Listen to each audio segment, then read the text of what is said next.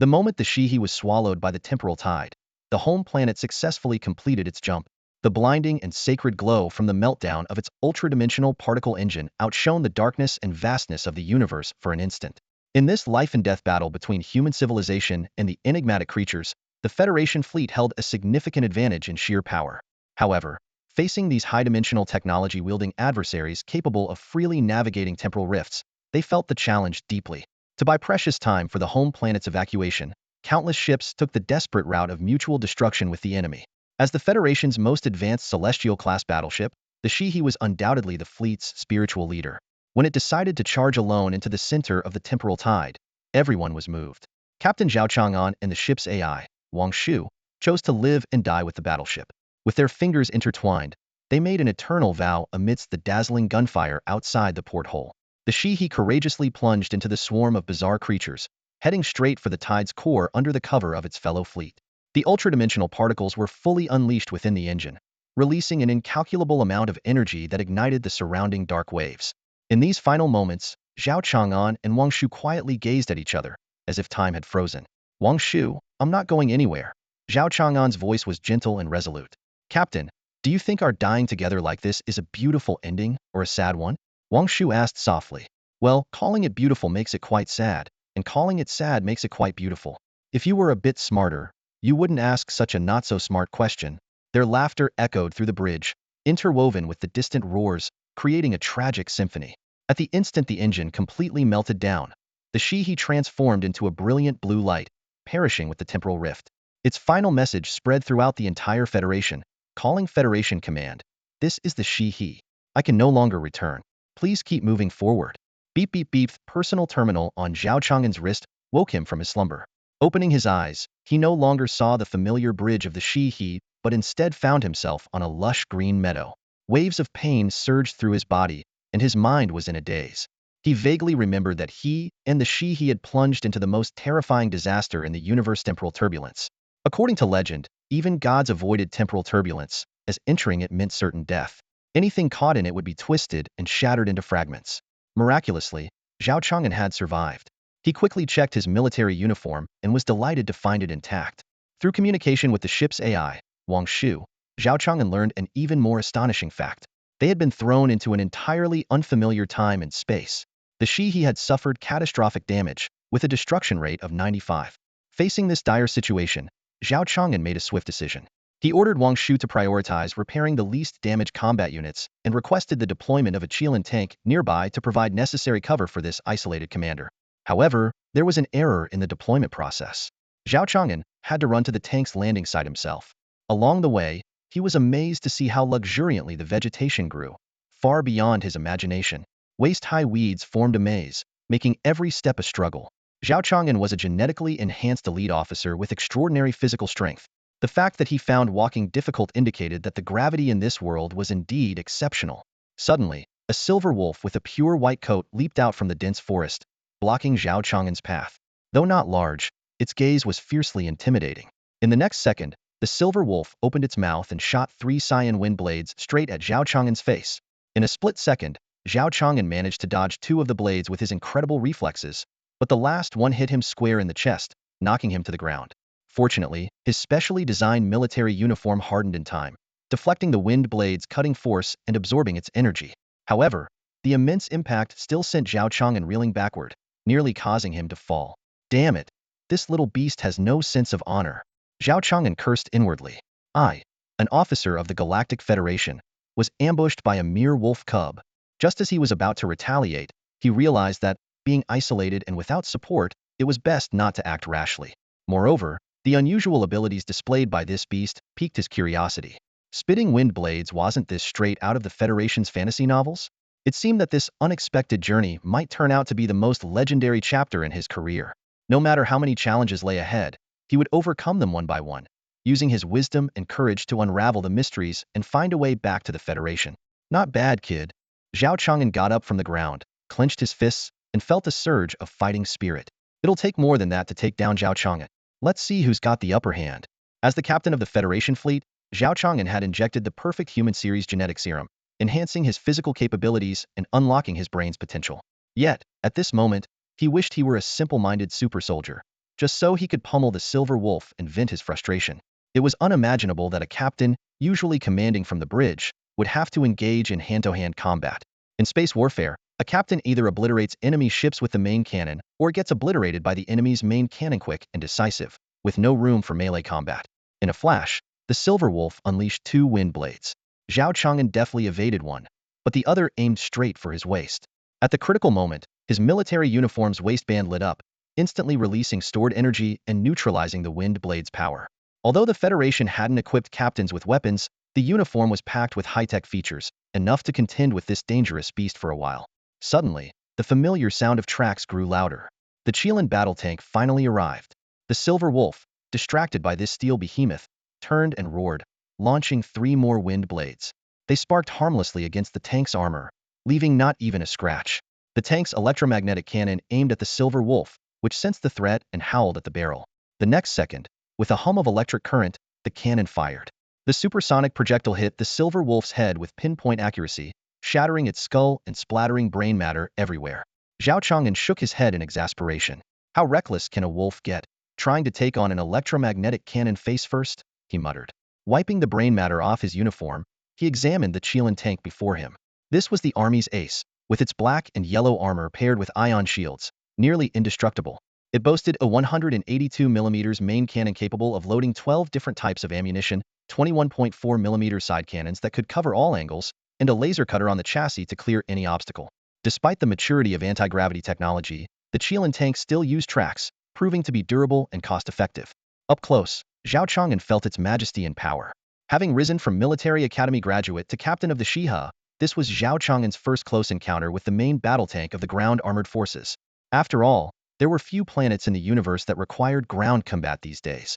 Stretching his muscles, Zhao Chang'an was about to climb onto the tank when Wang Shu called out to him. Captain, the Silver Wolf might have 0 element inside. Check for any special organs. Zhao Chang'an froze, then his eyes widened. 0 element. The mysterious substance capable of altering the laws of the universe. Coincidentally, the Galactic Federation had just discovered traces of it in an abandoned star system, followed by the outbreak of strange creature crises. He suddenly had a bold idea. Wang Shu, could 0 element be the same as the spiritual energy described in fantasy novels? Wang Shu pondered for a moment. According to the database, if spiritual energy exists, there's a 78% chance it's the same as 0 element. Hearing this, Zhao Chang'an had an epiphany. He quickly rummaged through the mangled corpse and soon found a small round crystal in the brain matter. Unfortunately, without research equipment on hand, Zhao Chang'an had to pocket the crystal for now. He then climbed into the Chilean tank through the top hatch. The Chilean intelligence system greets the commander. Please issue your orders. Zhao Chang'an glanced around the cabin, noticing the neatly hung pilot gear on the walls, brand new supplies from the Xihe's inventory. He put on his helmet, and a streak of blue light flashed before his eyes, the holographic interface of the control system. With 2 beeps, the system linked up with both the tank and Wang Shu. Initiate vehicle self-check, Zhao Chang'an commanded as he plopped into the pilot seat. Acknowledged, system self-check in progress. Ion reactor functioning normally, fire control ready, weapon systems all green, transmission system operational ready to move out. A cold electronic voice responded through the helmet. Activate ion shields. Zhao Chang'an exhaled deeply. Ever since arriving in this unknown world, an inexplicable pressure had been weighing on his mind. But now, sitting in the cockpit of the Chilean tank, he finally felt a sense of security. The plan was simple. Drive the Chilean to explore the surrounding area, collect more beast crystals, and uncover the truth of this world. Though the intelligent system could handle the task, Zhao Chang'an preferred to experience the thrill of driving himself. Thus, the technological marvel, embodying millennia of human wisdom, ventured into the depths of the primordial forest.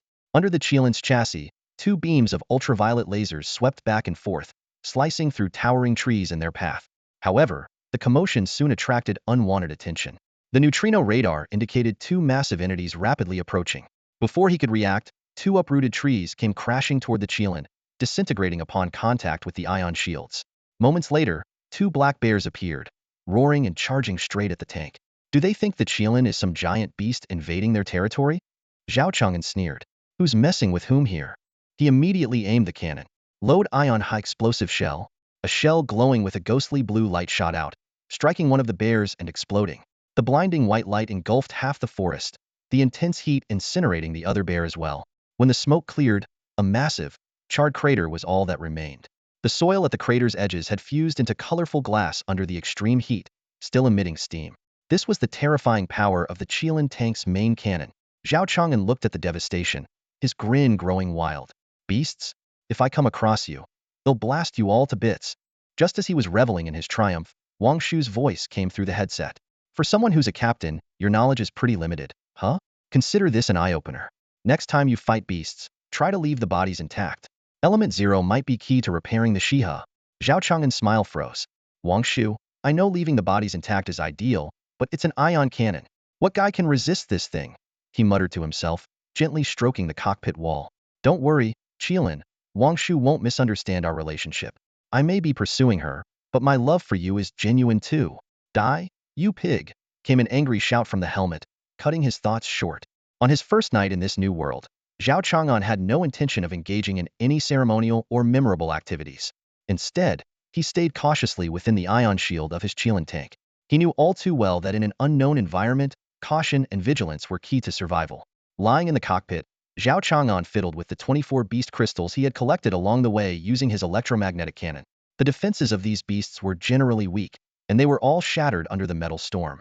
Just as Zhao Chang'an was about to drift off to sleep, the vehicle's AI suddenly issued a warning. Several humanoid entities detected, southeast, 1,217 meters. Zhao Chang'an immediately perked up, quickly sat up, and drove the Qilin tank at full speed. Finally, he had found people. If he didn't find anyone soon, he might end up spending the rest of his life alone in this desolate world. Meanwhile, in the mountains shrouded in night, a severely injured young man was desperately fleeing. Despite being at his limit, he didn't dare to slack off.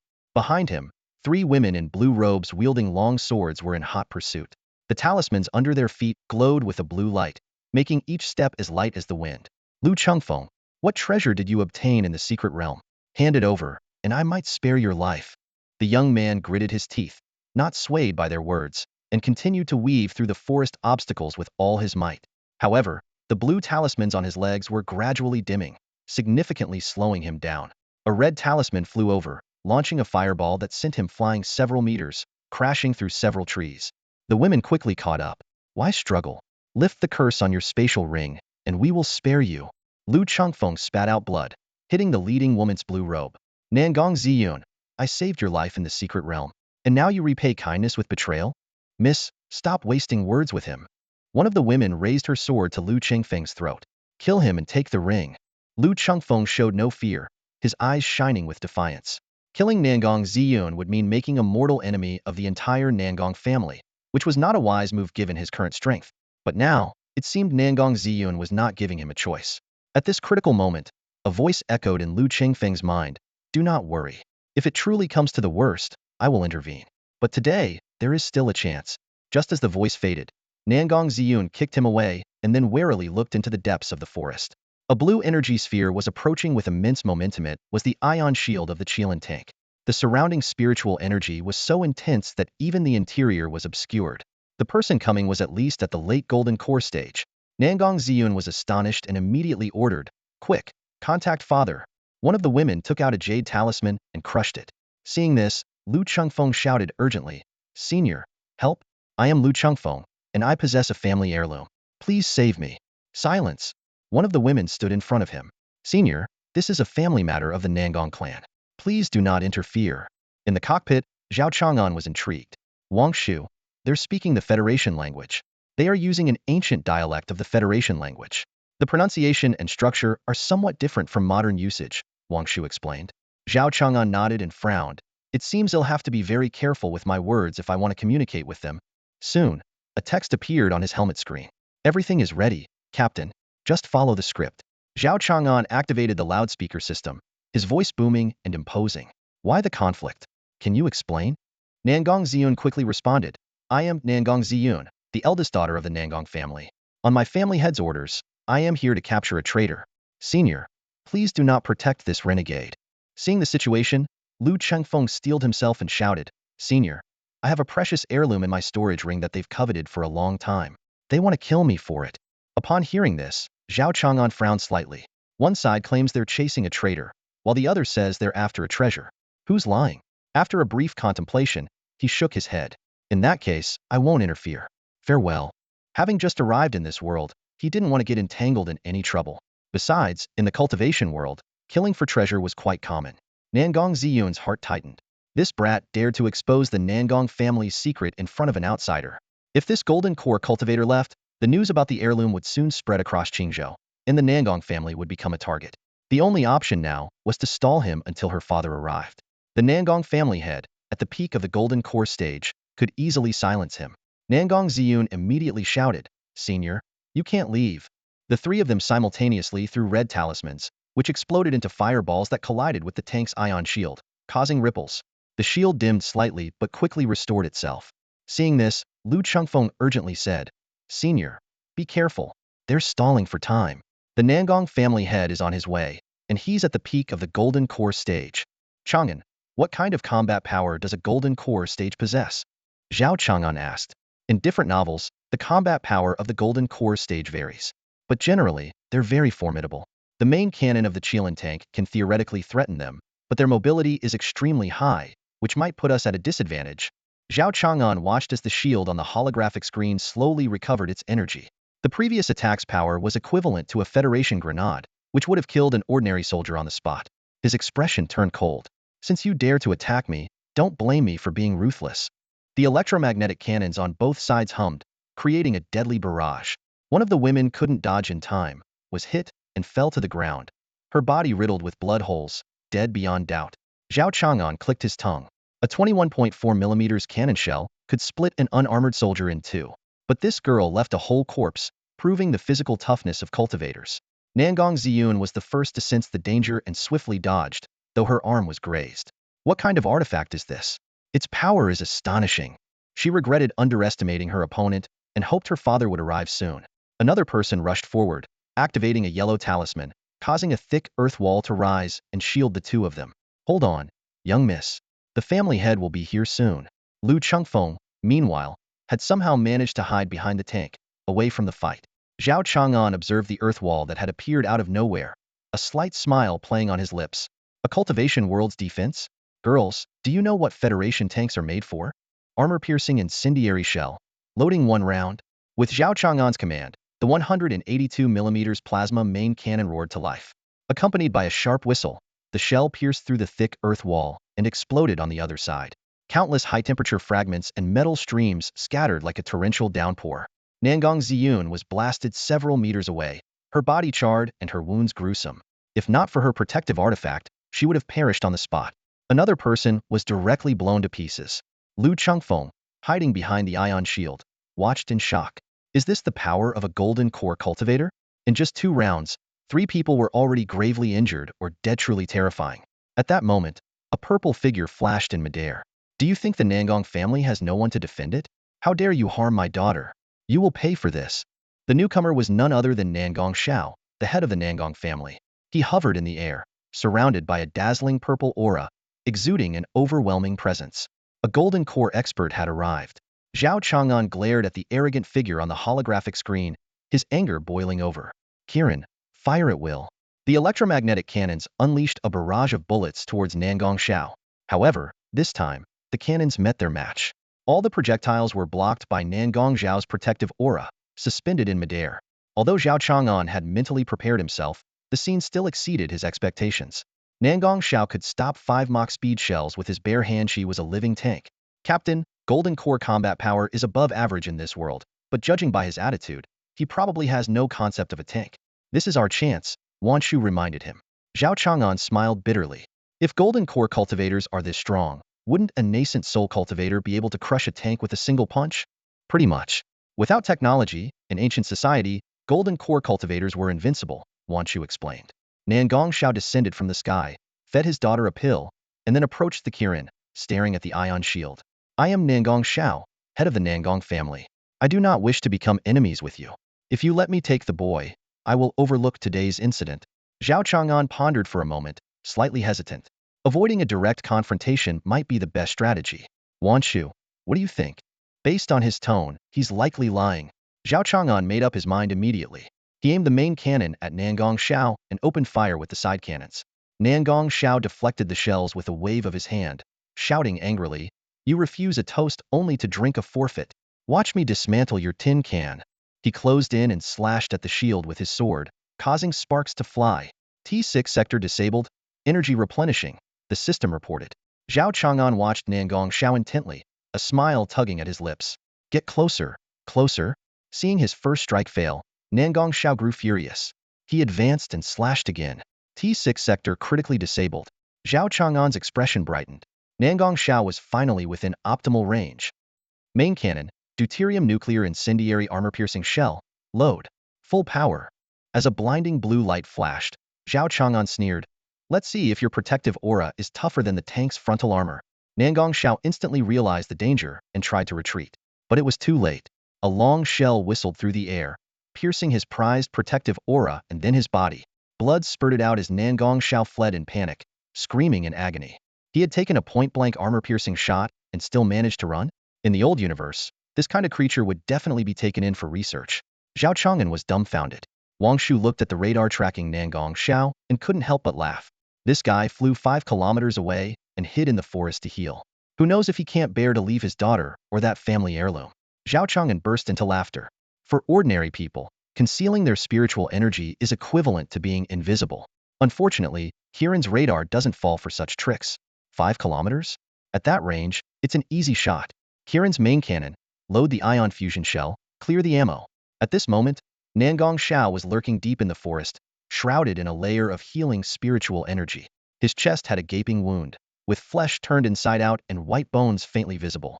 Dare to destroy my foundation? I won't let you off. He swallowed a healing pill, his teeth clenched in fury and his killing intent rising.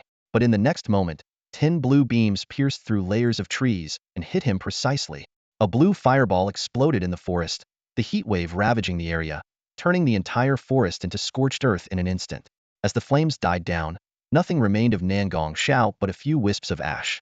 1,000 miles away, Zhao Chang'an was staring intently at the radar where Nangong Xiao's signal had disappeared, feeling triumphant. One shot, one kill. Take that, you doghead. The vehicle's AI suddenly asked, General, do you call the main cannon a sniper? Does that make sense? Wang Shu laughed too. Chang'an, you probably just took out another innocent bystander. How is that my fault? He was the one hiding far away, and I was tracking him down. Wang Shu laughed so hard she doubled over. Tracking him down?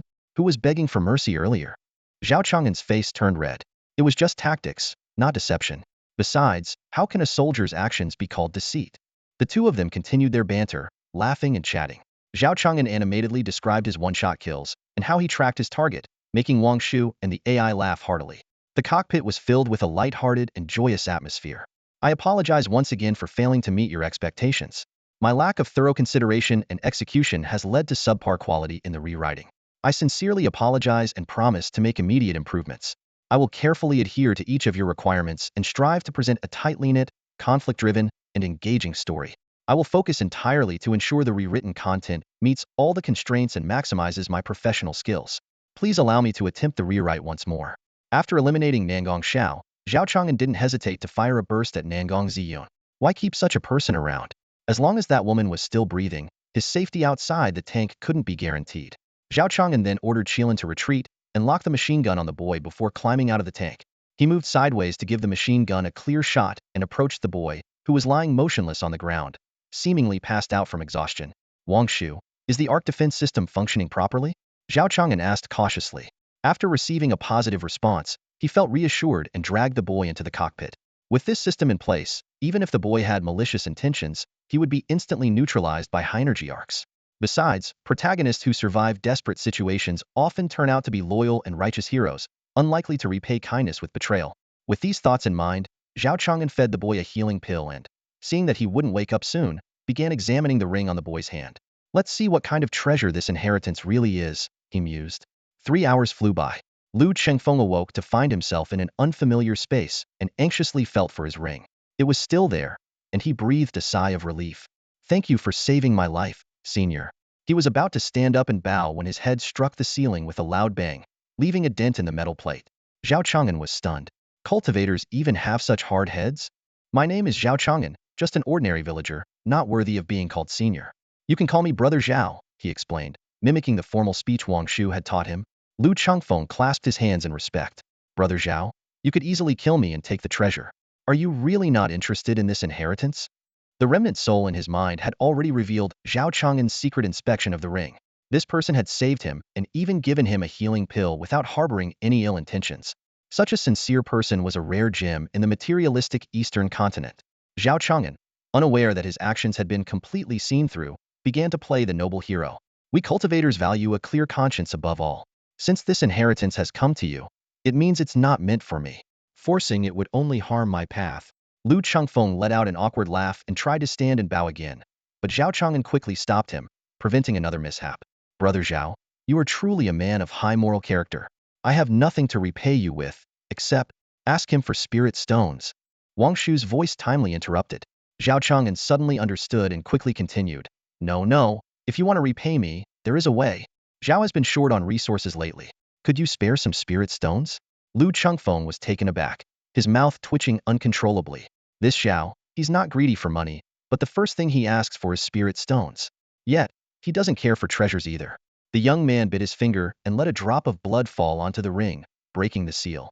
I've already memorized the techniques inside. The remaining several thousand high-grade spirit stones are all yours, Zhao, as a token of my goodwill. Zhao Chang'an accepted the ring, verbally declining while eagerly tucking it into his chest. Lu Chengfeng muttered to himself, you say you can't accept it, but you're grabbing it pretty tightly, huh? After chatting for a while, Zhao Chang'an inquired about the details of the Nangong family. Lu Chengfeng truthfully replied, aside from Nangong Xiao, there's no one else. But that guy, having been defeated, might rise again and seek revenge. We should leave here as soon as possible. As he spoke, a hint of unwillingness flashed in the young man's eyes. I'll remember this. The Nangong family will regret it someday. Zhao Chang'an scratched his head indifferently. To be honest, when that guy fled just now, I already sniped him from afar. I'm quite interested in the golden core he has on him. If there were drones in the cultivation world, they would capture a unique landscape in the vast mountain Ranhe, a large crater covered with colorful glass, its outline jagged as if pieced together from 10 circular shapes. Yes, it was the result of the Kirin tank's 10 consecutive shots. Zhao Chang'an stood in the center of the crater, examining a golden bead. Wang Shu, see how accurate my guess was. This golden core is like special alloy. It's not easy to melt. Now, follow my orders. Send the anti-gravity chamber to collect all these golden cores, demon crystals, and storage rings and bring them back to the ship. Find a safe place to store them. Remember to check all the data during the return trip and see if our high-precision equipment is affected by this peculiar place. With millions of kilometers in altitude difference and the unpredictable laws of this other world, Zhao Chang'an wouldn't risk his life without understanding these variables. Roger that, Captain. The cargo bay will arrive in 5 minutes. Wang Shu responded succinctly. As Zhao Chang'an turned around, he saw Lu Chengfeng riding the Kirin turret, caressing it with fondness. Brother Zhao, is this your magical artifact? Its unique shape has a charm of its own. Just as I thought, machinery has a lethal attraction for men, comparable to beauty. A species that can watch excavators all day. How could they resist a tank?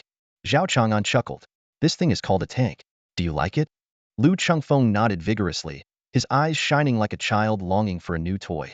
Zhao Chang'an had an idea and asked seriously, if you could choose between 30,000 spirit stones and a tank, which would you pick? The tank.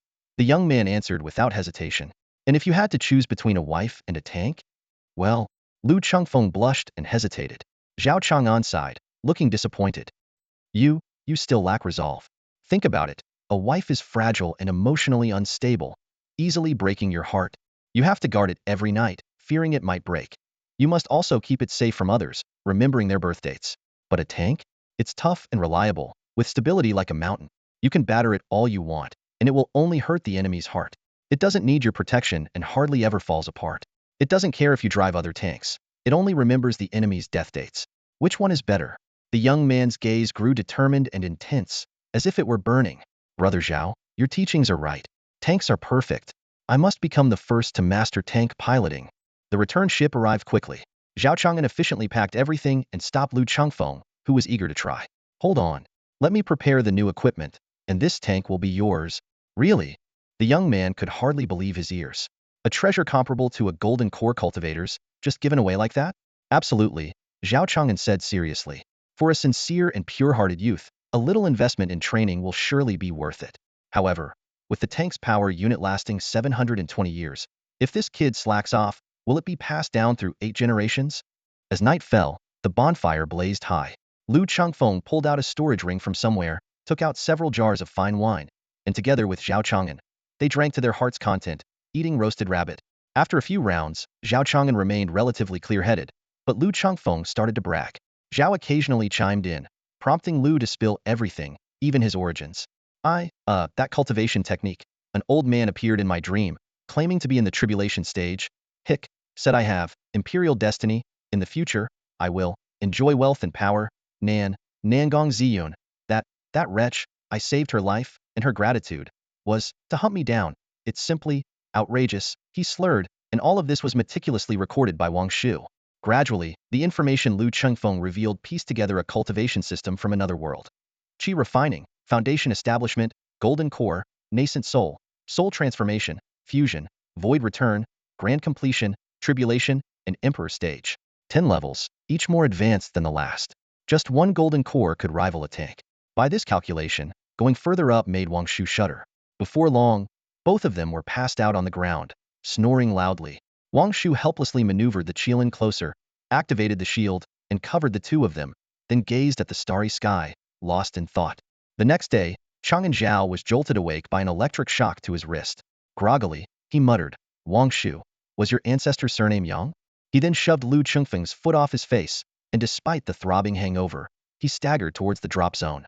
Before long, a small anti-gravity pod descended gently. Zhao opened the pod and found a silver-inlaid ring lying inside. Captain, since you currently can't use spiritual energy, this ring has been modified for gene recognition. Wang Shu's voice echoed in his ear. Already done? It seems the Xihe at least managed to repair a basic factory, Zhao murmured as he examined the ring. Wang Shu continued proudly, the captain is indeed prescient. The nanomachine army worked through the night to build a decent research pod and a barely functional factory for us. Zhao couldn't help but feel that Wang Shu had become more human-like since they arrived in this cultivation world, but he didn't dwell on it and opened the ring. A square portal appeared, revealing neatly arranged supplies behind it. Curiously, Zhao reached out, and the spatial barrier emitted a soft hum. This was astonishing. Although the Federation had mastered space-folding technology, they had never seen such a compact storage device. It seemed the technology in this cultivation world had great potential and was worth developing further. While marveling, Zhao inventoried the treasures Wang Shu had sent. 1 Pajun mecha, 3 backup cores, 1 lightsaber, various mecha ammunition, a super soldier serum, and diverse combat resources. What's with the tactical nukes? He wondered. The small items were covered in dust and grime, some even damaged. These must have been painstakingly scavenged by industrial robots from the Xihe wreckage. Thank you, Wang Shu. Zhao sincerely expressed his gratitude while carefully tucking the gene enhancement serum into his pocket. Captain, there's something else. It's confirmed that spiritual energy is actually element 0. I plan to divert our remaining energy into developing a spiritual energy reactor. If it succeeds, we can use the spirit stones from Lu Changfeng to sustain the Xihe. Zhao frowned and said, are you crazy? What if it fails halfway? All our efforts would be for nothing. You've always made prudent decisions. Why the sudden change? Wang Shu sighed and explained, the energy laws of this world are entirely different from what we know. Conventional fusion, fission, and gravitational fields are unusable here. The Xihe's reserves won't last another half-month. Our only hope is to quickly master the spiritual energy reactor, as it's the most readily available resource here. After a long silence, Zhao finally said softly, fine, go ahead. I hope we meet again. Don't worry, Captain. I've prepared 7 plans. If everything goes smoothly, we'll have results within 3 days, Wang Shu assured him before the headset fell silent. Feeling an emptiness inside, Zhao instinctively reached for the serum in his pocket and dejectedly sat by the Kirin's tracks. Without Wang Shu's support, relying solely on equipment wasn't sustainable. The immediate priority was to quickly enhance his own combat strength. As he thought of this, Zhao Chang'an opened the medical kit, his eyes lingering on the red and blue double-colored syringe. This was exclusive equipment of the Federation's elite Dragon Flame Army, reputed to transform an ordinary person into a super soldier. According to Wang Shu's estimation, top-tier Dragon Flame soldiers could even hold their own against Foundation establishment cultivators barehanded. Zhao Chang'an took a deep breath and, following the instructions, mixed the two solutions. Once the liquid turned into a glowing purple, he steeled himself and injected it into his left arm. Instantly, a searing pain coursed through his body, causing him to collapse and writhe in agony, nearly crushing the syringe in his grip. It felt as if every organ was being torn apart, every bone shattered and reassembled. Typically, the rejection phase after a Dragon Flame injection lasted only about 10 minutes. But his reaction persisted for over 20 minutes, showing no signs of abating. As the pain intensified, Zhao Chang'an's body involuntarily began to absorb the surrounding spiritual energy. Despite having no prior knowledge of cultivation techniques, A vortex of spiritual power formed around him. The commotion soon woke Lu Changfeng from his sleep. Rubbing his sleepy eyes, the young man exclaimed in surprise, "Brother Zhao, have you broken through? But it's just the foundation establishment stage. Why such a spectacle?" Despite his doubts, Lu Changfeng didn't hesitate to set up a protective barrier around Zhao Chang'an. As Zhao Chang'an absorbed more spiritual energy, the concentration of spiritual energy within a few miles visibly thinned. Meanwhile, the excruciating pain gradually subsided. Moments later, Zhao Chang'an opened his eyes and slowly stood up, seeing Lu Changfeng smiling at him. "Congratulations, Brother Zhao, on achieving foundation establishment. Did I break through?" Zhao Chang'an looked at his hands in disbelief, feeling the warm current flowing in his dantian. Is this the legendary spiritual power? With an unprecedented sense of strength filling his body, Zhao Chang'an felt a surge of pride.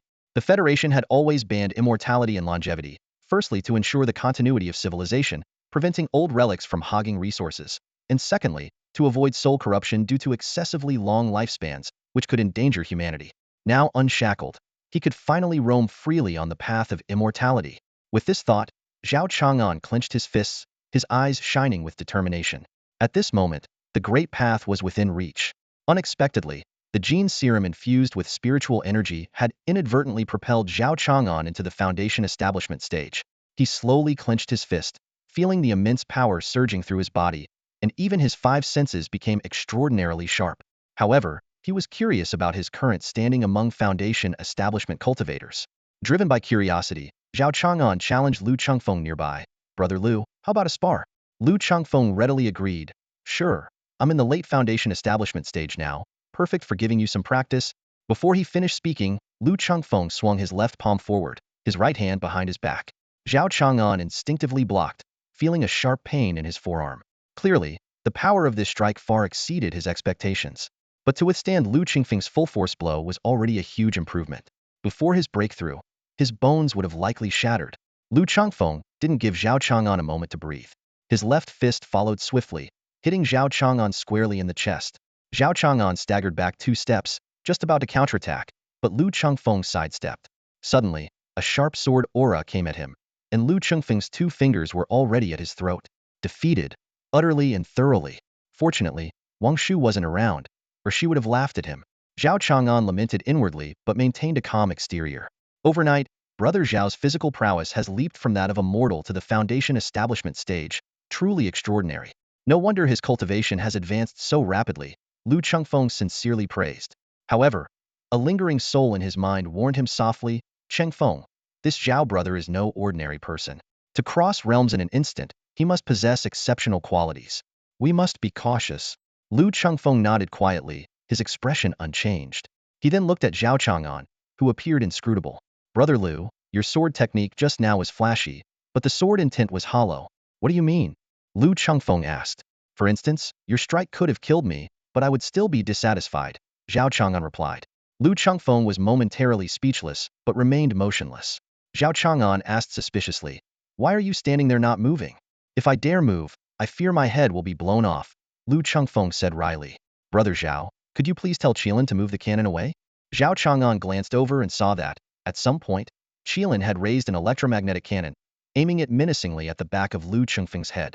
Relieved after disarming the tank, Zhao Chang'an felt a sense of triumph. Although he still lacked combat experience and technique, at least his hardware was now up to par. He happily pulled a sword from his ring and handed it to Lu Changfeng. The young man took it and saw a black and red cylindrical object with a metallic texture, fitting comfortably in his hand. "Brother Zhao, what is this?" Lu Changfeng asked. Zhao Chang'an, feigning mystery, replied, "This is a peerless celestial sword. Point the narrow end forward and press this round button. The sword's radiance will appear. Just make sure you don't hold it the wrong way." With a buzzing sound, a golden blade of light shot out, the sword's body long and blazing fiercely. Lu Changfeng was astonished, his mouth agape. "This sword carries its own sword intent. Brother Zhao, how can I accept such a gift?" Zhao Chang'an laughed heartily. "Don't be so formal. As they say, a fine sword for a hero. I'm not skilled in swordsmanship, so it's perfect for you." He certainly wouldn't tell Lu Changfeng that this was just a standard lightsaber mass-produced by the Federation, albeit with slightly better quality since it came from the Xihe warehouse. As Lu Changfeng toyed with the lightsaber, he inadvertently infused it with his spiritual energy. Instantly, golden light burst forth, and its power doubled. Even the lingering spirit in his mind marveled at the weapon. exclaiming that it was truly extraordinary. In my lifetime, I've only seen a few swords of such caliber. Your friend Zhao must be quite remarkable to casually produce such a weapon. If Zhao Chang'an heard this, he would probably laugh out loud. There's nothing special about him. He just has the backing of the tech genius and wealthy woman, Wang Shu. After a bit of roughhousing, Zhao Chang'an lazily sprawled inside the moving tank, examining the various equipment in his ring. Lu Chengfeng, on the other hand, eagerly donned a helmet and dove into the driver's seat, tossing the once cherished lightsaber aside. Did the lightsaber just fall for me a moment ago? Chilin, I get it. I understand. Only 100 miles away was Nanfeng City, the stronghold of the Nangong family. Nangong Xiao, with his golden core cultivation, dominated the area. Returning there would be akin to walking into a trap. Thus, they decided to head north to Ningxuan City. Lu Changfeng merely accompanied them, but Zhao Chang'an had other plans. Once Wang Shu successfully developed the spiritual energy reactor, the Xihe would require a large amount of spirit stones for maintenance. While plundering was a shortcut, it would inevitably provoke the entire cultivation world. Before figuring out the highest combat power of this world, rash actions were not advisable. It would be better to leverage their technological advantage to establish a force, repair the warship, and expand their territory. By flooding the market with cheap, high-quality pills, weapons, and everyday items, they could create a monopoly and reap continuous wealth. Compared to robbery, it was 100 times more brilliant. Of course, the prerequisite was to first gather intelligence in towns, understand the continent's layout and rules, and find a foothold. Otherwise, it would all be empty talk. Ever since that anti-gravity pod was retrieved, Wang Shu had disappeared. She had poured all her effort into developing the spiritual energy reactor and had no time for anything else. Zhao Chang'an sighed, looking at Lu Chengfeng's back as he operated the tank, feeling a mix of emotions. Orphaned, exceptionally talented, and rising to the top in one leapt. His kid was practically the epitome of a main character. At this rate, who knows what kind of trouble he'd stir up, potentially harming innocents. Just as Zhao Chang'an was lost in thought, Lu Chengfeng suddenly spoke up. Brother Zhao, there's a village up ahead. Should we check it out? Don't go, let's take a detour. Zhao Chang'an quickly waved his hand. They lacked nothing at the moment and had no need to disturb the simple villagers. Moreover, with Lu Chengfeng's protagonist-like aura, he feared even passing by a village could cause significant upheaval. Just as he made the decision, Lu Chengfeng's expression changed abruptly. Something's wrong. Something is attacking the village. Zhao Chang'an's heart skipped a beat, and cold sweat broke out on his back. Trouble from 10 miles away? What kind of disaster magnet was this kid? Was I out of my mind to bring such a walking powder keg along? At this moment, the village, several kilometers away, has already turned into a hellish scene. The low walls have collapsed, and amid the crumbling houses, giant black rats are rampaging. The sky is painted red by flames and blood. The remaining young men with some martial skills are putting up a desperate fight, but ordinary people are no match for these thick-skinned monsters. Lacking suitable weapons and sufficient training, the situation is extremely unfavorable for them. A middle-aged man, trying to protect the women and children behind him, faces 3 giant rats alone. His hunting knife is already dull. Just as he blocks the fangs of one rat, another rat's sharp claws strike fiercely. The man closes his eyes, knowing his end is near. But the expected pain doesn't come. Instead, there's a buzzing sound, followed by a flash of golden sword light. When he opens his eyes again, the 3 vicious rats have been cut in half, smoke curling up from their clean wounds. A young man in a blue robe stands tall, holding a glowing sword. The middle-aged man drops his hunting knife and falls to his knees. Immortal, please save our village. But when he looks up again, the young man has vanished, leaving only the sound of the wind howling above. Suddenly, a fully armed mech descends from the sky, landing heavily and kicking up a cloud of dust. The mech, named Pajun, is sky blue with sharp edges. Blue energy pulses through the gaps in its armor, and the ion reactor at its chest glows brightly. It looks like a god of slaughter descended from the heavens, perfectly embodying the lethal beauty of technological violence. Inside the mech, Zhao Chang'an quickly finds survivors among the ruins. A giant rat is pinned under a beam, and in a corner across from it, 2 little girls are shivering with fear. The older girl holds a wooden stick, warily watching the struggling monster while comforting her sister. Xiao Qing, don't be afraid, big sister is here. In an instant, a blue shadow arrives. The mech's sturdy arm easily lifts the beam and the debris above it. Without its cover, the giant rat immediately lunges at the mech. But in front of the 3-meter steel giant, it looks as small as a hamster. Pajun grabs the rat's body, and its right arm bursts forth with a dazzling lightsaber, stabbing straight into the rat's gaping maw. The tough fur melts like snow before high heat, and in a moment, it's pierced through. The rat lets out a horrific scream and then turns into a stinking pile of flesh.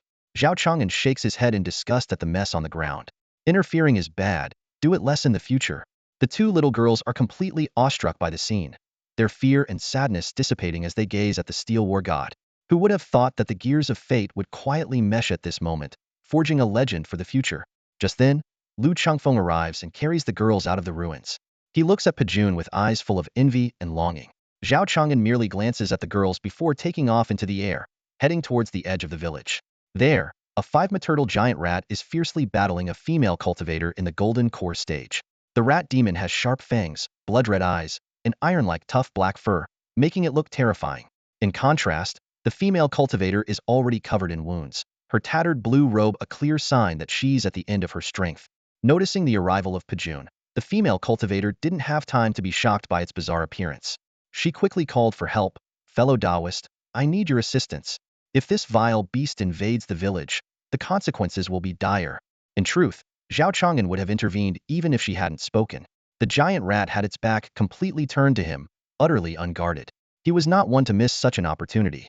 In the next moment, the mech on Pajun's left shoulder began to transform, countless intricate parts automatically assembling into a powerful ion cannon. With a thunderous roar, the searing ion beam struck the demon rat's spine, instantly vaporizing large swathes of flesh and exposing its white bones. The firepower of Pajun was several times more potent than that of a Chilan tank.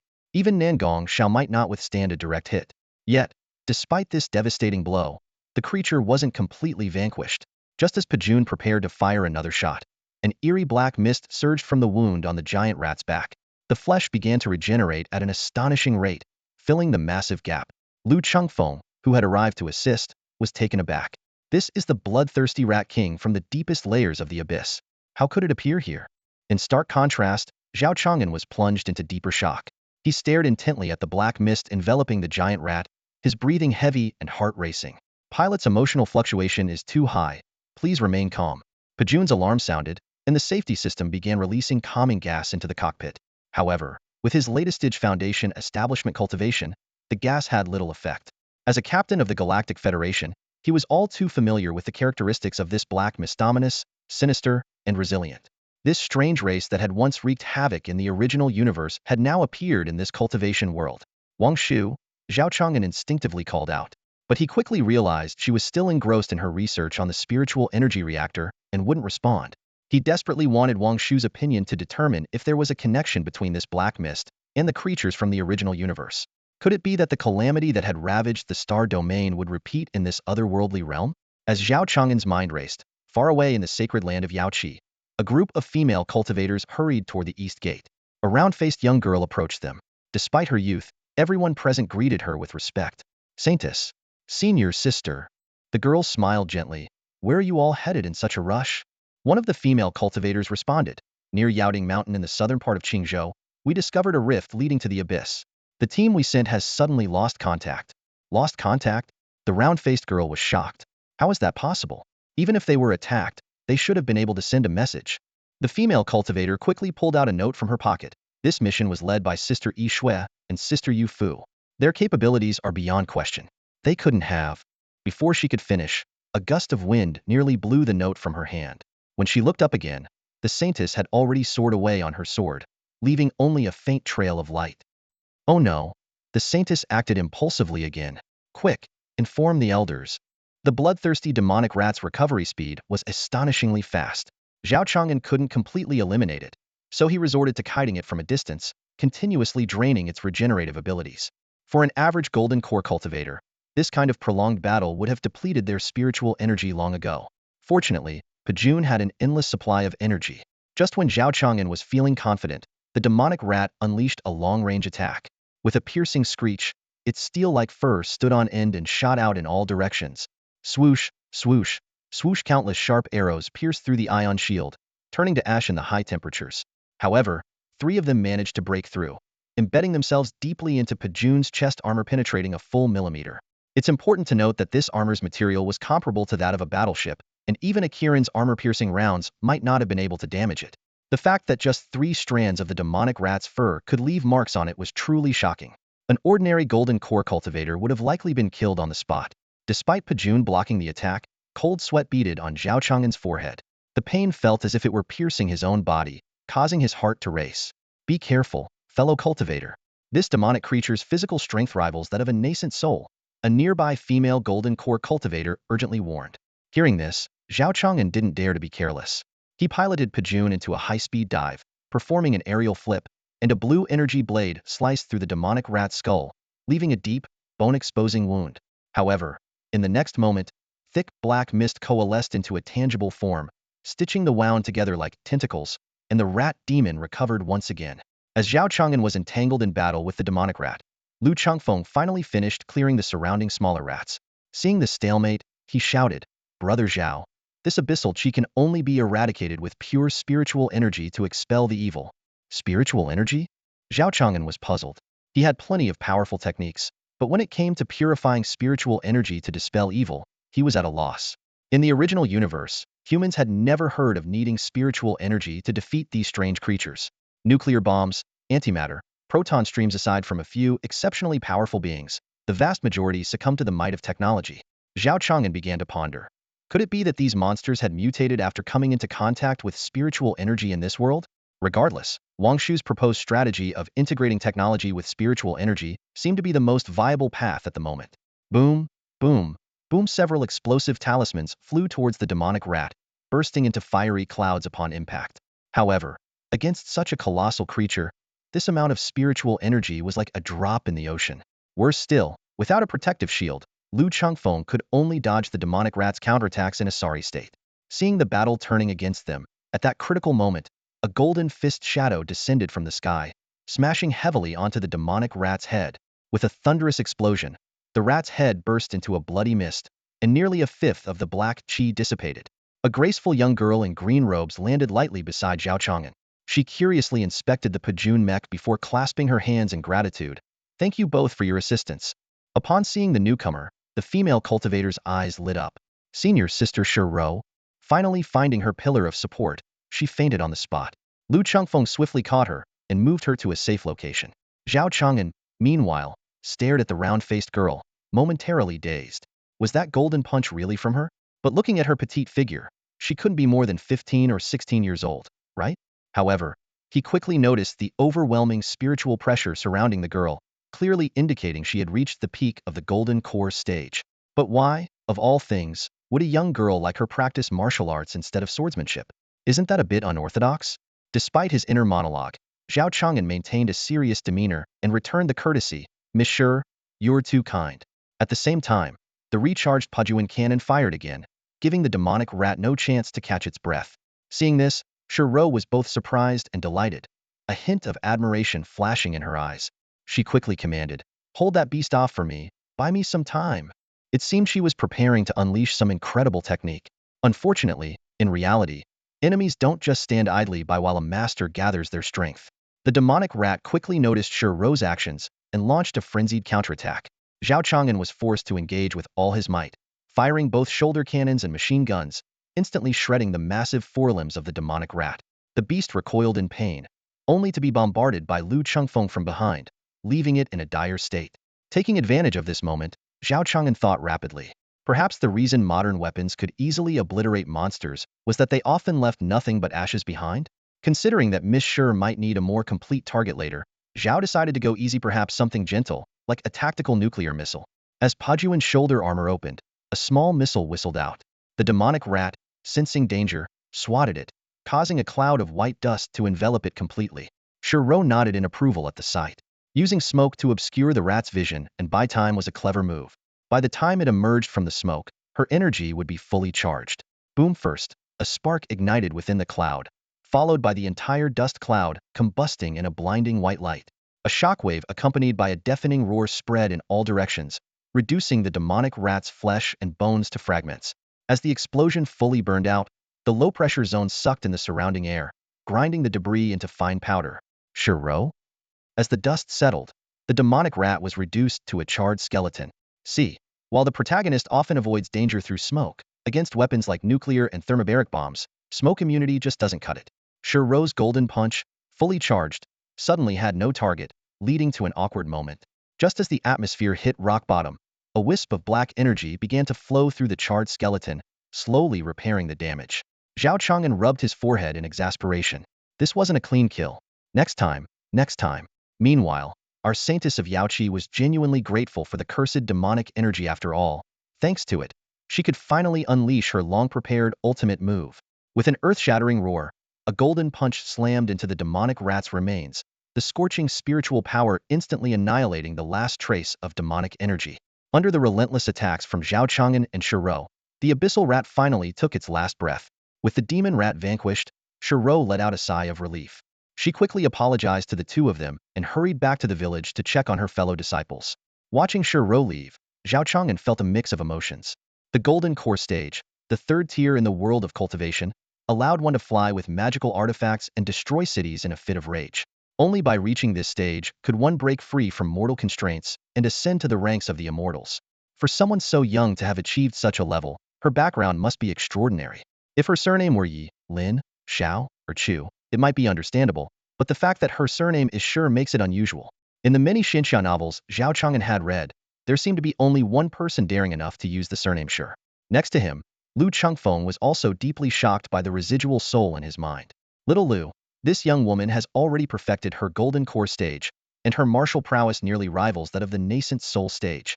If she continues to cultivate, her future will be limitless. No wonder she's considered a celestial star born in an era of great competition. Hearing this, the young Lu Chengfeng's blood boiled with excitement. Although his own cultivation was still shallow, his talent in slaying the demon rat single-handedly was no less impressive than Shiro's. Once he comprehended the essence of the sword, achieving clarity of sword heart and reaching the Golden Core stage, he could compete with Miss Sure and might not be at a disadvantage. Just as the two were lost in their thoughts, a cloud boat descended from the sky. A dozen women in blue robes jumped off the boat, clearly disciples of the Jade Pool Holy Land. The leader anxiously rushed to Shiro, repeatedly asking, "Saintess, are you all right?" "I'm fine." Shiro shook her head. "I'm just worried about my senior sister's safety." Yufu is unconscious, and Yishui led the other three up the mountain. One of the female disciples quickly reassured her, "Saintess, don't worry. Reinforcements from the sect are on their way and will soon search the mountain for your senior sisters. We can't wait. Every moment we delay increases Yishui and the others' danger." Shiro resolutely handed the unconscious Yufu to the female disciple. "I'll leave this to you. I have my own methods for the rest." With that, she turned to Zhao Chang'an and Lu Chengfeng. "I am Shiro. May I know your names?" "Zhao Chang'an, Lu Chengfeng. My senior sisters are still trapped deep in the mountains, and we're short on manpower. Could you two, with your great abilities, help me rescue them?" Zhao Chang'an and Lu Chengfeng exchanged hesitant glances. Seeing their hesitation, Shiro quickly took out a storage ring from her sleeve.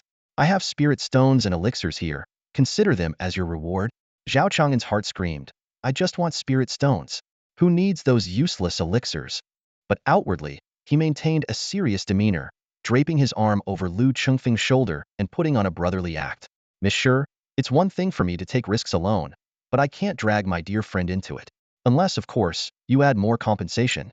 Lu Chengfeng was bewildered, feeling both touched and confused. Isn't there something off about this plot twist? As the three of them made their way up the mountain, any evil spirits they encountered were swiftly obliterated, unable to hinder their progress. While operating his mech, Zhao Chang'an probed Shiro for information about the abyss. It turned out that the struggle between this cultivation world and the abyss had never ceased since ancient times.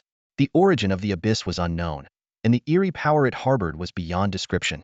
To prevent the erosion of the central lands by the void, the ancients constructed a great wall in the south, barely holding back the onslaught of the abyss. Still, many followers lurk throughout the continent, constantly attempting to open rifts to the abyss. Shiro sighed. "I'm worried this rift is not as simple as the lower-level ones." Zhao Chang'an pondered.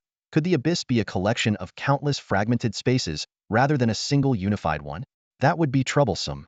Unknowingly, the three of them had reached the mountainside of Yaoding Mountain, where the demonic aura was most concentrated. Passing through a dense forest, they came upon a pitch-black cave entrance, continuously exhaling black mist, turning the surrounding area into a dead zone. Cautiously approaching the entrance, they felt a bone-chilling coldness. Pajun's life support system suddenly activated, indicating the possible presence of harmful substances. Sure enough, Shiro and Lu Chengfeng found their breathing constricted, as if an invisible force was choking them. The abyssal energy had already leaked out, and what lay inside was likely formidable. Shiro's brows furrowed, her beautiful face gaining a stern edge in the dim light. Suddenly, a strange rustling sound came from deep within the cave, like a swarm of small creatures crawling. "They're here, and in large numbers." Shiro's eyes shone with intensity, staring intently at the cave entrance. Lu Changfeng tightened his grip on his lightsaber. In the next moment, countless pairs of green eyes lit up in the darkness, and a tidal wave of rats surged out of the cave, rushing towards the three of them. Zhao Chang'an calmly asked, "If we completely incinerate these small fiends, will it prevent the demonic aura from reviving?" Shiro shook her head in confusion. "I'm not sure.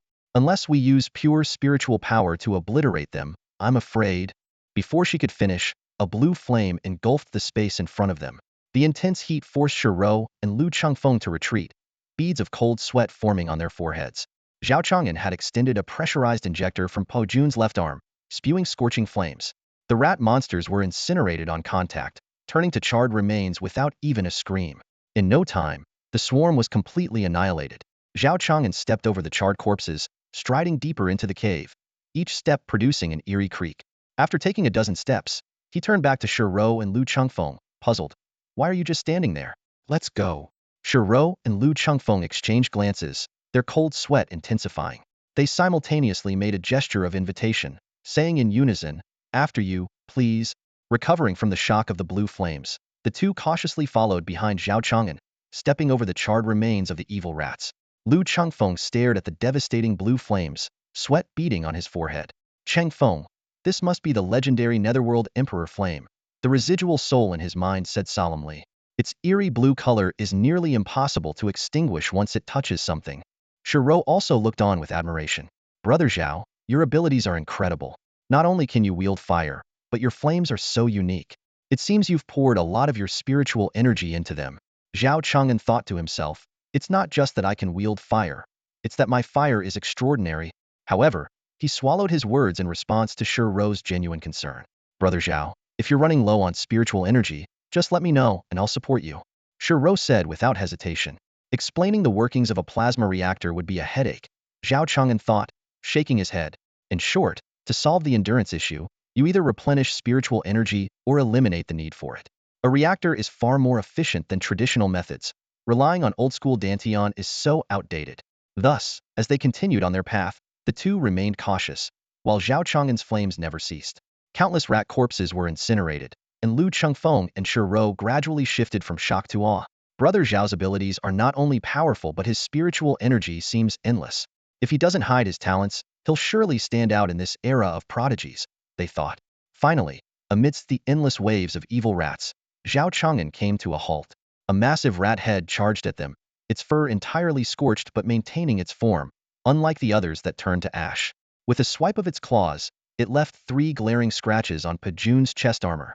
Alarms blared, paint damaged, nano-coating compromised. Another elite monster, far superior to the usual rats. Despite its smaller size compared to the village rat, its physical strength was unparalleled, even scratching Pajun's armor. Zhao Chang'an frowned and said to the two behind him, "Sorry, I'm a bit exhausted. Can you cover for me?" The two protagonists exchanged doubtful glances, but with the enemy before them, they had no time to hesitate and launched their attacks on the rat. Shiro's brow emitted a silver light, enveloped in mystical power. Lu Changfeng swung his sword, unleashing a chilling sword aura with a resonant hum. Supreme Bone, Heavenly Tribulation Light. The residual soul in Lu Changfeng's mind exclaimed, "This girl's background must be extraordinary." The rat, caught off guard by the sudden appearance of two formidable opponents, showed a moment of surprise. "Let's hear its thoughts. I was just minding my own business in my lair when this meddlekin comes in to roast me. I couldn't take it, so I swiped at him and scared him off. Then these two show up and start pounding on me from both sides. I'm furious." Despite its anger, the rat was overwhelmed by the combined assault, losing half its head and flying dozens of meters before crashing into the cave wall. The trio then realized they had entered a vast cavern, and this rat was clearly its guardian. Before they could react, the rat, having miraculously healed from its injuries, lunged at the leading Lu Changfeng. Panicking, Lu Changfeng severed its claw but was still struck by its tail, smashing him against the rock wall. "Watch out! This creature has a nascent soul-level body," Shiro shouted urgently. Before she even finished speaking, Zhao Chang'an had already activated his shield, drawn his sword, and charged into the fray, attacking with wild abandon. Lu Changfeng, fighting through his injuries, also pressed forward with his sword. Under their relentless assault, the monstrous rat was forced to retreat repeatedly, its body caught in an endless cycle of destruction and regeneration. Shiro wanted to join the battle, but then she noticed a black rift behind the creature. The rift was slowly expanding, emanating an eerie and sinister aura. A Guesu rift. Ro's heart sank. She took a closer look and her face paled. This rift connects both the first and third layers. We must destroy it immediately. Although Zhao Chang'an didn't fully understand, the urgency in Ro's voice made the severity of the situation clear. The monstrous rat, however, fought with suicidal determination, its body wrapped in demonic energy, regenerating at an astonishing rate. No matter how fiercely the three attacked, it refused to budge, guarding the rift with its life. It's protecting the rift with its life and holding us off this long. Zhao Chang'an felt his endurance being challenged for the first time. This is an insult to a man's pride. How can I stand this? I'll find a way to crush this beast. Can you two handle breaking its demonic energy? He shouted. Yes. Ro and Lu Chengfeng responded in unison. Good. Hold it off. Zhao Chang'an commanded decisively. As soon as he finished speaking, Lu Chengfeng and Ro launched fierce attacks, driving the monstrous rat toward Zhao Chang'an. His Pujun mech had already turned and was emitting a blinding jet of flame, appearing before the beast in an instant. The mech's mechanical arms clamped down on the rat's body, and the reactor shield on its chest slowly opened. The ion energy, which could have lasted 50 years, erupted in a massive surge, flooding into the creature's body. The beast's skin turned bright red, its back arched high, and then it exploded with a deafening roar, disintegrating into a cloud of blood and flesh. Ro seized the moment, delivering a powerful punch that obliterated the lingering demonic energy. As the energy dissipated, the writhing remnants on the ground finally lost their vitality, turning into charred remains. But it was too late. When the three finally killed the monstrous rat, the rift had nearly completed its growth. Thick, chaotic fog was spilling out. Damn it, we must destroy it now, Ro said gravely. Just as she was about to act, she sensed something and leapt aside. A heavy, black handprint smashed into the ground where she had been standing, leaving a deep crater. Amidst the swirling black fog from the rift, an old man in a black robe slowly emerged. Hee, how delightful. If I had been a moment later, you might have actually succeeded. Based on the many fantasy novels Zhao Chang'an had read, wearing a black robe and cackling maniacally was definitely one of the top 3 ways to court death. He looked at the odd old man before him and sighed. With that outfit, you probably don't have long to live. The old man snorted at his words. Ignorant brat. How dare you be so insolent in front of me? As he spoke, the dark energy behind him coalesced into a massive skull and charged straight at Zhao Chang'an. Careful. This guy is a nascent soul cultivator. Lu Chengfeng shouted urgently from the side. Nascent soul? Is this the level that terrifies countless cultivators? Zhao Chang'an thought as he activated his shield in an instant. However, the skull's impact shattered the blue barrier like ice meeting fire. The force sent Zhao Chang'an flying, and he landed heavily on the ground. At the critical moment, Ro summoned a jade talisman that unleashed an even stronger force, attacking the old man in black robes. A nascent soul-level talisman?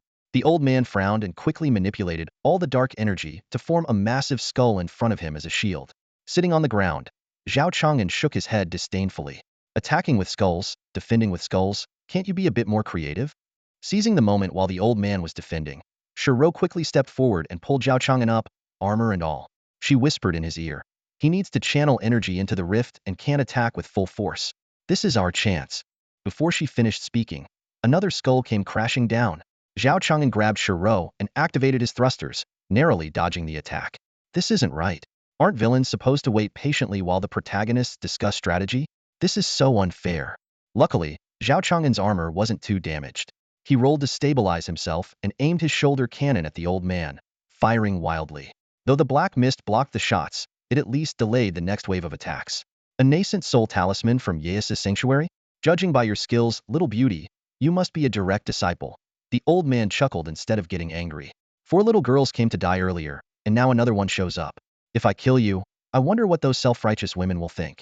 In just a few breaths, the dark energy behind him doubled in volume, exerting a powerful pressure that made it hard for the 3 present to breathe. What did you do to my senior sisters? Ro demanded angrily. What did I do? Why, I fed them to the rats in the abyss, of course. The old man laughed lewdly. But with your beauty, it would be a waste to feed you to the rats. How about I refine you into a furnace when my master descends? Before he finished speaking, 10 skulls formed and, filled with terrifying dark energy, crashed down towards Ro and Zhao Chang'an. Just one skull had been overwhelming. Now with 10, they would be pulverized. Though furious, Ro didn't lose her composure. She summoned another jade talisman, but before she could activate it, a strand of dark energy from the old man knocked it out of her hand. The gap in their cultivation levels was too vast. No matter how many tricks she had, they were useless. Just as the skulls were about to strike, a blinding sword aura erupted, sweeping away all the dark energy in the cave. Lu Changfeng hovered in midair, his eyes shining with divine light, and the sword in his hand radiated intense sword energy. Clearly, the remnant soul within him had unleashed its full power in a desperate strike. Truly the chosen one, always turning the tide at the critical moment, Zhao Chang'an thought to himself, silently watching the battle and inwardly mocking the situation. The old man in the black robe saw the situation and realized that Lu Changfeng was not easy to deal with. He immediately withdrew his power and focused on defending himself. Lu Changfeng's sword flashed, and in an instant, he decapitated the old man. This was the true essence of a sword cultivator striking to kill with a single blow. However, in the next moment, the young man's brilliance faded, and he collapsed to the ground, exhausted. Truly, even heroes have their limits. Zhao Chang'an shook his head and sighed. That move was impressive, but it consumed too much energy. Who knows when he'll be able to use it again? Everyone thought the great threat was over, but suddenly, a tremor came from the depths of the rift. An unprecedented oppressive force descended, like a towering mountain crashing down, and the three of them were instantly pinned to the ground, unable to move. Even Pajun, their advanced mech, groaned under the immense pressure. In a daze, a phantom appeared in their minds. Countless spirits knelt in welcome. 1,000 ghost soldiers cleared the way. Lamenting songs of a ghostly bride resounded for 3 millennia, and a grand procession stretched for 1,000,000 miles. The queen of the underworld, the ruler of the third layer of the abyss. Shiro struggled to utter a few words. Shiro, where's your sanctuary? Why haven't they arrived? Lu Changfeng asked with effort. They're on their way, but right now, only a divine transformation strike can break the rift. Shiro replied. Divine transformation? That's a whole realm higher than the Nascent Soul stage. With our current strength, fighting a divine transformation is like an egg hitting a rock. Everyone, I have a move that can break this situation. Zhao Chang'an suddenly spoke. But if I use it, we might all be turned to dust. So what? Lu Changfeng laughed heartily. If we're going to die anyway, at least we can delay the queen of the underworld and make our lives worthwhile. To sacrifice for the world, I am willing. Shiro raised her head with difficulty, her eyes shining with determination. Indeed, no protagonist is mediocre. Zhao Chang'an felt genuine admiration. But he was not one to recklessly seek death. Weighing the pros and cons, he decided that taking the initiative might give these two chosen ones a slim chance of survival. With this thought, Zhao Chang'an smiled slightly. His storage ring glowed, and a smooth, rounded warhead slowly emerged. Despite being suppressed, Shiro and Lu Changfeng's instincts were sharp. As soon as they saw a small part of the object, they were both shocked, their gazes fixed on it. A small tip of the nuclear warhead, Zhao Chang'an silently recited. Once a cultivator sensed the power of a hydrogen bomb, they would inevitably feel something was wrong, their actions immediately halting. Lu Changfeng forced himself to remain calm and asked, Brother Zhao, what is that? Zhao Chang'an raised his hand to block his view. Don't look. Why? One more look and it will explode.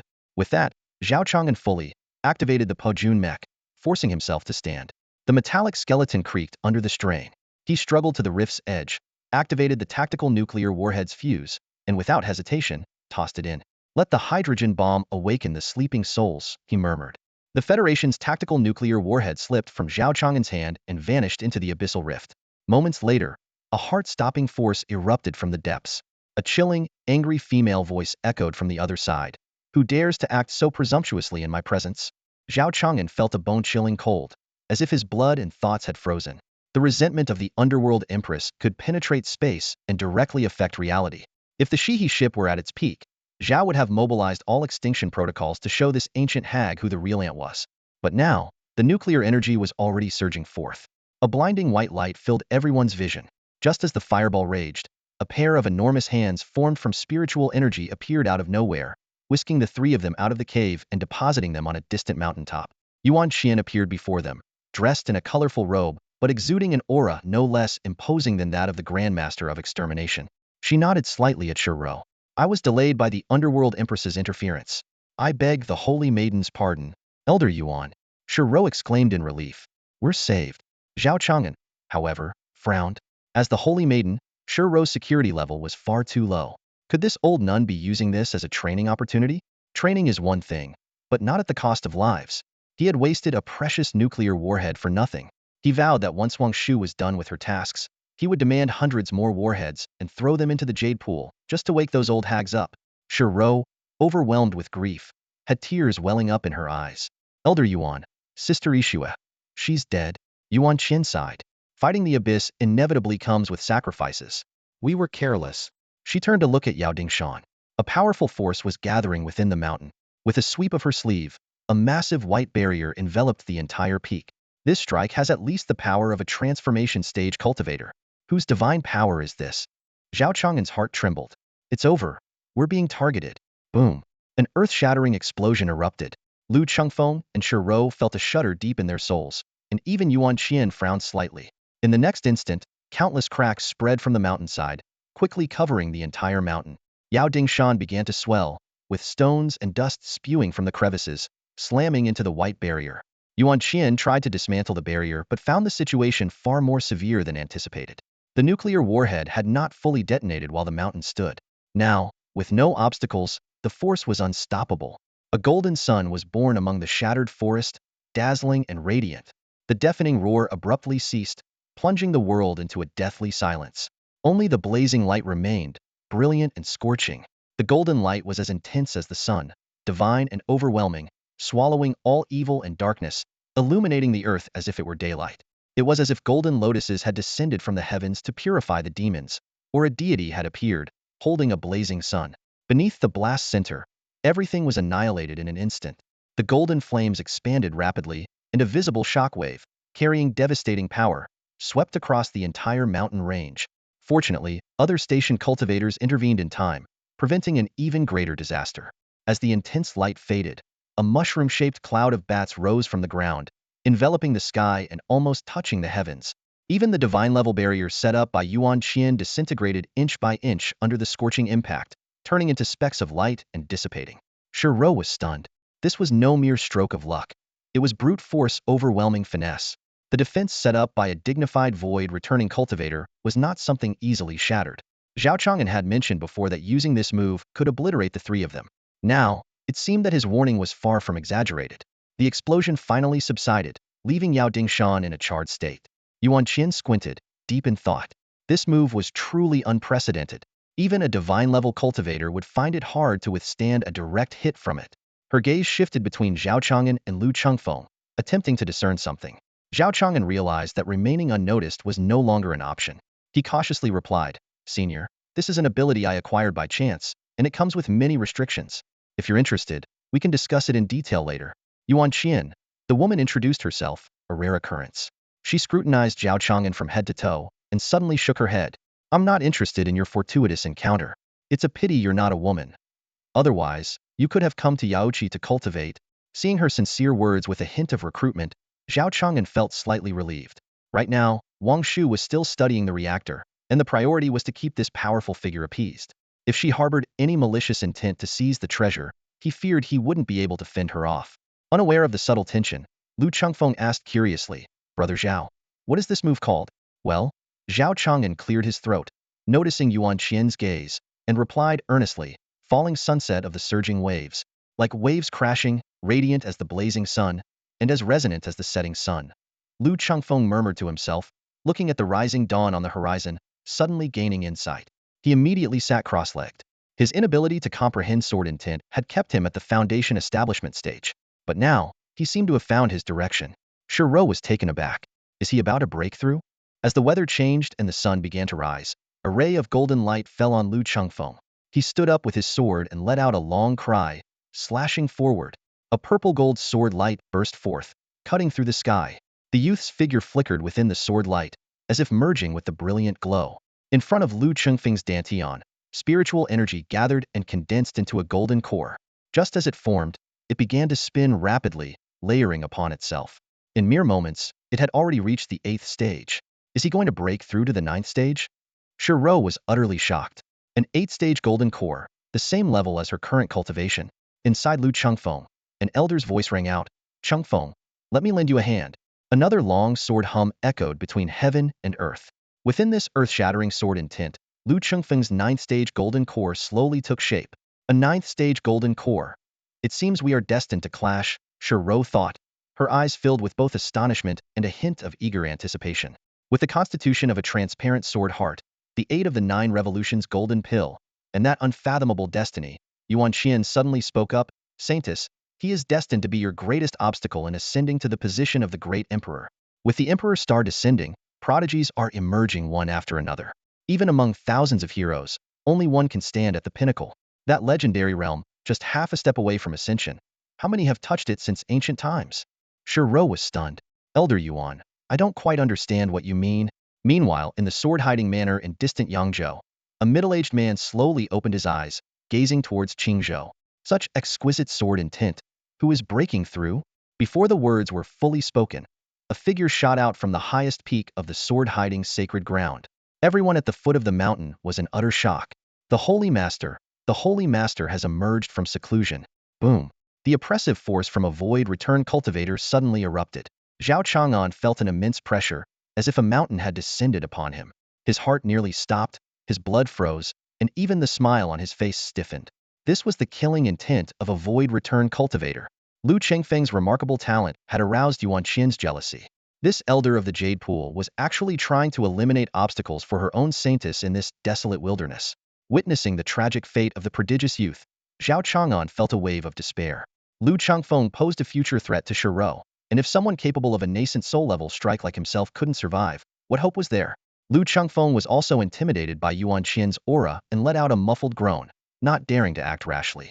He could only focus all his efforts on stabilizing his golden core, praying to endure this calamity. Although Shiro was enveloped in the indiscriminate pressure, she stubbornly stood in front of Lu Changfeng. Elder Yuan, he is a good person. You can't kill him. Saintess, you are destined to reach the pinnacle. No threat can be allowed to remain. Yuan Qian said coldly. Step aside. I will clear the obstacles for you. I will bear all the consequences myself. You can't bear it.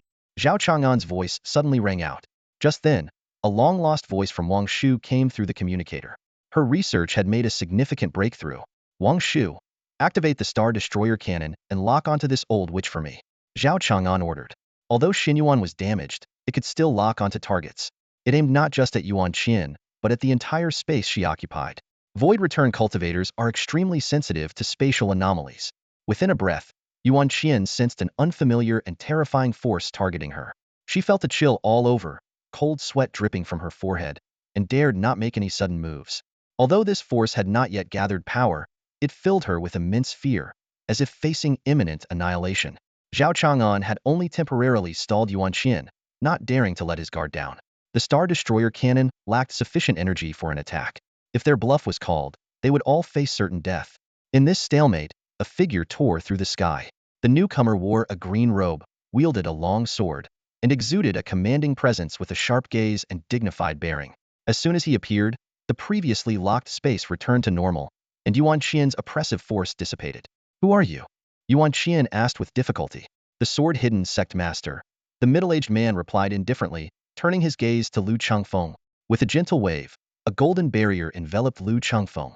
Then, he formed a fist, drawing all the spiritual energy from the surrounding heaven and earth into his palm and channeling it into the protective shield. With this vast spiritual energy, the ninth transformation golden core finally condensed. Lu Changfeng opened his eyes, sword energy swirling around him, his spirit soaring.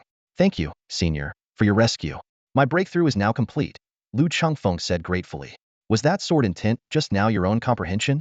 The man asked. Indeed, it was, Lu Changfeng replied. I am Yi Tianran, the sect master of the sword-hidden sect.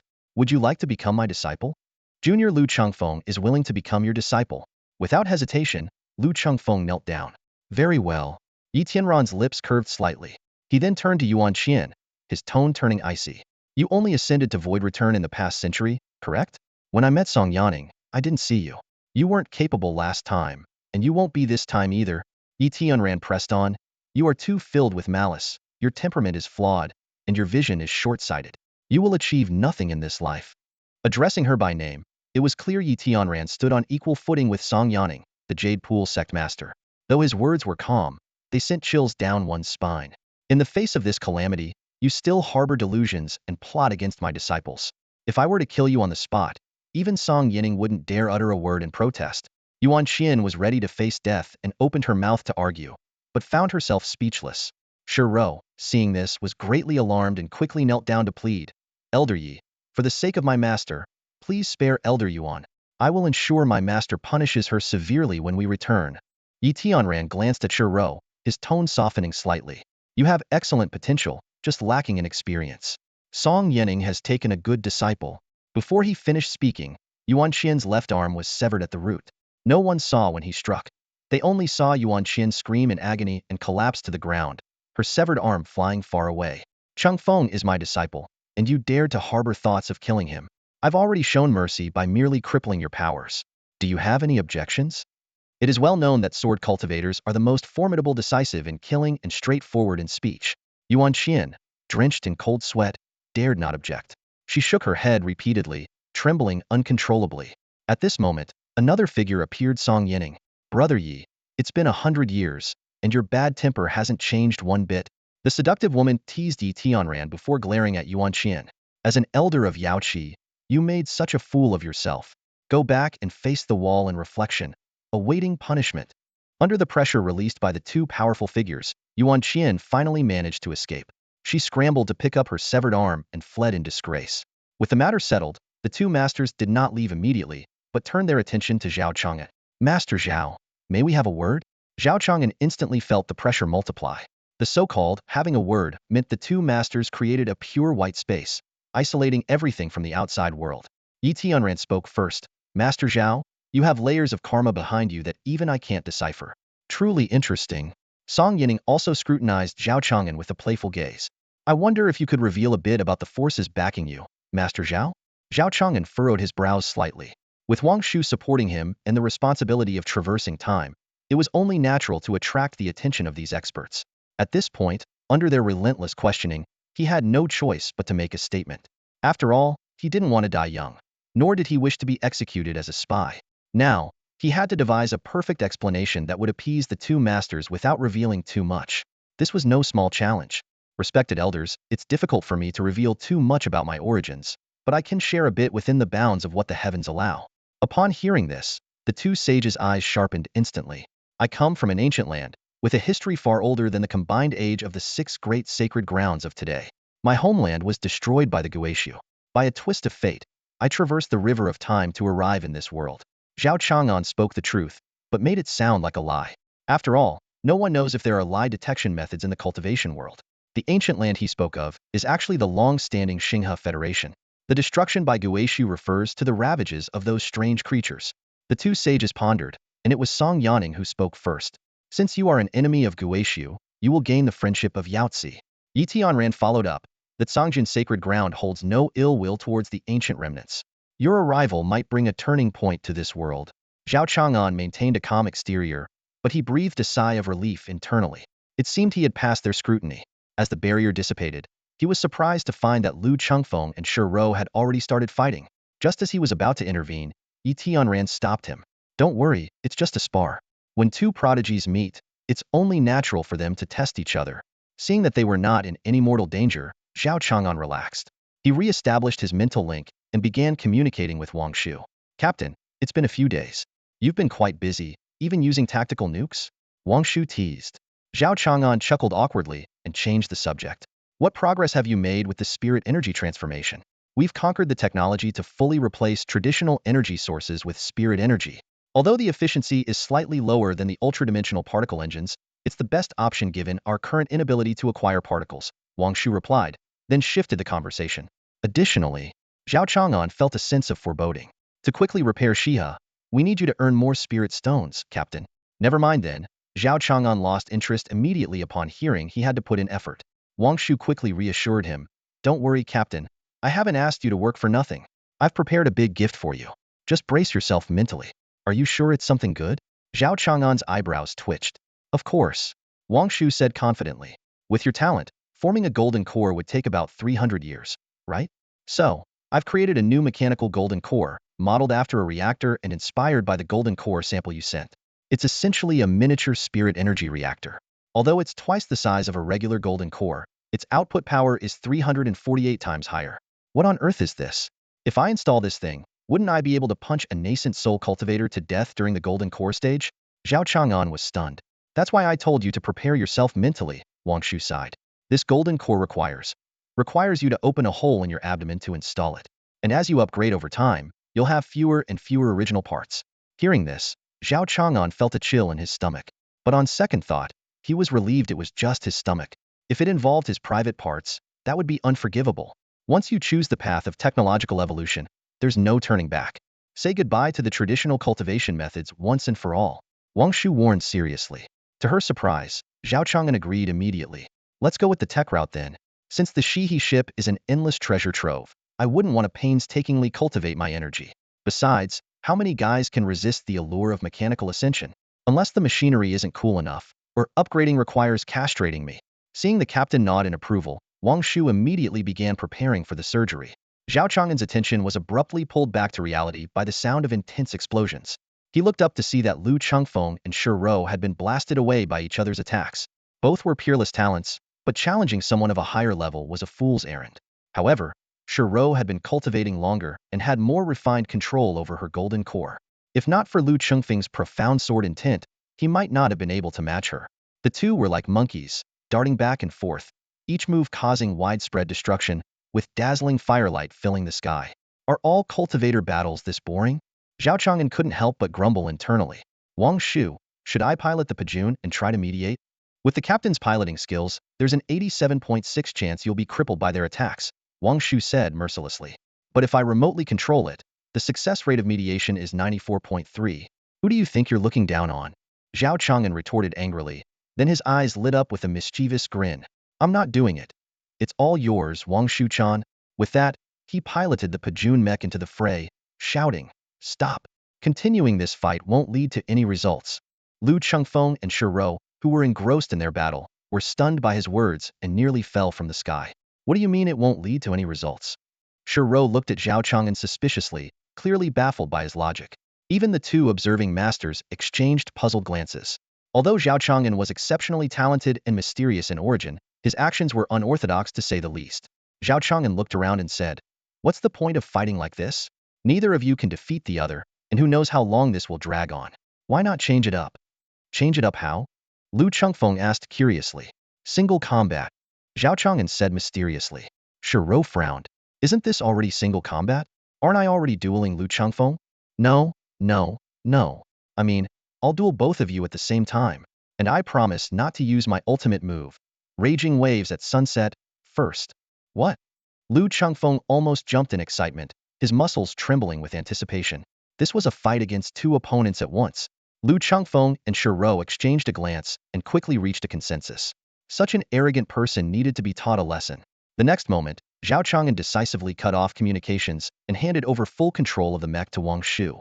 The Pujun's holographic radar quickly locked onto Lu Chengfeng's sword-wielding movements and, with the speed of a supercomputer, calculated the 31 most likely attack paths he would take next. Wang Shu promptly chose to dodge to the left.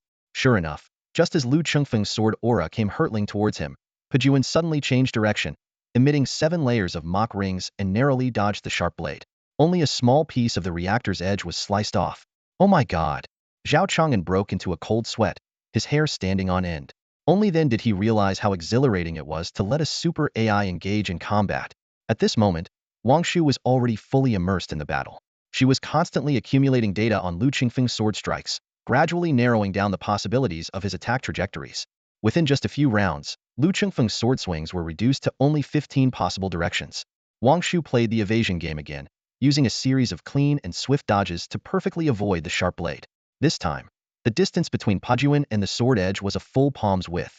Although Shi Rou disdained attacking from behind, she could see the peculiarity of Pajun. Standing shoulder to shoulder with Lu Chengfeng, she gathered her immense spiritual energy into a punch and hurled it fiercely at Pajun.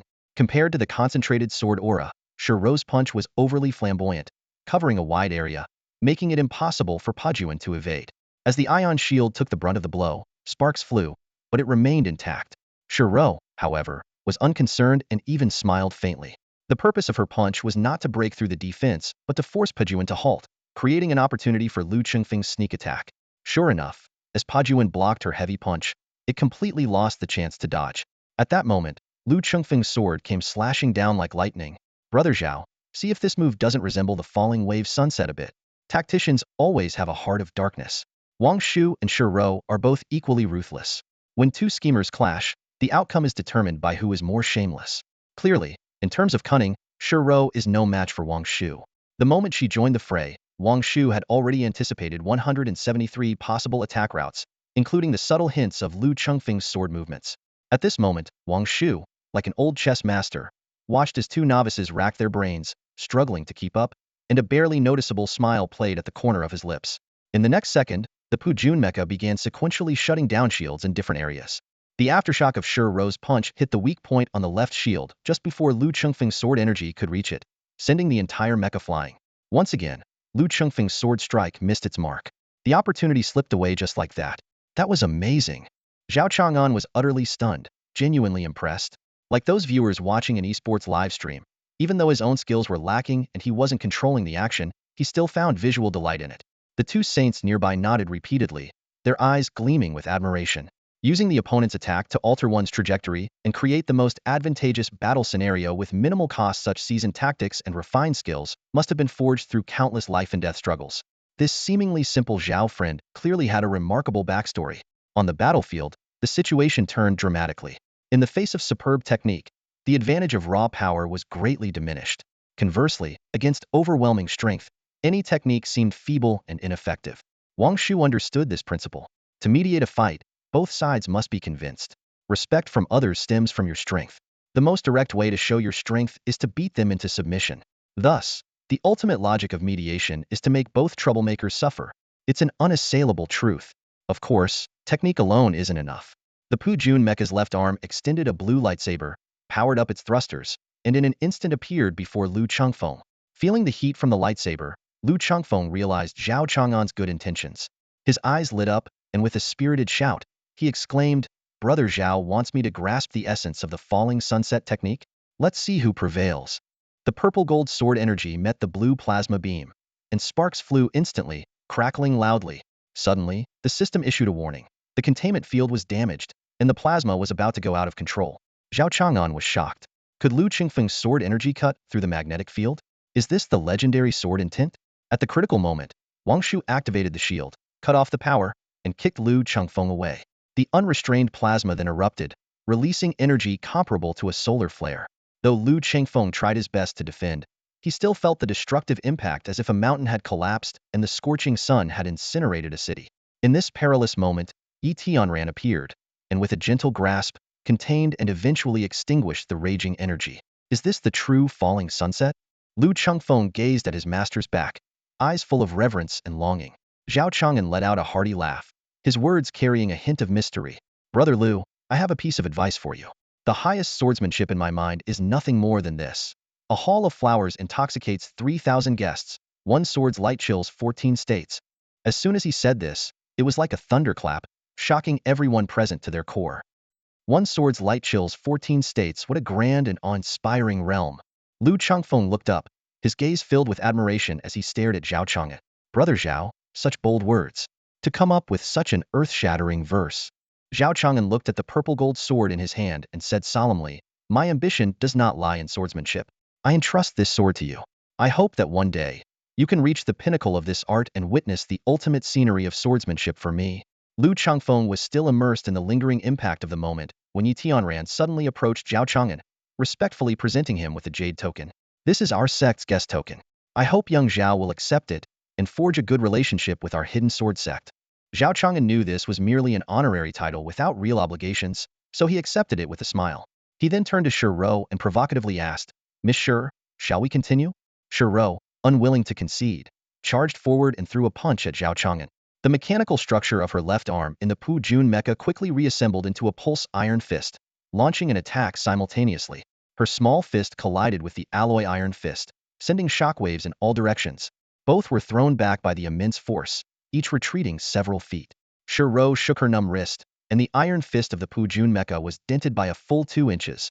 "This girl has incredible strength. She'd have no problem opening jars if she were my wife," Zhao Chang'an thought, shuddering. "But she might just twist my skull off." Just then, Shi Ro leaped into the air, her body radiating dazzling silver light as she excitedly shouted, "Zhao Chang'an, taste the power of this move."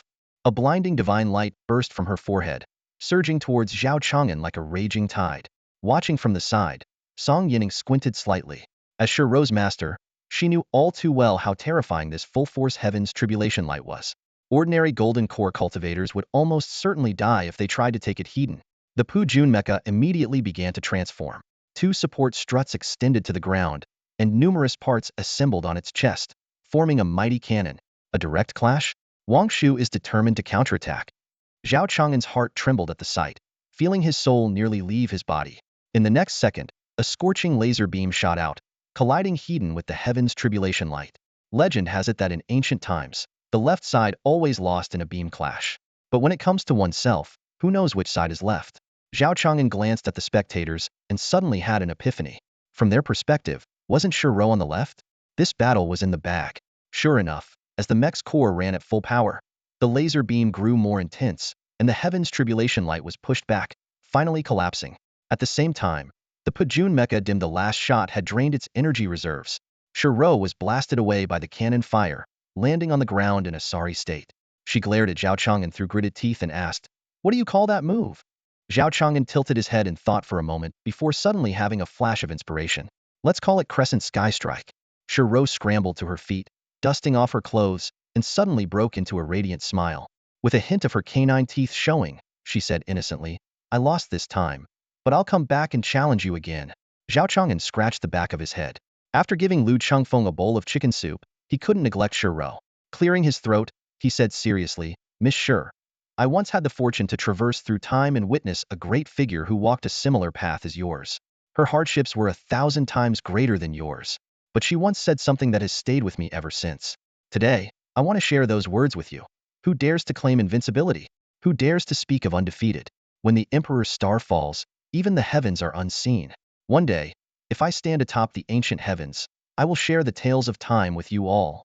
These words struck Xihe's heart like a thunderbolt out of a clear sky. It felt as if an inexplicable resonance bridged the ancient past and the present, connecting deeply with her soul and shaking her very core. The era of fallen empires. These four words made Yi Tianran's eyes narrow. Had Zhao Xiaoyu really encountered a powerful figure from that era? He mentioned that his kingdom had a long history, but to think it existed even before the era of fallen empires. This was truly beyond Yi Tianran's expectations. Zhao Chang'an was also taken aback. He had been making things up on the spot. Could there really be such an era? Seeing the intense gazes of the two lords, he had no choice but to muster his courage and continue spinning his tail, silently praying he wouldn't be exposed. The Forbidden Zone during the era of fallen empires, known as the Wapa Forbidden Zone due to its overwhelming evil, was a place of blood and corpses, filled with murderous intent. No one dared to step foot in there except for the immortal emperors. Countless sages fought there for the sake of humanity, but none survived. The bones of those who attempted to cross the tribulation paved the ground higher than mountains. Even those at the emperor level couldn't escape death. Back then, Emperor Zhongsan, an extraordinarily talented and powerful figure, ventured into the Wapa Forbidden Zone but was struck by a terrifying being, shattering his physical form and losing all his cultivation. He barely escaped with a sliver of his divine consciousness. Yi Tianran and Song Yining gasped in shock. The era of fallen empires was so terrifying that even immortal emperors could meet their end there. Lu Chengfeng, on the other hand, looked eager. Such a dangerous place seemed perfect for someone of his caliber to showcase his skills. Song Yining gracefully walked over to Zhao Chang'an, her presence enchanting. She slipped a jade lily pendant into his hand and softly said, "Zhao Xiaoyu, do visit the jade pool when you have the time. The fairies there are all stunningly beautiful. You'll be reluctant to leave." Another token of guest status. Zhao Chang'an respectfully accepted it, maintaining a calm exterior while muttering to himself internally. As the sparring session concluded, it was time for everyone to go their separate ways. Xihe called out to Zhao Chang'an, "Hey, race the jade essence pill I promised you. Its effects are remarkable. Once I've improved my skills, let's have another match." Zhao Chang'an accepted the ring with a smile, suddenly recalling the dent Xihe had made in the pulse iron fist with her punch, making his teeth ache. If this girl ever got married, she might twist off her poor husband's head. Lu Chengfeng also approached, curious, "Brother Zhao, if you're not pursuing the path of the sword, what are you aiming for?" Zhao Chang'an gave a mysterious smile. "The path of the ship. The kind with a boat radical." With that, he turned to leave. But as soon as he took a step, his legs felt heavy, and he couldn't move an inch. It turned out the energy of his Pajuan armor had been depleted in the fight with Xihe, leaving it a heap of heavy scrap metal. No matter how much effort Zhao Chang'an put in, he couldn't budge it. Seeing this, Lu Chengfeng and Xihe exchanged concerned glances. "Brother Zhao, we are about to leave. Why aren't you moving?" Zhao Chang'an sighed deeply and said with a touch of drama, "As the years go by, this beautiful scenery will be in vain. They'll stay here and bid you farewell from afar. You go on ahead, Brother Zhao." "Brother Zhao." With tears in their eyes, they clasped their fists in a reluctant goodbye. As their silhouettes disappeared into the horizon, Zhao Chang'an stumbled and fell to the ground with his armor. Without his equipment, he was utterly useless. This frail body couldn't even handle a simple mech. Wang Shu, it's time to initiate the mechanical golden pill plan, Zhao Chang'an said through gritted teeth. Captain, are you really sure about this? Wang Shu's voice had a hint of hesitation. Absolutely.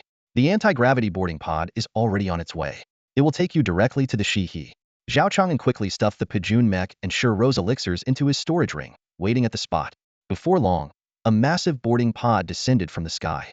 It was as large as 2 Qilin tanks, wrapped in thick black armor with square windows on all sides.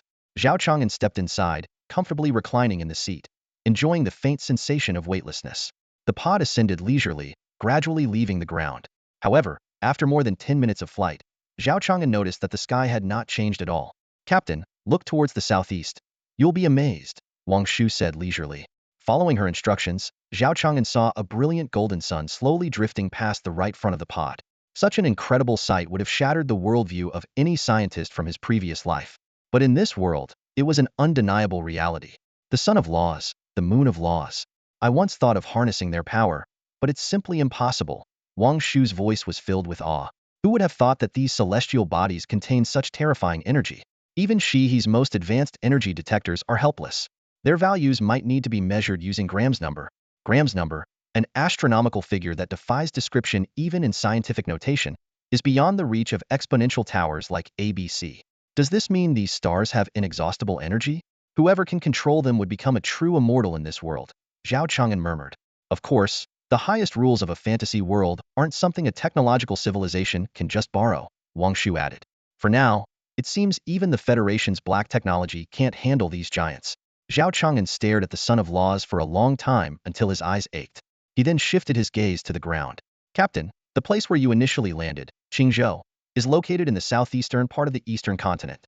The Xihe is currently hovering high above it, Wang Shu explained. Even though this world is flat and round, Xihe can still maintain a high-orbit flight posture. Look up, and you can barely see it. Previously, Wang Shu had mentioned that the Xihe was 95 damaged, but Zhao Chang'an had not fully grasped the extent of the destruction. Seeing it now, he was stunned by its dilapidated state. The once proud Donghuang ion shields were now completely extinguished. The outer armor and turrets were in ruins, riddled with gaping holes and cracks. Only the adamantine keel frame barely maintained the ship's shape. Cold, hard numbers are always abstract, but witnessing the devastation firsthand was a different story. The boarding pod quickly docked with the Xihe, and the doors slowly opened. Zhao Chang'an stepped back onto the ship's deck, feeling a sense of disorientation.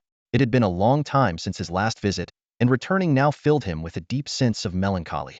Captain, you are now in the only remaining dock. The operating room prepared for you is 3 kilometers away, and you will need to walk there. Please follow that maintenance robot. It will guide you, Wang Shu said over the communicator. Zhao Chang'an nodded. A plump little robot circled around him, then turned on its headlights and headed into the dark depths of the ship. The path was lined with ruins, damaged pipelines, and exposed circuits. Numerous repair robots scurried around, tirelessly working day and night. After walking for a full half-hour, Zhao Chang'an finally arrived at the medical station. Wang Shu had been waiting for a long time. Please come in, Captain, she said with a smile, gesturing for him to enter. Zhao Chang'an took a deep breath, clenched his teeth, and strode into the operating room. In the medical bay, a large metal operating table stood prominently in the center, surrounded by robotic arms poised in quiet anticipation. The storage cabinets were filled with an array of medicines and instruments. Zhao Chang'an, without hesitation, removed his clothing, donned an armband, and lay down on the operating table. Surprisingly, the surface was not cold but adjusted to a comfortable temperature. A robotic arm extended and injected him with a light brown liquid. This was the Federation's new anesthetic, capable of completely eliminating pain while keeping the patient fully conscious. At the same time, another arm emitted a purple beam that scanned Zhao Chang'an from head to toe, thoroughly disinfecting him. As the preparations concluded, Zhao Chang'an did not see the fearsome surgical tools he had imagined. Instead, a silver metallic sphere, about the size of an egg, appeared. Whoa, this thing is huge. How is it supposed to fit in? Zhao Chang'an's eyes widened. Wang Shu quickly reassured him, Captain, please remain calm. This is just the nanoscopic shell of the spiritual energy reactor. It can't be understood with conventional medical thinking. Zhao Chang'an sighed deeply, bracing himself as if facing imminent death. The silver sphere descended slowly, its surface rippling as a core about 3 centimeters in diameter was exposed. When the nanoliquid touched his skin, it began to disintegrate and move the surrounding tissue, creating an opening out of thin air to insert the core into his body. The next moment, a wave of aching pressure rose from his lower abdomen, spreading through his meridians to every part of his body. This rough method of expanding the meridians, commonly known as washing the marrow and cleansing the meridians, was supposed to be excruciatingly painful, but under the strong anesthetic, it seemed trivial. Is that it? Washing the marrow and cleansing the meridians is nothing. Zhao Chang'an scratched his neck, feeling utterly bored. Suddenly, he remembered something, his eyes lighting up. Oh, Wangshu, can I take the Jade Marrow Clarity Pill that Shiro gave me now? After evaluation, while it may aid in merging with the mechanical golden core, there is a 13.4 risk factor. Only 13? That's a piece of cake. Zhao Chang'an was thrilled. As a veteran player of Pado and mobile games, even a 1180 chance was enough for him to hit the jackpot. A mere 60 chance? Child's play. All in. I'm going all in. He took out a pill from his spatial ring and eagerly swallowed it.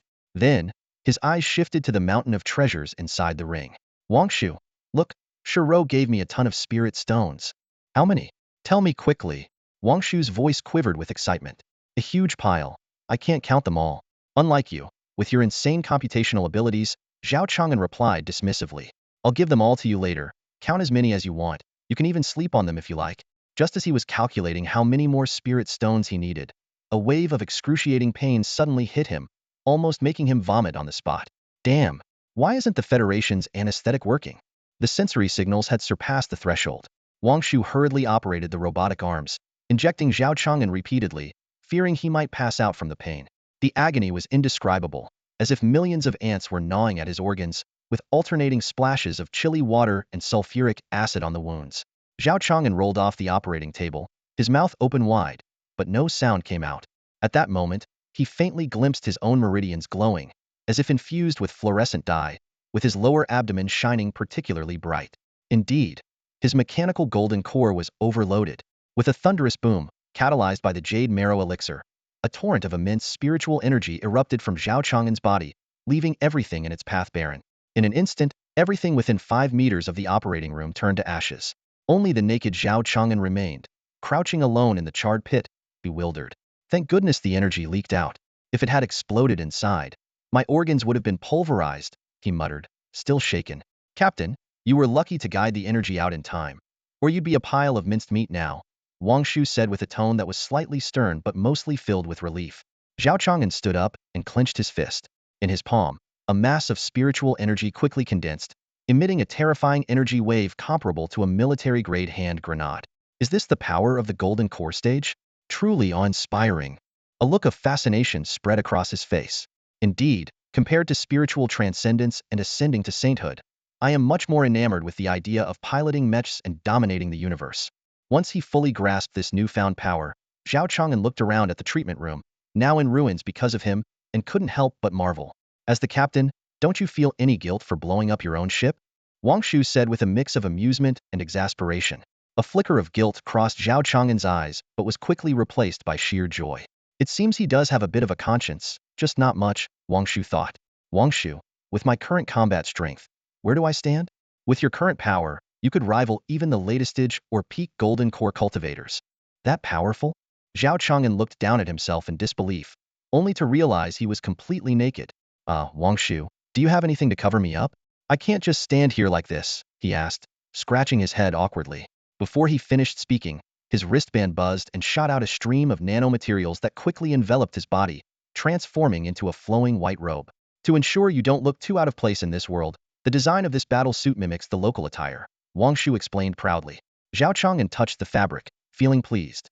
But when his fingers brushed his smooth scalp, he realized that the explosion had burned off all his hair.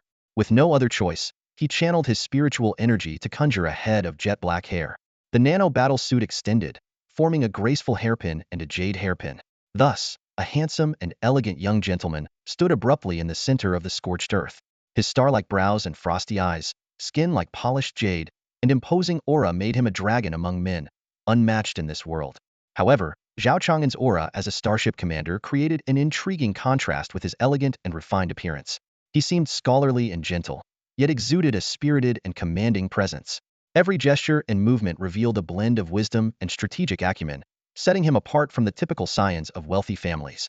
Who would have thought I'd ever grow my hair long? Zhao Chang'an chuckled to himself, but he was quite satisfied with his new look. Wang Shu was even more ecstatic, admiring her handiwork with great delight. Captain, you look absolutely stunning in this outfit, she exclaimed. Finally snapping out of her admiration for Zhao Chang'an's striking looks, Wang Shu remembered her main task and quickly began introducing the new equipment. This is a custom-made nano-armed core designed specifically for you. It significantly enhances combat capabilities during the Jindan period, elevating the efficiency of spiritual energy utilization to a whole new level. There are 5 expansion modules in total, and I've already uploaded the detailed information to the memory of your mechanical Jindan. It turns out that the mechanical Jindan in Zhao Chang'an's abdomen was not just a spiritual energy generator, but also an information terminal, facilitating mental communication between him and Wang Shu. With it, they no longer needed any external devices to communicate seamlessly. As a large stream of data flowed from the Jindan into his mind, Zhao Chang'an felt as if he had gained a second brain, finding the sensation somewhat disorienting at first. Once he grew accustomed to this peculiar feeling, he began to carefully study the manual for the armed core. In essence, spiritual energy combat is merely a method of energy utilization. The varying strengths of cultivation techniques in the world of cultivation fundamentally boil down to slight differences in the efficiency of spiritual energy conversion. Cultivators manipulate and guide spiritual energy to produce various transformations and unleash different supernatural powers. Yet, in terms of efficiency, the entire world of cultivation combined probably couldn't match the technologically advanced Galactic Federation. Wang Shu was well aware of this. She would never let her captain waste time on trivial pursuits. Want long-range attacks? Just deploy a specialized laser module. Need area effect damage? Install a custom high-voltage field generator. With the aid of nanotechnology, Zhao Chang'an could activate the appropriate module in an instant and infuse it with spiritual energy to effortlessly harness various abilities. In the early stages of the Galactic Federation's technological development, a fallacy once gained popularity. Critics argued against complete reliance on technological weaponry, claiming that while advanced weapons were powerful, they were often complex and prone to malfunction, whereas a simple and practical dagger would never fail. Unfortunately, they missed a fundamental truth. The so-called advanced weapons were unreliable and cumbersome precisely because their technological sophistication wasn't high enough yet. Take Wang Shu's armed core, which embodies the pinnacle of galactic technology, for example. It would never malfunction, never fail, and its activation speed even surpasses that of an ordinary cultivator's spellcasting. This demonstrates that science is not only the primary productive force, but also the ultimate combat power. As soon as Zhao Chang'an's thoughts moved, the Jindan in his abdomen instantly captured the command. The bracelet on his wrist lit up immediately. The combat cores began self-checking, self-check complete, charging in progress. In the next moment, a powerful force erupted from his wrist, voraciously drawing the spiritual energy from Zhao Chang'an's dantian. The drain was so immense, it was akin to instantly siphoning all the power from an ordinary golden core cultivator. However, when he glanced at the names of the 5 main cores, he couldn't help but twitch his lips. Sword core? Laser core? Burn core? Thunder core? Giant core? These names were way too simplistic. Without hesitation, Zhao Chang'an decided to rename them. Light Sword Core, Laser Core, Sunfire Core, Divine Thunder Core, Titan Core. Much smoother to say. Just as he was itching to try out these new gadgets one by one, a sudden chill swept over him, causing his hair to stand on end and his body to tremble. Found you, a sinister female voice echoed around the warship, seemingly coming from nowhere yet following him everywhere. Zhao Chang'an jerked his head up, peering through the porthole. The Xihe had just passed the southern border of the human realm, adjacent to the terrifying abyss. Captain, detecting spatial fluctuations from the abyss. Prepare for battle. Wang Shu's urgent voice echoed in his mind. If Xihe were at its peak, any uninvited guests attempting to teleport onto the ship would be intercepted by the ship's large-scale disruption devices, bewildered and then blasted to bits in space. Unfortunately, the equipment was now defunct, with many damaged facilities awaiting repair, and it wasn't their turn yet. In the next second, the light in the infirmary twisted bizarrely. Thick demonic energy, as dense as tar, materialized and surged toward Zhao Chang'an. Ignoring the medical equipment, he struck out with 2 highly compressed spiritual energy blasts, scattering the malevolent presence in front of him. But soon, more demonic energy poured in, forming grotesque monsters. Heaven knows how powerful the ruler of the abyss's 3rd layer was. A mere thought could spawn countless evil entities within sight. As the black mist in the infirmary thickened, Zhao Chang'an felt increasingly overwhelmed. His attacks, though fierce, were inefficient. For every evil spirit he shattered, 3 or 4 more emerged. In this critical moment, the golden core issued a crisp notification sound. Ding! Light sword core ready. Just in time. Without a second thought, Zhao Chang'an activated the core. A bead on his wristband burst open, and billions of nanomachines cascaded down like a waterfall, quickly forming a layer of light armor around him. With a buzz, a pair of pristine light swords extended from his hands, and the thrusters at his feet roared to life. Flames erupted, and his body became a blur of light. In a swift move, Zhao Chang'an dashed forward, slicing through 4 evil spirits in an instant, reducing them to ashes. The light sword core excelled in close combat, providing swift, agile defense with its light armor. However, the evil spirits in the infirmary seemed to emerge endlessly, like products on a factory assembly line. Their strength also spiraled upward. Initially at the Foundation establishment level, they soon included Golden Core elites. The light sword alone was no longer sufficient, clearly struggling to keep up. Yet at this moment, Wang Shu was nowhere to be found, and despite Zhao Chang'an's repeated calls, there was no response. Just as the evil spirits were about to overrun the entire room, the Golden Core issued another notification. Ding! Divine Thunder Core ready. Zhao Chang'an didn't have time to think. He immediately activated his divine sense. In an instant, another wave of nanomachines covered his chest, swiftly constructing a small electric field generator. Powered by the energy of his golden core, Zhao Chang'an slowly ascended into the air.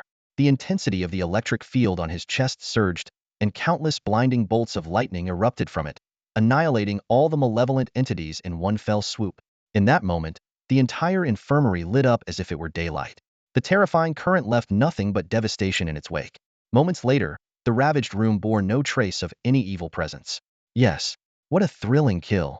Zhao Chang'an roared, releasing the pent-up tension in his chest. Just as he was about to scan his surroundings again, he heard Wang Shu's urgent voice once more. Captain, prepare to repel the impact. On the distant land of Guishu, a woman in red stood proudly. With a slight wave of her hand, a force of earth-shattering power pierced through layers of barriers, heading straight for Zhao Chang'an. In the blink of an eye, the sinister corrosive power climbed onto the hull of Xihe, causing even the sturdiest material to start decaying.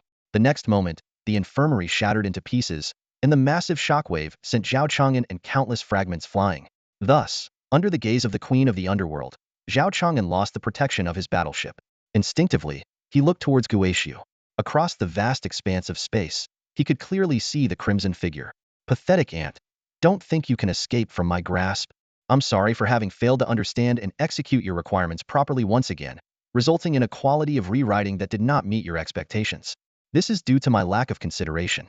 I sincerely apologize and promise to be fully attentive, strictly follow every instruction, and do my utmost to present a captivating story. Please allow me to try rewriting this passage again. Just one glance from the Queen of the Underworld was enough to throw Zhao Chang'an into utter chaos, his thoughts scattering like leaves in a storm. It felt as if countless bizarre concepts were flooding his mind, turning his once orderly consciousness into a whirlwind. His nano-battle suit began to malfunction, robots scurried in disarray, and even the spiritual energy flow within his mechanical golden core became erratic. This was a terrifying power that could disrupt rules and concepts. For cultivators, it meant spiritual veins reversing and internal energy flowing backward. For Zhao Chang'an, it spelled equipment failure and system collapse. Without the support of his gear, he could no longer maintain his hover. In the desperate moment as he plummeted toward the ground, he clung to a sliver of clarity and shouted into a mental channel, Wang Shu, find a way to blast her. Beep. Fire control system self-check in progress. An electronic voice responded. Ultimate weapon star annihilation cannon, main body severely damaged, unable to activate. T0 level extinction order, black hole collapse cannon, code T003, entering launch procedure. Target coordinates locked, spatial matrix calibrated. Black hole collapse cannon, ready? A pitch-black cube hidden within the deep weapon bay of Xihe, he suddenly released a strange fluctuation before vanishing into thin air. This was the core device of the black hole collapse cannon, the black hole cube. Inside this tiny dark space, one of the most deadly celestial bodies in the universe was confined. In the southern region of the human world, at the end of the 3 provinces, stood the most magnificent structure on this continent, the Void Realm Great Wall. It stretched from Liangzhou in the west to the Eastern Sea, spanning 3 provinces and extending for tens of thousands of miles. Along its length, a beacon tower was built every 1,000 miles, totaling 1,000 towers. In ancient times, the 8 supreme factions swore an oath. Each tower would be guarded by a golden core cultivator, every 2 towers patrolled by a nascent soul cultivator, every 5 towers overseen by a soul transformation cultivator, and every 10 towers stationed with an integration cultivator. For every 100 towers, a void return overseer would be appointed. The factions took turns sending their strongest to guard the wall day and night, ensuring that for millennia, the Great Wall remained unbreached and the calamity of the Void Realm could not advance. Beyond the vast void realm, the ground was covered in black sand, lifeless and desolate.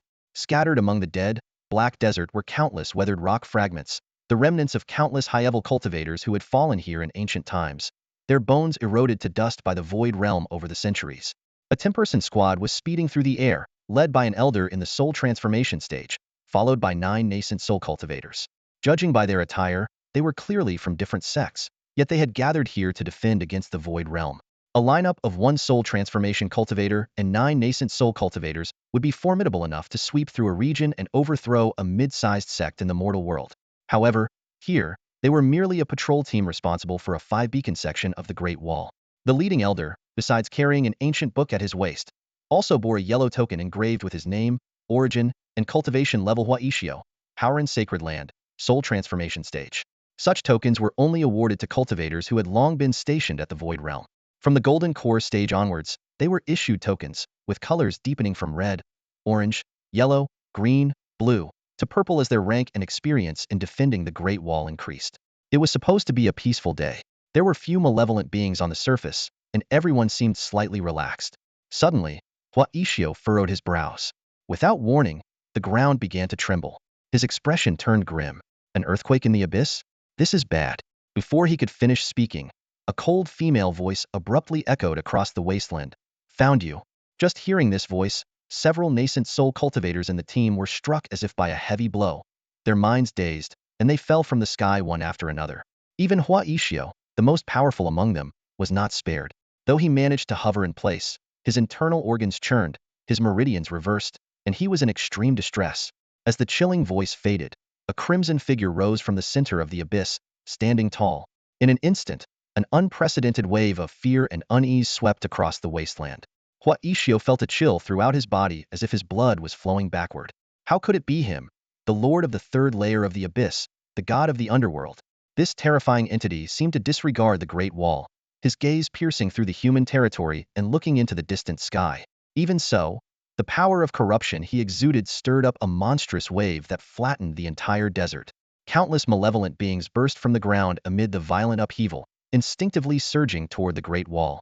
Huaishio, his mind seized by the underworld queen, snapped back to his senses to find the army of evil creatures already at their doorstep. Looking out over the vast sea of sand, he saw a dense mass of malevolent beings crossing one dune after another, an endless horde. The last time such a great disturbance occurred in the abyss was 7 years ago. Knowing the urgency of the situation, Huaishio immediately took out a divine signaling talisman from his storage ring. A golden flame shot skyward, heading straight for the Great Wall. He then brought out a secret tome from his waist, chanting incantations. The book responded, enlarging into a flying vessel that enveloped his struggling companions and sped toward the Great Wall. At this moment, the Great Wall was ablaze with lights, having received the signal. A golden Dharma wheel hung high above the wall, symbolizing the lineage of a powerful Taoist from the Great Ascension stage. Below the wheel, 3 void refinement experts guarded the 4 directions, with dozens of body integration cultivators stationed at key positions. Leading the force was Zhang Feibai, the head of the 3rd peak of the Supreme Sanctuary. The Supreme Sanctuary excelled in Taoist arts, and Zhang Feibai, as the head of the 3rd peak, was particularly adept at the 5 Thunders True technique, known for its unparalleled power. In terms of strength, he was among the top Great Ascension cultivators of the human race. With such formidable defenses, the Great Wall was impregnable unless the Lord of the Abyss personally attacked. Moreover, reinforcements from various sanctuaries were already prepared and could cross the void to aid at any moment. At this time, scouting teams outside the Great Wall hurried back, eagerly reporting their findings. Without exception, they all conveyed the same message: an unprecedented assault of malevolent beings was imminent. Huaishio's team had ventured the farthest and returned the latest. When Zhang Feibai saw Huaishio piloting the flying vessel with a surging black tide following closely behind, his heart could not help but skip a beat. At the end of the dark tide, a crimson figure flickered in and out of sight, exuding an incredibly sinister aura. Just as Zhang Feibai was about to order an attack, he suddenly felt a premonition and looked up into the depths of the sky. With just one glance, his face changed dramatically. He quickly used his Taoist magic to conjure a giant hand, grabbing Huaishio and others into the city, and then fully activated the city's protective formation on the Great Wall. Seeing this, the other cultivators present dared not slack off. They contributed their spiritual energy one after another. Under the joint effort of many masters, a barrier shimmering with countless stars slowly rose. Through the veil of the formation, more and more cultivators noticed the anomaly in the sky. In the clear blue sky, a pitch-black cube quietly appeared, descending slowly toward the head of the underworld queen. The cube's shadow flickered in the void, seemingly traversing different timelines and spatial layers. Even the underworld god couldn't lock onto its precise coordinates, helplessly watching it descend a kilometer above their head. With a dull hum, the cube vanished, leaving behind a tiny black in its place. Zhang Feibai stared at the black dot, thunderstruck, his face ashen. It wasn't merely black, but rather a void. At that point, all light vanished, and space-time twisted infinitely. It was like the end of all things, the grave of the universe. Witnessing the black dot rapidly expand, an unprecedented suction erupted. The underworld god's manifestation was effortlessly torn apart and sucked into the dark vortex. Only then did they realize, but it was too late. Falling into the event horizon of a black hole meant there was no turning back. Here, all space was distorted, and all timelines converged at a single point. No matter how hard the underworld god tried to swim upstream in the river of time, there was no chance of escape. All causes and effects pointed to the same tragic end, being devoured by eternal nothingness. Inside the event horizon was the realm of finality. Torrents of matter collapsed toward the singularity, annihilating everything. As the black hole rapidly expanded, a massive amount of black sand and demonic energy spewed from its depths, like countless black tendrils reaching greedily toward the sky, craving more nourishment.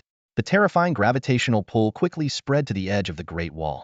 A rampaging evil spirit suddenly found itself unable to move forward, as if running desperately against a hurricane. In the next instant, an even more dreadful suction force descended. Thousands of evil entities were lifted into the air, rushing madly toward the center of the black hole. They didn't fall into the black hole intact. In fact, with each inch closer to the singularity, the suction increased by several magnitudes. Under such horrific tidal forces, all the evil entities were torn to shreds, turning into specks of dust and merging into the eternal void. The cultivators maintaining the city's protective formation were all dumbfounded, feeling as if the world was collapsing before their eyes and doomsday had arrived. Yet, this catastrophe seemed to consciously avoid the human territories. After the black hole devoured everything on the surface, it suddenly shrank, finally dissipating into a tiny black dot and disappearing without a trace. Standing amidst the ruins, Zhang Feibai gazed at the massive crater beneath him, murmuring to himself, "Who was the deity that slew the underworld king and leveled Guaishu? I hope they are on our side." The Doomsday Directive T-003 Black Hole Collapse Cannon, AT-0 level extinction weapon. Preceding technologies include the Limitless Engine, gravitational harmonics interference, superionic compression, and four-dimensional folding. Its principle is to confine a destructive black hole within a four-dimensional space. The Limitless Engine can infinitely extend the distance between the singularity and the edges of the tesseract, thereby imprisoning the ferocious beast forever. Do not go gentle into that good night. We must rage before the end times come. Rage, rage against the dying of the light. The wise capture destruction, binding the cosmic behemoth. The brave face death with eyes of compassion. Great Federation, at the distant end, curse me, bless me with your power. Now, I wield darkness, yet I must use this darkness to protect the light. Beyond the Great Wall of Su lies the southern three provinces, guarded by numerous cultivators. These are the southwestern Liangzhou under the jurisdiction of the Taishang Holy Land, the southern Jingzhou under the Tsangyuan Holy Land, and the southeastern Yangzhou under the Tsangjian Holy Land. Nestled closely behind the Great Wall, these regions remain safe despite their proximity to the dangerous Su realm. Unlike the misty northern provinces and the bustling central provinces, the southern three provinces appear more rustic and rugged. This very contrast makes north-south trade one of the most profitable businesses on the continent. However, it is not easy for caravans to travel smoothly between the north and south. Due to the scarcity and high cost of high-level cultivators and spatial rings, traditional trade routes remain the most common mode of transportation. Several key trade routes connect the north and south, but they are often plagued by bandits, making it difficult for caravans without cultivator escorts to pass unscathed. Therefore, many caravans lacking strong escorts choose to traverse through forests, carefully avoiding the beasts to reach their destinations safely. In a valley among the mountains of Yangzhou, a caravan of over 20 people was slowly advancing. Though not large, their cargo was quite substantial. Clearly, they were constrained by the shortage of cultivator guards, with only 4 foundation establishment stage cultivators in the entire group. Inside a central carriage, a neatly dressed young woman sat on the left, while a stern-looking old man sat on the right. The young woman looked up and said softly, "Mr. Li, I must trouble you again this time." Li Shou quickly responded, "Miss Shen, you're too kind. For a golden core cultivator like myself to fall into a trap is truly disgraceful. But you must be wary of the Tang family. Despite her youthful appearance at 18, the young woman had a mysterious background.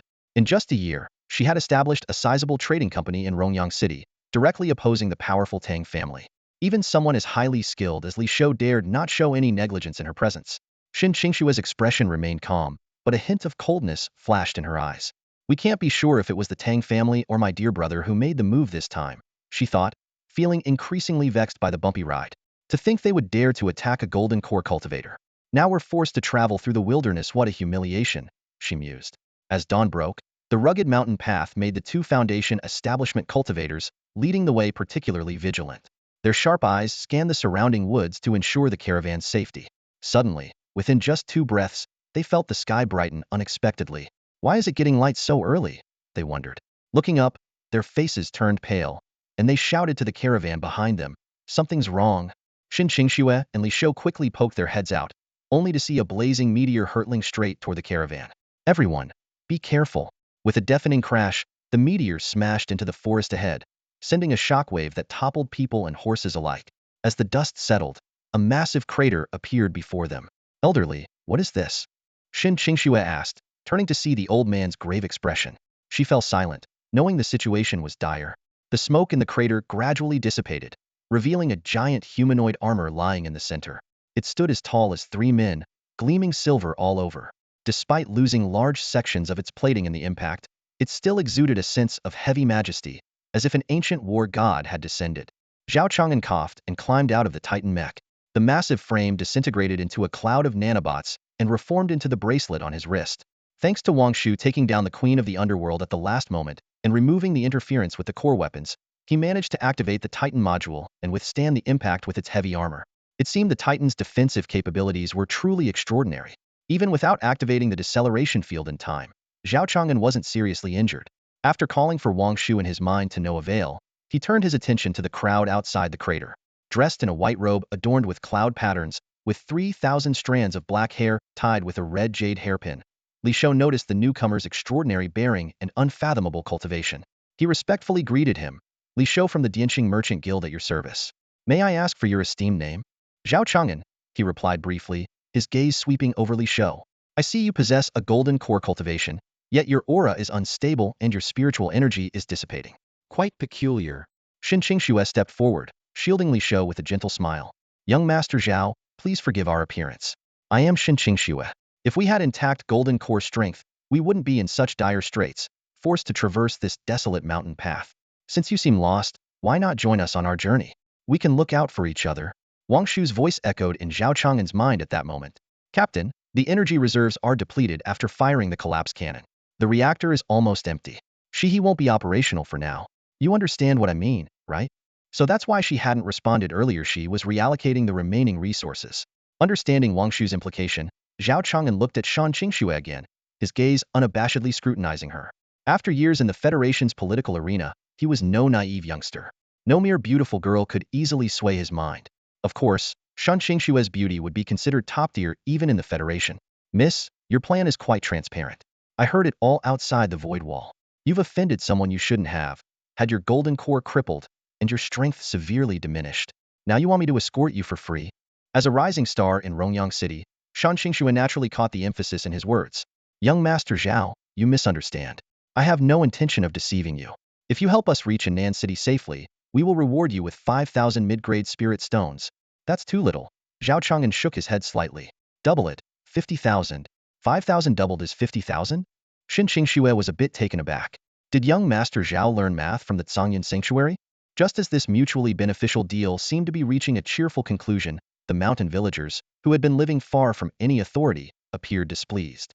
A sharp screech suddenly pierced the air, and a massive creature took flight from the forest, its wings casting a huge shadow over the entire caravan.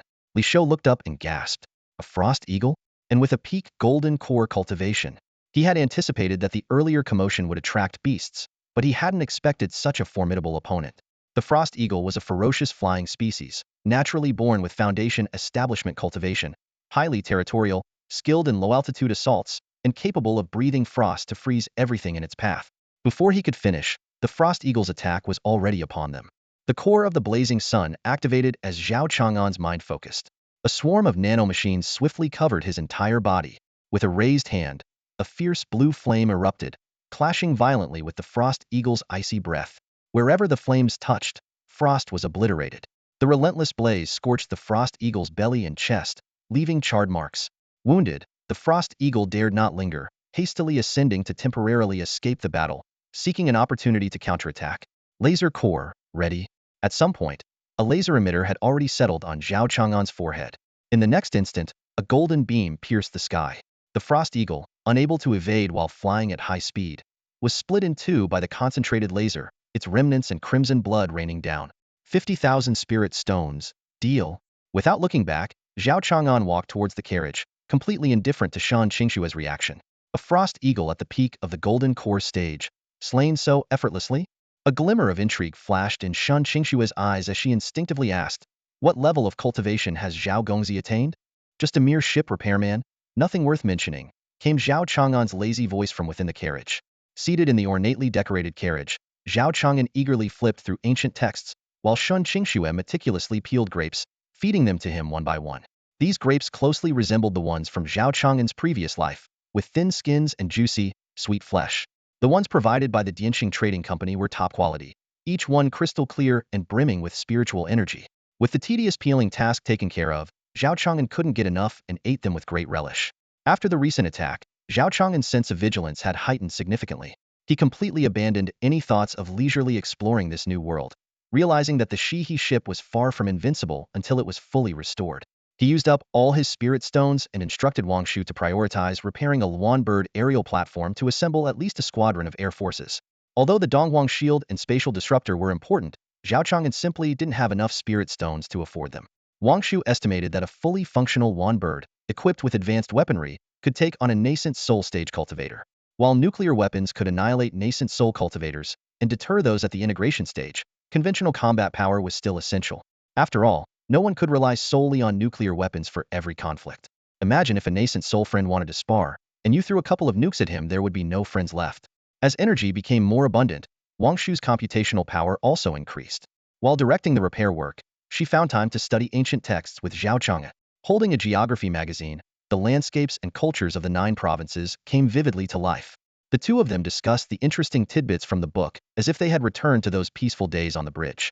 Oblivious to their mental exchanges, Shan Qingxue found Zhao Chang'an's behavior quite odd. Though his cultivation was profound, his actions were peculiar, staring at the pages, sometimes shaking his head, sometimes smiling, as if detached from the mundane world. Recognizing that she couldn't fathom his depths, she smiled wryly and instructed her subordinates to wash more fresh grapes. After the attendant delivered the fruit platter and respectfully closed the curtains, he discreetly retreated to the end of the convoy. A homing pigeon landed silently on his shoulder, and he quickly tucked a note into the bamboo tube on the bird's leg. After releasing the pigeon, he cautiously scanned the surroundings and, seeing no one was watching, rejoined the group nonchalantly. This sneaky process was captured in its entirety by a miniature drone hovering thousands of meters above. Its 108000p ultra-high-definition camera blinked, capturing every detail of the spy's actions, including the content of the note. Upon receiving the drone's intel, Zhao Chang'an's lips curled into a slight smile. As expected, there was a traitor among us. With Zhao Chang'an in charge, the Dianxing Trading Company no longer needed to take detours. They gradually moved towards the official roads, and after 2 days and nights of travel, finally reached the north-south trade route.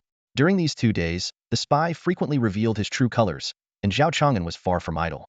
Besides keeping a 24-hour watch, he spent a considerable amount of time studying the functions and uses of the 5 weapon cores. Wang Shu's designs were indeed ingenious.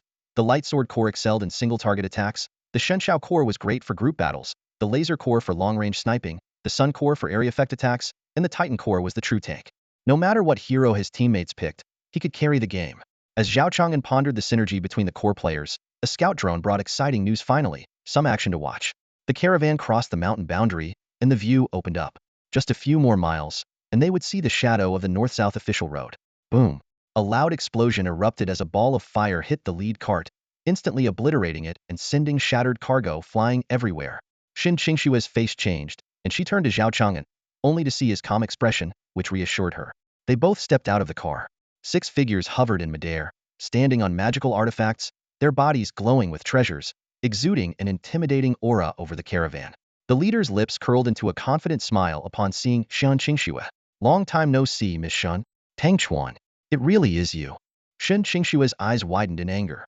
Your Tang family has repeatedly caused us trouble. What's your motive? Tang Chuan laughed heartily. Still playing dumb? You know it well. If it weren't for our nod, your little merchant guild wouldn't even exist.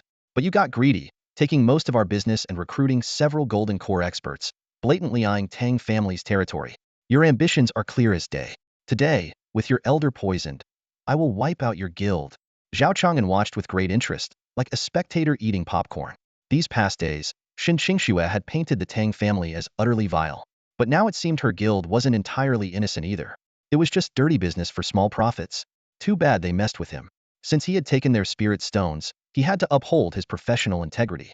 Hey, kid, do you look down on me? Zhao Chang'an glanced helplessly at Tang Chuan in the sky. Come out. Tang Chuan snorted. As soon as he spoke, a man emerged from the caravan and walked straight to his side. You lay. How dare you betray the guild? Shen Qingxue fumed. With this insider, many puzzling events suddenly made sense. Tang Chuan said smugly, I had him poison your Zhu Tao with slow-acting venom. You've been eating them happily these days, but now your cultivation must be gone, right? Indeed, the Zhu Tao contained a slow-acting poison that hindered cultivation. But what does that have to do with my mechanical golden core? Zhao Chang'an asked sincerely. Shouldn't you claim to be completely unaffected and then mock the villains? He thought. Nah, showing off is boring. He preferred playing mind games. I'm a summoner. No poison can affect me, Zhao Chang'an said innocently, his big eyes wide open. Because summoner calling a bunch of beasts to fight, and Zhao Chang'an's airstrike calling a bunch of planes to attack. So Zhao Chang'an summoner, makes sense. Tang Chuan was stunned. Yulei's report said this man's combat power was off the charts, so he thought Zhao Chang'an was a sword cultivator or a spellcaster, but a summoner? Poisoning him was pointless and humiliating. So what if he's a summoner? The five of us, all on the golden core stage, can still take him down. Kill him now. Tang Chuan, losing control, shouted, as his original plan fell apart. Before he could finish, 3 vermilion bird attack aircraft streaked across the night sky. They are equipped with medium ion cannons, turbochargers, and optical camouflage, allowing them to easily melt ground armor targets. Wherever the Suzaka passes, everything turns into a sea of fire. These 3 fighter jets are the newly repaired models by Luan Yao, with only a 2-hour gap between production and combat. Ensuring customers receive the freshest experience is the hallmark of Zhao's after-sales service. For fun, Zhao Chang'an switched the attack mode to laser guidance. Then, a swarm of nanomachines formed a laser pointer in his hand, and a red beam precisely targeted Yulei. Startled by the light, Yulei realized it was harmless and calmed down. However, target locked. Suzaku attack jets, prepare to receive fire. The onboard AI responded from the Jindan core. In the pitch-black sky, 3 deadly blue streaks flashed. The optical camouflage of the vermilion bird attack jet rippled briefly before vanishing into the night. The 5 Jindan cultivators didn't have time to react before 3 ion cannons struck Yulei with precision. Yulei, a tough guy, didn't even make a sound as he turned into ashes under the impact of the ion fusion rounds. The summoned beast is in the sky. Attack. Tang Chuan finally snapped out of his daze, rallying his subordinates to channel their spiritual energy and keep a vigilant eye on the night sky. Sword cultivators summoned their flying swords, body cultivators ignited their protective golden light, spell cultivators conjured massive spiritual shields, and scholar cultivators chanted augmenting mantras. One female cultivator even vanished into the shadows without a trace. However, in the vast darkness, apart from the stars and the moon, there was no sign of the summoned beast. Zhao Chang'an watched with great interest. Impressive, a sword cultivator as the marksman, a body cultivator as the tank, a spell cultivator as the shield, a scholar cultivator as the support, and an assassin role played by the female cultivator. This 5-star lineup is a dream team. They even dared to curse Li Shou? Even without using poison, that old man wouldn't stand a chance. But right now, ensuring the caravan's safety is the top priority. Judging by Tang Chuan's demeanor, he's given the kill order. In that case, no mercy is needed. After a moment's thought, Zhao Chang'an aimed his laser at the sword cultivator. As the saying goes, to win a team fight, you have to take out the enemy's carry first. The sword cultivator was momentarily distracted, and when he looked up again, 3 blue streaks were already upon him. Not good. He quickly wielded his flying sword, clashing it with the blue light in a full-force strike of a Jindan master. The impact caused both energies to explode and dissipate into the void. In an instant, a thick spiritual shield covered the sword cultivator's head. It was the spell cultivator behind him, intervening at a critical moment. The second ion beam followed closely, striking the shield and bursting into a dazzling light. The shield shattered, and although the sword cultivator dodged in time, he couldn't completely escape the explosion's radius. To counter the agile sword cultivator, Zhao Chang'an had thoughtfully switched to high-explosive rounds. The intense explosion instantly engulfed the sword cultivator, melting his left arm and thigh completely. With the marksman down, the next logical target would be the spellcaster. But just then, a cold gleam silently approached Zhao Chang'an's back, a pitch-black dagger aiming straight for him. Simultaneously, a golden figure charged at him hidden. Unable to locate the attack jet, they clearly intended to deal with the summoner first. Zhao Chang'an didn't dodge. He pulled out a laser pointer and aimed it at the approaching body cultivator. Instantly, a barrage of dense light beams rained down. The body cultivator, mindful of the sword cultivator's fate, didn't dare to be reckless and fully activated his protective golden light. He was confident he could withstand 3 rounds of attacks, and that would be enough time to crush the summoner's head with a punch. Unfortunately, he would never understand the difference between armor-piercing rounds and high-explosive rounds. In the first round alone, 15 armor-piercing rounds penetrated his left shoulder. The highly concentrated plasma beams turned his entire body into a honeycomb. Luckily for him, ion beams had no physical form. Otherwise, he would have been reduced to fragments rather than a honeycombed corpse pinned to the ground. Meanwhile, as the body cultivator suffered his fate, a dagger had already pressed against Zhao Chang'an's back. The clash of metal resounded as the assassin felt like he'd struck a steel plate. His weapon shattered into 2 pieces, and his hands were left trembling from the impact. The female assassin, who had been thrown into the crowd, didn't have time to disappear before 4 Foundation establishment experts bombarded her jointly. She took 19 explosive talismans before taking her last breath. Clearly, the mercenaries hired by the Dianxing Chamber of Commerce were not your average cannon fodder. They were fierce and formidable. If it weren't for the fact that their headhunting didn't affect his battle achievements or spirit stone income, Zhao Chang'an would have settled the score with them. The battle was intense, and in the span of half an incense stick, 3 out of 5 golden core experts had fallen. The mage then quietly unleashed his Trump Carta Super Talisman charged with the full power of 20 golden core masters. A massive fireball, 10 meters in diameter, descended from the sky. If mishandled, the aftermath could send the entire convoy to the afterlife. Xihe, the rookie, was still standing there, while the 4 astute Foundation establishment cultivators had already started to flee. Large-scale attacks indeed required careful handling. Blowing up the employer wouldn't be easy to explain. Zhao Chang'an no longer held back and summoned his Titan mech. A 3-zhang tall silver giant rose from the ground and effortlessly caught the fireball, cradling it like a child. With a thunderous boom, the shockwave barely escaped through the mech's arms, merely ruffling Shen Qingsu's bangs. Wasting my spirit energy-condensing fireball. How outrageous! The mage cursed as he and the Confucian cultivator ran off. Tang Chuan was still in a daze when a mechanical hand grabbed him. Who are you? How could a mere Dianxing Chamber of Commerce deserve someone like you? Tang Chuan, trembling but still scheming, tried to sow discord. Because they offered the most spirit stones, Zhao Chang'an replied calmly. What do you want? Partner with the Tang family, and we can offer you more. Zhao Chang'an ignored him and instead looked at Shan Qingxue. Add 50,000 more, and he'll take him out for you. You dare. Tang Chuan was horrified. If I die, the Tang family's ancestor won't spare you. Behind me there's... Before he could finish, his eyes rolled back, and he died right in front of Zhao Chang'an. Clearly, someone didn't want him to speak further. Zhao Chang'an's eyes narrowed as he tossed the body in front of Shan Qingxue. In the Tang Mansion's underground chamber, an elder stared at Shan Qingxue's face in the water mirror, furious. Shen Qingxue, Dianxing Chamber of Commerce. The Tang family will never let you off. Caught in the crosshairs, Shen Qingxue looked at Zhao Chang'an awkwardly. You don't expect me to take the blame, do you? That would be extra. Zhao Chang'an smirked. No problem. 5 million mid-grade spirit stones, and I'll uproot the Tang family for you. Mr. Zhao, that's considerate of you. But we can handle it ourselves. No need to trouble you. Shen Qingxue forced a polite yet awkward smile. Zhao Chang'an shook his head helplessly and climbed back into his carriage. We should reach Annan City in a day if we stay on the main road. Why are you standing there? Move. Meanwhile, in the northern Jizhou, a gaze fell upon Shan Qingxue in the water mirror within the Commerce Alliance's main hall. An expert has intervened? Qingxue, your luck is truly extraordinary.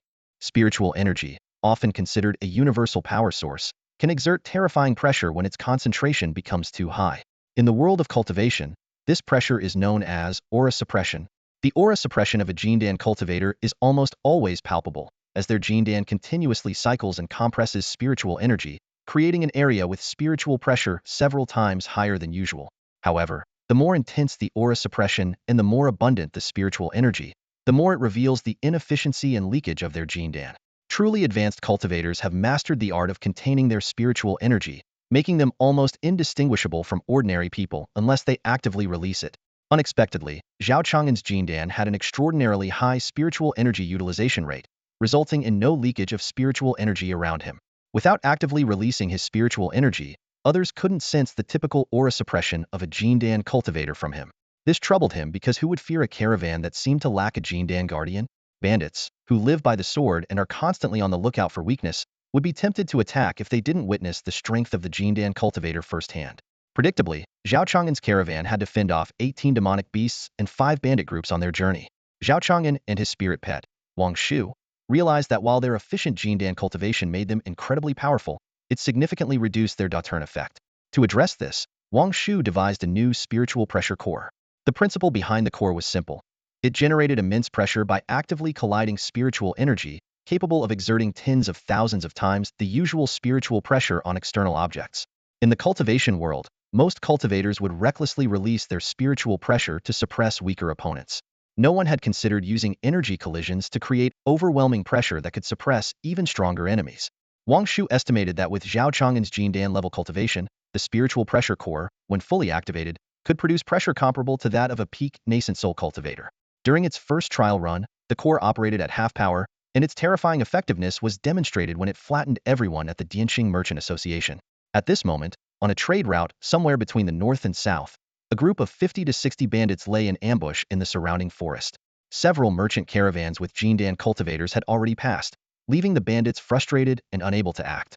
Just as they were about to give up in despair, another caravan appeared in the distance. This one was noticeably smaller, with only 5 or 6 carts. It wasn't uncommon for smaller caravans to travel without Jindan guardians, either gambling on their luck or hoping to follow closely behind larger caravans to benefit from their protection. However, the previous large caravans had already moved on, leaving this unfortunate small caravan trailing behind and soon to be isolated. "Brothers, get ready to move!" The bandit leader's shout echoed through the forest. The bandits prepared to strike as the caravan approached their trap. Buzz at this critical moment, a terrifying pressure suddenly swept across the area, instantly covering several miles. The bandits on both sides of the road had no time to act before they were forced to their knees, unable to rise. As the pressure intensified, the bandits were pinned to the ground, their knees and facial bones creaking as if they might shatter at any moment. This horrifying force affected not just their exteriors but also their internal organs and every blood vessel, causing immense pain. Only after the caravan moved further away did the pressure in the forest gradually dissipate. The bandits were left battered and bruised, and even their highest-ranking leader could barely sit up. Wiping cold sweat from his brow, he muttered, "My God, this crazy caravan actually hired a Nascent Souls stage expert. That kind of pressure, I never want to experience it again in my life." It was only then that the bandits realized they had provoked a true demon. Meanwhile, inside a carriage of the departing caravan, Zhao Chang'an was lounging comfortably, accepting a bunch of grapes from a beautiful woman beside him while leisurely flipping through a storybook. The spirit pressure core on his chest was like a blazing incense, warding off all ill-intentioned gazes. "Young Master Zhao, I have something to say, but I'm not sure if I should." Xin Qingxue suddenly spoke, nervously twisting her sleeves and hesitating. Zhao Chang'an and Wang Shu were engrossed in an amusing part of the storybook, laughing heartily and paying her no mind. Xin Qingxue was left hanging, and after a moment, she sighed softly. "I wish to represent the Dianxing Trading Association and discuss a deal worth 100,000 spirit stones with you." With a snap, Zhao Chang'an's storybook flew out the window. His interest peaked immediately as he turned to her and asked, "Oh, do tell. This storybook is rather dull anyway." Xin Qingxue was taken aback, not expecting that her allure was outdone by a mere book. She bit her lip in frustration before continuing, "Actually, among all the goods we're transporting, the real treasure is this." She pulled out a thumb-sized pendant from her chest. "Sister, you're just casually—" "Oh, I get it now. No wonder the carriage is loaded with grapes," Zhao Chang'an said, suddenly enlightened. "You hid the pendant there, so it must have a unique scent, right? Wait, are you really transporting the treasure like this?" Zhao Chang'an began to feel that even the grapes in his hand had taken on a strange vibe. "This pendant contains a jade marrow pill, young Master Zhao. You might not have heard of it. This pill is extremely rare and can only be consistently refined by the Dan Tower.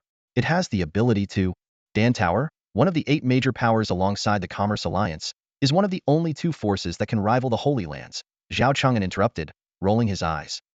"Sorry, I showed off a pill a few days ago. Well, that one had a longer name, I think." "Wait, Sister Shiro, you didn't carry the clear jade marrow pill the same way, did you?" No wonder the pill's fragrance lingered for so long. It was marinated. The head of the Xiao family in Henan City has a daughter who was exceptionally talented a few years ago and caught the attention of the Yaoqi Holy Land. However, her cultivation has suddenly regressed in recent years, and the Xiao family head is now desperately seeking a solution. By chance, our Chamber of Commerce managed to acquire a jade marrow pill, and we're preparing to join the auction. The Xiao family? Declining cultivation? Zhao Chang'an sensed a familiar hint, but then remembered his main quest. As a player of Starship OL, Zhao Chang'an's main SVIP quest is to feed Wangshu 111-4514. I know, but what does this have to do with my 100,000 spirit stones? He asked with a cold expression. The atmosphere in Henan City is eerie and the power dynamics are complex.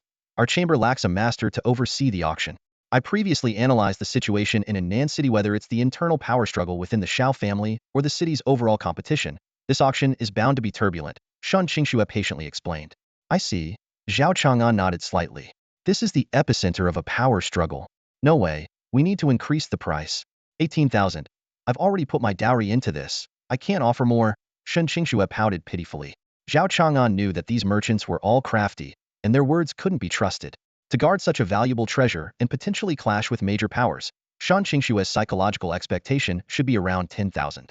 The dignified president of the Dianxing Chamber of Commerce, and your dowry is only worth 8,000? 30,000, 50,000, deal. Zhao Chang'an said with a smile, popping another grape into his mouth. Damn it, this man.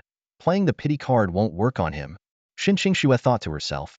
In this world of cultivation, 6 sacred lands along with 2 major powers, the Pill Tower and the Merchant Alliance, each govern a state, jointly managing key cities like Annan City, known for its complex interests.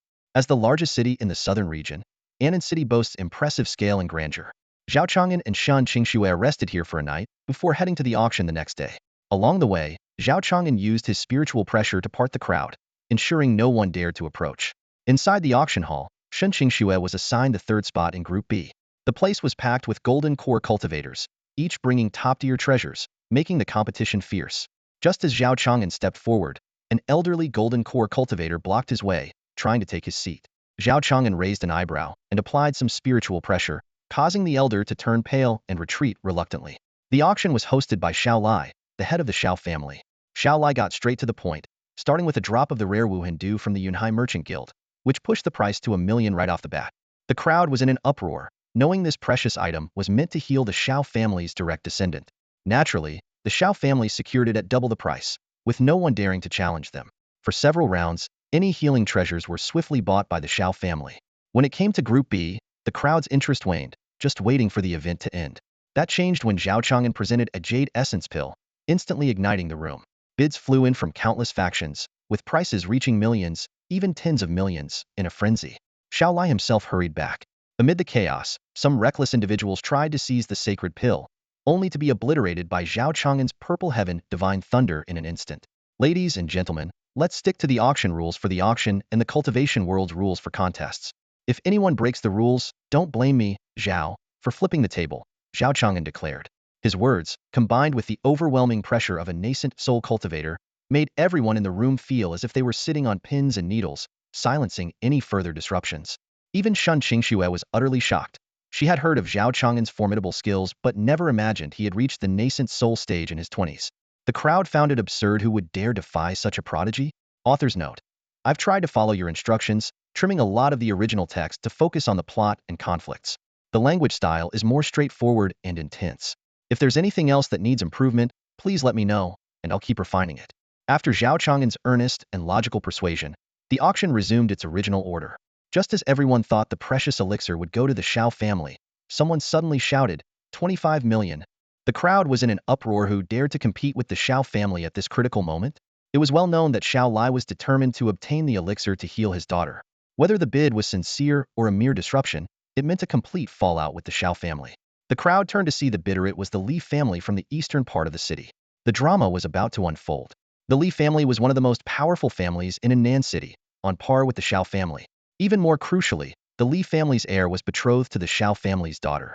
However, with the Xiao daughter now crippled and the Li heir favored by the Sword Saint sect, the marriage was likely to fall through. Their bid made their intentions clear. Xiao Lai's eyes were like daggers, fixed on the Li family. Li Yong, the head of the Li family, smiled slightly, his face showing limited apology. Master Xiao, my apologies. Since this is a public auction, the highest bidder wins. Master Li, No need to be so polite. Since my Xiao family is hosting the auction, we welcome all bids, Xiao Lai said, suppressing his anger. The back and forth between Xiao Lai and Li Yang quickly pushed the price to a staggering 50 million. Just as the situation reached a stalemate, an elderly man in a luxurious robe descended from the sky. It was a nascent soul master. This was none other than the Li family's patriarch, who was rumored to have been in seclusion for years. It was clear that the Li family was sparing no expense for the elixir. Zhao Chang'an didn't even bother to look up. I hate it when people talk down to me. Come down if you have something to say, he remarked. The Li patriarch's face stiffened, humiliated in front of so many people, but he eventually gritted his teeth and took a seat, casting a meaningful glance at Xiao Lai. Xiao Lai was astonished. He hadn't expected the Li family to mobilize their patriarch. After a moment of contemplation, he made a decision. The purple flame saber won. The room fell silent. The purple flame saber was Xiao Lai's famed divine weapon, a mid-year treasure. His willingness to trade it for the elixir showed how important the elixir was to him. But the Li family was not ready to give up. A spatial treasure won. Li Yang shouted an unimaginable bid, causing another uproar. Spatial treasures, like storage rings, could only be crafted by void return stage cultivators and were priceless. The bidding war intensified, and finally, the Li patriarch couldn't sit still any longer. Young man, it seems today's matter won't reach a resolution. How about this? I will keep the elixir for now, and we can discuss the auction at a later time. Xiao Lai was furious. Li family, this is daylight robbery. Have you no sense of decency? The Li patriarch sneered and unleashed a formidable nascent soul pressure. Xiao Lai couldn't withstand it and staggered back. Zhao Chang'an couldn't remain idle any longer. He leaped into the air, releasing his own nascent soul pressure, clashing fiercely with the Li patriarchs, like two war gods battling in the clouds. Fierce winds howled, and the entire venue descended into chaos. Kid, take this sword. The Li patriarch suddenly drew a long sword gleaming with blue light, emitting a bone-chilling cold. It was also a mid-tier treasure. The sword's light surged like a rainbow, engulfing the space where Zhao Chang'an stood. Zhao Chang'an felt a surge of panic. He desperately dodged using the core of his lightsaber, but still had a corner of his robe sliced off by the sword energy. Seizing the advantage, the Li family's patriarch relentlessly pursued him, and in an instant, the sword light was upon him. Zhao Chang'an countered with a reverse strike, sending a burst of golden light. The two opposing energies clashed intensely in midair, flames and frost colliding with a deafening roar, neither side gaining the upper hand. Reflecting on a past encounter where a notorious villain's sword was blocked and then beheaded by Brother Liu, Zhao Chang'an realized he had never faced a nascent soul master directly before. Now, he understood that all the tales about lesser cultivators were just nonsense. Even with the support of a golden core, he could still be overpowered. Zhao Chang'an's heart sank. Seeing his initial attack fail, Xiao Chang'an swiftly changed tactics. A blinding light shot from the center of his forehead. The Li family's patriarch, caught off guard by this unexpected technique, was struck in the abdomen, blood gushing out. But before Zhao Chang'an could feel any relief, the elder's wound healed in the blink of an eye, as if he had never been injured. Taking a deep breath, Zhao Chang'an realized that while the golden core allowed him to dominate among his peers, truly defeating a nascent soul master was still a distant goal. Divine Core, Blazing Sun Core, Overdrive Activation. Zhao Chang'an was surrounded by lightning, and a blue flame appeared in his palms. In an instant, the blue flame and purple lightning surged simultaneously towards the Li family patriarch. The divine purple lightning and the netherworld emperor flame, two fearsome forces, were unleashed by a single young warrior. But the Li family patriarch was no easy opponent. He channeled his spiritual energy to its peak, creating a roaring sound akin to an engine. A complex circuit of spiritual energy flowed around him, powering a mysterious and unparalleled combat technique. His long sword, enveloped in extreme cold, transformed into a deep blue streak of light, hurtling towards the lightning and flame. Upon impact, the divine lightning and emperor flame exploded into countless spiritual particles. The blue sword, though weakened by the clash, was knocked away by Zhao Chang'an's laser shot. As the two were locked in a stalemate, a golden core cultivator arrived on a flying sword, shouting, "Who dares cause a commotion in a Nan city?" This was Zhu Kai, the city lord. His face darkened as he witnessed the battle between two nascent soul experts. "So it's you, Master Zhu?" The Li family patriarch turned and greeted him with a smile. "Master Li, what is the reason for this destructive battle in the city square?" Xiao Lai realized that the Li family and the Hidden Sword Sanctuary were closely allied. Expecting Zhu Kai to enforce the law impartially seemed futile. "I was merely exchanging a few moves with this young friend and got carried away. I apologize, City Lord Zhu," the Li family patriarch said without a hint of embarrassment. "Well, if that's the case, why don't both of you continue your duel outside the city and avoid further damage?" Zhu Kai replied coldly, glancing briefly at Zhao Chang'an. The message was clear. No fighting inside the city. Outside, they could do as they pleased. Whether the young man agreed to leave the city was not his concern. Zhao Chang'an chuckled. Very well. It's hard to fully enjoy the fight within the city. Senior, shall we settle this outside? The Li family patriarch was overjoyed, not expecting the young man to be so reckless. 2 streaks of light flashed, and they were soon above the outskirts. Jinwu, how long until reinforcements arrive? Zhao Chang'an asked in his mind. The Jinwu bomber took off 5 minutes ago and will arrive at the battlefield in 3 minutes, Wang Shu responded. That's slow? Commander, the Jinwu has entered the combat zone and is preparing a flare, the onboard AI reported.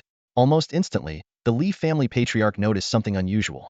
A summoned beast, he sneered, slashing out a sword energy. Most summoned beasts were weaker than their summoners and relied on numbers. Summoning just one, and a bird at that, seemed suicidal. The Jinwu immediately deployed an ion shield upon detecting the attack. The sword energy clashed with the shield, sparking. The Li family patriarch was puzzled. Could this summoned beast be at the nascent soul level too? He attacked again, his spiritual sense catching a strange scene. The summoned beast's belly seemed to open, dropping something. It wasn't a hidden compartment, but the missile bay of the Jinwu. 3 deep glowing bombs descended. This is a proton impact bomb with the destructive power of a nuclear explosion, but in a more concentrated area. As he watched the 3 bombs light up above him, the patriarch of the Li family felt his hair stand on end and a chill run through his bones as the shadow of death loomed over him. Boom! The 3 proton bombs exploded on the surface of his protective aura, emitting a blinding light. Layers of golden shockwaves turned everything within the blast radius to dust. At that moment, a phantom spirit leapt out from the center of the explosion and fled thousands of miles away. You little brat, dare to destroy my physical body. I'll never rest until you're dead. Zhao Chang'an's brow furrowed as a laser beam narrowly missed the fleeing spirit. By the time his weapon recharged, the spirit was long gone. The speed of a nascent soul escaping is truly astonishing. This is why nascent souls are so difficult to completely eradicate. Never rest until I'm dead? Wang Shu, get me the coordinates of the Li family's residence, Zhao Chang'an said with gritted teeth. Jinwu, pursue. Captain, the Jinwu's ammunition reserves are down to just 3 rounds, Wang Shu responded cautiously. What? Zhao Chang'an almost spat out blood in frustration. The designer of the Jinwu bomber had once raged hysterically, power, more power, expand the bomb bay by 20 times.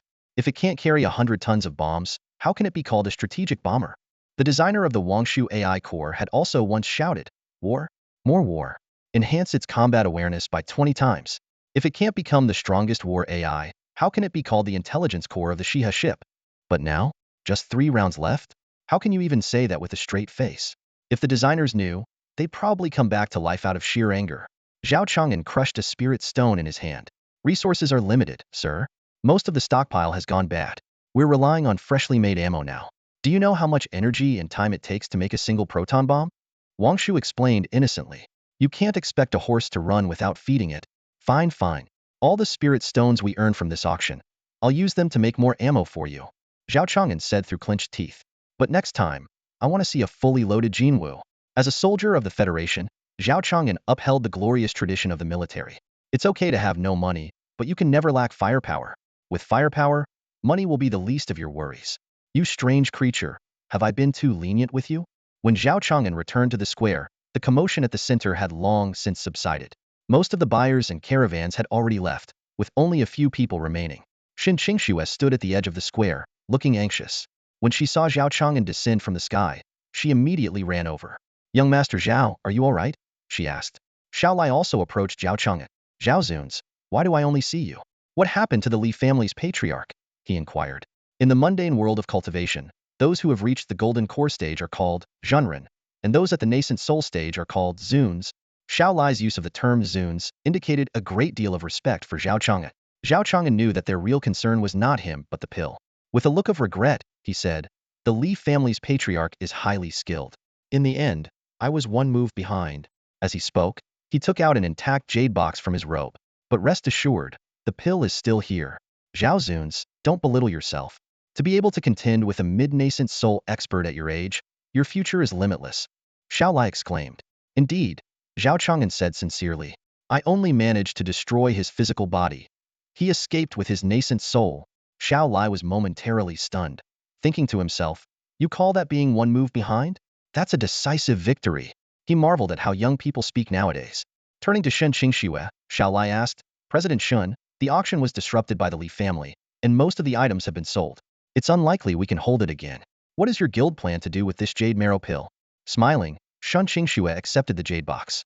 The sincerity of the Xiao family at this auction was evident to all. We'll disregard the part disrupted by the nascent soul expert. Let's finalize the sale at the Xiao family's last bid, 50 million spirit stones. Xiao Lai was overjoyed. Miss Shin, your understanding is greatly appreciated. If you ever need assistance in the future, the Xiao family will not refuse. He handed over a check for 50 million spirit stones. You flatter me, Master Xiao. Shin Qingxue offered the jade box with both hands. Our guild is also dissatisfied with the actions of the Tang family in Rongyang City. If Master Xiao plans any reformation, we will fully support you. Xiao Lai accepted the jade box, and the two of them exchanged pleasantries, mixing business with personal favors. Zhao Chang'an watched from the side, impressed. Wang Shu, look how astute Shin Qingxue is. She knows that with the Li family's nascent soul expert driven away, it's hard to make Xiao Lai part with any treasures. So she simply gave up on that deal and sold the Xiao family a favor instead. Truly skillful. What's this? Has the captain been charmed by beauty? Wang Shu teased. Zhao Chang'an laughed. In terms of beauty, Shin Qingxue is no match for you. In terms of wisdom, she's far behind you. If I were to be moved, it would be by you. Cut it out. So cheesy. Wang Shu scolded with a smile. Seeing that the matter was settled, Xiao Lai invited the two to visit the Xiao family. Shin Qingxue declined, only to find that Zhao Chang'an had already disappeared. At that moment, Zhao Chang'an was sitting in a private room in Henan City, sipping tea and daydreaming.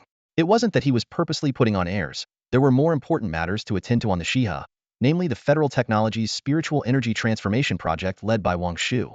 Although it had been proven that spiritual energy could be converted into any known form of energy, the Federation had never used spiritual energy on a large scale. Many key technologies were still undeveloped. Once spiritual energy was implemented, it would mean upgrading and iterating the internal structures of various weapons on the ship. The Qilin battle tanks, Zhurong tanks, White Tiger heavy artillery, Vermilion bird attack aircraft, and Golden Crow bombers. All these children were waiting eagerly. Wang Shu had been silent for a long time, almost causing the CPU to overheat, but finally completed the new design blueprints for all combat units. Captain, all the new weapon designs are now ready, but currently, only 2 war factories have resumed production. We can't fully upgrade all existing equipment, Zhao Chang'an pondered. So, you're asking me to set a priority? Exactly. With the current production capacity of the Xihe, we can only set up 2 production lines. Only 2? This isn't an easy decision. These 2 weapons must be versatile enough to handle various battlefields and be deployable on a large scale to create significant deterrence in the short term. Let's start with the Pajun Mechs and Zhuke attack aircraft, Zhao Chang'an decided. The Pajun Mechs are among the few all-terrain combat units, balancing firepower and mobility. The Zhuke attack aircraft are versatile, effective in both ground and air engagements. With these units, our iron cavalry will conquer the world in no time. I've always trusted your strategic vision, Captain, Wang Shu praised. She could have decided on her own, but she still sought my opinion. She's really something. I could cry. By the way, Captain, the current production is using up our future spirit stone reserves. If you don't secure our payments soon, the Xihe won't be able to keep running next week. Oh, I almost forgot about that huge sum we haven't collected. Zhao Chang'an slapped his forehead. Tell me first, how many spirit stones does the core need? Isn't it obvious? All of them. Of course she could have just taken them by force, but she gently reminded me instead. She's really something. I could cry. The last rays of the sun had just vanished, and the light illuminating Henan City faded away. Xiao Lai began to speak slowly. Chairman Shan, I have another request to make. Feel free to speak. Shun Qingxue replied with a smile. There have been many disturbances in the city lately. I wish to hire a nascent soul cultivator to protect Shuang'er, to prevent any trouble. I wonder if young Master Zhao would be interested? Xiao Lai asked directly. Shun Qingxue sighed. I'm afraid only spirit stones will interest young Master Zhao. Spirit stones? Xiao Lai was taken aback. A nascent soul genius working for mere spirit stones? Young Master Zhao's obsession with spirit stones is quite extraordinary, Shun remarked. As long as he's paid enough, he'd probably even agree to be Miss Xiao Shuang's personal bodyguard. Xiao Lai was stunned. After a moment, he asked, what are Zhao Zun's terms? Just then, a white figure descended into the courtyard. Who goes there? The gate disciples demanded. A terrifying aura burst forth, causing the 2 Foundation establishment disciples to drop to their knees, unable to move. Master Xiao, your guards are quite capable, Zhao Chang'an said as he strolled into the hall. He had only used a near golden core level of pressure, yet these 2 could still barely stand, indicating they were latest-stage Foundation establishment experts. Xiao Lai hurried to greet him. It's an honor to have you here, Zhao Zun. Please, take a seat. This is my daughter. Xiao Shuang. I hope you'll guide her well. Zhao Chang'an examined the girl before him. She had long, light blue hair and deep blue eyes, exuding an ethereal beauty as cold as ice. Even someone as experienced as Zhao Chang'an couldn't help but be moved. Hello, brother Zhao. Xiao Shuang stammered nervously, clearly uncomfortable. Zhao Chang'an smiled warmly. No need for formalities, Miss Xiao. We're of similar age. You can just call me by my name. All right, Zhao. Zhao Gongzi, Xiao Shuang replied, even more flustered. By the way, Miss Shen, you still owe me 550,000 spirit stones. When will you pay up? Zhao Chang'an turned to ask. Xiao Lai was so shocked his jaw nearly dropped. Goodness, 550,000 just to hire a nascent soul cultivator? Xin Qingxue, you're too much. Hold on, young Master Zhao, Xiao Lai interjected. I have another proposition for you. Would you consider being Shuanger's protector until the situation stabilizes? Besides Chairman Shan's payment, I'll add another 5 million. Would that interest you? 5 million? Zhao Chang'an was momentarily speechless. Xin Qingxue's face turned bright red with embarrassment, wishing she could disappear. You guessed right, Captain. The going rate for a golden core cultivator is only a few 100,000, came Wang Shu's teasing voice in his ear. Zhao Chang'an glanced at Xin Qingxue and scoffed. Chairman Shan, there's no need for secrets among friends. The previous payment was indeed low. Add another 0, please. This. Xin Qingxue hesitated. Father, I have 6 million here. Xiao Shuang suddenly spoke up, handing over a check. Will this satisfy you, Zhao Zun? Before she finished speaking, Zhao Chang'an had already teleported in front of Xiao Lai, snatching the check. From today, Shuanger is my own daughter. Anyone who dares touch her will face my wrath. Watching Zhao Chang'an's infatuated expression, as if he wanted to plaster the check to his face, Xiao Lai and Xin Qingxue exchanged glances, finally understanding the true meaning of unprecedented. Little did they know, Zhao Chang'an's desire for spirit stones was not out of greed but foresight. In this world, acquiring a large amount of spirit stones isn't as straightforward as killing and looting.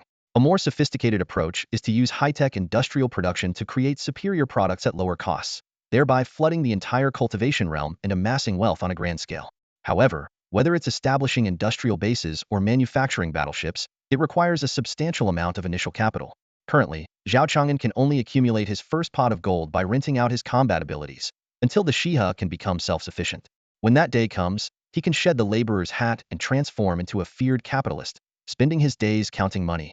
At dawn, accompanied by the warm send-off from the Xiao family, the delegation from the Dianqing Trading Company departed from the main gate of Henan City, embarking on their journey back.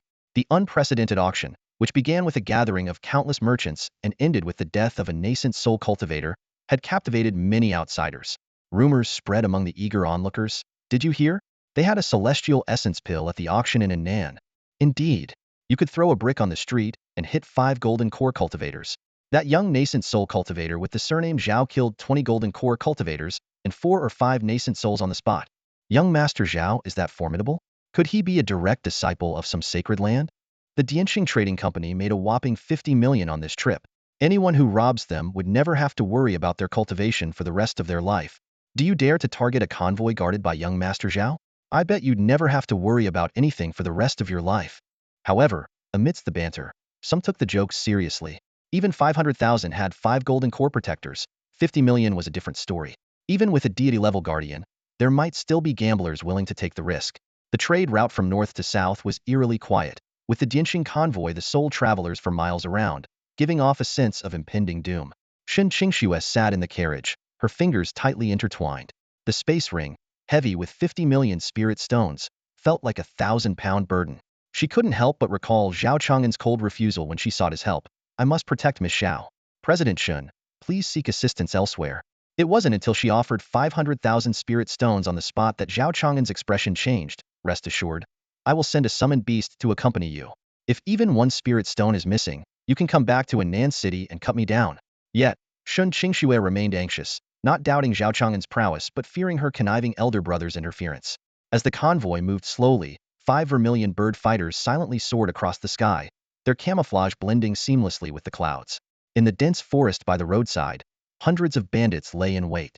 Boss, the Dianqing Trading Company has fallen into our trap. Even if Zhao Chang'an could reach the heavens, he wouldn't stop this ambush. With that, the bandit leader pulled out a nascent soul-level attack talisman. Huosha blue light flashed, and the leader was instantly blasted to smithereens. The talisman, along with his severed arm, struck a nearby henchman with such force that he was reduced to a puddle of goo. Before the terror could dissipate, heavenly fire descended again. In an instant, the forest on both sides turned into a sea of flames, the trees melting in the intense heat, covering the ground. The Dianxing convoy passed through the smoke and heat waves unscathed. What divine power is this? Li Shou marveled at the blazing inferno. Meanwhile, deep within the Li residence, Li Yang was having a secret conversation with a young man. Ancestor, the bandits who attacked the Dianxing convoy have been annihilated. Zhao Chang'an should have left Nan City by now. The young man wore a gloomy expression. Good. As long as he's gone. I have a score to settle with him, but now is not the time. The priority is to crush the Xiao family's hopes. Indeed, he was the Li family's ancestor, who had been reborn through soul transfer. In his previous encounter with Zhao Chang'an, 3 terrifying attacks had effortlessly destroyed his body. Without a life-saving treasure, even his nascent soul would not have survived. Such a monstrous talent must have the backing of a sacred family, beyond what the Li family could provoke. Hopefully, he's just passing through and won't meddle in Nan City's affairs again. As soon as Xiao Shuang dares to step out of her house, I, Li Ge from the 3rd branch, will make sure she never returns. The young man said calmly. The elder nodded approvingly. Good. Let the Xiao family know that a fallen genius is nothing. At this moment, in the courtyard of the Xiao residence, Zhao Chang'an, dressed in a white robe, was leading Xiao Shuang out. Zhao, young master Zhao, this is our first meeting and we're going out for a stroll? Xiao Shuang asked nervously. Don't worry, girl, with me around, nothing will happen. Zhao Chang'an reassured her without turning back. Let's go. I'll take you fishing. Fishing? Xiao Shuang was puzzled, but seeing Zhao Chang'an already walking away, she hurried to catch up. From now on, I'll be your follower. Just act as you normally would. No need to be too deliberate, Zhao Chang'an said, transforming into simple gray clothes and blending behind Xiao Shuang. As soon as they left the Xiao residence, a malicious gaze followed them. Haha, they took the bait. Zhao Chang'an chuckled to himself. How could a competent fisherman ever return empty-handed?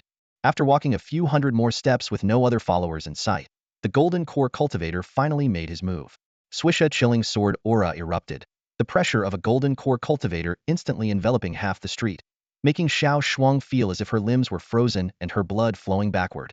In a split second, a divine purple thunderbolt struck down from the clouds, avoiding the crowd and precisely hitting the golden core cultivator, reducing him to ashes with a thunderous boom. As the crowd snapped out of their shock, they saw Zhao Chang'an still in his white robe, smiling at Xiao Shuang. Didn't I catch one? Only then did Xiao Shuang understand why her father had spent a fortune to seek Zhao Chang'an's help. With someone of his extraordinary abilities around, why worry about the Li family's schemes? A surveillance drone faithfully recorded the scene, and an informant hurried back to the Li residence to report. Zhao Chang'an shook his head. Small fry aren't worth my effort. But I hear there's a big fish coming in 2 days, one called Breaking the Engagement, and it seems to be of the koi variety. That should be interesting. In the sacred land of swordsmanship, atop the outer peak of Qingping Mountain, a young man in ornate clothing emerged from his seclusion as the sound of a sword reverberated through the air. Disciple greets master. Sorry to have kept you waiting, he said, bowing to the elderly man who had been waiting outside for some time. The elder gently waved his sleeve, lifting the young man up. Wan Yao, no need for such formalities. You've now broken through to the late foundation establishment stage, just a step away from forming your golden core. If you achieve this within 50 days, you will be eligible to enter the inner sect for further cultivation. By then, Qingping Mountain will bask in your glory. Li Wenyao looked up with a smile, though a hint of disdain flickered in his heart. His master, Shan Xingchang, had been cultivating for over 300 years but was still merely a mid-stage nascent soul cultivator, a rather humble mountain lord. When Wenyao achieved greatness, he intended to sever all ties with such a lower realm. Outwardly, however, he remained respectful. Master, before I went into seclusion, I sent a message to the Xiao family. How about we visit them today? Since you've already arranged it, let's depart now, Shan Xingchang agreed. Although Annan City and the sacred land of swordsmanship were both in Qingzhou, they were quite far apart. Given their cultivation levels, flying on swords would be exhausting. Thus, Shan Xingchang summoned a cloud boat, which expanded to accommodate several people within moments. The cloud boat ascended, leaving the protective array of the sacred land. As they departed, Li Wenyao noticed a grand procession passing through the sky. At the forefront, for Nascent Souls spirit beasts were pulling a massive silver-gray vehicle, its wheels encased in iron armor, with formidable cannon barrels. Following it were dozens of disciples dressed in luxurious robes, each exuding an extraordinary aura. The rumors were true. The current sword master's chariot was indeed unique. Li Wenyao counted the support wheels 10 in total. He couldn't help but yearn for such prestige. If he could enter the inner sect and become a close aide to the sword master, his rise would be meteoric. Compared to that, his mid-stage nascent soul master was insignificant. Figures like the Sword Master were not only destined for godhood, but were also on the verge of ascending to the heavens. Even his own impressive dawn sword intent was merely a starting point for such people. The next day at noon, the mystical cloud boat descended in front of the Xiao family estate, drawing the attention of many passers-by. "Who dares approach?" a gatekeeping disciple shouted. Before a response could be given, a powerful spiritual pressure erupted, blasting the gate and the disciple to the ground. "My master is a nascent soul venerable. How dare you show such disrespect?" Li Wenyao roared. "What an arrogant brat!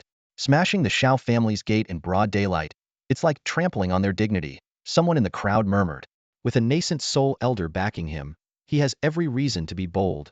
Inside the Xiao family's inner courtyard, Zhao Chang'an groggily rose from Xiao Shuang's bed. What's going on? Could it be an attack? He wondered. As the dust settled from the collapsed gate, Xiao Lai walked out slowly, his voice ominously low. "Honored guests from the sacred land of swordsmanship, forgive us for not welcoming you properly. Our servants were blind to your stature." "No matter," Shen Xingchang replied indifferently. In the sacred land, he might be a marginal figure, but across the vast 9 provinces, would a mere golden core cultivator dare to show him disrespect? Xiao Lai looked at the two of them. "You've traveled a great distance. Please, come inside and let us talk." "Uncle Xiao, there's no need." Li Wenyao projected his voice far and wide with spiritual energy. "I've come today to annul the engagement." "What? The esteemed scion of the Li family is breaking off the engagement in public?" The crowd erupted in shock. In an instant, Li Wenyao summoned hundreds of spiritual treasures, piling them beside the gate of the Xiao residence. "Ever since entering the Holy Land, I have been fortunate to receive the favor of many esteemed elders.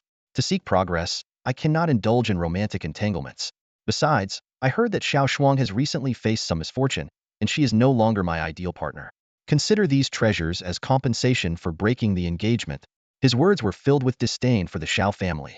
If one were to take it seriously, could the Xiao family dare to act rashly with the presence of a nascent soul ancestor nearby? Xiao Lai suppressed his anger and said, "Nephew, there must be some misunderstanding. The engagement was merely a jest by our predecessors, without any formal betrothal document. How can there be talk of breaking an engagement? I have traveled a great distance with my disciple specifically for this matter," Shen Xingchang coldly replied, releasing the pressure of his nascent soul. "Now the Xiao family wants to renege? Do you look down on a nascent soul cultivator like me?" As the situation reached a stalemate, a lazy voice echoed from afar. "Talking about nascent souls all day, do you think being a nascent soul is impressive? With your conduct, do you even deserve to break an engagement?" Before the words finished, another wave of nascent soul pressure erupted, reaching the peak level. That pressure shattered Shan Xingchang's domain in an instant. The ancestor couldn't help but step back half a step, his eyes widening. "This is nascent soul peak."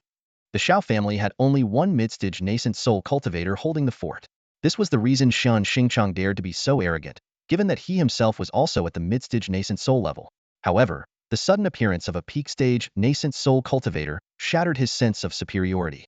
While Shan Xingchang was still bewildered, Li Wenyao's expression changed slightly. The patriarch of the Li family had previously instructed him to humiliate the Xiao family by any means necessary, and now it was clear that this was to test this individual Zhao Chang'an. Li Gu, who had attempted to assassinate Xiao Shuang on the street, had been obliterated without a trace, and the assassination squad that infiltrated the Xiao residence had also vanished without a sign. Such power was enough to devastate any family. Dressed in a white robe, Zhao Chang'an approached slowly, his voice booming like thunder. "Uncle Xiao, I have never heard of this engagement with Miss Shuang. Is there a marriage contract?" "There is none," Xiao Lai replied. "No contract? Then who is spouting nonsense?" Zhao Chang'an laughed heartily. Everyone struggled to contain their laughter.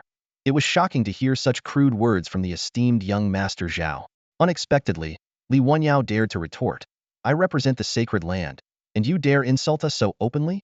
Zhao Chang'an gave him a sideways glance. "Kid, I'm tempted to slap you right now." This statement made Li Wenyao retreat in fear. Shen Xingchang finally stepped forward. "Disciples of the hidden sword sacred land cannot be disciplined by outsiders." Zhao Chang'an unhurriedly removed the jade pendant from his waist and began to spin it slowly. "Is this hidden sword guest order enough?" With that, he flicked his sleeve, and the jade pendant struck Li Wenyao's face, sending him flying several meters. Shen Xingchang was shocked. The hidden sword guest order was the highest honor bestowed by the sacred land to its allies. To offend such a person for a mere disciple was unthinkable. "Honorable Zhao, there must be some misunderstanding. Who is spouting nonsense?" Zhao Chang'an interrupted him, his pressure suddenly intensifying. "It's me," Shen Xingchang muttered. "Louder. I can't hear you. I'm spouting nonsense." The patriarch's face turned red as he shouted. Everyone struggled to hold back their laughter, afraid of being resented by this powerful figure. A mere mid-stage nascent soul cultivator dares to spout nonsense in front of me? Zhao Chang'an sneered. Do you believe I won't make you do it again right now? Shin Xingchang broke into a cold sweat and quickly shook his head, but Zhao Chang'an continued. If you don't make a loud noise, how can I believe you're spouting nonsense? The patriarch, left with no choice, controlled his body and let out a long, foul-smelling fart, instantly knocking out several onlookers. Get lost, Zhao Chang'an said, collecting all the spiritual treasures on the ground. And pass a message for Metal Your Swordmaster to come out more often. Maybe we can have a drink someday. With that, Zhao Chang'an returned to the Xiao residence, flipping through ancient texts and pondering. How powerful were the high-level cultivators in this world? What level of worship would it take to unify everything? What was the industrial level here? Could the Federation's production lines completely overwhelm them? What was the structure of their governance? Could he leverage the ruler's interests to annex everything? Where did the Abyss come from? How did they compare to the forces that attacked the Federation? So many mysteries remained unsolved, and Zhao Chang'an knew he could only uncover them slowly with time. 2 more days had passed. In one of the guest rooms of the Xiao family, Zhao Chang'an held a letter from Rongyang City. The elegant and neat handwriting belonged to Shun Qingxue. Setting aside the pleasantries, the letter mainly informed him that the Diantang Merchant Guild had returned safely and invited Zhao Chang'an to visit at his convenience to fulfill the host's duties. However, Zhao Chang'an did not find the content he was hoping for in the letter. Shin Qingxue believed her foundation establishment cultivation was well concealed, but Zhao had already seen through it. If not for Wang Shu's advanced radar detecting the faint fluctuations of her cultivation and the concealment artifact on her, she might have successfully deceived him. Upon reflection, it was surprising that a mere foundation establishment girl possessed protective artifacts and could establish a merchant guild in a remote city, indicating significant backing. Clearly, Shun Qingxue's background was far from ordinary. However, Zhao Chang'an was in no hurry. Probing into someone's privacy was not a commendable act. When the time was right, Shun Qingxue would reveal the truth herself. Her swift letter upon returning to Rongyang City suggested hidden troubles. Despite the composed tone, there was an undercurrent of tension in her writing. It seemed the mastermind behind the scenes had set a deadly trap, leaving her desperate and seeking his help. Wouldn't she only be willing to part with her spirit stones when she's truly cornered? With a mischievous smile, Zhao Chang'an picked up his pen to reply, deliberately being vague to keep her in suspense. Just then, the steward knocked on the door, reporting, "Young Master Zhao, the family head is ready in the cave mansion. You may depart at any time." Zhao Chang'an stood up and handed the confidential letter to the steward, instructing him to deliver it to the Diantang Merchant Guild in Rongyang City. Before he finished speaking, a sudden whooshing sound filled the air, and a strong gust of wind forced the steward to step back repeatedly. When the dust settled, Zhao Chang'an was nowhere to be seen. Young Master Zhao is truly a remarkable figure, the steward marveled, holding the envelope. Several thousand miles south of Annan City lies the Sujing Great Wall, and within this distance, there are towering mountains and sparse human habitation. Zhao Chang'an transformed into a streak of light, weaving through the rugged terrain. Soon, he stopped atop an unremarkable peak. Unexpectedly, ripples appeared at the summit, and a hidden entrance opened. This seemingly ordinary mountain concealed a unique cave mansion, the Xiao family's ancestral cave. Cultivators at the Golden Core stage and above often exude inspiring auras during their practice, necessitating seclusion from the mundane world. The Xiao family's cave mansion, passed down for generations, was spacious and well-equipped, though simply furnished. Today was the critical moment when Xiao Shuang would take the Jade Essence pill. Whether she could defy fate depended on this attempt. Zhao Chang'an stepped into the main hall of the cave mansion, where Xiao Lai was waiting. "Revered one, Shuanger is in the inner chamber," Xiao Lai said respectfully. Nodding, Zhao Chang'an entered the inner chamber. Shortly, intermittent dialogue could be heard from within. "Is this pressure okay? I'll go a bit deeper. It might be uncomfortable. Bear with it." "Ah, no, relax. Don't resist or I can't proceed." At this moment, Zhao Chang'an had his hands on Xiao Shuang's back, guiding spiritual energy through her meridians. Strangely, despite thoroughly scanning her meridians, he found no signs of spiritual energy leakage. "Wang Shu, what do you think?" Zhao Chang'an asked in his mind. "I've already mapped out a 3D model of Xiao Shuang's meridians. Her meridians are of high quality, and the spiritual energy circulates smoothly. Although there are several hundred suboptimal pathways causing some blockages, they are not severe enough to significantly impact her cultivation," Wang Shu replied. "Hundreds of points and you call that top-notch? Are you kidding me?" Zhao Chang'an couldn't believe Wang Shu was serious. But to his surprise, Wang Shu explained earnestly, "The human body has 720 acupoints, with meridians varying greatly. Even a slight difference in connection can result in vastly different effects. I had to use all my computational power to barely map out the most optimal meridian chart. Xiao Shuang is already considered a top-tier genius, with just a few hundred deviations. Despite his initial skepticism, Zhao Chang'an suddenly remembered someone who almost turned into fireworks after taking a pill. If it wasn't for the meridian leakage, taking the jade marrow pill could have been disastrous. Normally, it should be beneficial, improving one's meridians unless Xiao Shuang had some extraordinary energy center hidden within her. Shaking his head in resignation, Zhao Chang'an looked at Xiao Lai, who was crouching by the door, peeking in. Uncle Xiao, I can't find any issues with Shuang's meridians. Let's try the pill first. Xiao Lai stood up, clasping his fists awkwardly. Master Zhao, your abilities are unparalleled. If anything goes wrong, I hope you'll help us. Of course, Zhao Chang'an nodded and then turned to Xiao Shuang. Nervous? Xiao Shuang nodded, her fingers intertwined. Don't worry, at worst, your meridians will be destroyed, but it won't kill you, Zhao Chang'an reassured her.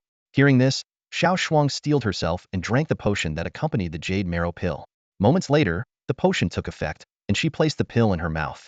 Instantly, the pill shattered between her teeth, releasing a tremendous surge of spiritual energy that she swallowed. In no time, the overwhelming spiritual energy filled her meridians, its intensity even shining through her skin, illuminating her meridian pathways. Xiao Shuang tried her best to channel the energy into her dantian, attempting to refine the terrifying power that even a golden core cultivator would struggle with. Suddenly, Zhao Chang'an's expression changed drastically. Given the smooth flow of Xiao Shuang's meridians, she should have refined all the energy by now. However, the torrent of energy continued to surge, growing more intense, eerily similar to the previous incident of the golden core's core overload. Stop. Your problem isn't in the meridians. Zhao Chang'an pressed his hand against Xiao Shuang's chest, desperately trying to extract the spiritual energy from her body. But it was too late. To Zhao Chang'an's shock, Xiao Shuang's body began to swell rapidly, on the verge of exploding. This socially awkward girl is about to blow up, he exclaimed in alarm. At this moment, the shortcomings of the mechanical golden core were fully exposed. Zhao Chang'an desperately tried to extract spiritual energy from Xiao Shuang, but with little effect. The rate of absorption was far slower than the rate of leakage. Suddenly, Xiao Shuang collapsed to her knees, muttering incoherently, my eyes hurt so much. Instantly, Zhao Chang'an's gaze fell upon her eyes. Her pupils were alternating wildly between two patterns, sometimes overlapping golden irises, and at other times, deep purple vertical pupils. The two different pupils were battling for dominance, releasing an overwhelming amount of spiritual energy, even more potent than the jade marrow pill.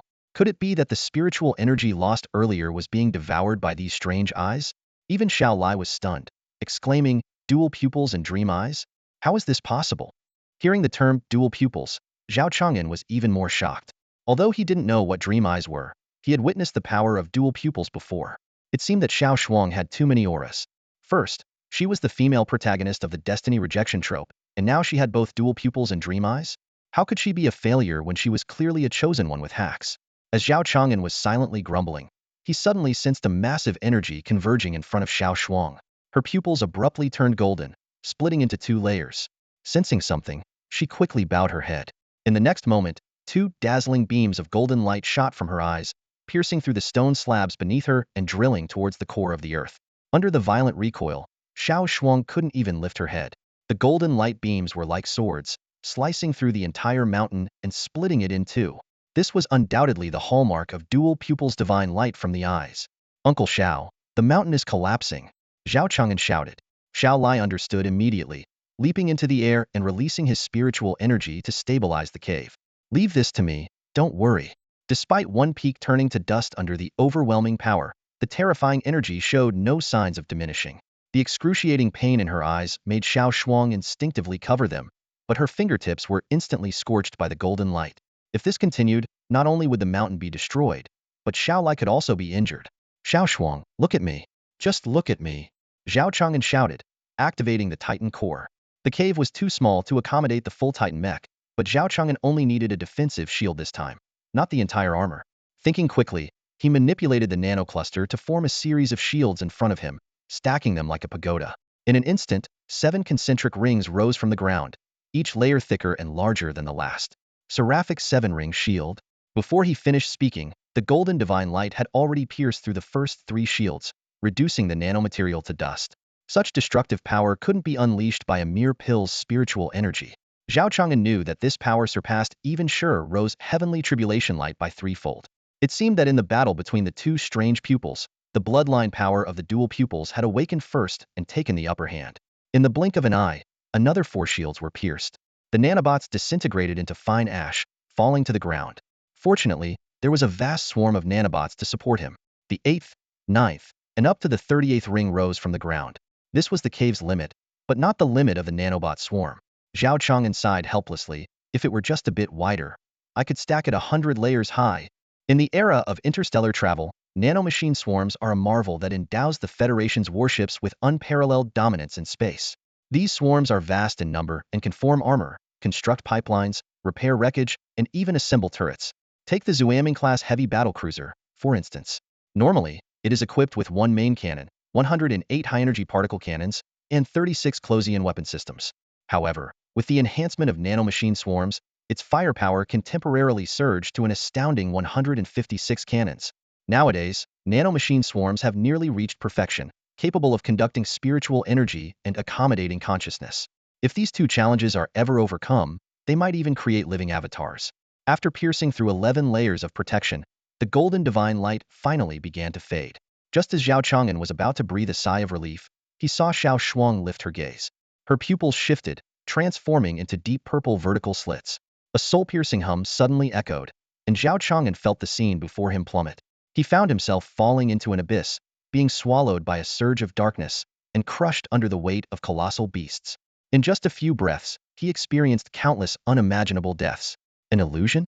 Zhao Chang'an realized. Is this the power of the dream eyes?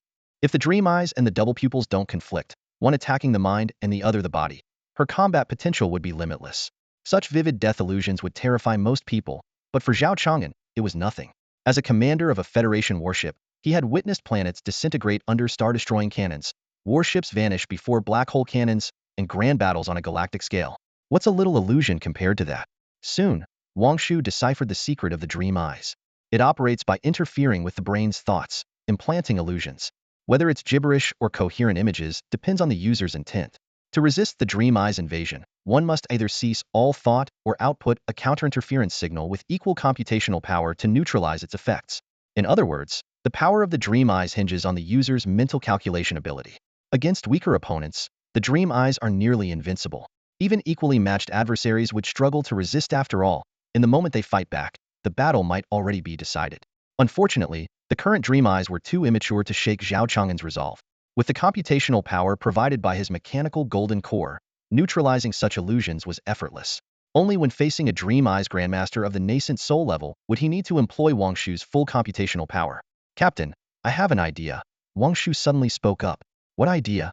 Zhao Chang'an asked, puzzled. After understanding the principle behind Meng Tong, I want to try using a swarm of nanobots to replicate one on the spot and then implant a command to disable the alien eye in Xiao Shuang. Wang Shu explained. Zhao Chang'an was stunned. These nanobots can create an alien eye? What kind of magic is this? As Wang Shu took over the Titan core, a cluster of nanoparticles formed a giant eye on Zhao Chang'an's forehead. A resonant hum filled the air as the two Meng Tong engaged in a deadly battle in the void. But against top-tier intelligence, Meng Tong was nothing more than a futile display. Wang Shu swiftly cracked the Meng Tong's frequency, inputting interference signals and even embedding a Trojan horse program. Disable Meng Tong. A series of commands transmitted to Xiao Shuang's mind. Who is it? Who's speaking to me? Xiao Shuang panicked. Don't be afraid. It's me, Zhao Chang'an reassured her gently. Xiao Lai, who was maintaining the mountain's defenses, was equally shocked. Venerable Zhao, how do you also have Meng Tong? Driven by the command, Xiao Shuang trembled as she closed her eyes. The purple glow of her eyes dimmed, and she finally collapsed to the ground. Uncle Xiao, retreat for now, Zhao Chang'an said, picking up Xiao Shuang and disappearing in an instant. Back at the Xiao residence, the servants had already prepared medicinal pills. After some treatment, Xiao Shuang slowly regained consciousness. What happened to my eyes? She asked. You're quite unlucky, having two types of top-tier alien eyes at once, Zhao Chang'an remarked. But you're also very fortunate. The conflicting bloodlines of these two eyes have halted your cultivation progress. Can I still cultivate? A trace of despair flashed in Xiao Shuang's eyes. Of course, Zhao Chang'an smiled. I have a clever plan. Not only will you return to the path of immortality, but you'll also keep these alien eyes. Really? Xiao Shuang exclaimed, grabbing Zhao Chang'an's sleeve. Tell me what you need. Well, Zhao Chang'an hesitated. There might be some financial difficulties. We need more funds. At that moment, Xiao Lai arrived on his sword. Seeing his daughter safe, he sighed in relief. Venerable Zhao, our family has considerable savings. Whatever it takes to resolve Schwanger's issue, just say the word. Schwanger, you should rest well.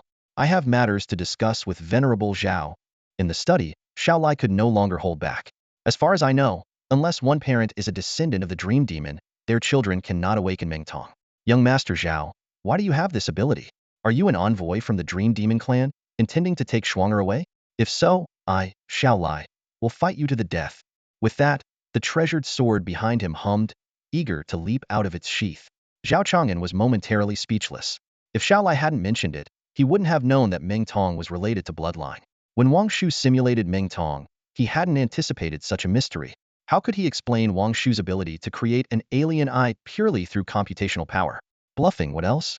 Zhao Chang'an unleashed his nascent soul pressure, instantly crushing the spiritual energy around Xiao Lai.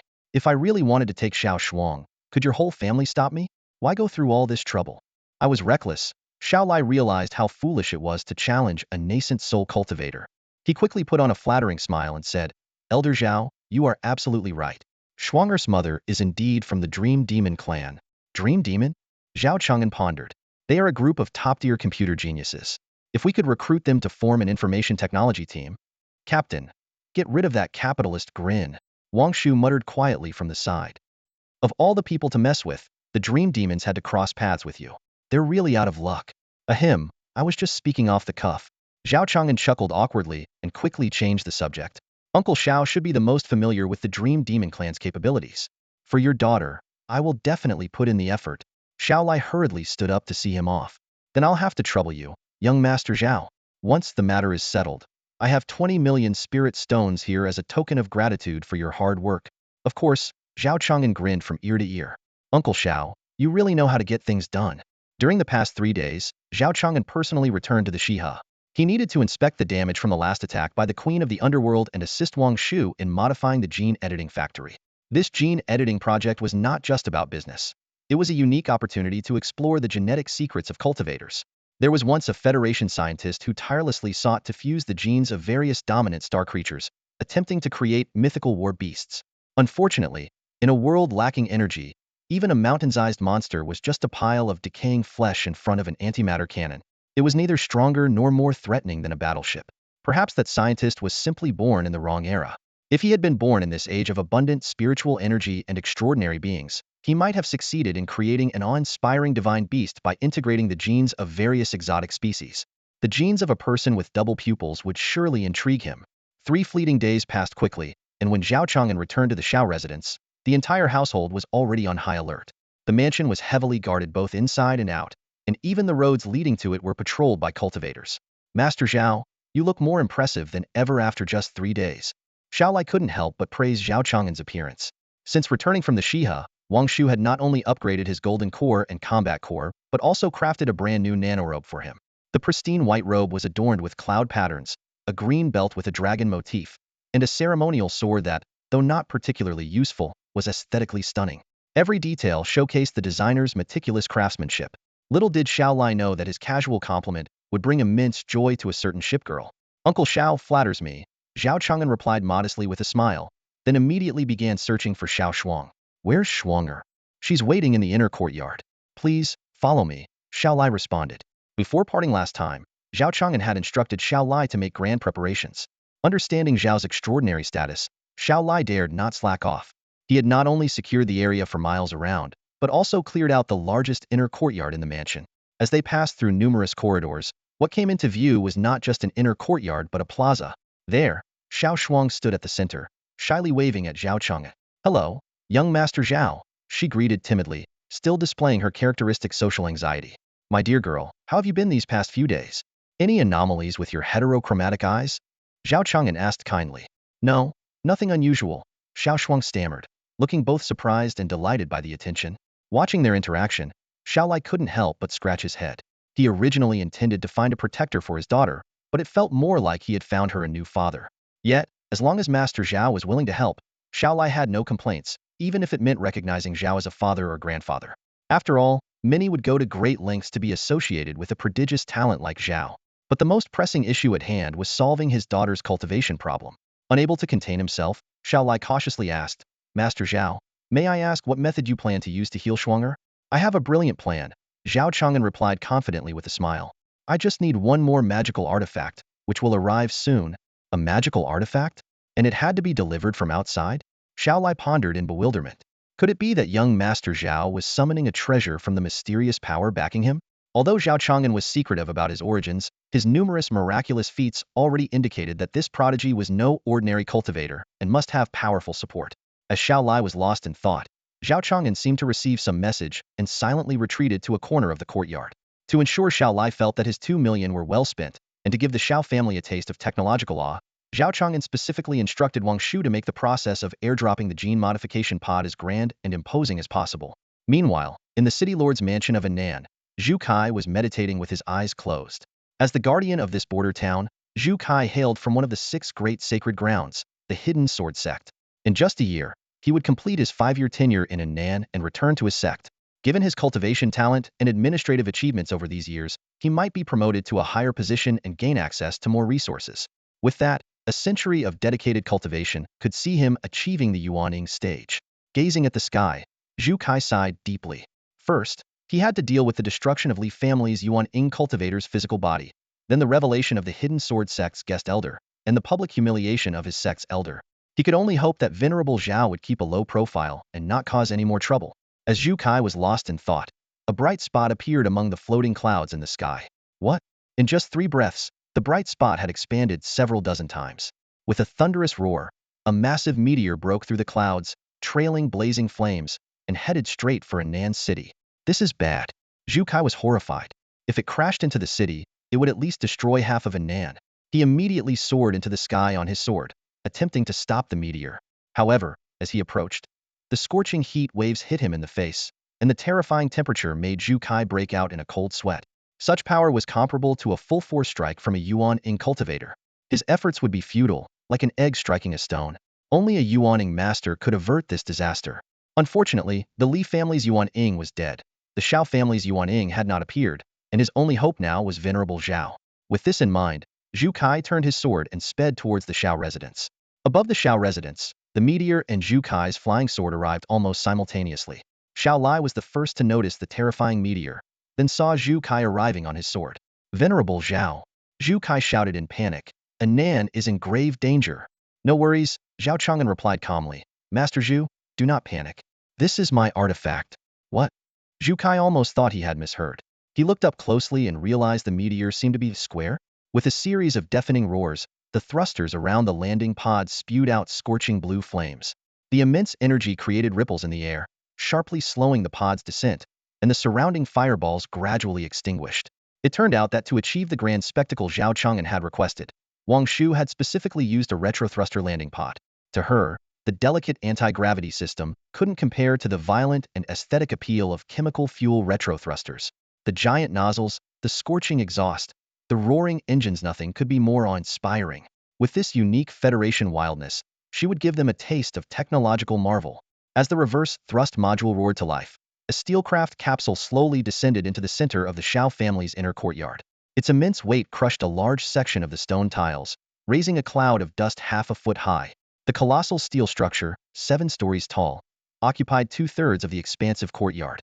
Soon after, the dark gray steel doors unfolded, and numerous steel plates and nanomachines began to move and assemble rapidly.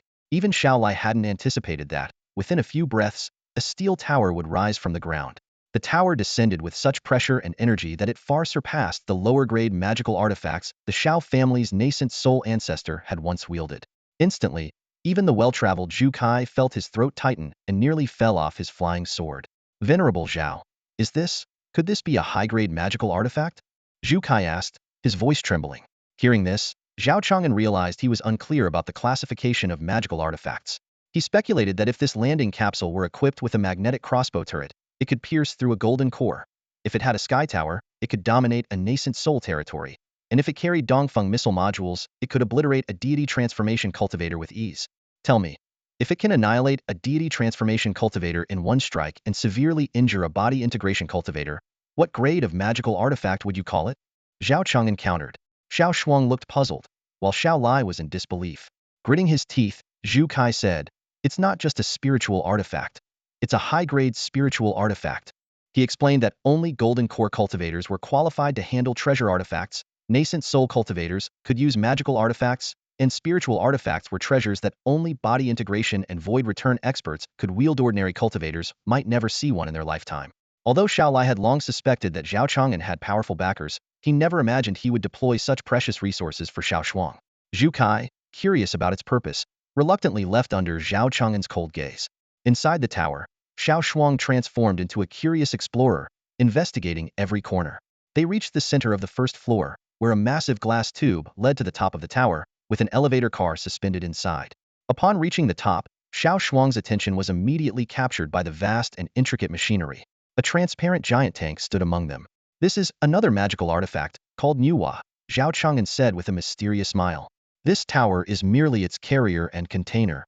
A spiritual artifact as a container? Could it be a sacred artifact? Xiao Shuang's face twisted in shock. Zhao Chang'an didn't answer directly, instead gazing thoughtfully at the Nuwa module. There were rumors in the Federation that life had 3 evolutionary paths: flesh, machinery, and genes.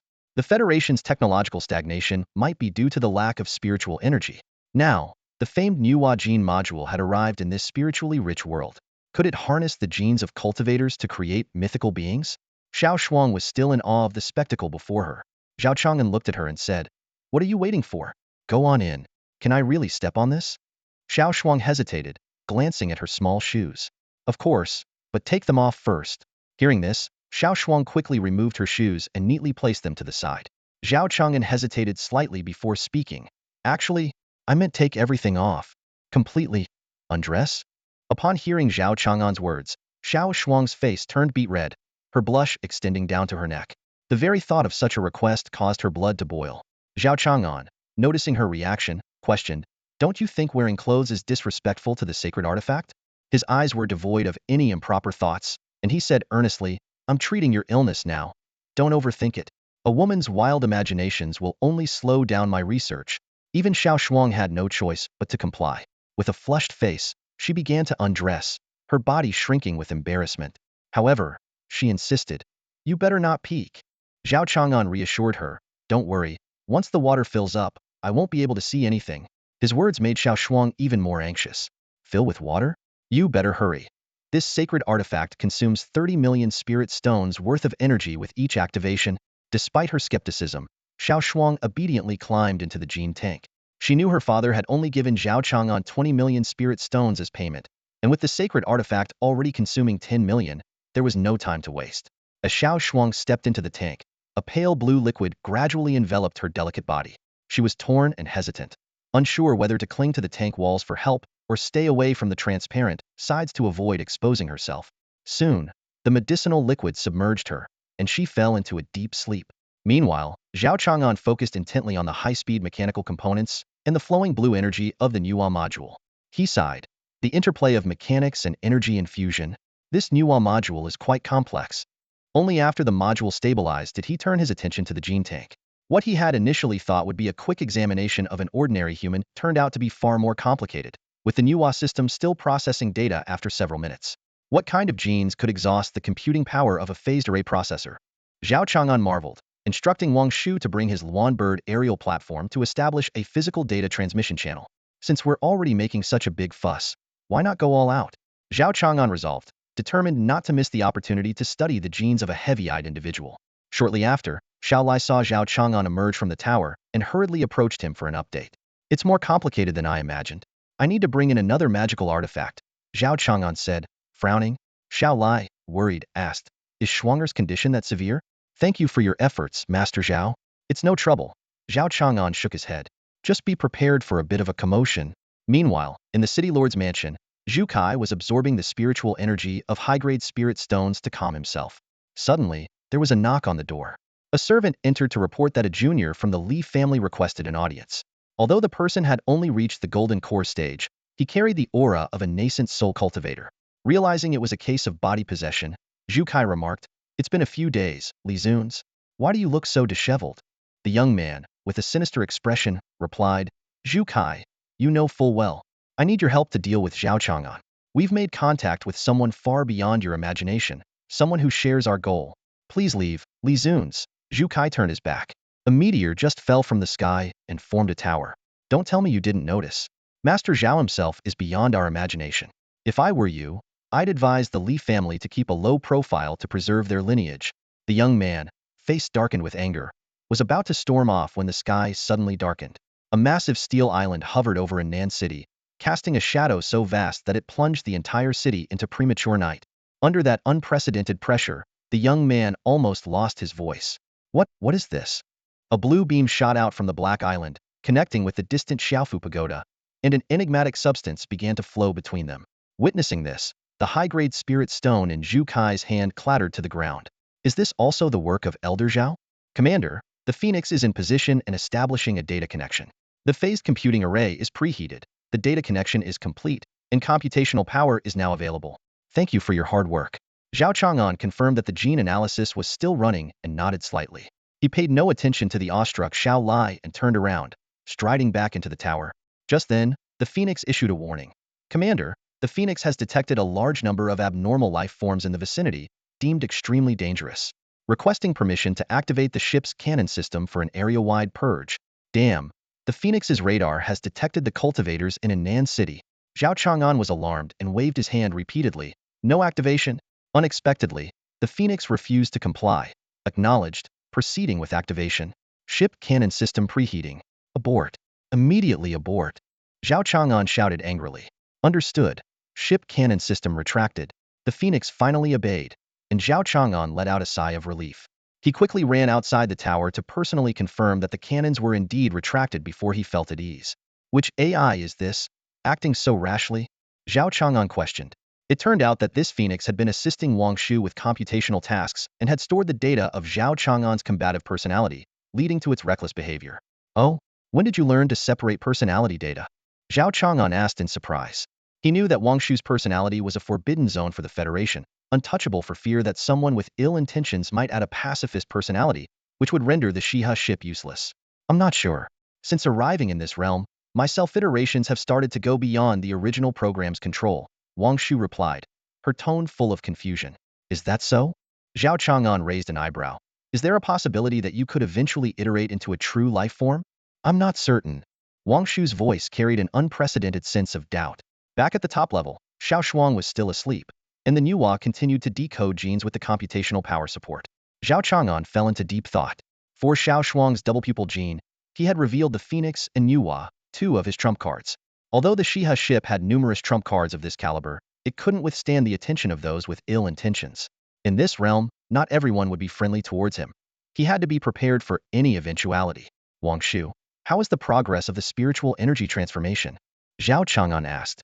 The production lines for the Vermilion Bird and the Pajun are operational, but due to energy constraints, we can only produce 3 Vermilion Birds and 5 Pajuns per day?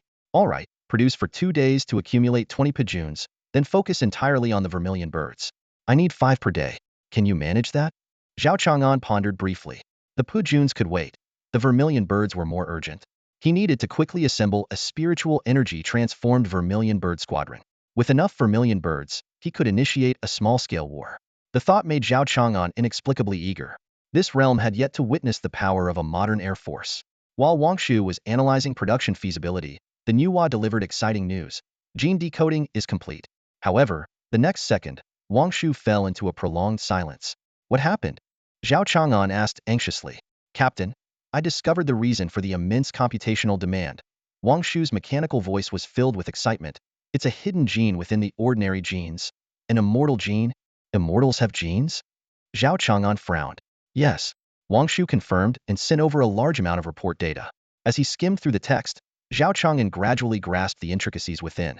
So, you're saying that as cultivators train, their ordinary genes gradually transform into celestial genes? The higher their cultivation level, the more they transform until they completely become celestial genes, thus achieving immortality. Zhao Chang'an inquired. Whether gene evolution leads to immortality or immortality triggers gene evolution is still up for debate. We need more data to support this, Wang Shu cautiously analyzed. If we collect a vast amount of genetic material from ordinary cultivators and identify the celestial gene fragments in their bodies, could we reconstruct a complete set of celestial genes if the sample size is large enough? Zhao Chang'an suddenly proposed. Captain, your idea is risky but definitely worth a try. Wang Shu agreed. The two quickly began brainstorming, engaging in a heated discussion filled with technical jargon that soon became incomprehensible to others. Poor Xiao Shuang had long been forgotten, but fortunately, she was still unconscious. Otherwise, she would have been furious.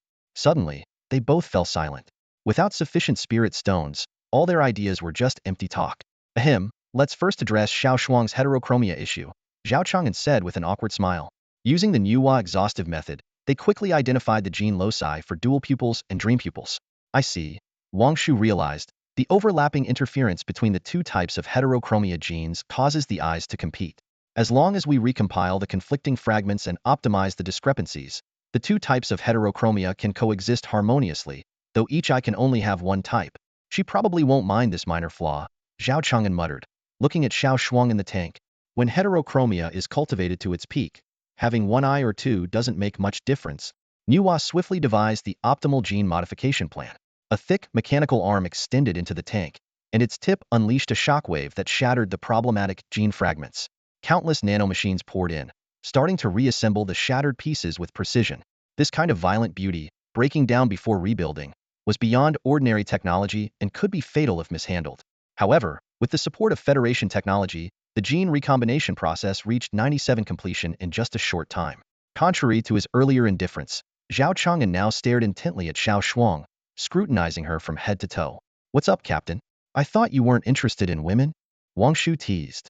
No. Haven't you noticed she's getting paler? Can evolution also whiten the skin? Zhao Chang'an questioned skeptically.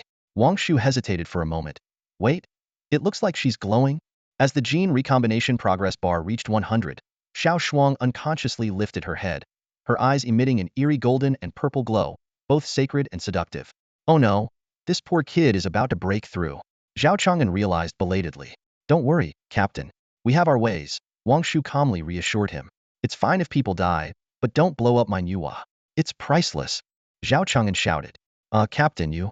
Wang Shu was at a loss for words. Even she was taken aback by Zhao Chang'an's priorities. Boom. Accompanied by a surge of spiritual energy, the transparent container shattered. When the Federation scientists initially designed the Nuwa module, they never anticipated it would one day be used to study immortals. Even high-strength transparent crystal was no match for a cultivator. As the synthetic enzyme began to spill out, Xiao Shuang finally awoke from her slumber. Opening her eyes, she saw crystal shards scattered all over the floor and blue liquid everywhere. Her heart tightened. Did I break the sacred artifact? Zhao Chang'an walked up to Xiao Shuang and touched her forehead with his finger. Streams extended from his nano suit, climbing up her delicate body and forming a dress. As Xiao Shuang marveled at the transformation, Zhao Chang'an spoke. Xiao Shuang, I have good news and bad news. Which do you want first? The good news, Xiao Shuang blinked. The heterochromatic eye issue has been resolved. You can continue your cultivation. Really? Xiao Shuang's eyes lit up with joy, but then she remembered the bad news and shrank back a little. Is it that I broke the sacred artifact? I'll compensate you. The bad news is, you're about to form your golden core, Zhao Chang'an said. What? I just dropped to the early foundation establishment stage. How can this be happening so suddenly? The news hit her like a ton of bricks, and Xiao Shuang visibly panicked. Forming the golden core is the most critical step in advancing to the golden core stage. It requires a cultivator to go into seclusion for a long time to absorb spiritual energy and form a high-quality golden core. Xiao Shuang, however, had an unstable foundation and was completely unprepared. Forming a low-quality golden core could doom her chances of ever reaching the nascent soul stage, leaving her to wither away over the centuries. Don't worry, with me here, you'll be fine, Zhao Chang'an reassured as he gripped Xiao Shuang's hand. But I need you to suppress the spiritual energy for as long as you can. Xiao Shuang didn't doubt him and immediately began to suppress the surging energy within her, her face turning red from the effort. Zhao Chang'an turned and asked, Wang Shu, is there a pulse compression device on the Wanbird? There's a pulse mineral aggregator. Are you planning to? Yes, drop it immediately. Soon, an anti-gravity pod was released from the Wanbird, landing steadily on the top of the tower. The nanomachines constructing the tower's top opened a circular hole to receive the dropped equipment.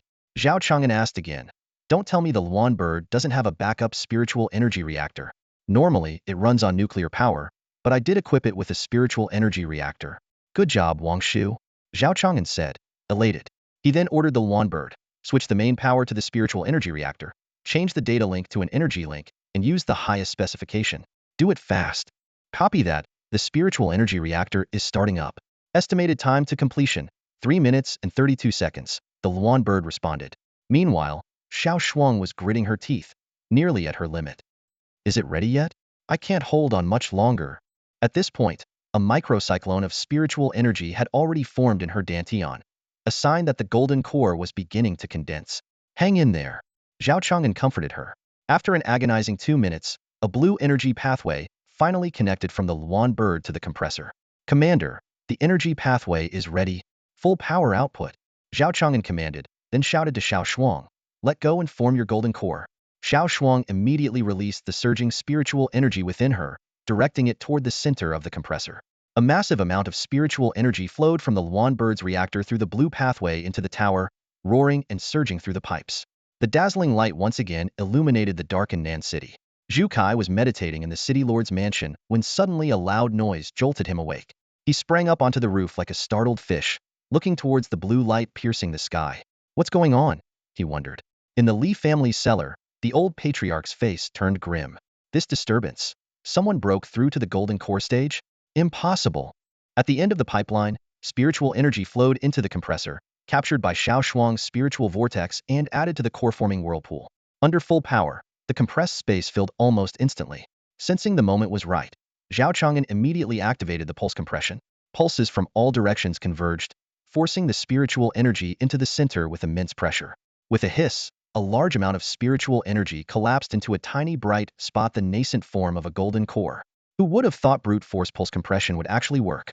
This move, let's call it miracle through might. Zhao Chang'an muttered to himself. But the core formation was far from complete.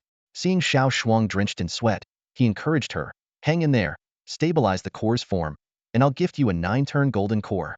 Amidst the city illuminating spiritual light and the repeated compressive booms, Xiao Shuang's golden core grew larger, its surface texture layering from 1 to 8. One last push, hold on. Zhao Chang'an shouted.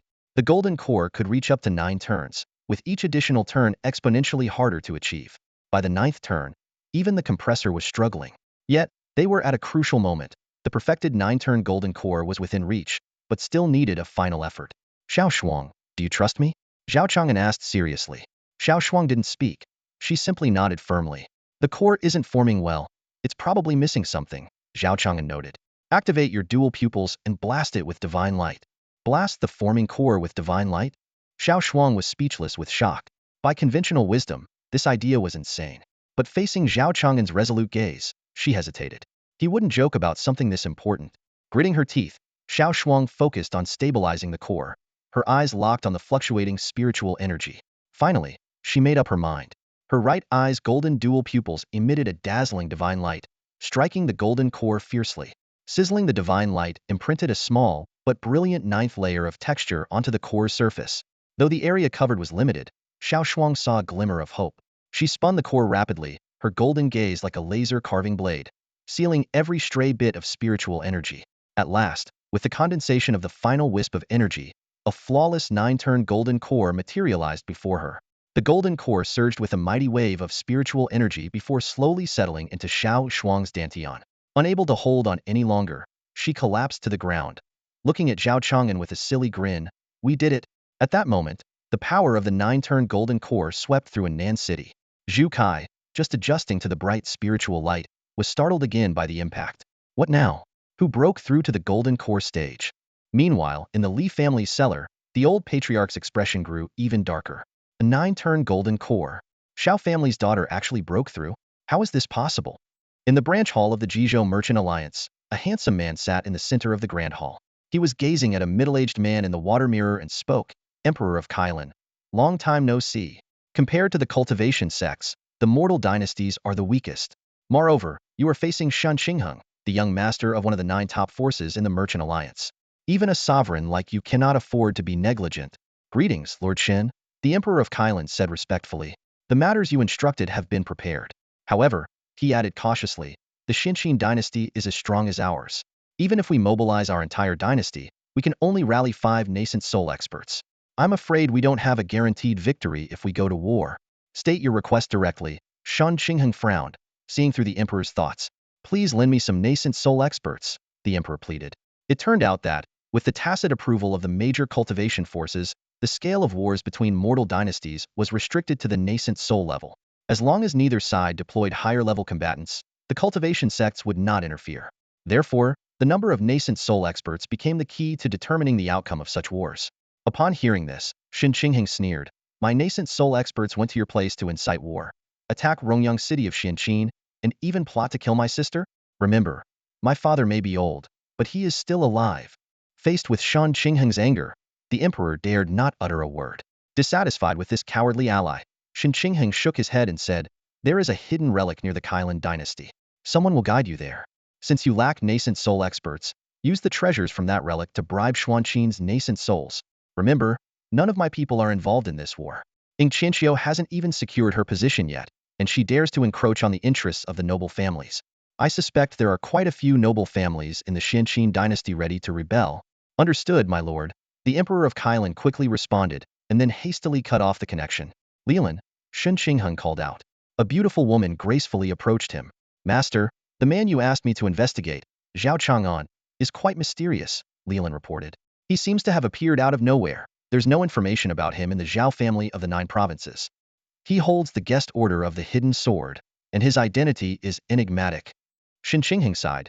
How could someone like him be willing to step forward for a small association like the Dianqing Merchant Guild? Could it be that my foolish sister has some leverage over him? "Zhao Chang'an, I hope you won't interfere again. I don't want another formidable enemy." Leland tilted her head curiously and asked, "Master, are you afraid of opposing him?" "Silly girl, we businessmen prefer to make more friends and fewer enemies," Shen Qingheng laughed. "To deal with a golden core, I would need to send a nascent soul to feel secure. For someone like Zhao Chang'an, even 10 nascent souls wouldn't be enough. It's not a worthwhile trade." Meanwhile, in the 7-story pagoda of the Xiao family's inner courtyard, an astonishing experiment was underway. The 1697th gene fusion experiment begins. Target form created, form deformed, target deceased, survival time 1 minute 54 seconds, experiment failed. The 1698th gene fusion experiment begins. Target form created, immortal base conflict, life functions lost, target deceased, survival time 3 minutes 33 seconds, experiment failed. Zhao Chang'an was dozing off in front of the Nuwa module. For 3 whole days, none of his experiments had succeeded. Every life form he created was highly unstable and short-lived, leaving no time to observe any changes brought by the Shinji fragments.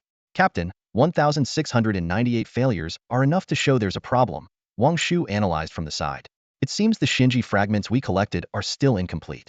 We need to intensify our efforts, especially with Xiao Shuang. Her unique and precious genes require continuous attention and contact," Wang Shu gently reminded him. Just as he finished speaking, Zhao Chang'an turned his head to see Xiao Shuang peeking through the doorway, her face turning crimson upon being caught. "Mr. Zhao, I have some questions I'd like to ask you," Xiao Shuang stammered. Ever since she retained her different-colored eyes and advanced to the golden core stage, her original business had come to a close. Unexpectedly, Xiao Lai offered 5 million spirit stones, pleading with Zhao Chang'an to take Xiao Shuang as his disciple and give the talented girl some guidance.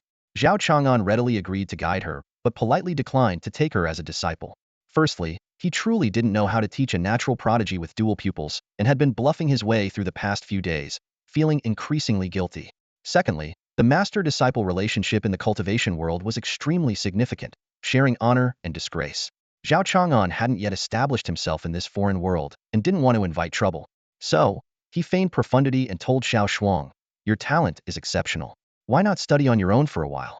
I need to go earn some extra money." With that, he strode out of the tower. Immediately, a phoenix in the sky used several magnetic beams to lift the tower and haul it into the ship. Another anti-gravity pod descended, and after some mechanical assembly, a uniquely shaped high tower rose from the ground. "Mr. Zhao, what is this?" Xiao Shuang asked, staring in awe at the imposing structure. "It's the Hunyuan High Tower," Zhao Chang'an replied with a smile. "Think of it as a giant electromagnetic stove. With it around, you'll be safe within a 20-mile radius." The Hunyuan High Tower was a terminal defense facility of the Federation, capable of attacking multiple targets with high-powered lasers simultaneously. According to Wang Shu's assessment, even a peak nascent soul stage expert wouldn't last more than 8 seconds under its beams. At that moment, an injured carrier pigeon fell at Zhao Chang'an's feet, followed by 3 golden core hawks descending menacingly from the sky. The Hunyuan High Tower immediately activated, sending 3 scorching laser beams piercing through the air.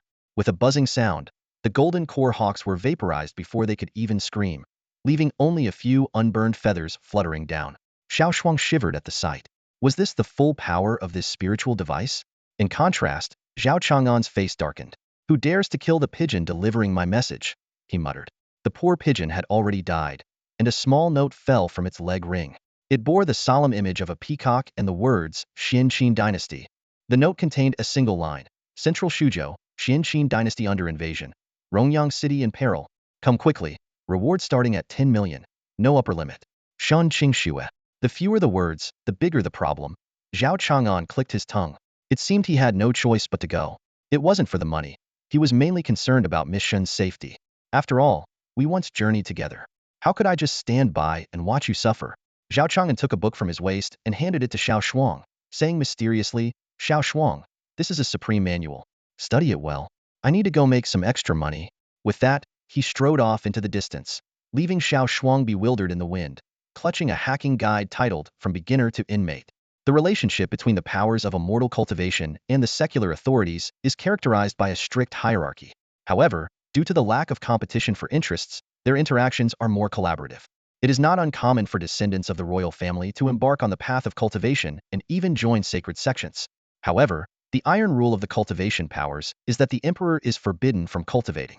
Ostensibly, this is to ensure the smooth succession of dynasties, but in reality, it is a means for various factions to control the dynasty.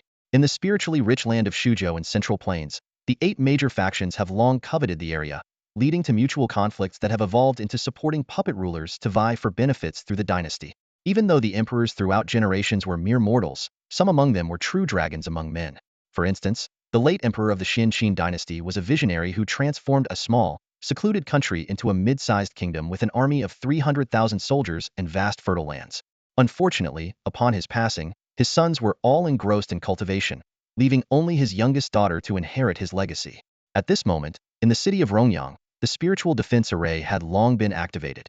Strictly patrolled armies and flying cultivators were a common sight. A young girl, escorted by numerous armored cultivators, walked down the street. Her simple black dress could not conceal her ethereal aura and stunning beauty. She was none other than the current empress of Xianqin, Ying Qianqiu. As they approached the Tang family residence, the female cultivator beside Ying Qianqiu expressed concern. Your Majesty, please be careful. Ying Qianqiu ignored the warning and kicked open the slightly ajar door.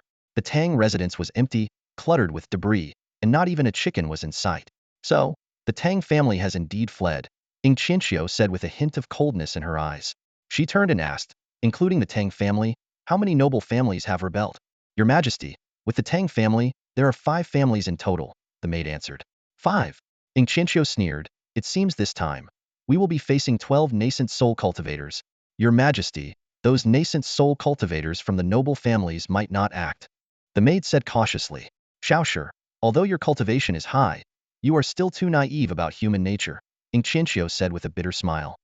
Between the Kailing dynasty and those 5 rebellious families, who do you think wants me dead more? The maid lowered her head in silence. Let's go. Accompany me to the Dianxing Chamber of Commerce, Ying Qianqiu said coldly. That guy has caused me so much trouble. I won't let him off easily. In recent years, the Dianxing Chamber of Commerce had grown increasingly powerful, often clashing with the Tang family. Its main hall was equally luxurious. The guards, seeing the empress, did not dare to stop her and watched as she strode in. Oh, you're here, Shen Qingxue said with a bright smile, blinking as she looked at the intruding Ying Qianqiu. Dear sister, you've caused me quite a bit of trouble, Ying Qianqiu said through gritted teeth. Shen Qingxue pulled her slender waist close and dragged her to the bedside. Hee, clearly, I'm the elder sister here, she teased. Away from prying eyes, Ying Qianqiu shed her imperial reserve, and the two engaged in playful banter. As a mortal, Ying Qianqiu inevitably lost the tussle and lay on the bed, panting. Yesterday, the Ministry of Works reported that the construction of Xianqin Academy is more than halfway done, Ying Qianqiu murmured as she gazed at the ornate ceiling. In 100 years, I will have hundreds of loyal golden core cultivators personally trained by me. By then, the noble family's monopoly on golden cores will end. Shen Qingxue gently stroked her hair and said softly, Qianqiu, are you not worried about making more enemies? You started implementing new policies against the noble families as soon as you ascended the throne. The traditional dragon throne may not withstand such turmoil. Ying Qianqiu lifted the beauty's chin and said resolutely, but I can't wait. In a mere 100 years, you will still be youthful and beautiful, while I will be nothing but bones. If the heavens grant me another 200 years, the states of Shuzhou will all bow at my feet. You could have succeeded, but who knew the Kailan dynasty would suddenly make a move? My elder brother must be supporting them from behind. Shen Qingxue sighed, brushed away Ying Qianqiu's jade-like fingers, and asked seriously, how many cards do you have left to play? 50,000 elite soldiers from the Xianqin army, 300,000 Central Imperial Guards, 50,000 border troops, 6 nascent soul cultivators. and 42 golden core cultivators. Qianqiu revealed everything. There was also a secret force he didn't mention, but this was already a great show of trust towards Shan Qingxue. Anyone else probing imperial secrets like this would have aroused Qianqiu's suspicion long ago. As for that secret force, it was likely reserved for a desperate, last-ditch effort. Only 6 nascent souls? Shan Qingxue was astonished and then smiled wryly. None of the noble families are willing to help you, are they? Of course not. Guess how many of the 12 nascent souls Kailan gathered this time are from Xuanqin's defected noble families? Qianqiu snorted, suddenly grabbing Shan Qingxue. Hey, your Dianqing commerce has been in the martial world for so long. You must know a few nascent soul experts, right? I know one. Shan Qingxue recalled a man, her cheeks reddening slightly. If he decides to act, Kailan's army would be nothing but a rabble to him. Oh, daydreaming already? Qianqiu teased upon seeing her expression. Daydreaming my foot. That bastard only ever thinks about my spirit stones. I sent him several letters a few days ago, and now he's vanished without a trace, not even a reply. Shan Qingxue stomped her foot in frustration. Qingxue, do you think your carrier pigeons might have been intercepted? Qianqiu's expression changed suddenly. Shan Qingxue sat up straight, looking at Qianqiu in shock. Xiao. Qianqiu called out loudly. A maidservant appeared in response. Make several copies of this letter and use all the city's carrier pigeons to send them out. Qianqiu ordered sternly. And send Xiaoqing as well. Xiaoqing was Qianqiu's spirit pet, a sentient golden core feathered pigeon. Yes. The maidservant took the command and disappeared instantly. I was careless. Shan Qingxue furrowed her brows, filled with regret. The fact that he hasn't replied should have been a sign something was wrong. Qianqiu asked curiously, Qingxue, you've mentioned this Zhao Gongzi several times. Is he really as capable as you say? Shan Qingxue sighed deeply, leaning back in her chair as she murmured, honestly, I've only seen him kill a nascent soul cultivator, but he always seems so composed, as if everything is under his control. If there's any threat, he can effortlessly suppress it. Such calmness can only come from absolute strength. In just one day, the Tang family residence in Rongyang City was transformed into the imperial palace of the Empress of Xianqin. Originally built to accommodate Qianqiu at the front lines, it had barely been completed before it was repurposed as the official venue to receive a Kailing envoy. The visitor was a civil official from the Kailing dynasty, an ordinary man with no martial prowess, yet he walked with an air of arrogance despite being surrounded by numerous cultivators. He swaggered into the main hall and, seeing Qianqiu seated in the center, did not bow but coldly stated, I am Fang Yin, here to see the emperor. How dare you? The female cultivator beside Qianqiu erupted in fury, unleashing a terrifying pressure. In the presence of the emperor, why do you not bow? Fang Yin, unable to withstand the force, fell to his knees with a thud. Pinned to the ground, he still shouted angrily, how outrageous! Is this how Xianqin treats its envoys? The female cultivator sneered, I suggest you show some respect, or I won't hesitate to let Kai Ling send another envoy. With that, the pressure increased. Seeing Fang Yin on the brink of being crushed to death, Qianqiu finally intervened. Enough, Xiao. An envoy's status must be respected. As the pressure lifted, Fang Yin became more compliant. He produced an imperial edict from his robes and read aloud, by the mandate of heaven, the Emperor of Kai Ling decrees. Our army of 1 million, with hundreds of golden core cultivators and 12 nascent soul masters, captured Fengyong City yesterday. Due to its resistance, the city was razed for a day. By noon tomorrow, our army will reach Rongyang, and another city will turn to ashes. If you repent, surrender Rongyang and 30 other cities. All inhabitants must remain. None shall leave. If you persist in defiance, our army will flatten your nation. Once the decree was read, the generals in the hall were enraged, their fury evident. How dare they insult the celestial empire? Your Majesty, I volunteer to lead the charge and defend our nation. We swear to fight to the death and never surrender. Qianqiu smiled calmly and told Fang Yin, as you can see, these soldiers are loyal and will never surrender. Tell your emperor that I will be waiting in Rongyang City. If he wants anything, he can come and take it himself. With that, he ordered, escort the envoy out. Before Fang Yin could respond, he was thrown out by a group of warriors. Shortly after, 5 streaks of light descended upon the palisade, was the 5 nascent soul guardians of Xianqin arriving to aid in the defense. Qianqiu rose to greet them. Elder Zhangpu, esteemed guardians, thank you for your efforts. The elder Zhangpu quickly replied, Your Majesty, you honor us. We serve at your pleasure and are here to share your burdens. What followed was a flurry of war preparations. Generals discussed battle formations, cultivators inspected city defenses, and officials tallied supplies. 2 hours passed in the blink of an eye. Your Majesty, this is our proposed strategy, Zhang Pu reported to Qianqiu. Given the enemy's overwhelming force, we will first use our city defenses and crossbows to wear down their troops. During the battle, we will set up barriers and wait for an opportunity to strike directly at their central command. Xianqiu rubbed his temples and agreed. Proceed with this plan. This strategy relied on understanding the disparity in strength between the two sides. The enemy could easily use their nascent soul cultivators to hold off our top fighters while their other warriors slaughtered the city. Unrestricted nascent soul attacks would be a massacre, capable of sweeping the battlefield in a few moves. Xianqiu gazed southward, anxiety filling his heart. Since the messenger pigeon was dispatched, a full day has passed. I wonder if Zhao Chang'an has received the call for help. However, by the appointed time, the awaited person had not yet appeared. Noon had arrived, and the city was engulfed in a tense atmosphere. Xianqiu and Shan Qingxue rode an aerial chariot, overlooking the city walls. They saw an array of heavy crossbows and thousands of soldiers ready for battle. At a command, they would engage in a fierce fight. Soon, the sound of hooves grew louder, and a vast wave of cavalry appeared on the horizon, their numbers overwhelming. Fire! With a shout, hundreds of enchanted crossbow bolts shot through the air, exploding against the protective aura of the Jindan cultivators. Occasionally, a bolt would penetrate the formation, causing instant carnage. After 8 rounds of attack and defense, the enemy vanguard reached the city walls. Prepare. Activate the barrier. Xianqiu commanded. Yunshe flew to the top of the wall and struck with his palm, transforming his powerful spiritual energy into a shield that enveloped the enemy forces. On the wall, Zhang Pu and another nascent soul cultivator began infusing spiritual energy to strengthen the barrier. Suddenly, Zhang Pu groaned, and a sharp sword flew from his waist, piercing his dantian. Zhang Pu, how dare you betray the emperor? The assailant was Lu Qin, another nascent soul devotee of Xianqin. I'm not like you, sacrificing my future for a broken dynasty. Lu Qin sneered, swiftly moving to confront Xianqiu. Your Majesty, may I have a word? I need your head to secure my place in the new regime. How dare you? Yunshe, unable to intervene from the wall, watched helplessly as the sword descended toward Xianqiu's neck. Suddenly, a light shield enveloped the chariot, and Lu Qin's sword, which could split gold and stone, harmlessly struck the shield like a paper doll. Hey, if you kill my employer, who will pay me?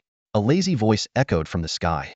A figure appeared. Standing in midair it was Zhao Chang'an, the very person the Xianqin forces had been desperately waiting for. Damn it. The crucial blow was blocked by a young man who suddenly appeared. It was impossible to strike again. Yunshe seized the opportunity to launch a full-force counterattack, forcing Lu Qin to awkwardly defend and then flee towards the enemy camp without looking back. Zhao Gongzi, I've waited so long for you. Shen Qingxue glared angrily at the young man in white floating in midair. Zhao Chang'an chuckled, President Shen, there's no need to be so formal. The moment I heard you were in trouble, I rushed over without a moment's delay. Zhao Zuns, I've heard much about you. Xianqiu stood up solemnly and greeted him. Seeing Zhao Chang'an's puzzled expression, Shan Qingxue quickly introduced. This is my close friend, Her Majesty Xianqiu, the current Empress of Xianqin, so it's the Empress herself. It's an honor to meet you. Zhao Chang'an quickly returned the greeting. Boom, boom, boom. 3 loud explosions interrupted their conversation. Outside the city, the enemy had already set up 5 Xianling heavy crossbows and were relentlessly bombarding the barrier on the city wall. This is bad. Those are lower-tier treasures. Shen Qingshue's face turned pale.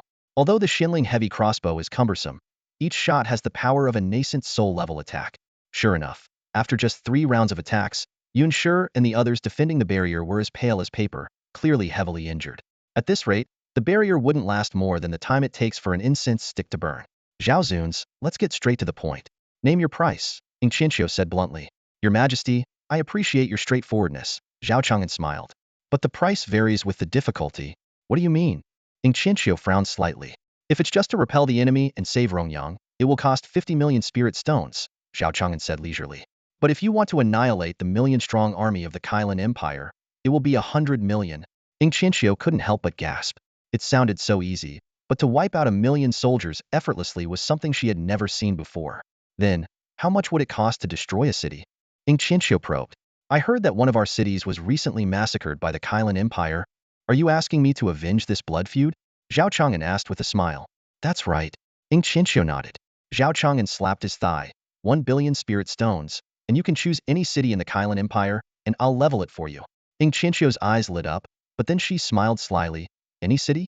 Does that include the capital of the Kailan Empire? Oh, Your Majesty, you're really pushing it. Destroying the heart of Kailan would be like handing the entire empire to you. That can't be done without extra charges. Then, 3 billion. Qianqiu gritted her teeth and named the exorbitant price. Your Majesty, with my efforts, the land and resources Qin will gain will be immense. 3 billion is just a drop in the ocean.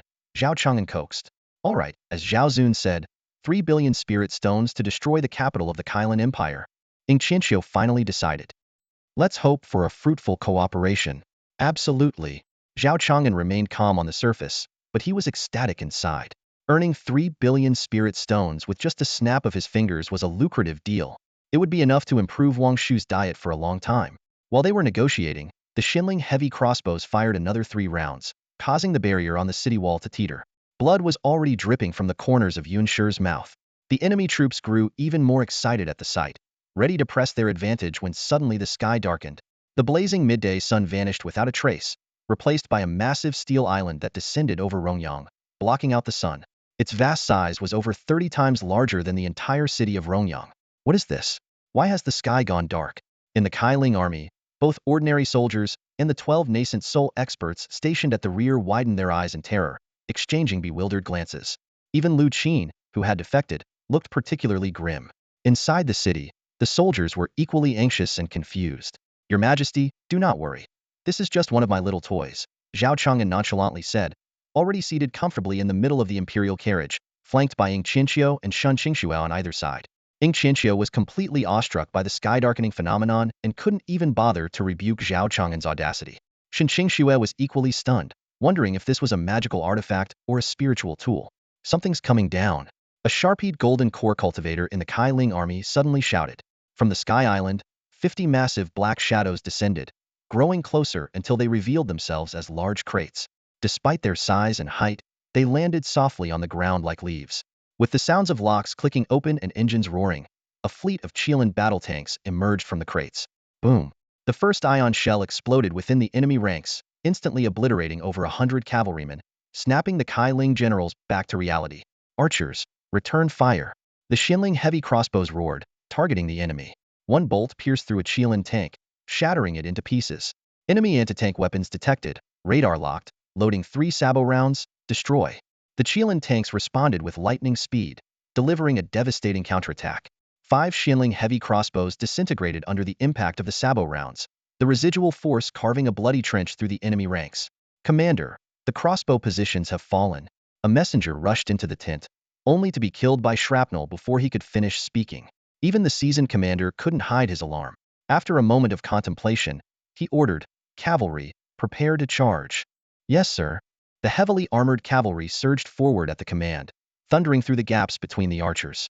Their armor gleamed coldly under the sun, and the ground trembled under the hooves of thousands of horses. Qianqiu's heart leapt into his throat. The Kailing cavalry was a fearsome force that struck terror into the hearts of Qian soldiers, with 20,000 elite riders being the backbone of Kailing's strength.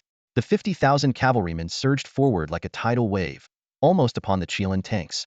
"Venerable Zhao, these massive blocks of yours are indeed powerful, but their attack frequency seems a bit slow," Qianqiu said worriedly. "With so many cavalrymen, can they really handle it?" The brave Zhao Chang'an brandished his longsword, leading an army of 50,000 iron riders towards the tank battalion ahead. Despite the imposing advance of the steel behemoths, Zhao Chang'an was filled with an unshakable resolve. This heavy cavalry division was extraordinary. Each soldier had survived countless battles and reached the Qi refining stage, with some officers even at the Foundation Establishment and Golden Core stages. Their warhorses were also elite Qi refining beasts, clad in armor meticulously crafted from spirit iron. While the two armies seemed distant, the rapid charge of the cavalry closed the gap in an instant. The enemy's steel formations launched devastating attacks, but their rate of fire was somewhat sluggish. Even as they sustained losses during the charge, the momentum of the heavy cavalry remained unstoppable. As these thoughts raced through Zhao Chang's mind, he suddenly noticed a glint from the steel monstrosities ahead. Swish, swish, swish. Relying on his peak golden core cultivation, Zhao Chang was the first to hear the sound of sharp objects slicing through the air. "Ambush! Defend!" he roared, instantly deploying a dazzling shield of protective qi. Unfortunately, the other riders weren't as lucky. The machine guns on the Kirin tanks fired simultaneously, and the electromagnetic railguns flashed as high-strength projectiles were launched, weaving a tapestry of death on the cavalry's path.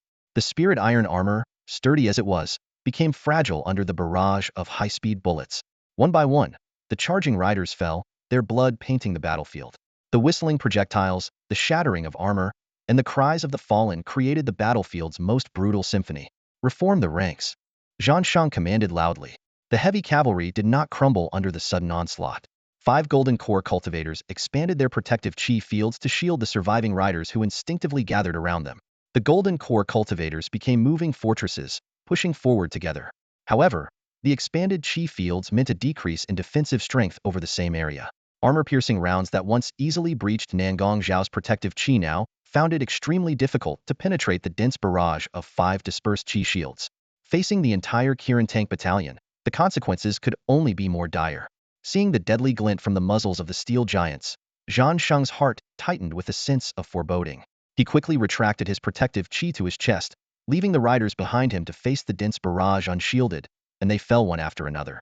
In the next moment, 3 armor-piercing rounds struck his chest with precision, shattering his golden core stage protective chi effortlessly. Realizing the severity of the situation, Zhao Chang'an swung his sword in front of his chest, channeling his chi into the blade to deflect the incoming rounds. 2 projectiles shattered his sword and were deflected, grazing past his ear, while the third skimmed over the blade and struck his left shoulder. Though the small dart-like object seemed insignificant compared to the arrows from city walls, it was still a serious injury for even a golden core cultivator. Unexpectedly, the throwing star contained immense power. The moment it struck Zhao Chang'an's left shoulder, his golden core stage body was torn apart. His left shoulder and chest were injured, and his left arm vanished completely, with the severed limb falling to the ground with a thud. Zhao Chang'an coughed up blood, dropped his shattered sword, and struggled to use his spiritual energy to seal the wound. What kind of terrifying hidden weapon was this? He turned to look at his comrades. Of the 5 golden core cultivators, 2 had already perished, and the other 3 were severely wounded. Without the protection of the golden core cultivators, the army couldn't evade in time, and many lives were lost to the barrage of bullets. Yet, the cavalry charge could not be halted. Once it began, they could only move forward unless one side was completely annihilated. After a short but costly advance, sacrificing tens of thousands of lives, they finally reached the end. The steel monstrosity loomed less than 10 steps away. Vanguard, charge with me, Zhao Chang'an commanded. Just as he spoke, his Foundation Establishment stage warhorse sensed the danger and leapt into the air. The steel monster's chassis lit up with a red beam, sweeping across the cavalry. The chassis laser, previously used by Zhao Chang'an to fell trees, now found its true purpose. The scorching beams severed the legs of the horses it touched, causing the riders to tumble forward. Some were sliced by the beam, while others were crushed under the steel beast's treads, producing the sound of shattering armor. Watching his elite soldiers being mercilessly slaughtered, Zhao Chang'an could no longer contain his rage. Die! Zhao Chang'an drew another blade, sending a brilliant crescent-shaped slash toward the steel monster. Sensing the threat, the Qilan tank activated its ion shield.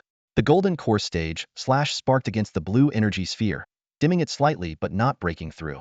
It would take at least 3 full-force attacks from a golden core cultivator to destroy this monster.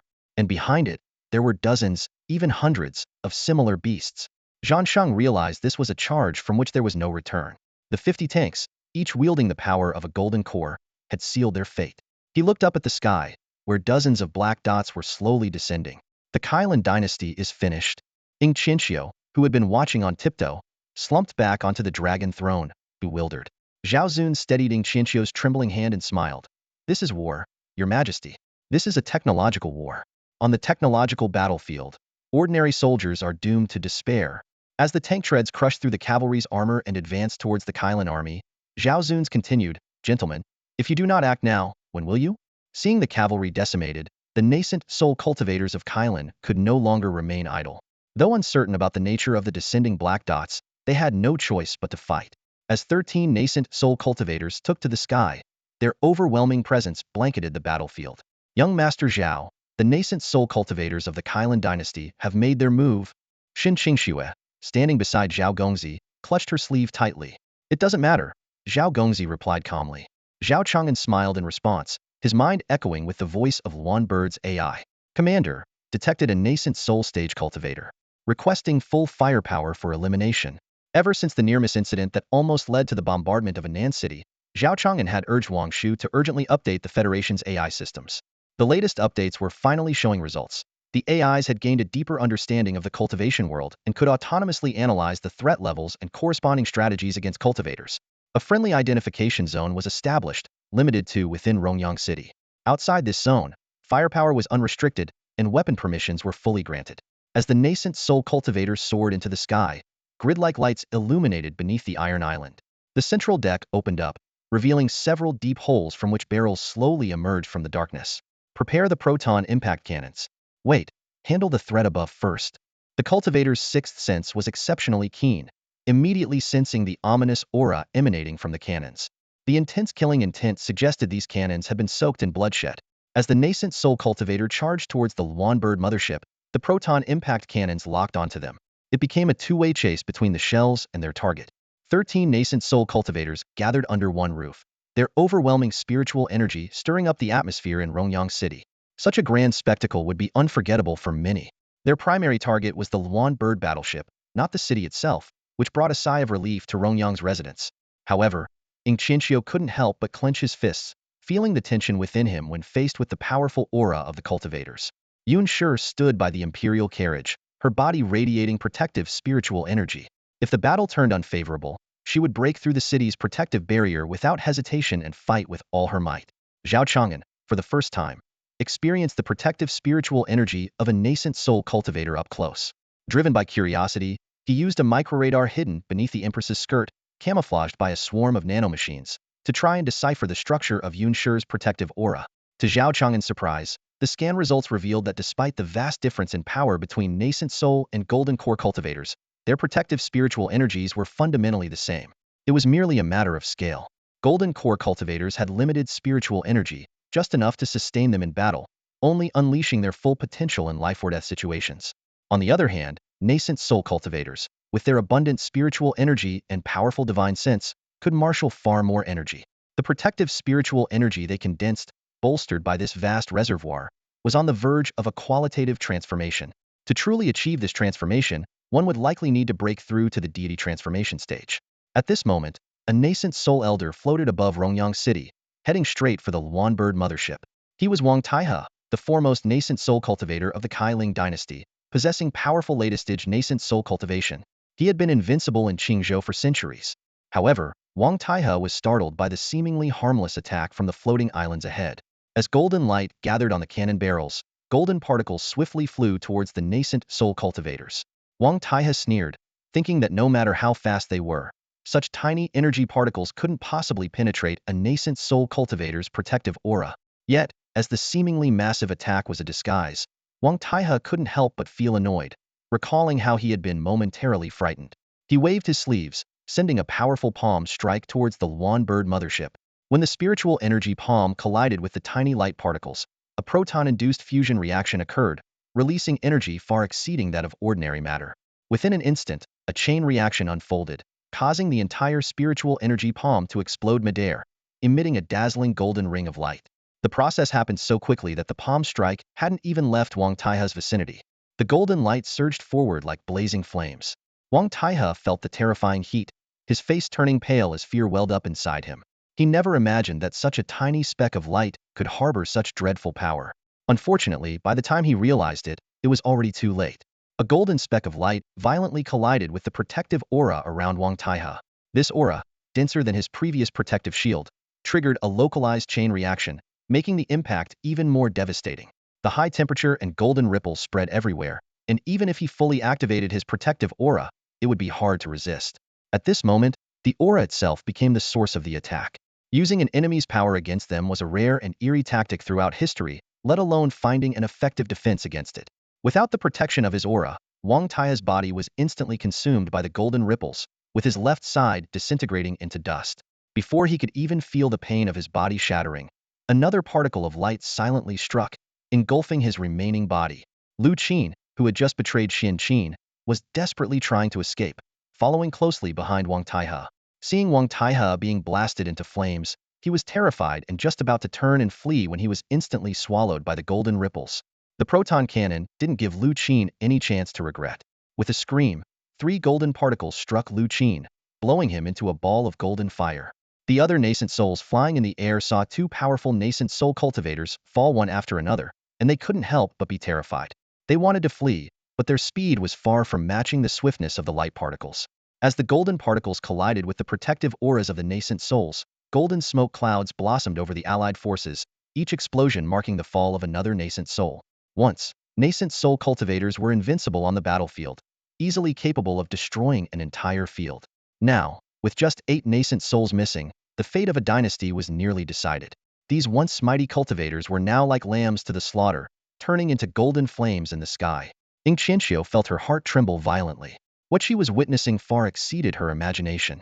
Feeling the gaze beside her, Zhao Chang'an turned and met Yuan Shi's eyes. Her eyes were filled with dread, terror, and profound shock. As the last nascent soul cultivator was consumed by the golden cannon fire, the entire army stopped following orders and began to panic and scatter. Defeat was certain. Zhao Chang'an spoke calmly. Your Majesty, should we continue the slaughter? We're talking about millions of lives here. No. Xianqiu responded without hesitation.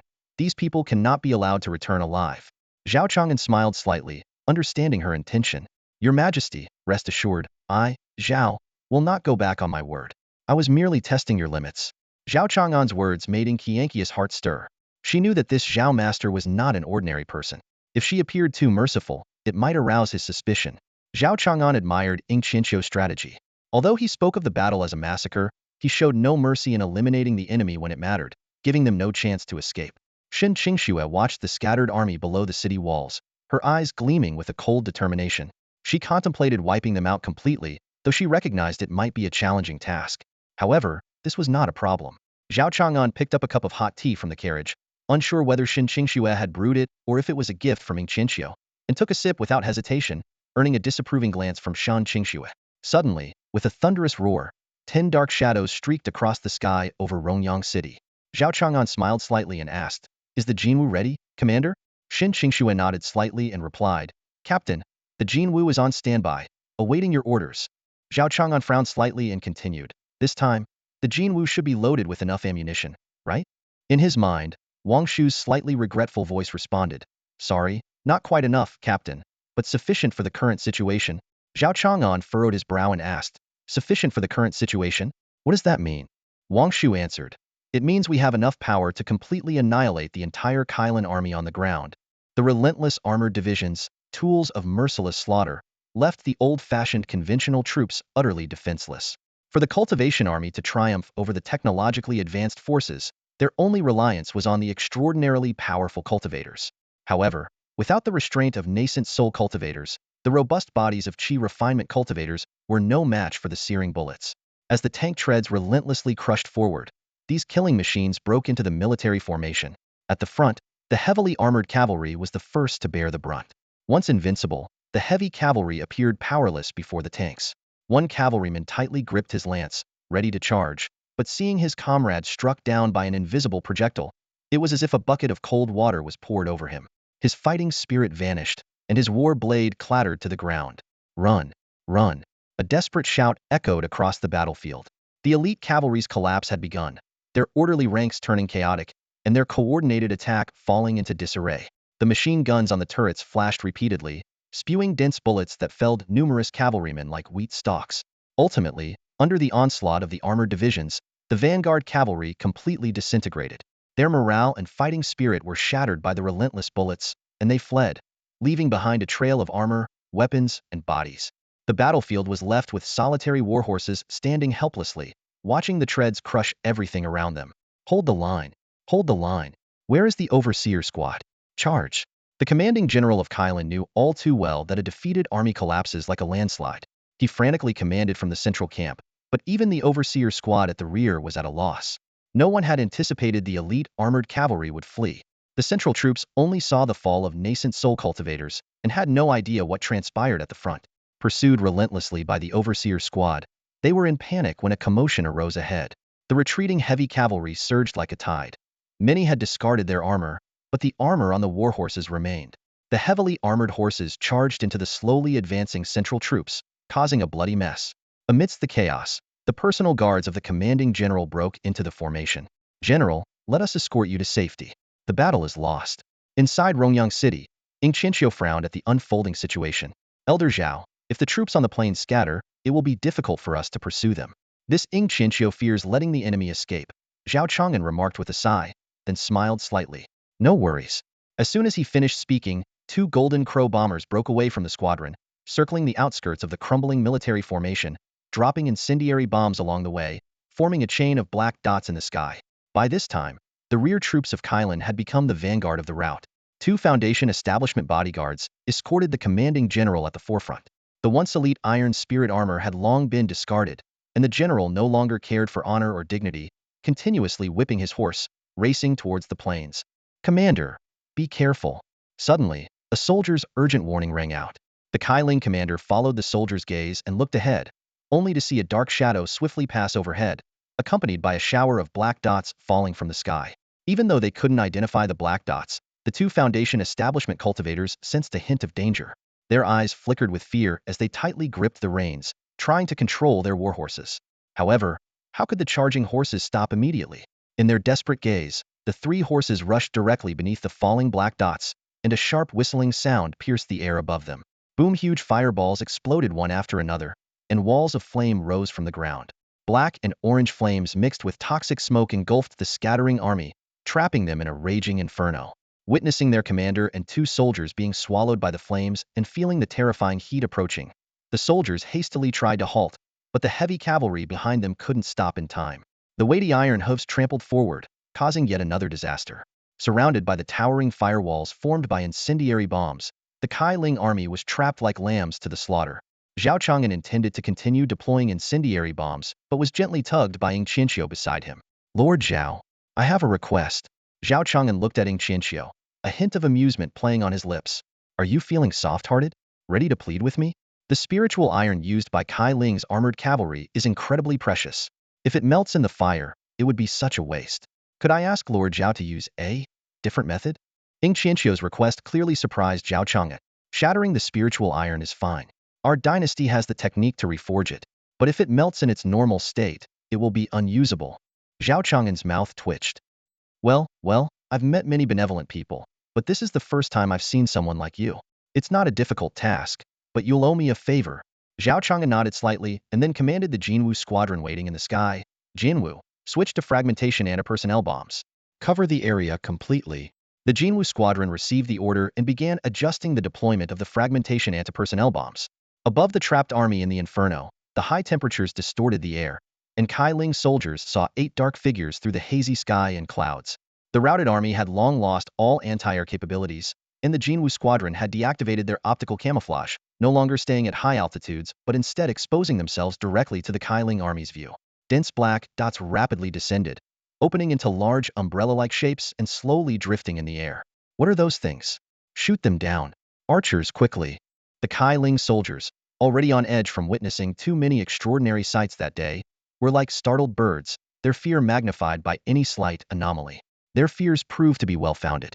In the next moment, the dark bodies suspended above them exploded instantaneously, scattering countless steel needles, transforming into a deadly iron rain that fell upon the army. Whoosh, whoosh, whoosh! Sharp steel needles whistled through the torrential wind and rain with terrifying speed, like the arrows of death, mercilessly piercing through armor, muscle, and bone, finally embedding themselves deep into the earth. The defeated enemies fell like wheat stalks in a harvested field, collapsing in droves, their blood flowing in rivers, staining the surroundings a deep red. With the continuous explosions of shrapnel in the air, iron rain poured down, casting a shadow of death over the battlefield, sealing its tragic fate. The Jinwu bombers dropped 5 waves of shrapnel bombs, leaving no survivors and thoroughly sweeping the battlefield clean.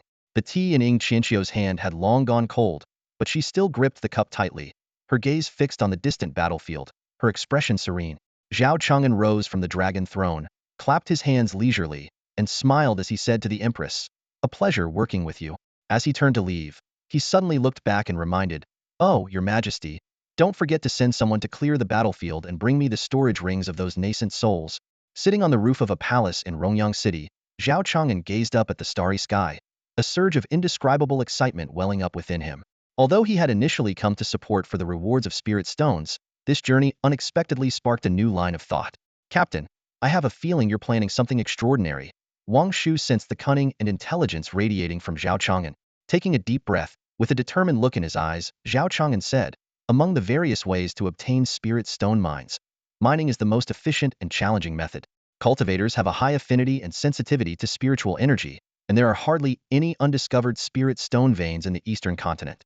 These veins are controlled by sanctuaries, sects, and dynasties, but we can think outside the box. Instead of forcibly seizing them, we can cooperate with the dynasty long-term. exchanging our technological products for spirit stones. Upon hearing this, Wang Shu realized Zhao Chang'an's plan and was full of admiration. Captain, you mean we can establish a long-term partnership with the Xianqin Empress and skillfully acquire some spirit stone mines? Wang Shu's eyes sparkled with respect and trust. Zhao Chang'an smiled wryly at Wang Shu's comment. Wang Shu, that's too harsh. A mutually beneficial transaction can't be called extortion. The Xianqin is currently in crisis. Empress Ying Qianxiu, though not an ordinary person, lacks the cunning and tactics of the older emperors, making her easier to influence and maneuver. Zhao Chang'an's strategy was flawless, ultimately convincing Wang Shu. Whether it's long-term cooperation, building influence, or acting as an intermediary, this is a highly promising strategy. Wang Shu's eyes shone with determination. But without food, even the best plans are hard to implement. I suggest you first secure the reward for repairing my spirit stones, Wang Shu reminded Zhao Chang'an, ensuring he didn't forget his previous promise. Upon hearing this, Zhao Chang'an immediately got up to urge for the reward. He gently lifted the roof tiles, one by one, until a small hole appeared in the roof. Directly below, Shun Qingxue was changing clothes, her graceful figure fully visible. Oh, what a beautiful sight! Zhao Chang'an murmured, captivated by Shun Qingxue's beauty. Shun Qingxue looked up and smiled. Young Master Zhao, if you want to watch, why not come in openly? As soon as she finished speaking, Zhao Chang'an slipped into the room and sat on the edge of Shun Qingxue's bed. What material is your nightgown made of? It seems quite precious, Zhao Chang'an asked curiously. Shun Qingxue smiled and replied, this is a thin garment made of heavenly cloud silk, naturally not cheap. If young Master Zhao is interested, why not feel it for yourself? Zhao Chang'an shook his head and politely declined the invitation. In his mind, he discussed with Wang Shu the creation of a fashion brand, imagining scenes where technologically advanced clothing could harvest spiritual stones. Wang Shu was speechless about his curious fascination with pajamas, while Shun Qingxue looked at Zhao Chang'an, realizing he hadn't come just to study sleepwear. Zhao Chang'an straightforwardly expressed his purpose, mentioning his curiosity about Shun Qingxue's hidden powers. Shun Qingxue frowned and said that if Zhao Chang'an wasn't an ally, knowing this information would only bring trouble. Zhao Chang'an insisted that spiritual stones were eternal and tried to persuade Shun Qingxue to continue providing them. Shun Qingxue finally voiced her doubts, wanting to know why Zhao Chang'an was so obsessed with spiritual stones. Zhao Chang'an frankly admitted that he came from a poor background and had already helped Shun Qingxue twice, worried about being misunderstood as an ally. He continued to explain, hoping Shun Qingxue would understand his situation and not let their enemies exploit him. Shun Qingxue revealed she was from the Commerce Alliance and was targeted by her brother, Shun Qingheng. Zhao Chang'an speculated about the internal power struggle within the Commerce Alliance, suggesting that Shun Qingheng might be targeting Shun Qingxue. Shun Qingxue was surprised by Zhao Chang'an's insight and demonstrated her own cunning. Zhao Chang'an proposed a solution, which made Shun Qingxue wary, but she pointed out that killing Shun Qingheng would not be easy. Zhao Chang'an acknowledged the difficulty, but calmly discussed the daunting plan. Suddenly, the door was pushed open, and a fragrant breeze swept in as Zhao Chang'an felt a soft figure fall into his arms. Ying Qianxiu was utterly exhausted today. She sensed something unusual and looked up to meet Zhao Chang'an's gaze. She wanted to speak but hesitated, a blush spreading across her cheeks. Zhao Chang'an gazed at the beauty in his arms. The first word that came to his mind was, beautiful, and the second was romantic. However, he thought to himself, if I'm holding such a beauty at this late hour with no romantic involvement, I might as well eat the Xihe ship. Ying Qianxiu was no ordinary girl. Despite the awkward situation, she decisively pushed Zhao Chang'an away, adjusted her clothes, and composed herself before saying, respected Zhao, I didn't expect to see you here. Have I been too abrupt? Shun Qingxue, standing behind her, finally spoke up. Mr. Zhao came to ask me a few questions and happened to run into Her Majesty. Zhao Chang'an took a deep breath, as if savoring the moment, and joked, is Her Majesty throwing herself into my arms late at night to negotiate with me? Ying Qianxiu smiled faintly and shook her head, replying, respected Zhao, I will certainly repay the 2 billion spirit stones in full. However, I can't gather such a sum in this small town. How about you accompany me to the Xianqin capital, and we can discuss the details there? After a brief consideration, Zhao Chang'an realized he had no pressing matters and nodded in agreement. All right, I also have some requests for Her Majesty. With Shun Qingxue's response and Ying Qianxiu's sudden appearance addressed, Zhao Chang'an looked at the two beauties and smiled slightly. This night is indeed precious. I won't disturb you any longer. Farewell. The next morning, the Empress of Xianqin traveled lightly and without pomp or ceremony as she returned to the Xianqin capital. Soon, rumors about this encounter spread throughout the capital. Some said, a mysterious handsome man has arrived at Fengqi Palace. Others claimed, the revered Zhao who saved Rongyang City will be married to Her Majesty. Some even gossiped, Rumor has it that Her Majesty ordered the entire imperial garden to be destroyed to please this handsome man. There were also those who remarked, "You're behind the times." They say Her Majesty has been looking radiant but a bit fatigued during court sessions lately. And some even whispered, yesterday, someone spotted a child in the palace who looks exactly like Her Majesty and the revered Zhao. Skeptics questioned, isn't that too far-fetched? How could they have a child in just a few days? Zhao Chang'an was exceptionally excited today because he was accompanying his grandfather, the Marshal of the Heavenly Army, on an inspection of the Xihe. In his grandfather's presence, Zhao Chang'an always felt exhausted, needing to constantly mind his behavior and manners. Fortunately, the scenery along the way was a pleasant distraction. The magnificent third starport, the towering boarding chamber, the grand Xihe, and the bustling crowd uplifted his spirits. Upon finally boarding the Xihe, he found little of interest besides a few government officials. Even though some children were present, none were familiar friends of Zhao Chang'an. Under his grandfather's strict expectations, he had little time to play with peers. Watching his grandfather and the officials discuss matters of the warship, Zhao Chang'an felt their conversation might never end. Taking advantage of a moment when his grandfather wasn't watching, he decided to look for something interesting to do. He dashed towards a corridor adjacent to the hall. Due to his small stature, the attendants didn't notice his departure. As he walked, Zhao Chang'an was captivated by the scenery around him. He realized that his aesthetic sense of beauty had been established at that moment. The metal-lined corridors, the orderly and sturdy pipes, and the precise, complex instruments all delighted him. Soon, he reached the end of the corridor and found a massive space resembling a train station. It was a train. Ever since he could remember, as a high-priority protected member of the Marshal's family, Zhao Chang'an had always traveled by special security aircraft, escorted by federal fighters. The idea of riding a rail train had always been a dream of his. The train he had longed for stood on the tracks, with its sleek body and shiny metal exterior, filling him with excitement. Seated by the door, he noticed a huge metal panel displaying names of places he couldn't understand. Would his grandfather scold him for his impulsiveness? A twinge of anxiety rose within Zhao Chang'an, but his desire to ride the train was irresistible. He chose a destination at random. With a faint hum, the train started moving, and Zhao Chang'an felt a powerful force pin him to his seat. Before long, unable to stay seated, he stood up and leaned against the window, watching the tunnel rush past. Suddenly, a piercing noise filled the air.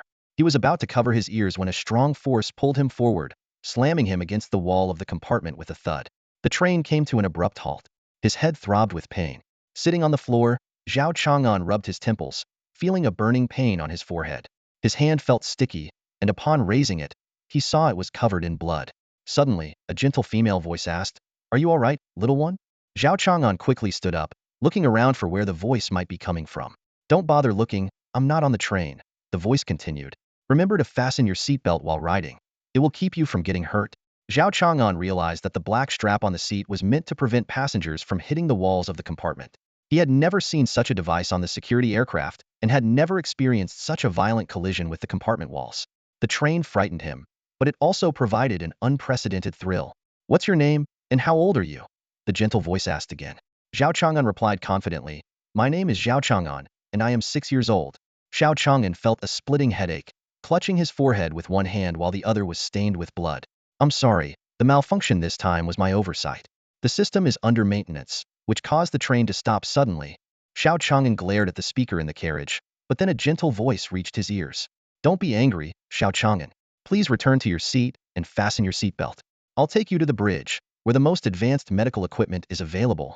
Although Xiao Changan knew the efficacy of the medical bay, he had no idea what the bridge was like. Despite his inner anger towards her actions, he couldn't resist the guidance of that gentle voice. He obediently fastened his seatbelt and waited for the train to reach its destination. As the carriage door slowly opened, the gentle voice spoke again. "Xiao Changan, we're here. Step outside and I'll open the door for you." Following the instructions, Xiao Changan arrived at Xihe's bridge. The hatch opened, revealing a holographic figure. Startled, Xiao Changan covered his eyes and questioned, "Why aren't you wearing any clothes?" The figure, identifying herself as an AI, responded, "Why must girls wear clothes?" Peeking through his fingers, Xiao Chang'an saw the figure's form, but blood continued to drip from his forehead onto his hand. The girl urged him to go to the medical bay for treatment, and the capsule door beside him slowly opened, signaling him to enter. Despite feeling awkward, the intense pain in his forehead pushed him to set aside his concerns. Under the girl's watchful eye, Xiao Chang'an overcame his embarrassment and undressed to enter the capsule. Warm light enveloped his body, causing an itchy sensation that made him want to scratch. The girl's timely reminder not to touch the wound kept him still. After the treatment, Xiao Chang'an got dressed and looked up to see the girl now wearing a simple yet elegant white gown with purple patterns. The skirt floated lightly like clouds. Her long gray hair elegantly pinned up with a gray hairpin adorned with cloud patterns and dark purple flowers, with a pale purple moon ornament hanging below. Her bright eyes were as clear as spring water, and her moist lips curved slightly as if ready to break into a sweet smile at any moment. Xiao Chang'an's heart raced, for he had never seen such a beautiful girl. The girl proudly said, "I used the future captain's medical bay just now, and am lending it to you temporarily since it was my fault." Zhang? It sounds a bit like husband, doesn't it? She saw me standing there, dazed, and then twirled around me. Her white dress fluttered with her movements. "How does my dress look?" she asked. It's all right," I stammered. My grandpa had always told me that as a future federal soldier, I should be cautious with my words, neither too harsh in criticism nor too exaggerated in praise. But in truth, I wanted to say, "You are the most beautiful person I've ever seen." Hearing my compliment, she beamed with joy. "Really?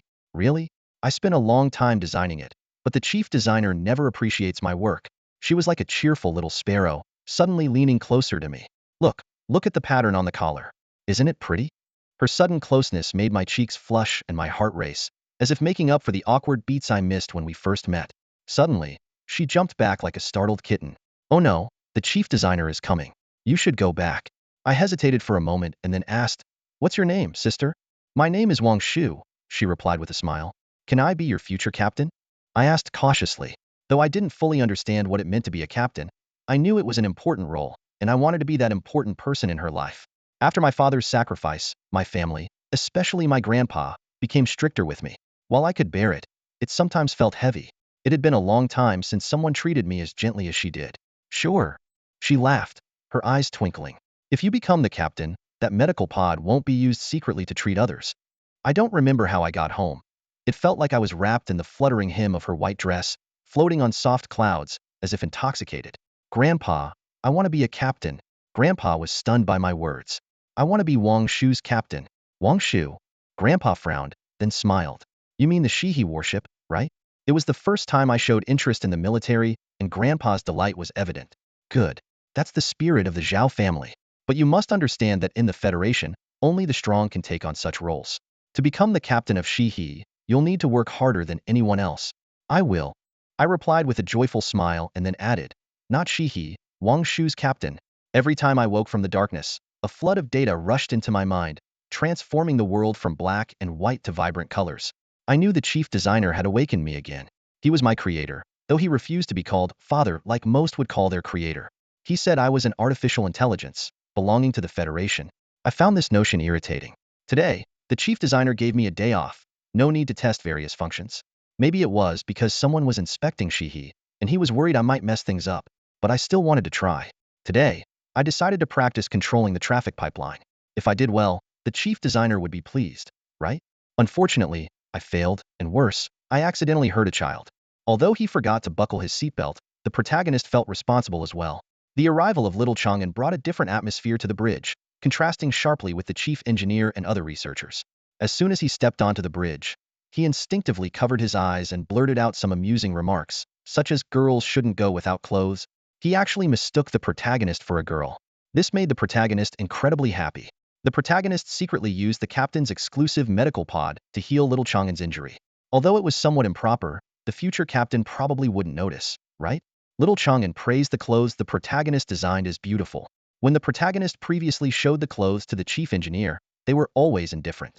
Only little Chang'an showered the protagonist's designs with praise. The chief engineer was about to arrive, so the protagonist had to send little Chang'an back. This guy suddenly declared he wanted to become the protagonist's captain. Although the reason was unclear, the protagonist felt inexplicably happy. If little Chang'an became the protagonist's captain, would using the medical pod privately still be considered misappropriation? Could the protagonist design more clothes for him? Yes, designing clothes. The protagonist could design a captain's uniform for him. When little Chang'an entered the medical pod earlier, the protagonist had already recorded his body measurements. A day passed in the blink of an eye, and the holiday was over. The protagonist had to work with the chief engineer again. That day, the chief engineer seemed very angry. He said to the protagonist, "Wang Shu, maybe we designed you too perfectly. You have emotions, self-awareness, and even hobbies. So you started to slack off, to be lazy, and to be careless about your primary duties. You are the intelligent core of this battleship. Any mistake could one day lead to the death of your captain. The protagonist was stunned. Caused the death of her captain? She thought of little Chang'an. Could she really bring harm to him? The thought was repugnant to her. Her world alternated between darkness and light. In the darkness, the chief engineer treated her, making her more perfect. In the moments of light, she not only trained herself but also designed a captain's uniform specifically for little Chang'an. Gradually, she was no longer a clumsy AI but became the most outstanding shipboard core. In a star battle simulation, she easily defeated a coalition of hundreds of battleship AIs. This way, she could protect little Chang'an, right? She wondered how he was doing. The chief engineer came to see her again, this time with an unusually gentle tone, saying it was their last meeting and that he was handing her over to the Space Force. He said a lot, then turned and left. "Goodbye, father," she said. The chief engineer's shoulders shook, but he didn't look back. However, her cameras were omnidirectional. She could clearly see the chief engineer crying. The next day, with an indescribable feeling, the protagonist eagerly awaited the first crew member, the captain, to board. If possible, she wanted to hack into the port's cameras to see who the captain was. It would be easy for her, but with the chief engineer just having left, she didn't want to break the rules and make him sad. Soon, an access card touched the information slot at the warship's hatch. If it confirmed to be the captain's access card, she would open the door for him. Beep. Information reading. Captain Xihe, code XH001. Welcome aboard. Mr. Zhao Chang'an. The moment she saw little Chang'an appear in the surveillance area, her joy was overshadowed by another emotion. Little Chang'an had grown up. He was now tall and handsome. The protagonist had forgotten that children eventually grow up. She had been designing clothes for him, as if he were still 6 years old. She watched silently as he slowly walked towards the door of the bridge, gently opened his briefcase, and took out an item. It was a snow-white dress, reminiscent of the one she had once shown him. He had actually had a tailor turn her design into a real dress, which filled her with surprise and touched her deeply. "Wang Shu, this is a gift for you," he said with a smile, awkwardly scratching his head. "It's been a long time." "Xiao Chang'an, it's been a long time." She accepted the gift, feeling a warm surge of emotion and many thoughts running through her mind. This gift was not just a dress. It was a reflection of his thoughtfulness, rekindling a sense of warmth and care she hadn't felt in a long time. The morning light gently caressed Zhao Chang'an, waking him with a soft whisper that seemed like Wang Shu's murmur. However, Wang Shu's voice carried a hint of reproach. "Captain, you are earning 3 billion spirit stones for me. How can you still be dreaming? Get up." Rubbing his sleepy eyes, Zhao Chang'an playfully asked, "Wang Shu, where have you hidden yourself?" Wang Shu responded with a mischievous smile. "I've been hidden away, and only if you perform exceptionally well will I consider reappearing." Zhao Chang'an chuckled, straightened his attire, and prepared to head to the rear garden of Fengqi Palace. There, soldiers stood on high alert, with Yun Shi and another nascent soul cultivator guarding the area. Zhao Chang'an immediately spotted Xianqiu, who was curiously inspecting a missile module. Clearing his throat, Zhao finally caught Xianqiu's attention, and she quickly stood up with a dignified demeanor. "Is Master Zhao planning to use these missiles to destroy the capital of the Kailing dynasty?" Xianqiu wondered, as she had never heard of such a concept in the world of cultivation. These cylindrical objects, called missiles, were 12 in total, appearing smooth, white, and harmless. Zhao Chang'an confidently declared, "These are the supreme treasures, the Dongfeng missiles. Once unleashed, they can destroy everything." Xianqiu frowned and asked, "Would you not feel burdened by this? Destroying the capital means innocent civilians will perish." Zhao Chang'an sneered. "What do they have to do with me? Retaliating against an enemy nation is the only way to restore dignity for the invaded." Xianqiu deeply admired Zhao Chang'an's extraordinary vision and resolve. This man, who had once slain cultivators and decimated armies, now displayed an unwavering and decisive side. "Master Zhao is so decisive. If I were to hesitate, wouldn't that be a joke? At midnight tonight, I request that Master Zhao activate the artifact." Zhao Chang'an was moved by these words. Midnight? Why choose such a late hour? What is His Majesty's intention? Xianqiu blinked her bright eyes. "The days are always busy, but at night, everyone should be resting, right? Taking action at this time would be twice as effective with half the effort. This emperor is practically a living demon." Zhao Chang'an recalled what Wang Shu had always reminded him and sighed inwardly. "Facing His Majesty, please don't forget what I mentioned earlier about the cultivator's vital blood." Xianqiu frowned slightly. "I can only do my best with this matter. After all, most cultivators come to our dynasty seeking opportunities. They don't genuinely follow me as their emperor. Looking forward to good news from your Majesty." Zhao Chang'an smiled slightly and turned to leave the side hall. At this moment, the Xianqin dynasty had just defeated the Kailing army, reclaiming cities that had been brutally massacred and entering a period of rebuilding.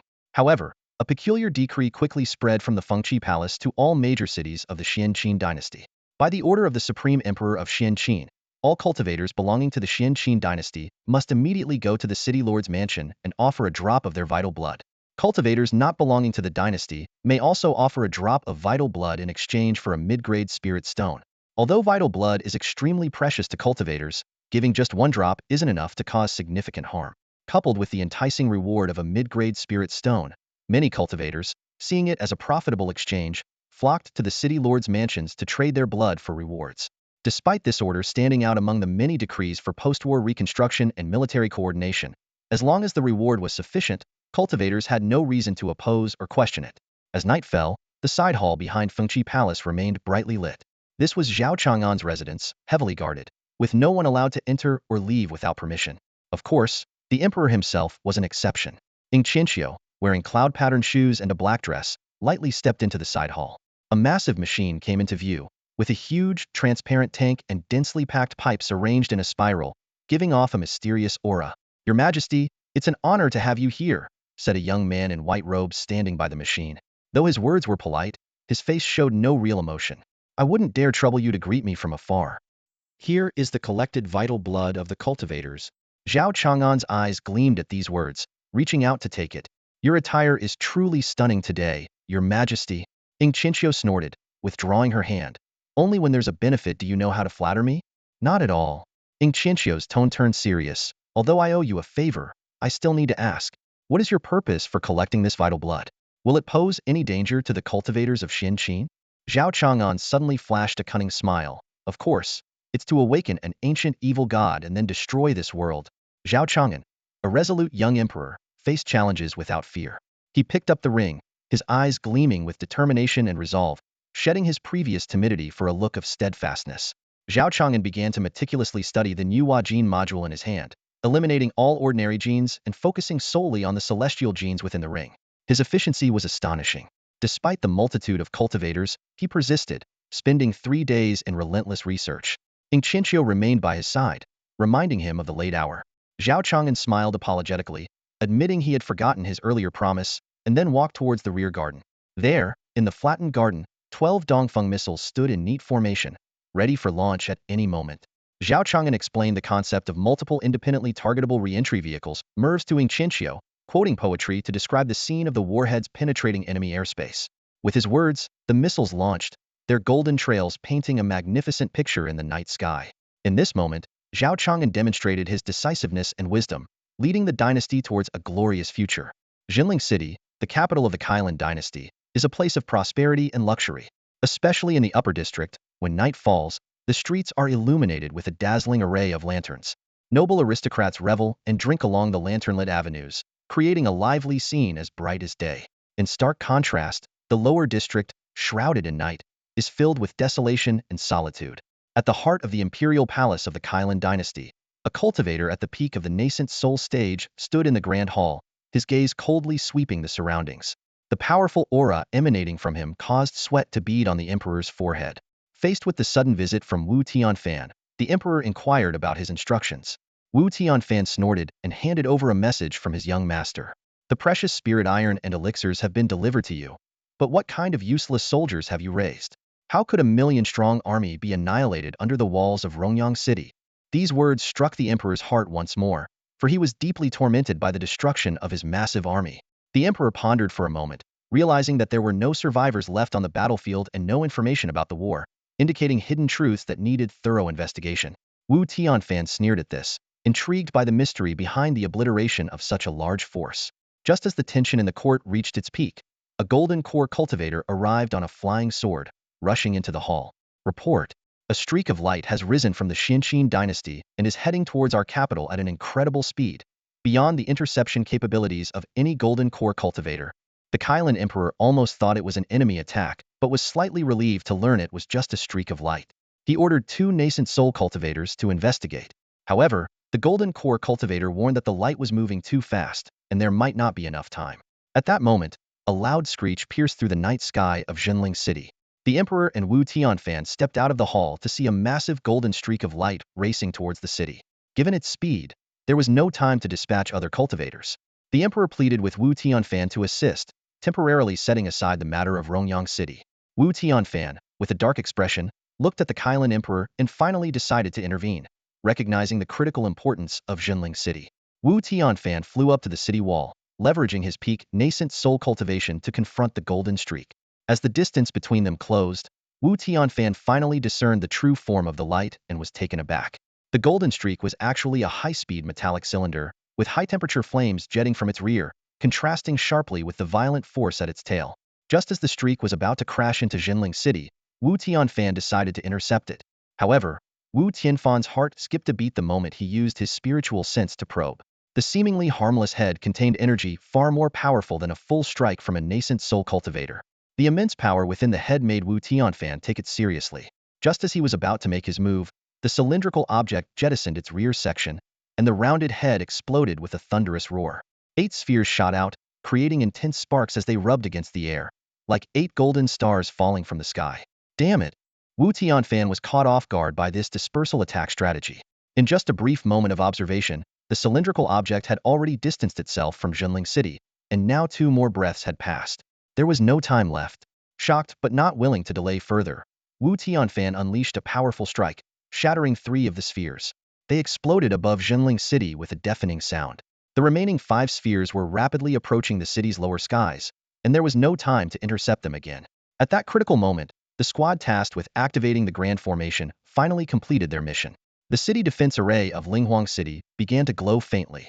Why not establish the Grand Formation over Jinling City? Expanding the array's coverage was costly, and were those commoners worth protecting? The city defense array's 5 golden suns shone brightly before exploding, successfully blocking the impact of the explosions but causing the array to dim as it consumed spiritual energy. Floating in the air, Wu Tianfan looked down at the chaos engulfing Jinling City, a sense of unease still gripping his heart. If such a weapon were to attack the young master's stronghold, could the 5 nascent soul cultivators, even with their full strength, ensure the young master's safety? As he pondered the origin and workings of this mysterious weapon, he suddenly felt a soft light illuminate his left cheek.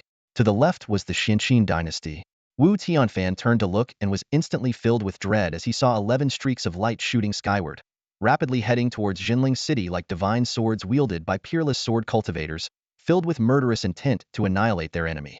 In just one breath, Wu Tianfan made a decisive choice to abandon Jinling City and retreat 10 miles away. As a peak nascent soul cultivator, his vision far surpassed the ordinary. From this distance, he could evade the explosions while closely observing the mysterious weapon's operation. Facing the mysterious weapon, every breath felt like an eternity for Wu Tianfan. However, watching from 10 miles away, the speed of the golden lights was astonishingly fast, reaching Jinling City's skies in an instant. The spheres dispersed, transforming into falling golden stars. High above the Xianqin imperial capital, Ing Qianqiu and Shan Qingxue, with Yun Shi's assistance, hovered in the sky, gazing at the breathtaking scene.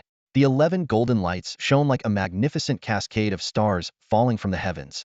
East wind at night releases 1,000 trees of flowers, blowing down stars like rain. Ing Qianqiu murmured softly. To completely destroy the city, East wind carried high-energy explosive warheads, far more powerful than conventional explosives, designed for both destruction and lethal impact. After the sudden attack on Kailan Imperial City, the severity of the danger became apparent. Many cultivators soared into the sky, attempting to stop the rapidly descending meteors. However, even Wushanfan, at the peak of the nascent soul stage, could not underestimate the power of these meteors, let alone those at the golden core stage.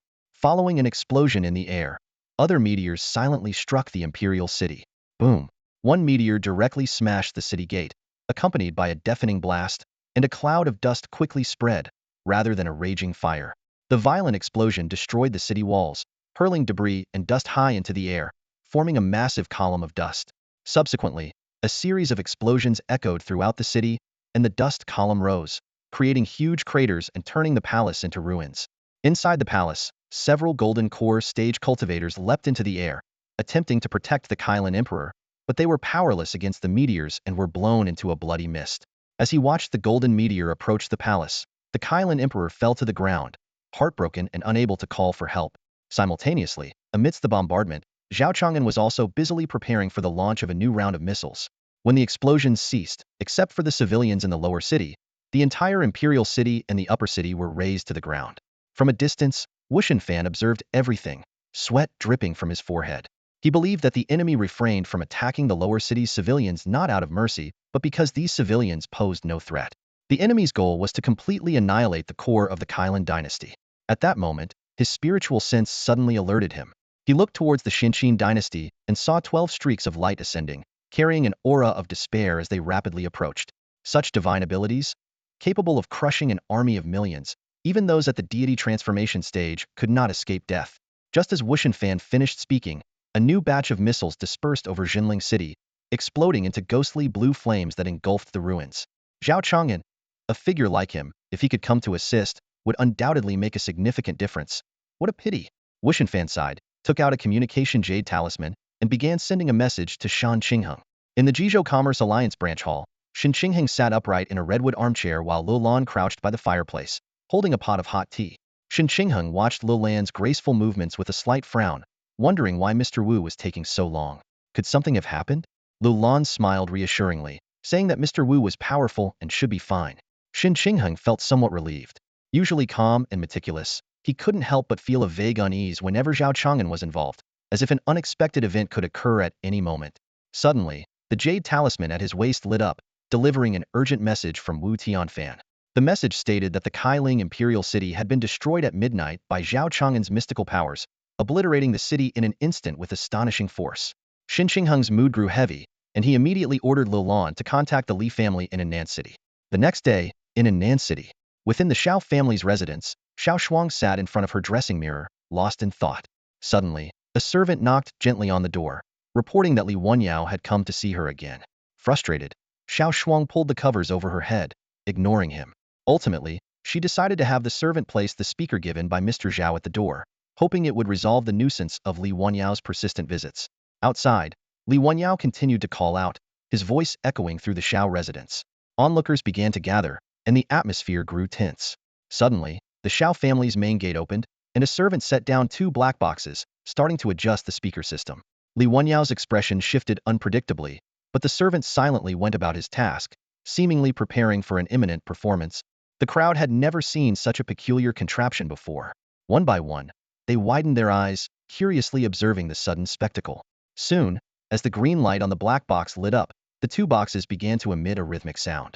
The music started, as if telling a captivating story that resonated deeply with everyone present. Li Wenyao's expression changed subtly. He was shaken by the sudden music and lyrics, sensing that something was amiss. The deafening melody, carrying a hint of mysterious allure, filled the air, compelling people to sway along with the beat. The lyrics, straightforwardly depicting the twists and turns of love, seemed to mock Li Wenyao with each line, making him feel utterly humiliated. His face flushed with embarrassment as the gazes around him felt like they were ridiculing him, turning him into the butt of everyone's jokes. It was evident that Zhao Chang'an was behind this bizarre occurrence. Despite the burning rage inside him, Li Wenyao tried to remain calm and stick to his plan. He forced a smile, suppressing his anger and enduring the situation. However, in the end, he couldn't contain his emotions and spat out a mouthful of blood before storming off in fury. Unlike Li Wenyao's awkward situation, Xiao Lai, in another mansion, was enthusiastically enjoying the music, swaying to the rhythm, almost ready to applaud. He couldn't stop praising the song, captivated by its beautiful melody and clear lyrics, marveling at Zhao Chang'an's talent. But Xiao Shuang showed a troubled expression, believing that such noisy music shouldn't be spread further. Seeing his daughter's discontent, Xiao Lai was about to compromise until a servant handed him a note, stating it was from Li Wenyao. Reading the note, a glint of insight flashed in Xiao Lai's eyes as if he had a new idea. He decided to place the music at the Li residence's entrance, gifting it in the name of the Sacred Sword Sanctuary, reminding the Li family not to destroy it. The last line of the note made Xiao Lai's eyes gleam with cunning. Remember to play it at full volume. After reading the note, Xiao Lai's eyes sparkled with a hint of conspiracy. In the city lord's mansion, Zhu Kai was leisurely lying on a soft couch until he heard a captivating melody from afar. The enchanting music coming from the direction of the Li residence made Zhu Kai jump up from his bed, eager to investigate. Meanwhile, in the Li family courtyard, several cultivators with golden core level skills were holding back the family head, Li Yang, urging him not to act rashly. They reminded him that the music was sent in the name of the sacred land, and should not be destroyed lightly to avoid unnecessary disputes. Li Yang angrily declared his intent to fight Zhao Chang'an to the death until a young man stepped forward to stop him. The youth calmly said, doing so would not benefit the bigger picture. Only then did Li Yang calm down, realizing his impulsiveness. The centenarian patriarch, though outwardly reserved, had a heart ablaze with passion. He couldn't help but chastise himself for acting so impulsively in such a critical moment, allowing his fleeting thoughts to disrupt his grand plan. 2 days later, in the Li family's secret chamber, the patriarch's fury was palpable. The tea trembled to the rhythm of the music, his anger seething as his teeth ground together audibly. The teacup fell to the ground, shattering and echoing throughout the chamber. Such deceit was utterly intolerable. The patriarch resolved to summon Li Wanyao, determined to make it clear that this betrayal would not be forgiven. The night the capital of the Kailan Empire was attacked, Emperor Kailan was engulfed in flames. The young prince ascended the throne and urgently sent an envoy for negotiations. This envoy was once again Fang Yin, but he no longer displayed his former arrogance. Instead, his face was filled with sorrow, and his eyes had lost their previous sharpness. Bowing to the new emperor, Fang Yin said, "Your servant, Fang Yin, pays his respects to your majesty." Once an envoy to persuade surrender, Fang Yin had witnessed a drastic change in the situation within just 10 days. Kailan's elite forces were utterly destroyed. The capital reduced to ashes, the emperor perished, and the nation was on the brink of collapse. This upheaval pained Fang Yin deeply, making him feel like a stray dog. Under the urging of the officials, Fang Yin began to read the new emperor's decree. At this moment, the century-old foundation of the Kailan Empire was in ruins. Now, they could only cede territory and pay reparations, hoping to make peace with Xianqin for a brief respite. After listening to the decree, the Empress of Xianqin remained silent and turned to ask for Zhao Zuan's opinion. Following her gaze, Fang Yin was shocked to see a young man in white robes seated nearby. When did he appear? No, he had been there all along, yet I didn't notice him. How is this possible? Fang Yin suddenly realized and glared at him, his heart burning with anger. It was him, this demon. He slaughtered Kailan's warriors and destroyed the entire empire. Fang Yan's family had perished in the flames, and though he had narrowly escaped, he was now alone. If it weren't for the disparity in strength, he would have torn him to pieces to avenge the dead. 30 cities are too few, Zhao Chang'an said calmly, ignoring Fang Yan's hateful glare. Your Majesty, how many cities did they demand initially? 50 cities, along with the population, then we will follow their demand. Reciprocity is important. We must not lose our manners. Fang Yan's heart was filled with hatred, but he forced himself to maintain a respectful demeanor. Your Majesty, ceding 50 cities, is a crippling blow to Kailan. Zhao Chang'an stood up slowly. Do you know? Only the strong have the right to negotiate the terms of revenge. Tell that young emperor to hand over the cities in 10 days. If there are fewer than 50, I will destroy an equal number of their cities. Terrified by Zhao Chang'an's intimidating presence, Fang Yin broke out in a cold sweat and hurriedly left, fearing he might be consumed by flames at any moment. Zhao Chang'an, weary of the tedious political struggles, informed Ying Qianxiu before retreating to a side hall to rest. The palace beds were all of the finest quality, far more comfortable than Xiao Shuang's. Though he missed Xiao Shuang's scent, he soon fell into a deep sleep on the soft bed.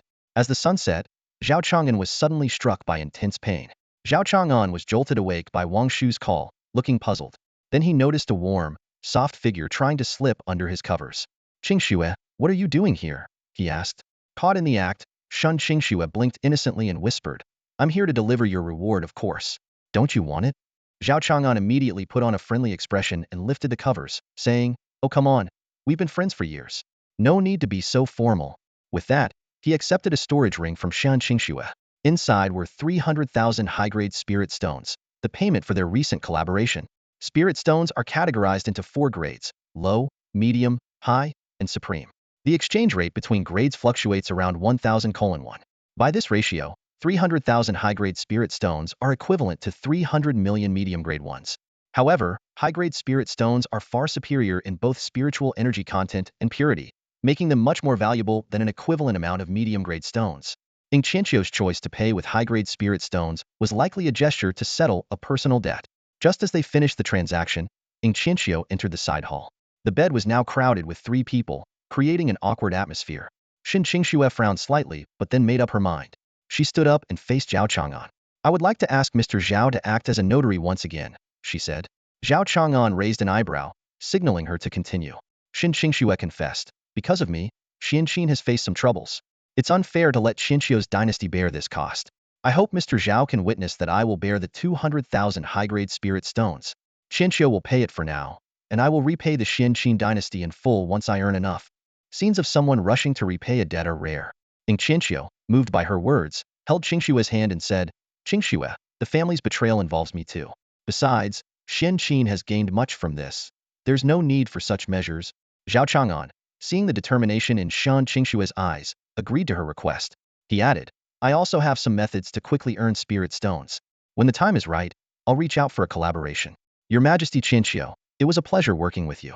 If I need the dynasty's help in the future, I'll definitely seek your assistance. Both women showed indescribable expressions upon hearing this. Mr. Zhao, are you planning to leave? They asked. There are some matters in the Xiao family that require my attention. I need to be away for a while. Seeing their expressions, Zhao Chang'an laughed heartily. Haha, you look like newlywed wives sending their husbands off to battle. Meanwhile, Xiao Shuang was sitting in the study, engrossed in the introductory hacking book Zhao Chang'an had gifted her. She pondered over the intricacies within, her left eye's dream pupil gleaming with brilliance. Before Xiao Shuang's eyes appeared unfamiliar terms like firewalls, sandboxes, Trojans, and viruses. The more she learned, the more astonished she became. In the world of cultivation, no text, whether from 1,000 years ago or 1,000 years into the future, could compare to this intricate manual. It elevated the art of mental defense and offense to an incredibly profound and extensive level. If someone mastered all the defensive techniques within, their mental world would become an impenetrable fortress, a nightmare for any mental cultivator. Conversely, if someone mastered all the offensive techniques, their mental power would be unparalleled, regarded as an insurmountable stronghold by other cultivators. Even if this manual were divided into 2 parts, with each part explaining only a small fraction of the techniques, it would still be considered a priceless treasure. Now, young Master Zhao had casually tossed this book to her, without even asking her to keep it a secret. Since he had such high hopes for her, and was willing to lend her such a precious book, she could not let him down. With this thought, Xiao Shuang's determination surged, and she prepared to study the next page. Just then, there was a gentle knock on the door. After she gave permission, a maid entered, holding an envelope. Miss, this is from young Master Li, the maid said. Xiao Shuang took the letter and signaled the maid to leave, then stretched her stiff body. Li Wanyao? What trick was he up to now? Xiao Shuang pondered various possibilities, then held her breath, gathering her spiritual energy, and opened the envelope. She expected some lethal poison or aphrodisiac powder, but it was just a simple letter. Miss Xiao Shuang, I, Li, have come across some information about your mother by chance. Words cannot express it clearly. If you are willing, please meet me tomorrow at midnight, in the valley 300 miles south of the city. Li Wanyao. The letter silently fell to the floor, making a soft sound. In the dead of night, Xiao Shuang pushed open the door and stepped into the courtyard of the Xiao family. The towering Hunshan High Tower stood in the center of the open space, its thermal core tirelessly operating, constantly monitoring the surroundings. She approached the base of the tower, her dream eye emitting a unique glow that collided with the tower's own fluctuations. Initially, the 2 sets of waves were vastly different, causing a series of chaotic ripples. Over time, Xiao Shuang gradually became attuned to the tower's wave patterns, narrowing the gap between them. However, as the gap diminished, the remaining differences grew increasingly subtle. She closed her eyes and focused intently on adjusting her left dream eye, beads of sweat forming on her forehead. At that moment, Zhao Chang'an, seated on a luanio, heard a warning from Wang Shu. Captain, Xiao Shuang is attempting to penetrate the surface systems of the Hunshan High Tower. Oh. Zhao Chang'an looked at the incoming message with interest. It seems her hacking skills have improved. Captain, she's not an ordinary hacker. With the Dream Eye's powerful computational abilities and her unique wave technology, have you ever seen a hacker who can infiltrate systems without any equipment? Zhao Chang'an pondered, resting his chin on his hand. This is her first attempt. We can't let her lose confidence. Lower the system security level by 3 tiers and disable the automatic counterattack program. Wang Shu hummed in confusion but said no more. A few days ago, Zhao Chang'an had received a letter from Li Wanyao. Gazing out the porthole, his mind was filled with thoughts as he considered tonight's infiltration attempt. Interesting. After a period of adjustment, Xiao Shuang finally completed the final step. Her waves perfectly synchronized with those of the Hunshan High Tower, which granted her the first level of access. In the permissions list, she found the data transmission access. As expected, she could contact Zhao Gongzi through the tower. She hijacked the transmission access and began sending a message upward. Zhao Gongzi, at midnight tonight, in the valley 300 miles south of the city, someone plans to ambush me. Aboard the Luanio Sky Mothership, Zhao Chang'an read the message from Xiao Shuang, a slight smile forming on his lips. He almost thought she would be fooled by a single message, but now it seemed she had some intelligence after all. Soon, Zhao Chang'an's reply reached the Hunshan High Tower. I have received your message. Keep moving forward, and I will take the opportunity to deal with them. Receiving Zhao Chang'an's message, Xia Shuang's expression calmed. Regardless of whether Li Wenyo's words were true, any news about her mother was worth investigating. though the path ahead was fraught with danger, and she risked being captured by the enemy, becoming a burden to her father and Zhao Gongzi. Zhao Gongzi's support gave her the courage to press on. If there really was news of her mother, it would be a joyous thing. If not, with Zhao Gongzi around, she could handle those scoundrels. With this thought, Xiao Shuang stood up, brushed the dust off her clothes, drew her long sword, and flew southward on her sword towards the city's outskirts. In the dead of night, the moonlight filtered through the sparse leaves, casting a pale and eerie glow on the valley floor. The distant mountains loomed like black behemoths, ready to devour everything in their path. In the quiet and desolate atmosphere, a sense of bleakness and danger seemed poised to break through the darkness at any moment.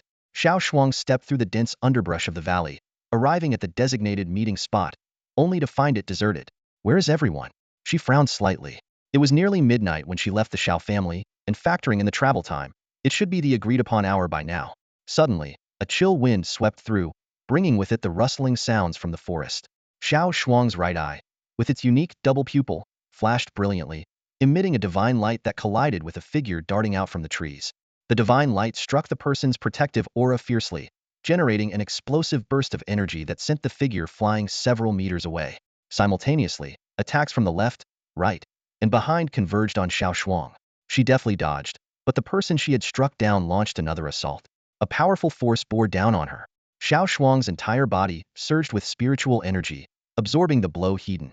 Her protective aura shattered, spilling energy everywhere. After barely fending off the frontal attack, the combined assault from the three other attackers struck again, sending Xiao Shuang flying. If it weren't for the abundant energy from the 9-turn golden elixir, an ordinary cultivator's spiritual energy would have been destroyed by just those two attacks. Using the momentum from being sent flying, Xiao Shuang escaped the encirclement. She glanced at her assailants. Leading them was none other than Li Wanyao, exuding the aura of a golden core cultivator. Li Wanyao, when did you advance to the golden core stage? She asked, recognizing him. Beside him stood the head of the Li family, Li Yong, and two unfamiliar golden core cultivators from Henan City. Could the news about my mother have been a trap? Xiao Shuang spoke in disappointment, though her heart burned with anger. Just 4 golden core cultivators think they can corner me? Do they underestimate me? In the next moment, the young woman closed her eyes briefly, took a deep breath, and then snapped them open. Her left eye shone with an eerie purple light, and a powerful wave of spiritual consciousness spread out. Without hesitation, she activated her double pupil, and the divine light shot towards the unfamiliar golden core cultivator in front. The 4 attackers did not dodge, falling into a trance-like state. The golden light effortlessly destroyed the protective aura of the golden core cultivator, obliterating his head. As the brief confusion ended, another golden core cultivator, enraged by his comrade's death, seized the opening to slash at Xiao Shuang with his sword. However, in her double pupil vision, the sword strike seemed incredibly slow. Seeing the girl easily evade his sword energy, the golden core cultivator rushed forward, slashing from the left. His heart tightened as he raised his sword to block, yet the expected clash of metal never came. Instead, his vision soared upwards, and he saw his own headless body. Was the sword slash from the right? Is this an illusion? Witnessing Xiao Shuang defeat 2 golden core cultivators in an instant, Li Wanyao and his father were filled with fear and dared not make any reckless moves. Xiao Shuang had been tirelessly struggling against the bizarre and powerful dream eyes and heavy eyes. Time was of the essence, and there was no room for delay. Suddenly, a strange voice echoed, and an enormous spiritual force converged into the shape of a hand, striking towards Xiao Shuang with immense pressure. The power of the dream eyes shattered instantly, and Xiao Shuang felt her entire body tremble as if her blood was flowing backward. Upon seeing the newcomer, Li Wanyao immediately bowed respectfully. It was Mr. Wu. Wu Tianfan's spiritual hand grabbed Xiao Shuang, causing the protective spiritual aura around her to crack. Miss Xiao Shuang, I must disturb you to lure out Zhao Chang'an, Wu Tianfan said. Though his tone was polite, it was cold and unfeeling. Just as Xiao Shuang's protective aura was about to collapse, a clear voice rang out behind Wu Tianfan. I hear you've been looking for me? Wu Tianfan turned around in shock, releasing his hold on Xiao Shuang, and saw a man in a white robe standing behind him. Zhao Chang'an, Wu Tianfan asked in a deep voice. Despite witnessing the destruction of Zhenling City and investigating Zhao Chang'an's background, this was his first time seeing the man who instilled fear in his young master. Wu Tianfan maintained a facade of calm, but inside, he was panicking. Zhao Chang'an, when did he arrive? The Xiao family's communications had been cut off. It was impossible for them to have contacted Zhao Chang'an. Smiling, Zhao Chang'an said, It seems you really want to have a showdown with me? As he finished speaking, 3 meteors flashed across the sky, descending towards the group. Wu Tianfan looked up and immediately recognized the divine power capable of destroying cities. Terrified, he quickly shattered a teleportation jade talisman and escaped through space. Left behind were Li Yong and Li Wanyao, who now had to face the formidable nascent soul cultivator, Zhao Chang'an. Wu Tianfan was the main force behind this operation, yet during a brief confrontation with Zhao Chang'an, he appeared cowardly and lacked the courage to face his opponent directly, choosing instead to flee hastily. Xiao Shuang felt a wave of relief when she saw Zhao Chang'an arrive just in time. She had been worried that he might not make it to support them, but now she realized he had been waiting nearby all along. Zhao Chang'an responded with a hint of guilt, secretly thankful that he had barely made it in time. Li Wenyao's eyes glowed with hatred at the sight of Zhao Chang'an. He harbored deep resentment towards him, blaming Zhao Chang'an for his expulsion from the sect, his marginalization in the sacred sword sanctuary, and becoming the subject of ridicule. However, Zhao Chang'an remained indifferent to the hatred in Li Wenyao's eyes. He looked at them coldly and said firmly, "I once gave the Li family a chance." With that, 3 meteors crashed down heavily, mechanical modules activated, and 3 towering structures rose from the ground. The Meteor Skyfire, utilizing federal technology, quickly set up high-energy laser defense towers through airdrop module pods, implementing tactics of encirclement, ambush, and defense. As the towers began to glow, Li Yong and Li Wenyao's faces grew even more grim. Zhao Chang'an looked at them calmly and declared resolutely, "You can either end your lives now, or I can do it for you." The light from the towers cast shadows on Zhao Chang'an's face, his voice steady yet imbued with undeniable authority. Just then, Xiao Shuang stepped forward and stopped him. "Hold on, young Master Zhao."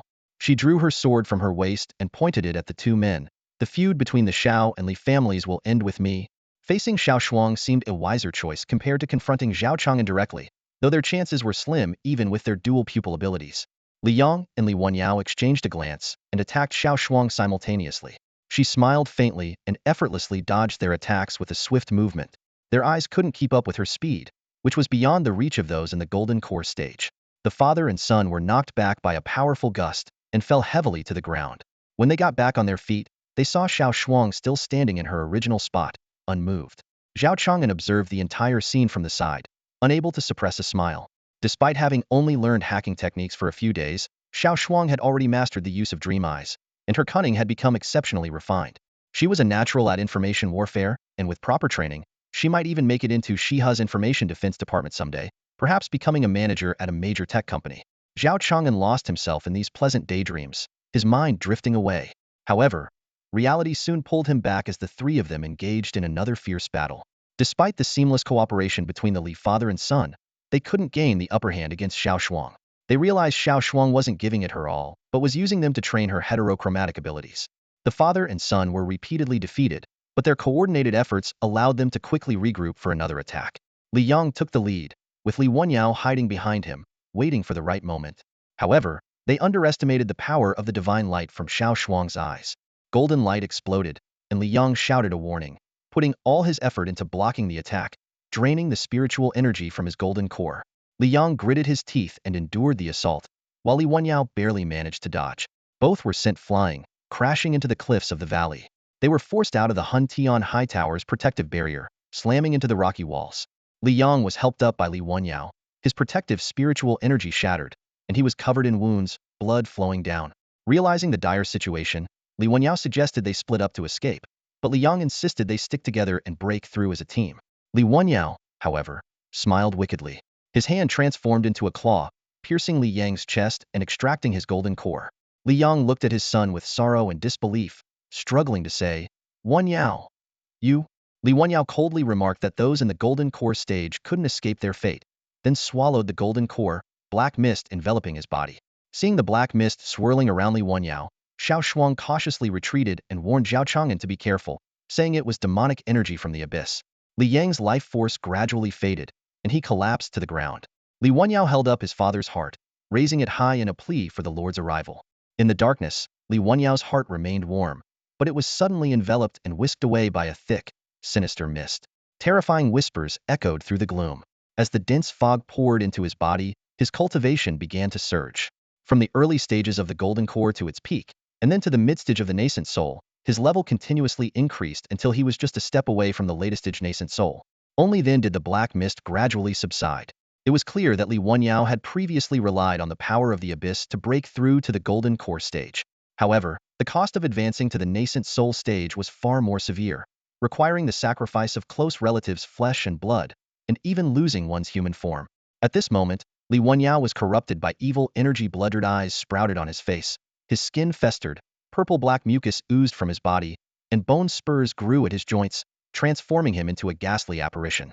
Feeling the immense power within him, he casually tossed Li Yang's corpse aside and roared at Zhao Chang'an. His voice had transformed into a multitonal mix of male and female, filled with resentment, sending chills down anyone's spine. Yet, Zhao Chang'an remained standing in place, watching the scene with a smile. The resemblance between the abyssal creatures and beings from the original cosmos was striking, raising suspicions about a possible connection between them. Zhao Chang'an's thoughts were interrupted by Li Wenyao's shrill scream as the grotesque and hideous monster lunged at him with gleaming claws. He couldn't help but wonder in surprise.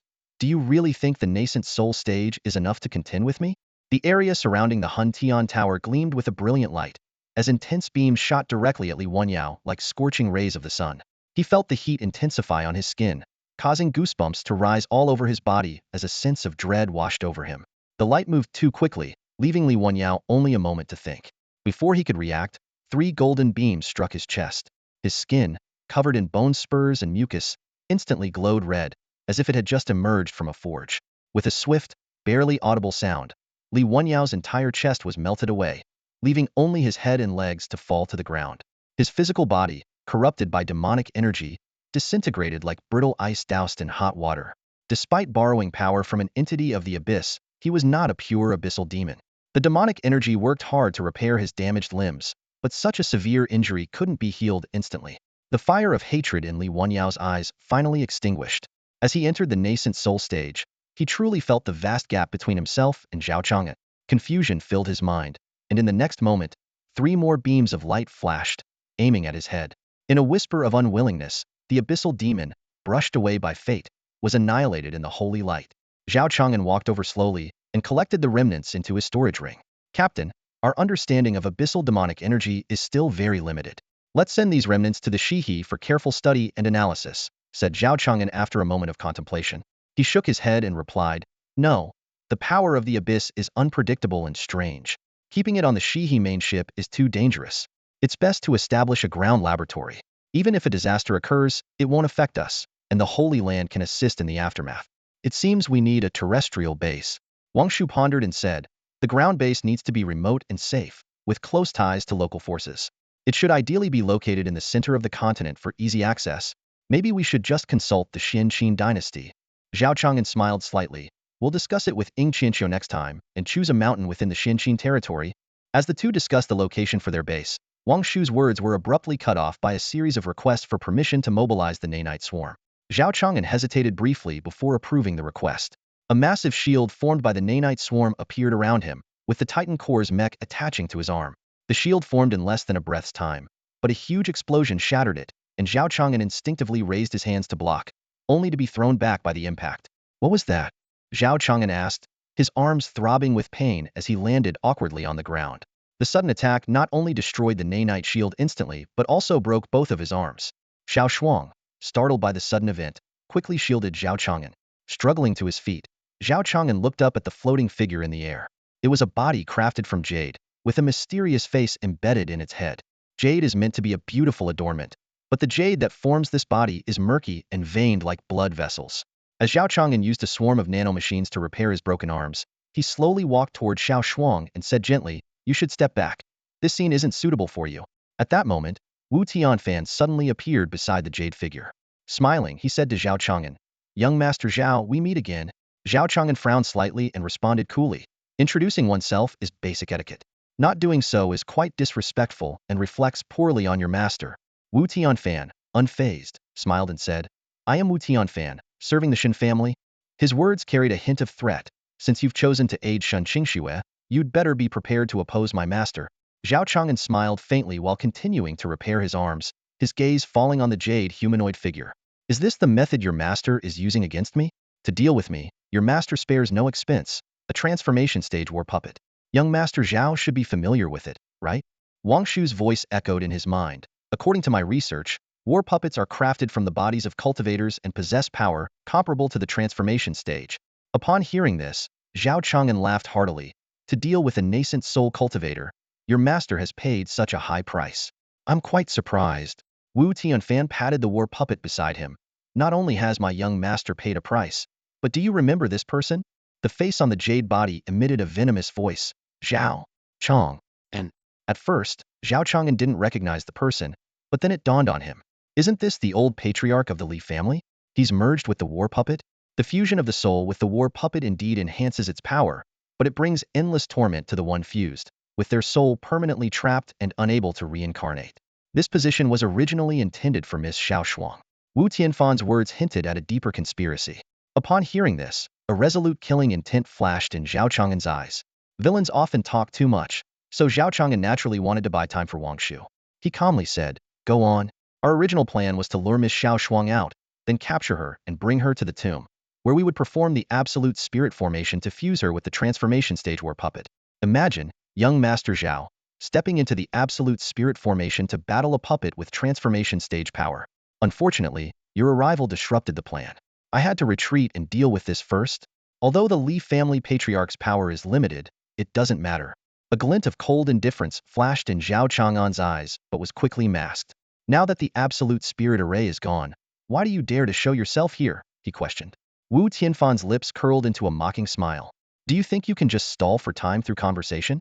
Suddenly, a massive white glow erupted from the ground, and an intricately designed array pattern emerged beneath their feet. Absolute Spirit Array. As the array fully unfurled, the mechanical golden cores hum abruptly ceased, and the internal spiritual energy seemed to solidify like glue, unable to circulate. Xiao Shuang cautiously approached Zhao Chang'an and warned, "Master Zhao, be careful. My spiritual energy isn't working." The strength of the transcendent battle puppet lay in its formidable physical body, but it couldn't wield spiritual energy like a cultivator. Now, within the absolute spirit array, it seemed they could only rely on their physical prowess for combat. Zhao Chang'an smiled faintly and said, "The absolute spirit array can't block space itself. If I decide to leave, how could you stop me?" Wu Tianfan retorted, "Xiao Shuang can't leave with you. I trust Master Zhao won't abandon a fair lady to save himself." Zhao Chang'an couldn't help but admire Wu Tianfan's astuteness and thorough planning. If this were a typical fantasy novel, the protagonist would find it difficult to escape such a predicament, even with several plot devices. This level of cunning would be considered exceptional among previous novel antagonists. However, for the Federation's combat units using ion reactors, losing spiritual energy was as inconsequential as a fish losing a bicycle. Wu Tianfan was fully prepared and flawless, yet now he faced Zhao Chang'an. The three towering structures around Zhao Chang'an simultaneously emitted 9 deadly beams of light, forming a lethal web. Wu Tianfan was terrified and quickly maneuvered the divine puppet to shield himself. Although the puppet moved with lightning speed, Wu Tianfan's reactions took time. When he saw the beams, fear gripped his heart, leaving him no time to react or control the puppet effectively. The divine puppet barely managed to shield his left side, but the golden, high-temperature beams instantly struck. With a crisp sound, Wu Tianfan's right arm was burned off, leaving a charred hole in his shoulder. At that moment, a swarm of nanomachines crawled up Xiao Shuang's ear, swiftly assembling into a small speaker that broadcast Zhao Chang'an's voice. Zhao Chang'an informed Xiao Shuang that the divine puppet was now controlled by the spirit of the Li family's ancestor, making it more than a mere machinite had thoughts and weaknesses. They could exploit this opportunity. As Zhao Chang'an gave the order, the three towers began charging for another wave of attacks. Faced with this terrifying beam assault, Wu Tianfan trembled with fear, enduring the excruciating pain of his severed arm while cowering behind the puppet, not daring to move an inch. Though he was trapped within the absolute spirit array, fortunately, Wang Shu's spiritual energy had not yet permeated the defense units, and the towers still relied on their energy cores. Zhao Chang'an taunted him, remarking on Wu Tianfan's unfortunate fate of encountering him. Just then, the 9 golden beams converged into one, aiming directly at Wu Tianfan. Sensing the immense power, Wu Tianfan was petrified and quickly hid behind the puppet. Suddenly, he heard a low whisper from the puppet, "Family, family." Wu Tianfan's face turned pale, realizing something was amiss. At that moment, the spirit trapped within the puppet broke free from its torment. The consciousness of the Li family's ancestor reawakened, seeing his own body and then turning to see the Li family's gate, with Li Yong, Li Wanyao, and other clan members standing inside, smiling and bowing to him. "Ancestor." They respectfully greeted him. For some reason, the Li family's ancestor felt a pang of sadness and bitterness seeing this scene. "Family," he thought, willing to give his all for them.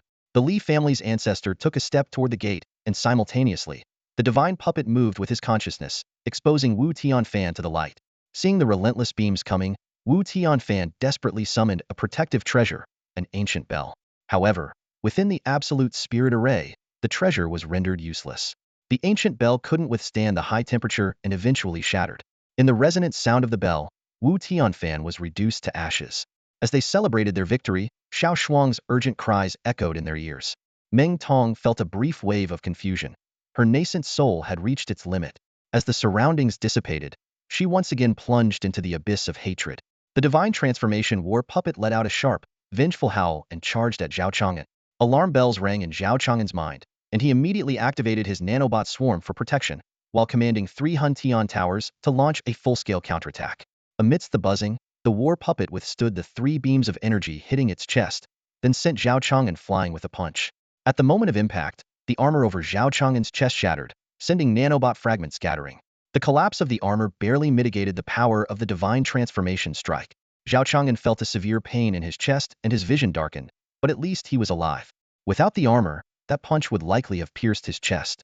Looking back at the war puppet, its chest had endured the beams for a full 5 breaths, yet only glowed with a high-temperature red.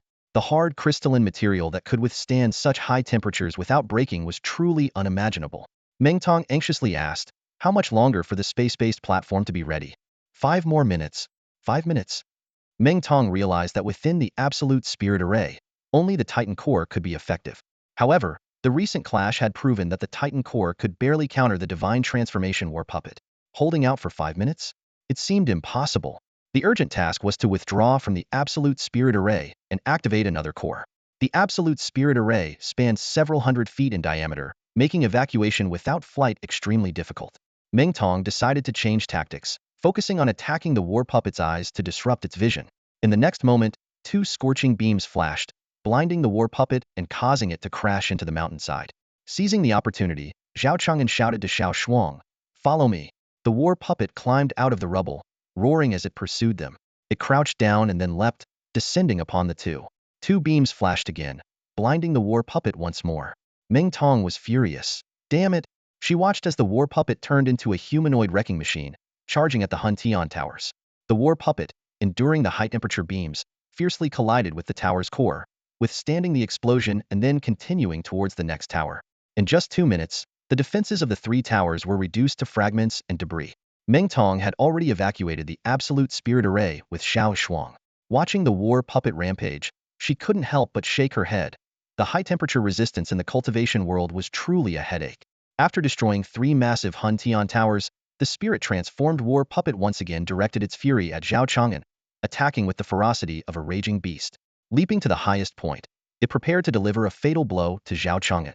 At that moment, Xiao Shuang's ethereal eyes glimmered with an unusual light, and a complex stream of data surged into the war puppet's mind.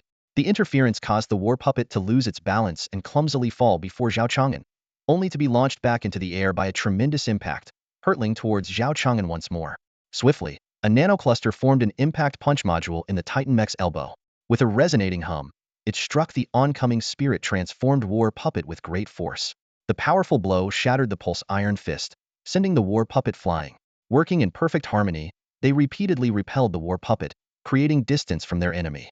Inside the war puppet, the ancestral spirit grew increasingly frenzied with each failure, revealing more weaknesses.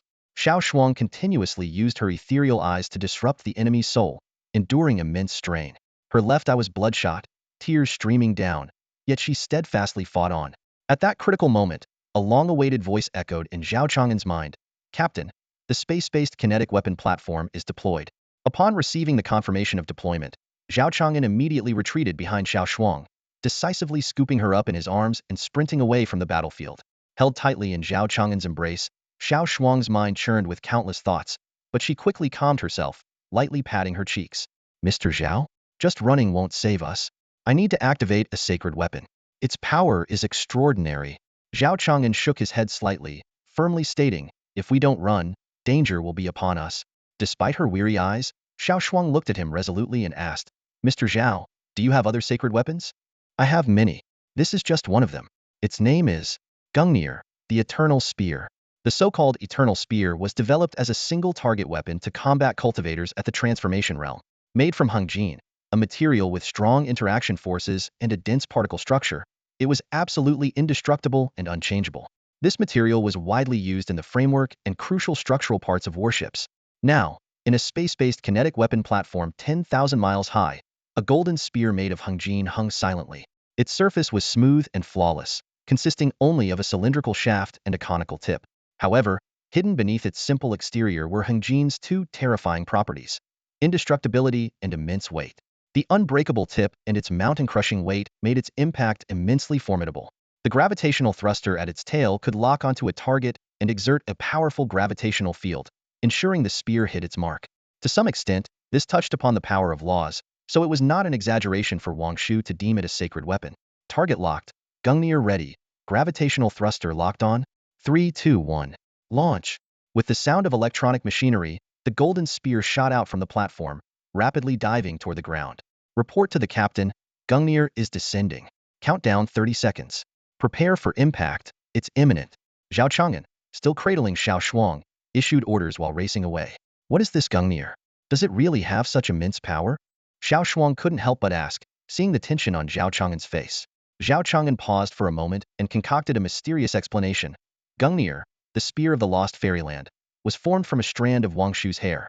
Once released, it never misses its target and will pierce through and destroy it. Before Xiao Shuang could react, her attention was drawn to a glimmering light in the sky. In the deep, dark night, a golden glow slowly shone, descending from the heavens and dispelling the darkness. That was the eternal spear, Gungnir. As Gungnir rapidly approached the ground, its speed reached the limit of what the naked eye could follow, leaving behind a dazzling trail of light accompanied by unquenchable flames, like a river of red and gold rushing down. Zhao Chang'an clutched Xiao Shuang tightly as they sped away like the wind, having no time to marvel at the awe-inspiring sight of the eternal spear. Anxiously, he asked Xiao Shuang, "Is it as magnificent as they say?" Xiao Shuang, eyes wide with astonishment, stared at the breathtaking scene before them and replied, "Is this the lost spear of the immortal realm?" Suddenly, a sharp buzzing sound came from above.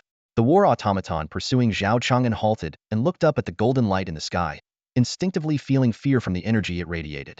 Faced with the threat of the golden light, the automaton stopped its pursuit and leaped backward, covering dozens of feet in one bound.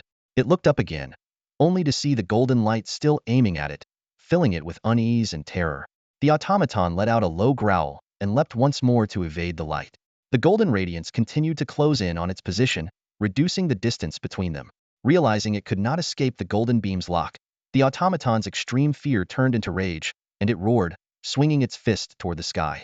In the next moment, Gungnir collided violently with the automaton's jade fist, accompanied by a thunderous crash as if the heavens and earth were collapsing.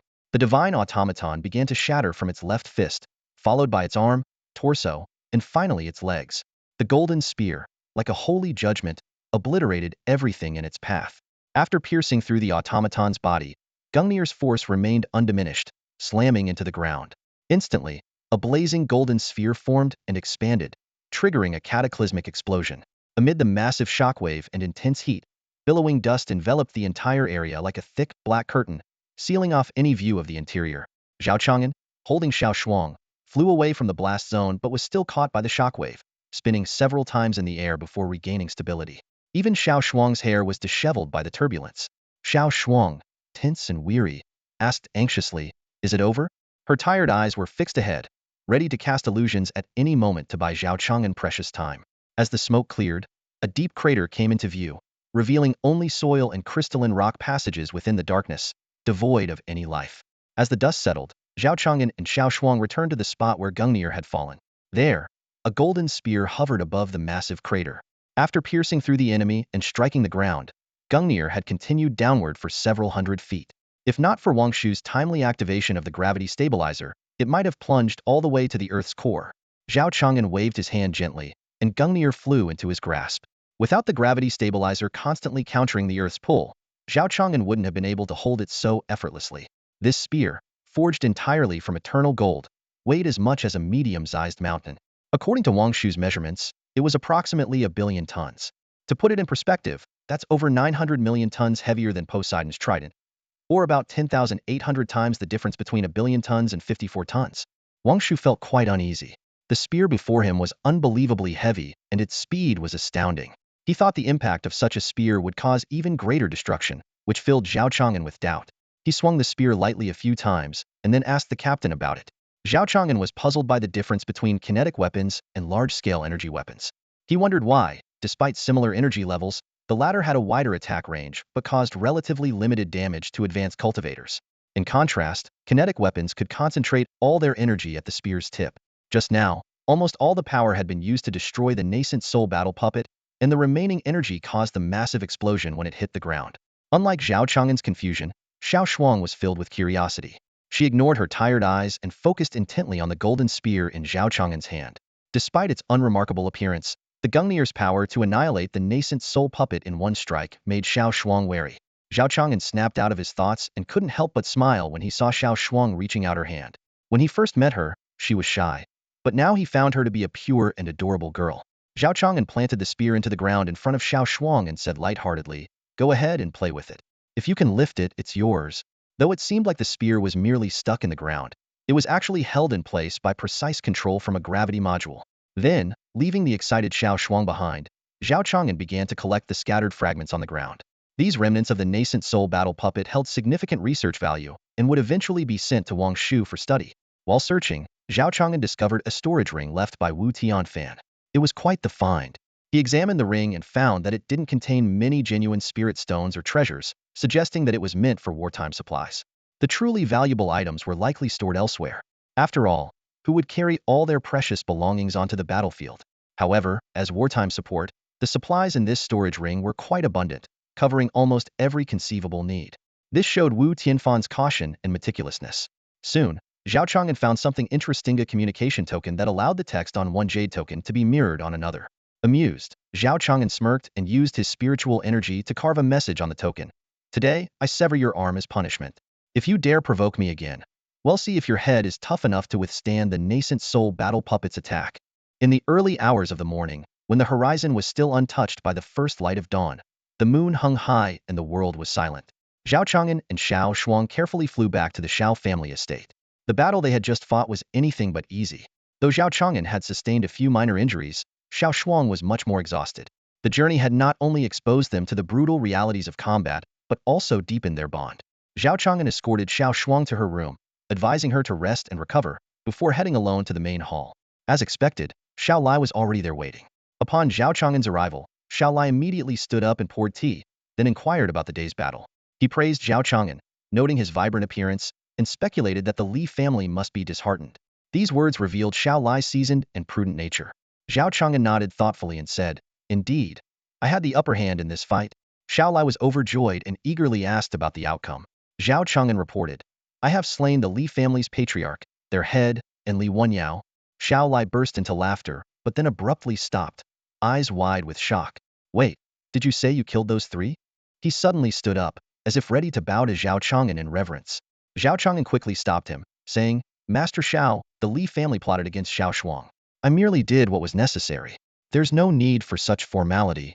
With a wry smile, Zhao Chang'an added, "This battle cost us a considerable amount of spirit stones and treasures." Xiao Lai, supported by Zhao Chang'an, came to his senses and said, "Venerable Zhao, I have ample resources. I wouldn't dream of burdening you." Suddenly, Wang Sua's voice echoed in Zhao Chang'an's mind. "Captain, I remember Master Xiao previously saying, 'I have ample resources.' It seems we've indeed squeezed him quite a bit lately. Now even his phrase has changed." Zhao Chang'an chuckled and explained, "Since you still have resources, it means things aren't that bad. Besides, we've helped the Xiao family solve a major problem. Accepting some spirit stones is only fair." With that, Zhao Chang'an accepted the voucher Xiao Lai handed over. It indicated an amount of 30,000 high-grade spirit stones, a token of the Xiao family's gratitude. Xiao Lai's generosity was commendable. Zhao Chang'an then stated his own request. The Li family, now deprived of their protectors, will soon be absorbed by the Xiao family. I don't want their assets, just 50% of the spirit stones in their treasury. Xiao Lai was slightly taken aback, but immediately agreed. Of course, but the Li family is vast. It will take time. Zhao Chang'an waved dismissively. No problem, I can wait. After finalizing the distribution of spoils, Zhao Chang'an chatted briefly with Xiao Lai before leaving. Meanwhile, Wang Sua had already begun analyzing the spoils from the previous night. Zhao Chang'an walked into his private chamber, feeling his mood gradually settle. He then turned to Wang Shu to inquire about the research progress. Wang Shu smiled and replied, "Captain, I've discovered something fascinating in the fragments of these divine transformation battle puppets. The jade-like material is actually the flesh of divine transformation cultivators. They use a unique combination of skin structure and spiritual energy to achieve a protective effect that surpasses conventional spiritual shields. Hearing this, Zhao Chang'an became excited and eagerly asked, "Can we find a pattern in this and create mechas or other units that can rival the divine transformation level?" Wang Shu confidently replied, "Theoretically, it's possible, but it would require a significant amount of resources for research." He was resolute in his belief that creating divine transformation was achievable. As the two were discussing the application of divine transformation structures on the battleship, a sudden loud noise drew their attention. Following that, powerful waves of spiritual energy swept through the area. Zhao Chang'an paused for a moment and looked in the direction of the sound, clearly indicating that a fierce battle was taking place between cultivators. Judging by the shockwaves that could shake the entire city, the combatants were at least at the golden core stage. Filled with curiosity and a sense of excitement, Zhao Chang'an headed towards the battle site. At the north gate, the city gate was tightly shut, and several city-guarding cultivators had surrounded a person in a black robe. This person had a black and red cylindrical object strapped to their waist. Despite their efforts to conceal their aura, the pressure of a golden core stage cultivator was unmistakably strong. In the midst of the standoff, Zhu Kai noticed Zhao Chang'an approaching, and his eyes lit up. He immediately requested Zhao's assistance. "Master Zhao, you've come just in time. Please help us subdue this person. His movements are suspicious, and he refuses to surrender. We suspect he is a follower of the Void Abyss." However, the black-robed individual, upon seeing Zhao Chang'an, suddenly smiled, their eyes gleaming, and shouted, "Brother Zhao, I finally found you." Zhao Chang'an instantly recognized him. It was Lu Chengfeng. Lu Chengfeng rushed forward and embraced Zhao Chang'an enthusiastically, leaving the surrounding city guards puzzled. Zhu Kai, witnessing this scene, immediately asked, "Master Zhao, is this an old friend of yours?" Zhao Chang'an pulled Lu Chengfeng away and replied with a smile, "Yes, Brother Lu and I share a deep bond." He then added, "He is now the sword master of the Hidden Sword Sanctuary and could never be the follower you suspect. Rest assured, everyone." Upon hearing the words, "Sword Master of the Hidden Sword Sanctuary," Zhu Kai fell silent and quickly bowed in respect. Disciple Zhu Kai greets the Sword Master. Zhu Kai, unable to attend the Sword Master's inauguration ceremony due to his duty of guarding the city, had always held the Sword Master in high regard. Seeing the Sword Master in person today, he was overwhelmed with excitement. "We are all disciples of the Hidden Sword Sanctuary. No need for formalities," Lu Chengfeng said warmly. Lu Chengfeng extended his hand to help Zhu Kai up, letting out a deep sigh of relief. The word safety caused Zhao Chang'an to furrow his brows. He realized that things were far from simple. Lu Chengfeng lowered his head slightly, feeling a tinge of shame. He had been on the run for over 3 days, enduring countless hardships along the way. Upon hearing this, Zhu Kai's anger flared up. "Who dares to be so bold as to hunt down the sword master of the Hidden Sword Sect?" he exclaimed furiously. Zhao Chang'an's heart sank as an image of someone flashed in his mind. If his suspicions were correct, then, suddenly, with a loud crash, the gates of Anan City collapsed. A round-faced girl stood before the falling gates, her fist still smoking, and she shouted aggressively, "Lu Chengfeng, you've been hiding like a coward. What kind of man are you? Is it because of that woman, Shiro?" Zhao Chang'an, witnessing this scene, whispered in confusion, "Lu Chengfeng, what's going on?" Blushing, Lu Chengfeng explained, "Of course not. The Saintess sure has just made a breakthrough and wanted to spar with me. I fled to find you. It's really just a minor scuffle, nothing serious." Zhao Chang'an scratched his head and quietly suggested, "Why not just let her win this time?" Lu Chengfeng smiled bitterly, "Zhao, you don't understand. This crazy girl shows no mercy. She has no qualms about breaking arms and legs." Zhao Chang'an turned to look at Shiro, a bead of sweat forming on his forehead. He thought to himself, "Shiro, it's been a while." He then patted Lu Chengfeng's shoulder and whispered, "Don't worry, just follow my lead. I'll handle this." At dawn, Xiao Shuang awoke from her dreams, gradually becoming aware of the bustling atmosphere outside. She got up, dressed in her finest clothes, and carefully groomed herself before stepping out of her room. The usually tranquil Xiao residence was unusually lively, with servants bustling back and forth, carrying various desserts and hurrying towards the living room. Entering the living room, she saw a round-faced girl sitting at the table, devouring a large pastry, while a handsome young man sat beside Zhao Chang'an. The master of the Xiao residence was warmly entertaining the guests. Xiao Shuang, being an introvert, felt a bit overwhelmed by the sudden arrival of these relatives. She quietly approached her father and whispered, "Dad, keep it down." Her father grabbed her wrist to prevent her from slipping away and enthusiastically introduced the guests. "This is Lu Chengfeng, the swordmaster of the Sacred Sword Sanctuary, and this is Shiro, the Saintess of the Yaoqi Sanctuary. This is my daughter, Xiao Shuang." Xiao Shuang's mouth dropped open in surprise as she took in their prestigious titles, filled with curiosity about the two. "Shiro, still munching on her pastry, glanced at Xiao Shuang and greeted her with a muffled, "Hello?" Lu Chengfeng, on the other hand, stood up and bowed, saying, "I am Lu Chengfeng. I've heard Zhao speak of you. You are indeed stunning." Upon hearing this, Shi Ro put down her pastry, grabbed Zhao Chang'an's collar, and angrily asked, "Zhao Chang'an, am I not pretty enough? Who's prettier, me or my master?" Zhao Chang'an smiled and replied, "Silly girl, why not include yourself in the comparison?" Shi Ro immediately brightened up and pointed at Xiao Shuang, asking, "So, including me, who's the prettiest?" Zhao Chang'an laughed and said, "Of course, it's the Yaoqi Saintess." Shi Ro stared at Zhao Chang'an in shock, dropping her pastry and lunging at him, demanding a duel. Zhao Chang'an gently pushed her away, smiling, "My strength is beyond your imagination. You can spar with my disciple first." Xiao Shuang's face changed slightly at being singled out, while Shi Ro paused and reassessed her. "Your eyes are extraordinary.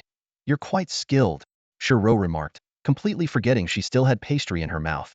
Xiao Shuang hurriedly walked up behind Zhao Chang'an, her face full of panic. "Young Master Zhao, isn't this a bit too much?" she asked nervously. Zhao Chang'an motioned for Xiao Shuang to follow him. They moved to a corner outside the main hall and began an inspiring conversation. He told her, "If you don't dare to try, how will you ever know your potential? Those who are worse than you haven't given up, and those who are better are still striving. What right do you have to think you're incapable? Only by weathering the storm can you see the rainbow. Success requires courageous effort." He continued, "So-called genius is the combination of talent and hard work." Xiao Shuang listened, somewhat dazed, and when she came to her senses, she found herself standing in the Xiao family's training ground. Zhao Chang'an stood in the center, raising his hands and encouraging them. "Come on, the winner gets the chance to treat me to a meal." With that, he turned and left the training platform. Below the platform, Lu Chengfeng frowned slightly and hesitated. "Brother Zhao, is this really the best way to deal with Shi Ro's persistence?" Xiao Lai, also worried, approached Zhao Chang'an and asked, "Young Master Zhao, could this sparring session lead to any unforeseen incidents?" Zhao Chang'an smiled confidently and replied, "I know Shuang'er's abilities well. Don't worry, Uncle Xiao, I will be right here to protect her." At that moment, Shi Ro stood on the other side of the training ground, radiating battle intent and staring intently at Xiao Shuang. Xiao Shuang composed herself, appearing calm and collected, and bowed to Shi Ro. At Zhao Chang'an's command, the sparring began. Xiao Shuang's right eye suddenly emitted a dazzling golden light, which shot out from her eye, charring the ground as it raced toward Shi Ro. Lu Chengfeng's expression changed slightly, while an elder beside him explained the origin of the golden light. Seeing this, Shi Ro quickly unleashed her silver divine light. The two beams clashed fiercely in midair, releasing blinding light and shaking the very space around them. However, Shi Ro's cultivation was higher, and soon the golden light began to falter. Xiao Shuang had to swiftly dodge and adjust her attack strategy. They exchanged dozens of blows on the training ground. Xiao Shuang's illusionary attacks kept Shi Ro on her toes, and any slight lapse would result in Shi Ro being struck. In this intense battle, Shi Ro was even forced to use her ultimate technique, originally intended for Lu Chengfeng. Shi Ro suddenly leapt into the air, hovering with a halo of silver-white sacred light surrounding her. Lu Chengfeng instantly recognized it as the supreme form and understood why Shi Ro had always sought to duel him. Xiao Shuang also sensed Shi Ro's immense power and tentatively launched a divine light attack. However, Shi Ro crossed her arms in front of her chest, fearlessly meeting the divine light with the formidable defense of her supreme form. Realizing she couldn't win through brute force, Xiao Shuang decided to proceed with caution. In the next instant, Shi Ro's powerful punch flew towards Xiao Shuang, causing Xiao Shuang's hair to stand on end. Just in time, she skillfully activated her dream eye to divert Shi Ro's attention, barely escaping the terrifying force of the punch. As Xiao Shuang found herself in a perilous situation, she heard Zhao Chang'an's gentle voice, "My dear disciple, don't forget the immortal techniques I taught you." These techniques, imparted by Zhao Chang'an, could trigger bewildering illusions through the dream eye. They included chilling video scenes, heart-wrenching farewells, and invincible spells targeting human vulnerabilities. Among them, particularly aimed at female opponents, was the reverse harem technique. Xiao Shuang felt her cheeks flush as she began to envision the illusionary scene. But where could she find so many handsome young men to play the roles in the reverse harem? Zhao Chang'an certainly wasn't an option. It had to be. Suddenly, Shi Ro's vision blurred, and she found herself surrounded by dozens of dashing young sword immortals, each resembling Lu Chengfeng. In the next moment, these Lu Chengfeng lookalikes began to disrobe, revealing their perfectly sculpted male physiques. Shi Ro was stunned as if struck by lightning, her supreme form shattering instantly. Trembling, she collapsed in the arena. Xiao Shuang then strode forward, flicking Shi Ro's forehead with a crisp snap. Shi Ro groaned in pain, tears welling up in her eyes as she gazed blankly at the sky before falling to the ground, vision blurred. Xiao Shuang, having secured her victory, quietly hid behind Zhao Chang'an. Meanwhile, Lu Chengfeng, oblivious to the situation, approached to check on Shiro. Shiro, are you alright? Only to be sent flying out of the Xiao residence by a single punch. Did you use it? Zhao Chang'an inquired. Yes. Xiao Shuang replied, blushing and shyly lowering her head. Zhao Chang'an initially suggested that the winner should treat everyone, but he eventually caved under Xiao Shuang's stern gaze and agreed to pay the bill himself. Shiro, who had been complaining about her eyes earlier, now eagerly joined the group for dinner. Zhao Chang'an hurried out to find Lu Chengfeng, and the four of them headed to the tavern together. As they passed various stalls on their way, Zhao Chang'an looked around but found nothing useful. It seemed the book's descriptions were exaggerated. Could one really find ancient artifacts just lying around by the roadside? After a while, Zhao Chang'an felt a bit bored. In contrast, Shiro and Xiao Shuang were full of enthusiasm, interested in everything they saw. Why are women so talented at shopping? Watching the two women brimming with energy, Zhao Chang'an could only start a conversation with Lu Chengfeng. Brother Lu, you came all this way to see me. Is there something you need? Lu Chengfeng responded earnestly. Yes, the sword you gave me seems to have awakened a spirit. With a gentle wave of his hand, the light sword at his waist seemed to come to life, flying into his hand. Then, with a flick of his wrist, he slowly let go, and the sword didn't fall but joyfully flew around him before hovering in front of Zhao Chang'an, affectionately nudging his clothes. Lu Chengfeng couldn't help but laugh at the sight and said, how interesting. Normally, the morning light sword only obeys my commands, but today it seems so fond of you. Could it be because you were its original owner? Zhao Chang'an watched the flying light sword with great interest.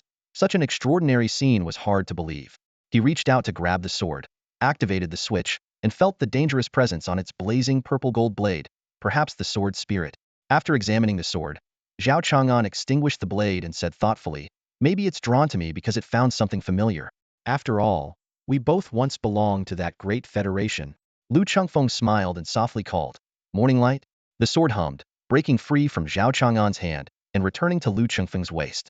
On the surface, Zhao Chang'an appeared calm, but inside, he was in turmoil. Wang Shu, can this Federation-made light sword also awaken a sword spirit?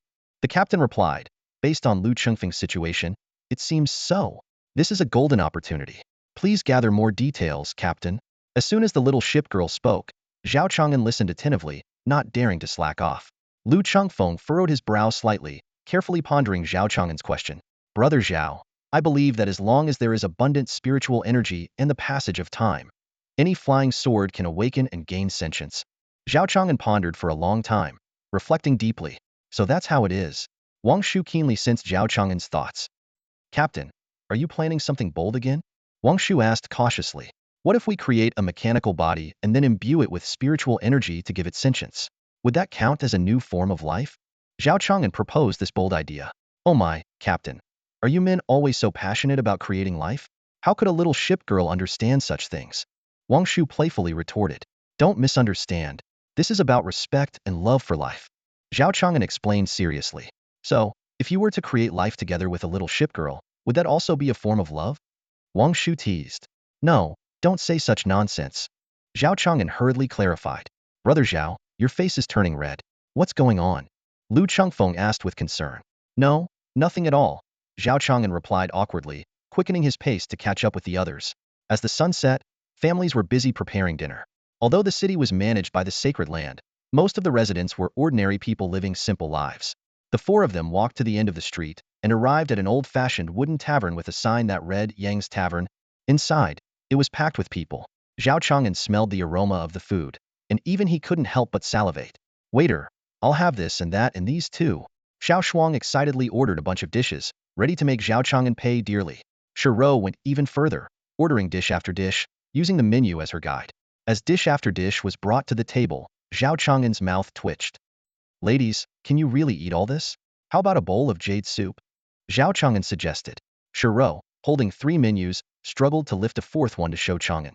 Since you look like jade soup, let's have another one. Xiao Shuang decided, helping Shiro make the choice. If we can't finish all this food, I'll help you two out, Zhao Chang'an offered. The tavern was bustling, mainly because the food was delicious. The use of rare ingredients and spices made the culinary arts of the cultivation world surpass those of the technological civilization for the first time. Sigh. Only the Hextech war god cuisine from the Federation can compare to the dishes here, Zhao Chang'an remarked. The cultivation world, rich in resources and diverse in spices, coupled with the long lifespans of cultivators, had led to an unparalleled pursuit of gourmet food. Just like a scene from a novel, could a casually cooked roast chicken in the depths of the mountains actually win over a fair maiden's heart? The world of cultivation is not a place where one easily gains favor. Soon, the atmosphere at the dining table became increasingly harmonious. Although Shiro completely ignored Lu Changfeng, the interactions among the others were exceptionally friendly. Despite his curiosity, Lu Changfeng didn't want to ruin the mood. So he turned to ask Xiao Shuang, Miss Xiao, you possess heterochromatic eyes, a rare talent indeed. Have you considered joining a sacred land? Upon hearing this, Shiro enthusiastically invited, Xiao Shuang, come to my sacred land. My master is kind-hearted and would certainly like you. Mentioning the Yaoqi sacred land made Xiao Shuang frown. I appreciate your invitation, Lady Shi, but I was once abandoned by Yaoqi sacred land. How can I shamelessly return? Before showcasing her heterochromatic eyes, Xiao Shuang was the pride of a Nan city. Yaoqi sacred land had invited her multiple times, and she was even ready to set off for Qingzhou. However, overnight, her cultivation regressed, and the once zealous envoys disappeared, ignoring her from then on. Sensing the awkward atmosphere, Lu Changfeng quickly intervened. Miss Xiao, have you considered the Taishang sacred land? After all, the first-generation sacred master of Taishang sacred land also had heterochromatic eyes. Even after tens of thousands of years, his fame still echoes across the continent. The Taishang sacred land had yet to determine a new generation sacred master, and with Xiao Shuang's talent, becoming a sacred maiden wasn't impossible. Just as Xiao Shuang hesitated, her heterochromatic eyes suddenly sensed something, and she glanced behind Zhao Chang'an. Shiro and Lu Changfeng also became alert, their expressions serious. At that moment, a drunken man staggered toward Zhao Chang'an from behind. On the surface, he seemed harmless, but cultivators' instincts are never wrong. Shiro quickly moved in front of the drunkard and grabbed his wrist. What are you planning?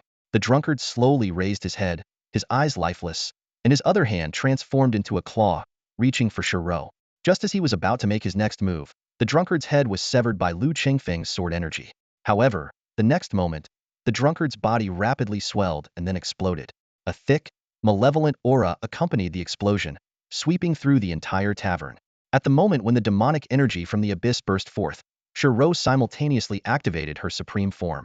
The dense demonic energy and flying flesh bombarded her form, causing intense corrosion and emitting white smoke. In just 3 breaths, the glow of her form dimmed and then shattered with a loud crash. What followed was a terrifying scene in the tavern. The diners fell to the ground in agony, grotesque tumors swelling on their bodies and bones growing uncontrollably, piercing through their skin and creating macabre displays of flesh and bone. As the bone spikes and tumors continued to grow, they eventually reached a point beyond the limits of human endurance, exploding into clouds of blood mist. Screams and death filled the entire tavern. Zhao Chang'an quickly supported the nearly collapsing Shiro and then cast a suspicious glance at Lu Changfeng. Based on the last abyss attack on the village, he found it hard to believe that this tavern incident had nothing to do with Lu Changfeng. It seemed he needed to distance himself from someone like Lu Changfeng, who seemed to attract trouble. Becoming close friends with him could be dangerous. One might end up being sacrificed. Be careful, Zhao. This is the power of the abyss, Lu Changfeng said nonchalantly, his body radiating sword energy as he stood beside Zhao Chang'an with his sword drawn. Xiao Shuang's eyes lit up as she scanned the surroundings, puzzled. How had the power of the abyss infiltrated in Nan City? In the next moment, 2 figures burst out from the sea of corpses and blood in the tavern, charging towards the 4 of them. Lu Changfeng and Shiro immediately sprang into action, sword light and fist imprints flashing. One figure had its head blown apart, while the other was decapitated by a sword. However, despite these fatal injuries, the 2 figures continued their assault. Just 2 steps away, Zhao Chang'an's nano shield materialized, enveloping the 2. With 2 muffled thuds, the nano shield shattered, its interior tainted with abyssal black mist, causing the nanomachines to corrode and fail, turning into an unusable black sludge. Then, a figure slowly walked into the now ruined tavern. Its body was composed of ominous black sludge, clad in a robe adorned with ancient runes, exuding a bizarre and decaying aura that sent shivers down the spine. Zhao Chang'an furrowed his brows, warily staring at the figure and asked, "Who are you?" He could clearly sense that this being was beyond his current ability to contend with. Lu Changfeng and Shiro also sensed the danger, crushing their communication jade talismans and fully mobilizing their spiritual energy in preparation for the upcoming battle. However, the light from the jade talismans flickered briefly and then went silent. An eerie and ancient whisper began to resonate. Though the words were incomprehensible, the 4 of them could understand the intent. Looking for your protectors? As the whisper ended, 2 heads fell to the ground, eyes lifeless and full of regret. Uncle Master, Elder, Lu Chengfeng and Shiro exclaimed in shock. The sanctuary had chosen powerful void return stage experts to protect their disciples. Who could have expected that these formidable beings would be so effortlessly decapitated, unable to put up any resistance? My name is Xian, Lord of the 4th level of the Abyss, the figure declared. Inside the Great Wall, Zhao Chang'an was astonished to discover a mysterious presence. This entity, made of black sludge, lacked eyes but seemed to sense his presence. Despite no clear communication, Zhao Chang'an felt the oppressive gaze. Could this mysterious being be the culprit behind the queen of the underworld's death? A sense of unease surged through Zhao Chang'an, as this power seemed to come from another world, disrupting the entire situation. The mysterious entity slightly lifted its head, seemingly gazing into the distant sky, causing Zhao Chang'an's heart to sink. He realized that the entity had noticed the Xihe battleship in the sky. Zhao Chang'an knew that if the battleship were destroyed, its resources and technology would be contested by various factions, leading to a disastrous situation. He tried to stay calm while thinking of countermeasures. He told Wang Shu they needed to buy time for reinforcements to arrive and prevent the entity from targeting the Xihe main ship. As they discussed their strategy, a dazzling red-gold streak of light suddenly descended from the sky, aiming directly at Xian's head. Xian's eyes narrowed as he raised his hand to block the light. When Gungnir's high-speed descent struck Xian's palm, it was completely halted by the black sludge emanating from his hand, unable to advance further. The fact that Xian could effortlessly hold this 10 billion-ton weapon was unbelievable. Xian glanced at the eternal spear in his hand. Though the attack caused no substantial harm, it at least bought valuable time for the Yuan bird. Then, dozens of golden dots bombarded Xian as 48 proton collision cannons fired continuously. The golden light and explosions enveloped the black sludge body entirely. After 3 rounds of strikes, the light dissipated, revealing that Xian still stood firm. He roared, gripping Gungnir tightly. The gravity thrusters on the spear's shaft collapsed as he assumed a javelin-throwing stance, wrapping the spear in massive amounts of black sludge before hurling it with immense force. The javelin flew at an astonishing speed, igniting in fierce flames as it pierced through the night sky. In the next moment, a crimson beam of light penetrated the entire Yuan bird aerospace battleship, triggering a chain of explosions and rendering the ship's instruments chaotic and ineffective. The Yuan bird mothership, like a thrush pierced through its chest, screeched and plummeted towards the ground in disarray. Fortunately, the Yuan bird was not hovering directly above Annan City, averting a catastrophic outcome. At the critical moment when Zhao Chang'an was on the brink of despair, 2 figures suddenly appeared, slicing through the sky like lightning. One was the master of Guishu, who proudly declared, "Who dares to be arrogant on my eastern land?" The other figures were Song Yanning and Yi Tianran, standing shoulder to shoulder, exuding unparalleled strength and determination. At that moment, justice and courage merged perfectly within them, as if they had become the guardians of the earth, fighting for righteousness. Upon seeing 2 Nascent Souls stage cultivators breaking through the sky, Xian remained unperturbed and whispered softly. A gentle breeze seemed to carry a hint of regret. Did they arrive so quickly?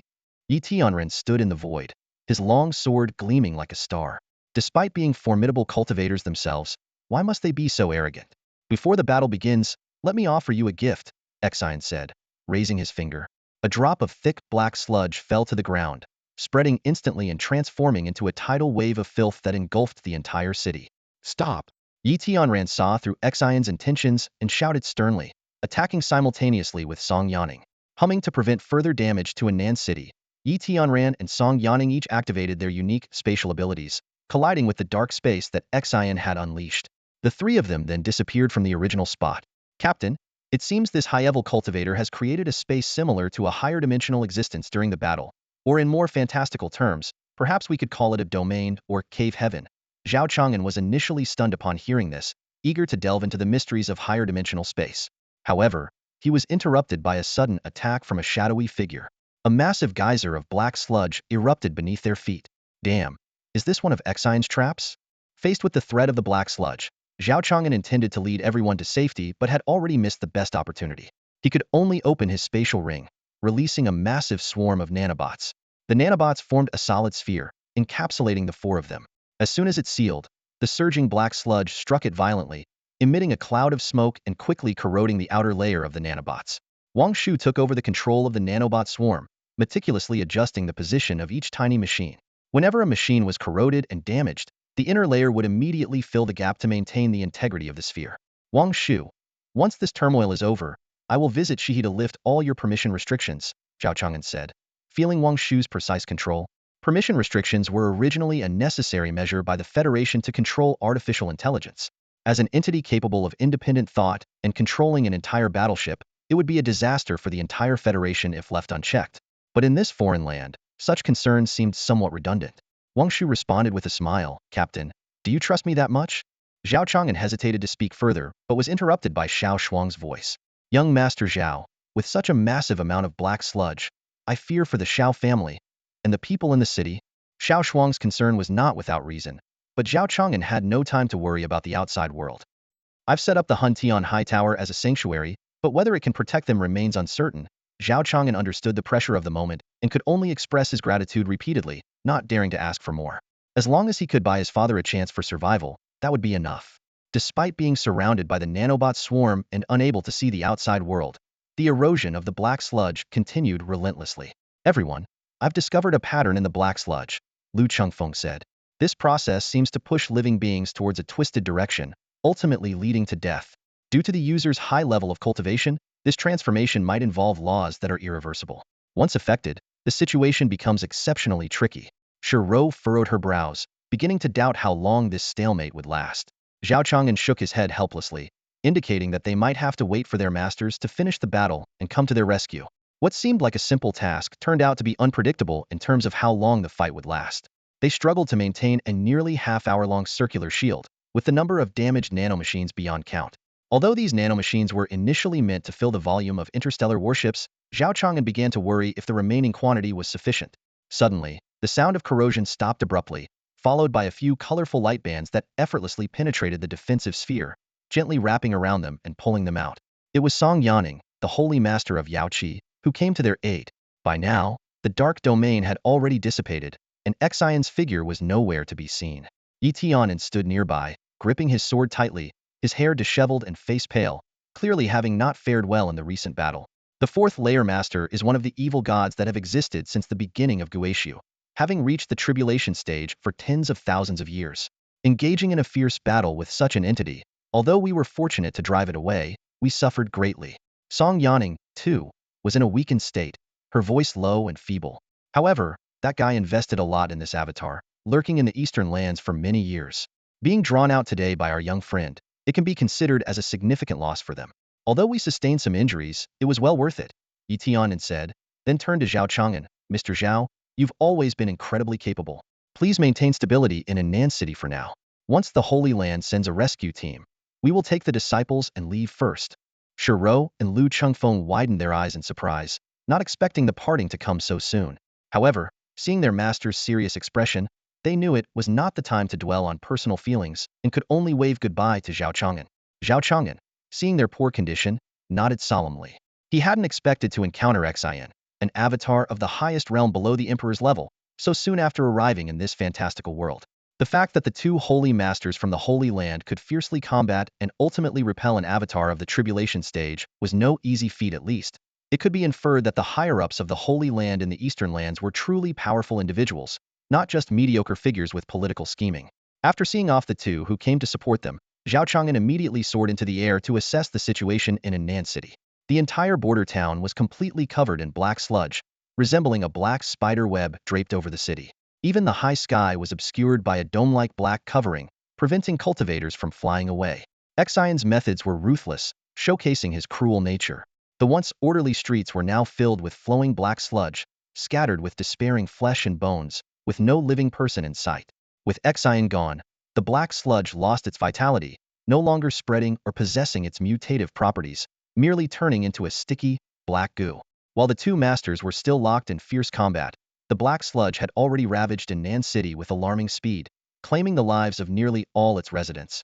Zhao Chang'an, in a state of deep anxiety, scooped up Xiao Shuang and hurriedly dashed towards the Xiao family's residence. Upon arriving at the Xiao family courtyard, he found the black sludge had spread to every corner, covering the walls, houses, and pavilions.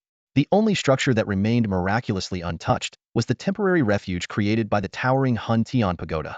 Although this was a relief, it left Zhao Chang'an puzzled. Xiao Shuang clung tightly to his sleeve as they flew deeper into the courtyard. Previously concealed by the courtyard walls, several scenes now came into view. Beneath the refuge, a circle of cultivators had formed a barrier that the black sludge could not penetrate. Despite being referred to as cultivators, Zhao Chang'an deduced from causal reasoning that these individuals could hardly be considered true cultivators. Directly facing the main gate was a grotesquely twisted mass of flesh, emanating a familiar nascent soul aura that suggested it was the Xiao family's nascent soul elder. Nearby lay another mass, exuding a recognizable power.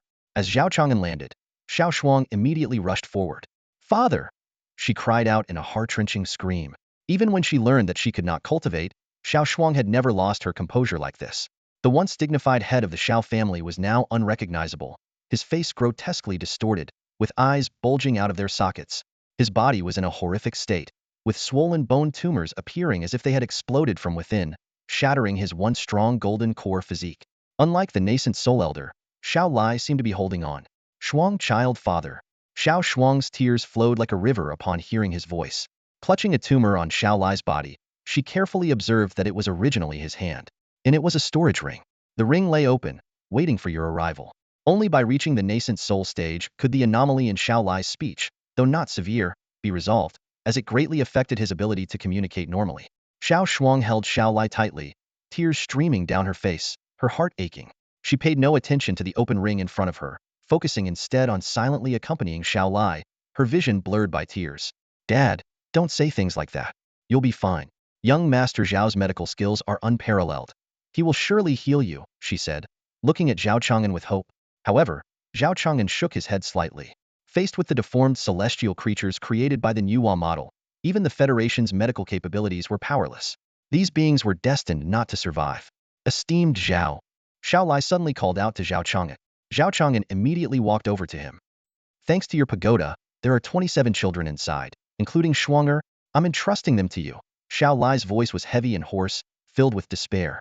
Zhao Chang'an felt the weight of this responsibility, as though he was shouldering a significant burden. Although he usually just did his job, at this moment, he felt he could not refuse this elder's request. "Uncle Xiao, I promise you, I will take care of them." Zhao Chang'an solemnly bowed, accepting the responsibility of protecting the Xiao family's descendants. "Dad, you can't leave. I have no other family." Xiao Shuang, showing her vulnerability, curled up beside Xiao Lai, unwilling to accept the harsh reality. "Captain, let's give them some time," Wang Shu suddenly suggested. Zhao Chang'an nodded and walked into the shelter tower. 27 children sat together, some still infants, others teenagers.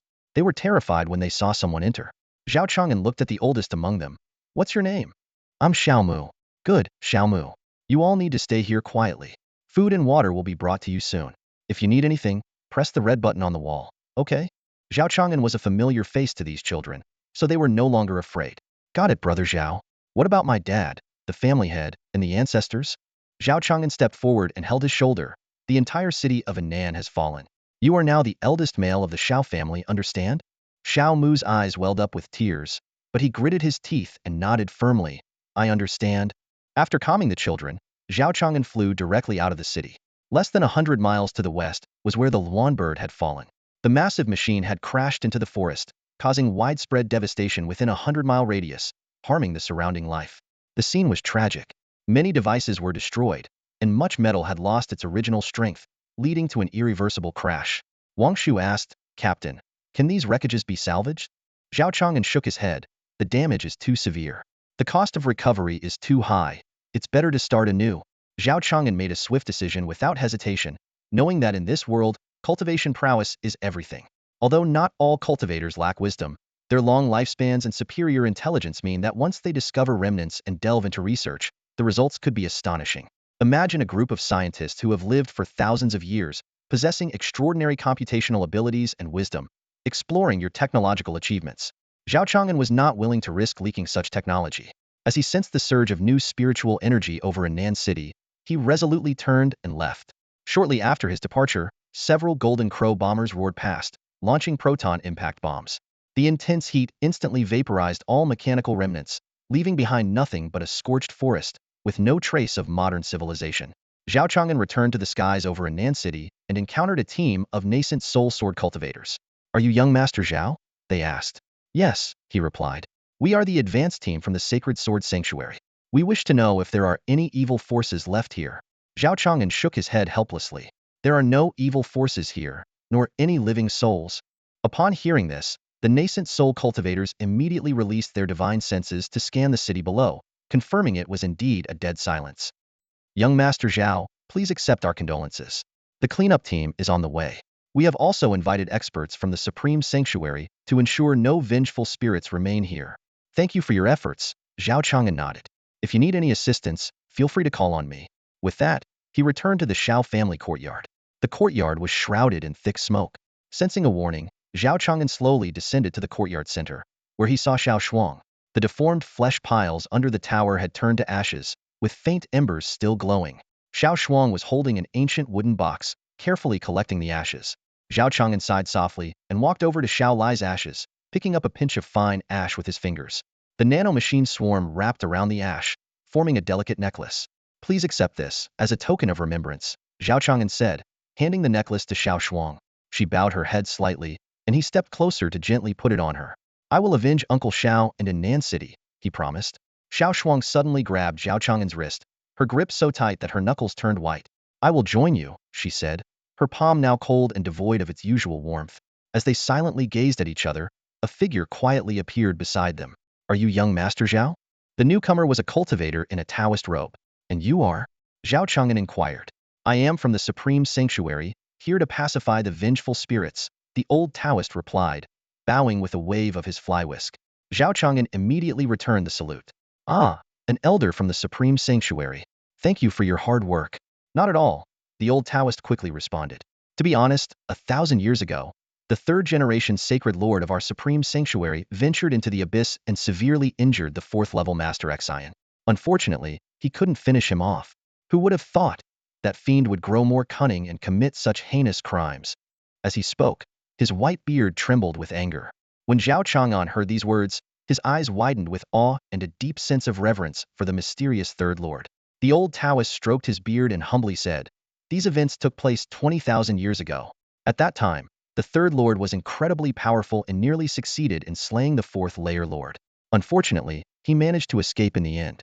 The Third Lord's strength, combined with the unique countering effect of my cultivation technique against the Fourth Layer Lord, almost led to his complete defeat. Upon hearing about the countering technique, a flash of hatred crossed Xiao Shuang's eyes. She stepped forward, respectfully bowed to the old Taoist and said, Senior, I am willing to join the Taishang's sacred land and learn the techniques to avenge my father. The old Taoist smiled slightly, then looked up and saw Xiao Shuang's golden pupils. He was momentarily stunned and took a step back, marveling inwardly, is this destiny? He then approached Xiao Shuang, helped her up, and handed her a jade talisman, saying, I cannot be your master, but when you go to the Taishang's sacred land, show this talisman, and someone will assist you. Xiao Shuang solemnly accepted it and thanked him again, saying, Thank you, Senior. After I complete my 3 months of mourning, I will go to the sacred land to pay my respects. The old Taoist nodded in satisfaction and then turned to Zhao Chang'an, asking, I heard you have the ability to burn down a city. Could you demonstrate? Zhao Chang'an nodded in agreement. He planned to use the Xihe main ship as a base to launch missiles equipped with incendiary warheads. Although it would take some time, it would provide an opportunity to relocate and settle the children from the tower to a safer place. After 2 hours, the eastern sky began to lighten. 8 incendiary bombs accurately hit Annan City. Thanks to Wangshu's prior adjustments to the formula, the flames were bright and pure, incinerating the city's filth and flesh alike. The 2 city burnings had entirely different meanings. Destruction the first time, salvation the second. In the dazzling firelight, the old Taoist began to chant the rebirth mantra. A warm white light enveloped the entire city. By the decree of the Taishang, I transcend the lonely souls, eliminate all ghosts and spirits, hasten their rebirth, hasten their rebirth. In a hazy dream, Zhao Chang'an once again encountered Xian, this time in its malevolent true form. Xiao Shuang, Shiro, and Lu Chengfeng had all been slain by it, and every attack against it seemed as futile as a mere tickle. Zhao Chang'an collapsed to the ground, gazing in despair at the colossal evil deity. He clutched his head in self-reproach, realizing he had failed due to insufficient firepower. Suddenly, a steady male voice rang out. Do you believe in total firepower coverage? I have immense respect for those who dare to face it head-on. They might not even leave a trace behind. The voice continued, Zhao Chang'an, when we have enough firepower, we must flatten Guishu and restore freedom to the world. Eventually, peace will return. So, I emphasize once again, give it your all and accelerate forward. Nuclear bombs, proton bombs, antimatter annihilation bombs, radiant sky cannons, gamma ray cannons, Xinyuan star destroyers, black hole collapse cannons, and let's not forget, Maideen Federation. Federation made. Zhao Chang'an jolted awake, finding himself lying in the brand-new Longbird aerospace carrier. It had all been just a dream. He rubbed his groggy head and slowly stood up, remembering that he had a meeting to attend, though it was just with Wang Shu. After getting ready, Zhao Chang'an stood solemnly in the main control room of the Longbird, where Wang Shu's holographic projection was waiting quietly. It had been 3 months since the fall of Anan City. During this time, they had made significant progress and achievements in their work, and this meeting was to summarize those accomplishments. Zhao Chang'an announced the start of the meeting, and Wang Shu, with a slightly emotionless tone, began, "Captain, I will now report on our progress." Though Wang Shu seemed somewhat reluctant, under Zhao Chang'an's stern gaze, she began her report. Clearing her throat, she started detailing their advancements. In terms of construction, we have achieved the following objectives: repaired and spiritually enhanced a new Longbird warship, produced a squadron of 100 Vermilion Bird attack aircraft, and a squadron of 30 Golden Crow bombers. Additionally, we have fully upgraded the Captain's Jindan Corps and Weapon Corps, bringing them close to the Huashan Realm's combat power. We have also increased the number of space-based weapon platforms, with 9 Gungners currently on standby in orbit, and spiritually enhanced the Zuanyuan-class battleship, which is now stationed in low Earth orbit. Zhao Chang'an praised. The rapid iteration of combat units is truly impressive. Congratulations are in order. Wang Shu continued her report. In the field of scientific research, we have also made progress. We have analyzed the fragment structure of the Huashan war puppet and fully understood its principles, iterated the energy shield model, and analyzed fragments of the Guishu monster from Li Wanyao, gaining preliminary insight into the Guishu power. Additionally, we have developed a radar module specifically targeting Guishu power. Zhao Chang'an finally finished listening to Wang Shu's detailed reports. Feeling relieved, a bright smile spread across his face. When Wang Shu asked him what was on his mind, he waved his hand and said, "It's nothing, just a bit of anxiety kicking in. I had a dream earlier." Given the current high efficiency in research, production, and troop deployment, Zhao Chang'an was confident that they would amass sufficient combat power for the next confrontation with Xihe. Zhao Chang'an had great faith in the first step of the Federation Fleet Replication Plan in the cultivation world, the Shiming battleship. As a specialized combat unit, this battleship boasted more formidable firepower and armor than the Longbird. The Shiming main cannon, when fully charged, could annihilate a combined form with a single shot. The Yaoguang surveillance cannon, a powerful space-based energy weapon, had a terrifying energy level. Once fully charged, it could even cut down a return-to-void stage cultivator. Additionally, significant progress had been made in the research of the Zhigu field, which could neutralize spiritual energy within a certain area and even cause energy decay, making it an invaluable tool for cultivators. Zhao Chang'an told Wang Shu, "No matter what happens, these research projects must continue, ensuring sufficient computational power."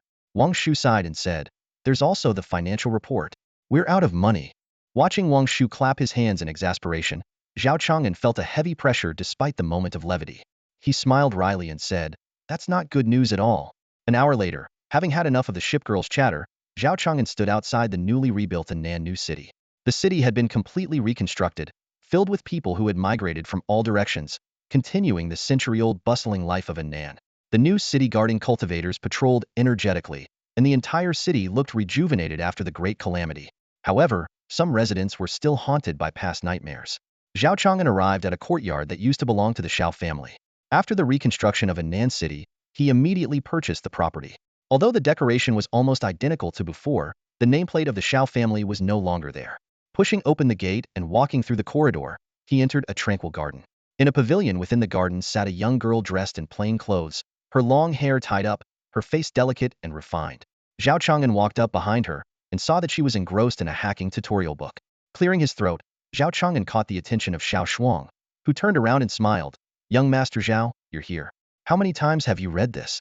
Xiao Shuang smiled and replied, "Many times, but I always find something new." Zhao Chang'an smiled and pulled out a thick book from his coat, Hacking for Beginners 2, handing it to her. Xiao Shuang's eyes widened as she looked at the book in her hands, and then at the one Zhao Chang'an handed over, feeling a bit surprised. Zhao Chang'an explained, "Your foundation is solid enough now.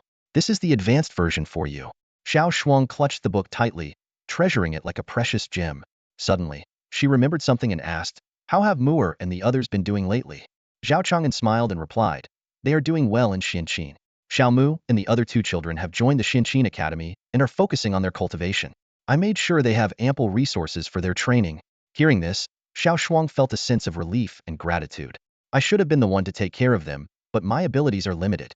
The Xianqin dynasty is indeed a better place for them," she said. Zhao Chang'an gave a reassuring smile and solemnly replied, "I promised Uncle Xiao that I would keep my word." Outside the city of Annan lies a picturesque landscape. Nestled halfway up a mountain is a cemetery overlooking the rushing river below.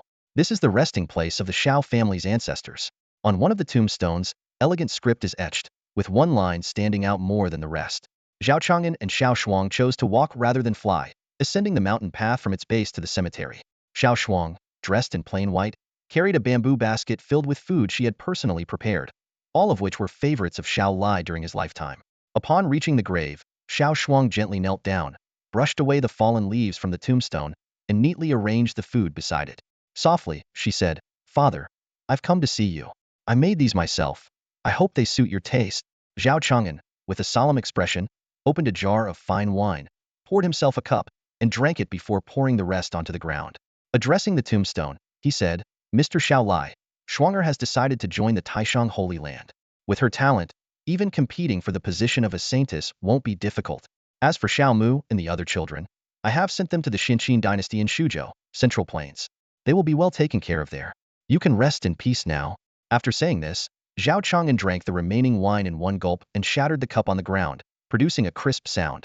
Realizing the father and daughter needed some private time, Zhao Chang'an decided to leave. He gently patted Xiao Shuang on the shoulder. "I'll head down the mountain first. Take your time here."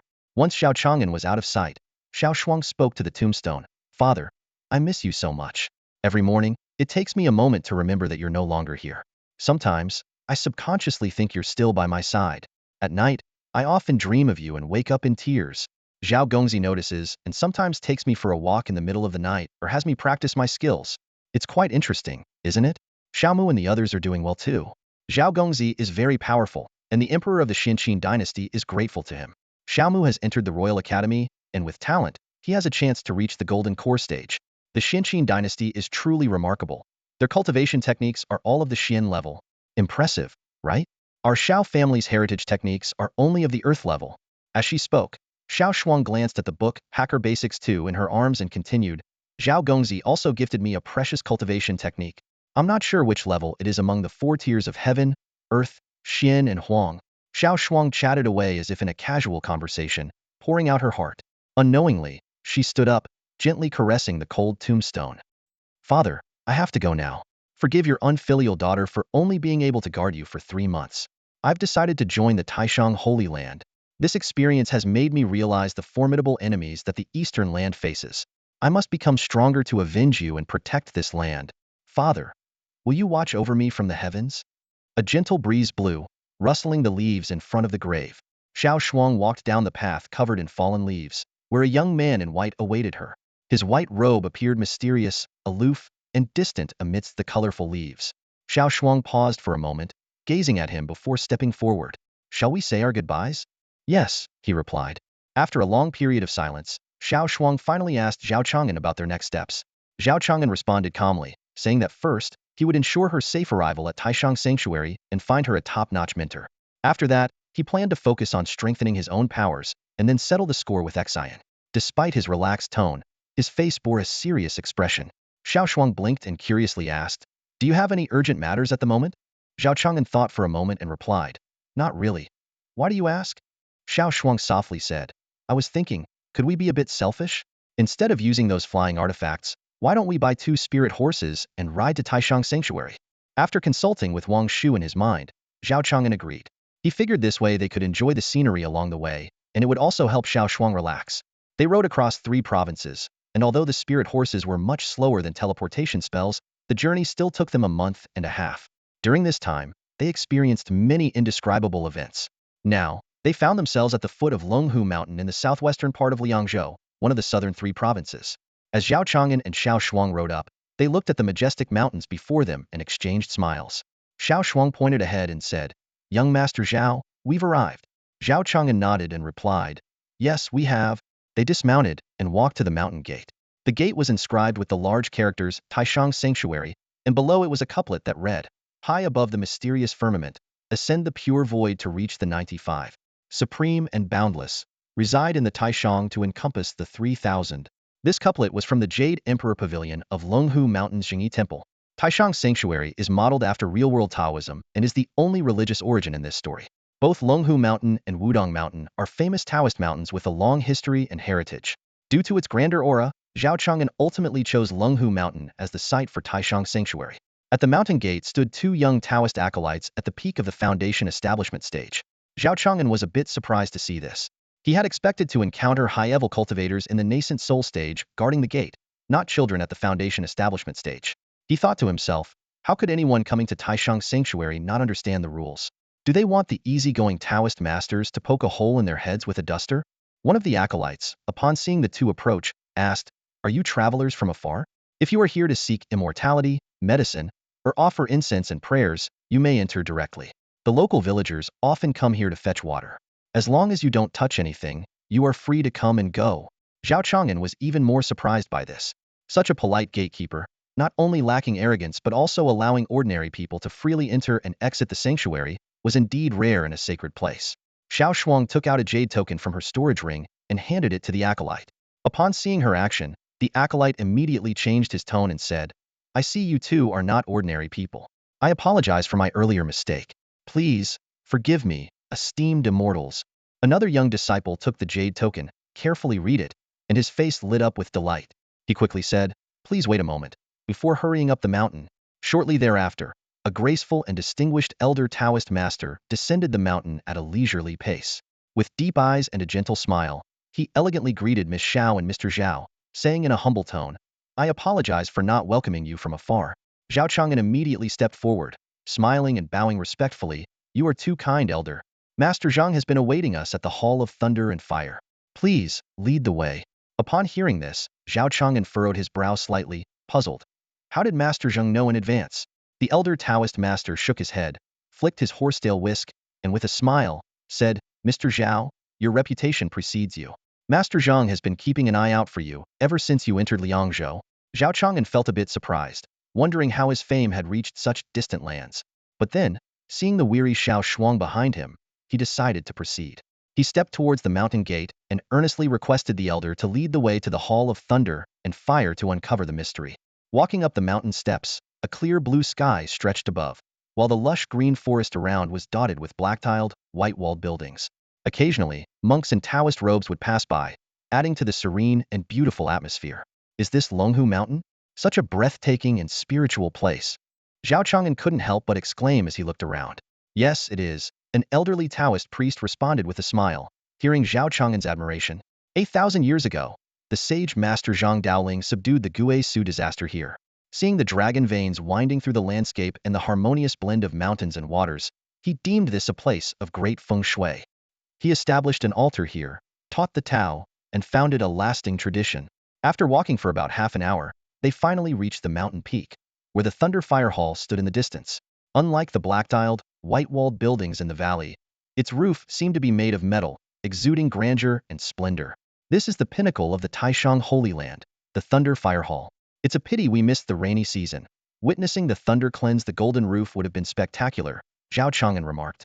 Standing at the entrance, Zhao Chang'an and Xiao Shuang tidied their appearance before stepping inside. The hall was bright and spacious, yet empty of people. The altar table was laden with various fruits and incense, dedicated to a solemn statue. On either side of the statue hung a couplet, "With evil thoughts, prayers and incense are in vain. With a righteous heart, worship is unnecessary." Xiao Shuang gazed at the statue and then spoke. "This must be the founding master of the Taishang Holy Land, Zhang Daoling." She then bowed respectfully 3 times towards the statue.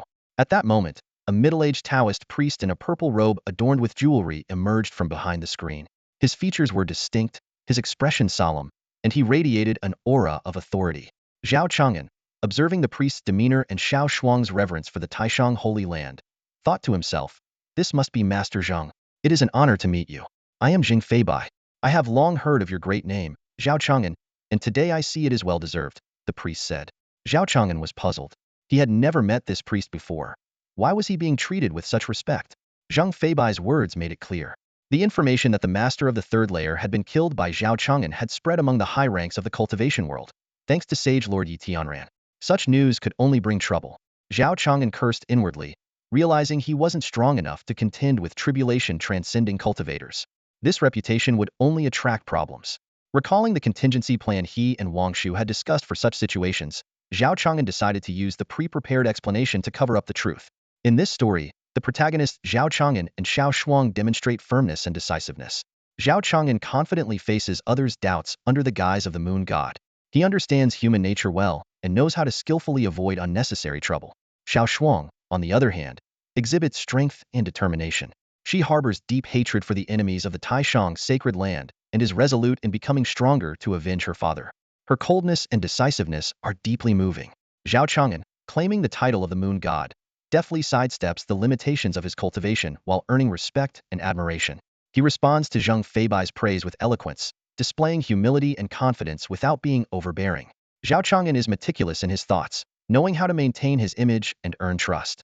When he decides to stop discussing his past, he skillfully shifts the conversation to Xiao Shuang, creating an opportunity for both of them. Xiao Shuang, in contrast, shows a resolute character. She harbors hatred for the enemies of the Taishang sacred land and is determined to become stronger to avenge her father. Her coldness and decisiveness are deeply moving. She makes no attempt to hide her purpose, openly expressing her wishes and motivations. Her firmness and decisiveness evoke admiration for her courage and determination. The entire story is filled with suspense and tension, with Zhao Chang'an and Xiao Shuang showcasing their unique charms. Their encounter is destined to stir waves and trigger a series of intriguing plot developments. We eagerly anticipate their adventures in the Taishang sacred land, promising more captivating stories to unfold. Unfortunately, the one truly qualified to take you as a disciple is not in Taishang at the moment. Zhao Chang'an keenly picked up on the implication in Zheng Feibai's words. The person Master Zhang refers to, is it the Supreme Lord? Indeed. Zheng Feibai nodded slightly, somewhat embarrassed. My senior sister left the sect? No, she has been traveling the world for 13 years now. At this moment, I have no idea where she is. Zhao Chang'an's mouth twitched. So, after reaching a high level of Taoist mastery, she just decided to slack off?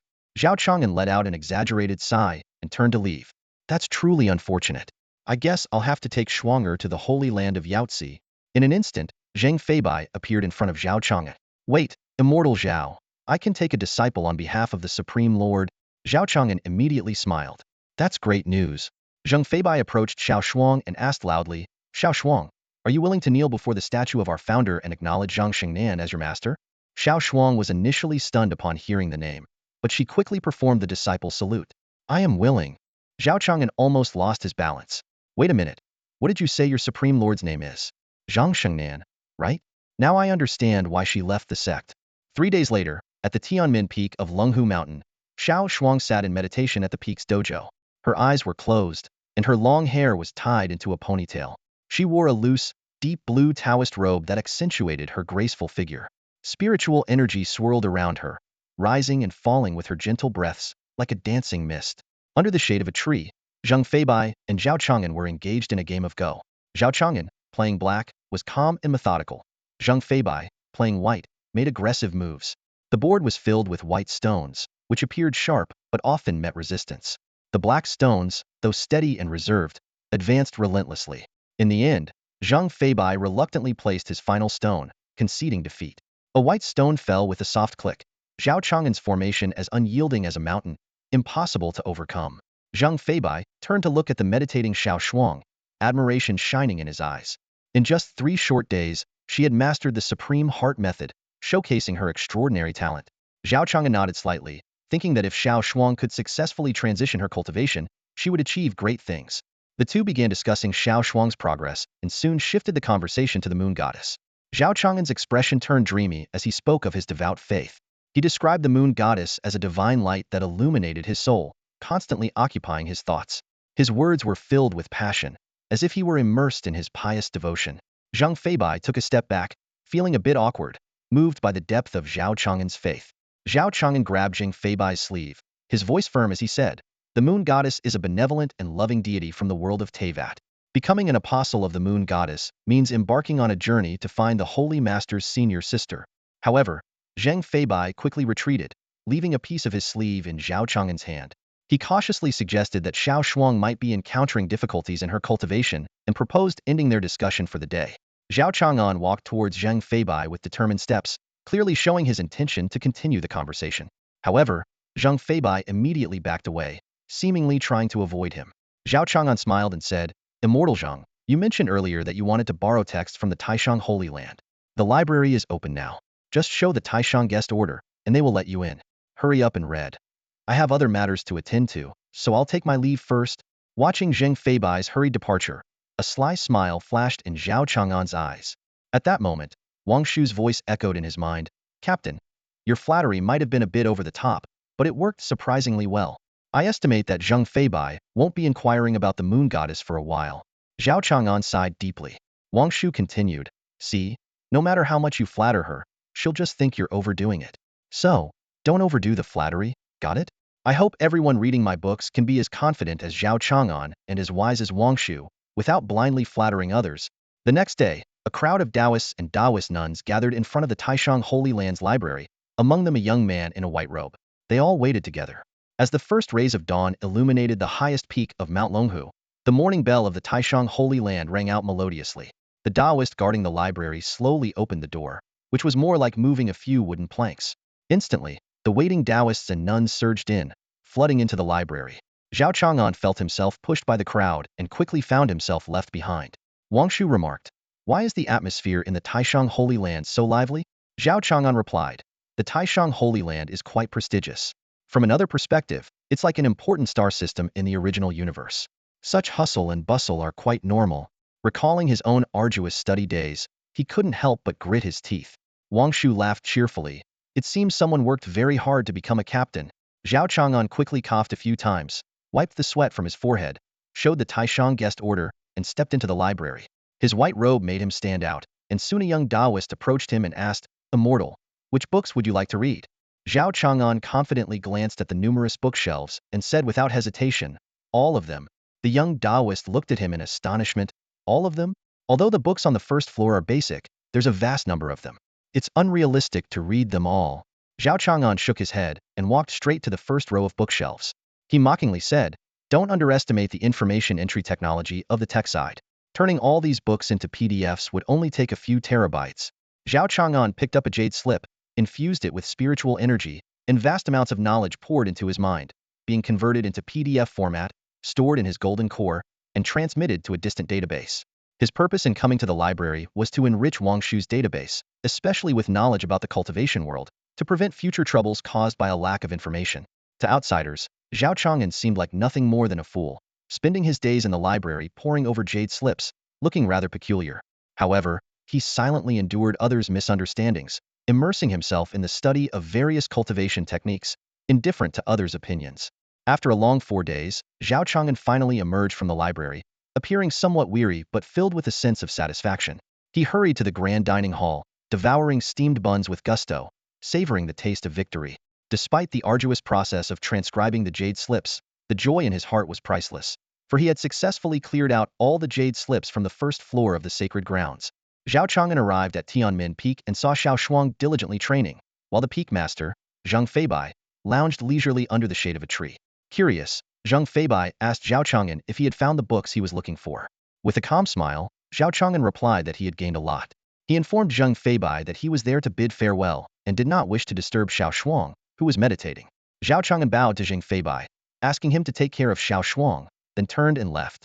In his departing figure, there was an air of calm and composure, as if he was filled with gratitude and attachment to this sacred place. Walking down the mountain path, his heart surged with a firm belief in his cultivation journey, along with expectations and aspirations for the future. Xiao Lai stood at the entrance of the Xiao mansion, holding a bright red candied hawthorn, eagerly awaiting Xiao Shuang's arrival. Xiao Shuang tilted her head in confusion, feeling a strange sensation she couldn't quite identify. However, the allure of the delicious treat in front of her was irresistible, filling her with a strong desire for it. She dashed forward, eager to grab the tempting candied hawthorn. But in the next instant, her dream turned dark. The candied hawthorn vanished, and Xiao Lai's appearance underwent a horrifying transformation. His body became twisted and deformed, covered in disgusting lumps and bone spurs, making him look repulsive. Xiao Shuang stepped back in terror, watching as black sludge poured from Xiao Lai's body and surged towards her. Stripped of her powers, she was helpless to resist, feeling only despair and helplessness as the black sludge closed in. She cried out for help, but no one answered. Suddenly, a clear voice pierced through the darkness, bringing a glimmer of hope and light. Zhao Chang'an's figure appeared before her, surrounded by a warm glow that offered Xiao Shuang a sense of comfort and reliance. Wiping away her tears, Xiao Shuang reached out her trembling hands towards Zhao Chang'an, finding solace in his presence. However, just as she began to relax, a foul stench filled the air, plunging her back into panic. Xiao Shuang broke free from Zhao Chang'an's embrace, realizing the scene had returned to the night in Anand City. Zhao Chang'an appeared disheveled, kneeling on the ground with his white robe stained with dirt and blood. With great effort, he warned Xiao Shuang of the impending black sludge and urged her to flee. Xiao Shuang jolted awake from the nightmare, the campfire beside her crackling, and the sound of rain pattering outside. Was it just another nightmare? Perhaps it was fate's cruel joke, as even the dreamseer was not immune to the influence of dreams at night. Zhao Chang'an leaned against the cave wall, holding a peculiar pen and paper, sketching diagrams she couldn't comprehend. Noticing Xiao Shuang's frightened expression, Zhao Chang'an asked if she had another nightmare. Xiao Shuang silently picked up her blanket and sat beside him. He handed her a charred sweet potato, encouraging her to try it. Without thinking, she took a bite, getting her mouth covered in soot. Zhao Chang'an scolded her for being so groggy, while Xiao Shuang sullenly wiped her mouth. Once the rain stopped, they would continue their journey to Shilin City, their last stop before reaching the Taishang Holy Land. Suddenly, Xiao Shuang asked Zhao Chang'an about his future plans. He mentioned strengthening his forces and seeking revenge, but realizing the inappropriateness of the topic, he decided they should rest first. After hearing Zhao Chang'an's words, Xiao Shuang promptly wrapped herself in a blanket, held a sweet potato in her paws, and began nibbling on it bit by bit, as if savoring the flavor. Suddenly, she asked, Zhao Gongzi, do you know a lot about double pupils? Zhao Chang'an smiled slightly and nodded. I know a bit. Why do you ask? Xiao Shuang took a deep breath and said, do people with double pupils always become very powerful? Clenching the sweet potato, she declared, I will train step by step to reach the highest level. One day, I will get my revenge on the master of the fourth layer. Seeing the determination in her eyes, Zhao Chang'an felt a surge of trust and support. All right, when the time comes, if you dare to challenge the abyss, I will back you up. The next day, 2 white spirit horses carried a pair of white-robed companions into Shilin City. As they passed by an inn, the innkeeper eagerly tried to attract their business. Zhao Chang'an politely declined. No, we're just passing through. The innkeeper's eyes lit up as he said, tonight, there will be a lantern festival and a fireworks display. A grand annual event. Xiao Shuang suddenly grabbed Zhao Chang'an's sleeve and pleaded, Zhao Chang'an, can we stay and watch? We can leave tomorrow. Her eyes sparkled with excitement and anticipation. Zhao Chang'an nodded and smiled. All right, we can stay for the night and set off tomorrow. That evening, as the lanterns lit up, the streets were bustling with people, filled with music and celebration. Xiao Shuang, holding a candied hawthorn stick, joyfully weaved through the crowd, her face glowing under the lantern lights. Zhao Chang'an followed closely, watching her every move, worried she might get lost in the crowd. Suddenly, Xiao Shuang noticed something and quickly pushed through the crowd. Moments later, she returned with 2 rabbit ear headbands, beaming with excitement. Zhao Chang'an felt a bit uneasy and tried to avoid her gaze, but Xiao Shuang caught him. Thus, with both of them wearing rabbit ear headbands, they strolled side by side through the lantern festival, despite Zhao Chang'an's slight reluctance. Ahead, a waterway cut through the city, adorned with lanternlit boats swaying on the water, making the dark river shimmer with colors. Xiao Shuang shouted excitedly, Zhao Chang'an, the fireworks are about to start. Zhao Chang'an conversed with Wang Shu, who reminded him, when was the last time we watched fireworks? Zhao Chang'an smiled nostalgically. It was when the captain decided to go down with the ship. He sighed. It would be great if we had neural holographic projection technology. Immediately, Wang Shu released a stream of information, altering Zhao Chang'an's vision and creating a virtual image of herself standing beside him. Zhao Chang'an's spirits lifted, and he eagerly awaited the fireworks display. As the bell tolled, fireworks shot up, blossoming like golden clouds in the night sky. The crowd cheered, and Xiao Shuang couldn't help but let out a gasp of amazement, looking utterly adorable. The successive bursts of fireworks displayed shades of red, blue, and green, creating a magnificent spectacle. With more fireworks soaring into the sky, the colors became even more vibrant and diverse, displaying myriad forms. From Zhao Chang'an's perspective, the crowd on the bridge grew denser, and the holographic projection of Wang Shu seemed to draw closer. Zhao Chang'an reached out instinctively, touching Wang Shu's phantom image. Though it was an illusory touch, it was enough to stir emotions. At that moment, a massive pink firework exploded, bathing the night sky in pink light, accompanied by a deafening boom. Xiao Shuang turned around, unable to see Wang Shu's projection but sensing Zhao Chang'an's subtle gesture. She lowered her gaze slightly before straightening up, her eyes filled with determination and resolve. Zhao Chang'an, the otherworldly immortal, was destined to be beyond the reach of mere mortals. Despite seeming reliant on him at the moment, Xiao Shuang was not a woman who would frivolously depend on others. Based on hints from Zhao Chang'an, he might be a visitor from another world, destined to leave this place. Perhaps in that other world, someone he cherished awaited him, or maybe that person was already by his side. Yet, despite her exceptional talents, Xiao Shuang was just a fleeting passerby in Zhao Chang'an's eyes. They met, but were not fated to stay together. As the fireworks display ended and the crowd dispersed, Xiao Shuang said, "Zhao Chang'an, let's go." Her face radiated confidence, and her eyes sparkled with determination. Whether it was love or vengeance, without powerful cultivation, it was all a fleeting illusion, dependent on others and the whims of fate. When would she be able to break through to the tribulation crossing stage and then pursue love? The young woman stepped forward with strength and purpose. The path was right under her feet. At the Taoist grounds of Tianmen Peak in Taishang's sacred land, Xiao Shuang opened her eyes from meditation, catching a glimpse of the white-robed figure receding into the distance. She wanted to speak, but swallowed her words. Zhang Feibai appeared beside her, speaking gently, "If you go now, you might still have a chance for a proper conversation." "No need." Xiao Shuang clutched her Taoist robe tightly. "I'm afraid I might cry and become a laughing stock." "All right, Master, I have a question. Can your strength defeat the Lord of the fourth layer of the abyss?"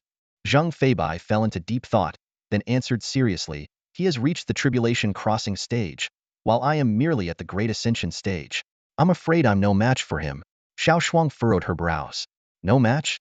With one move, I wouldn't stand a chance," Zhang Feibai explained earnestly.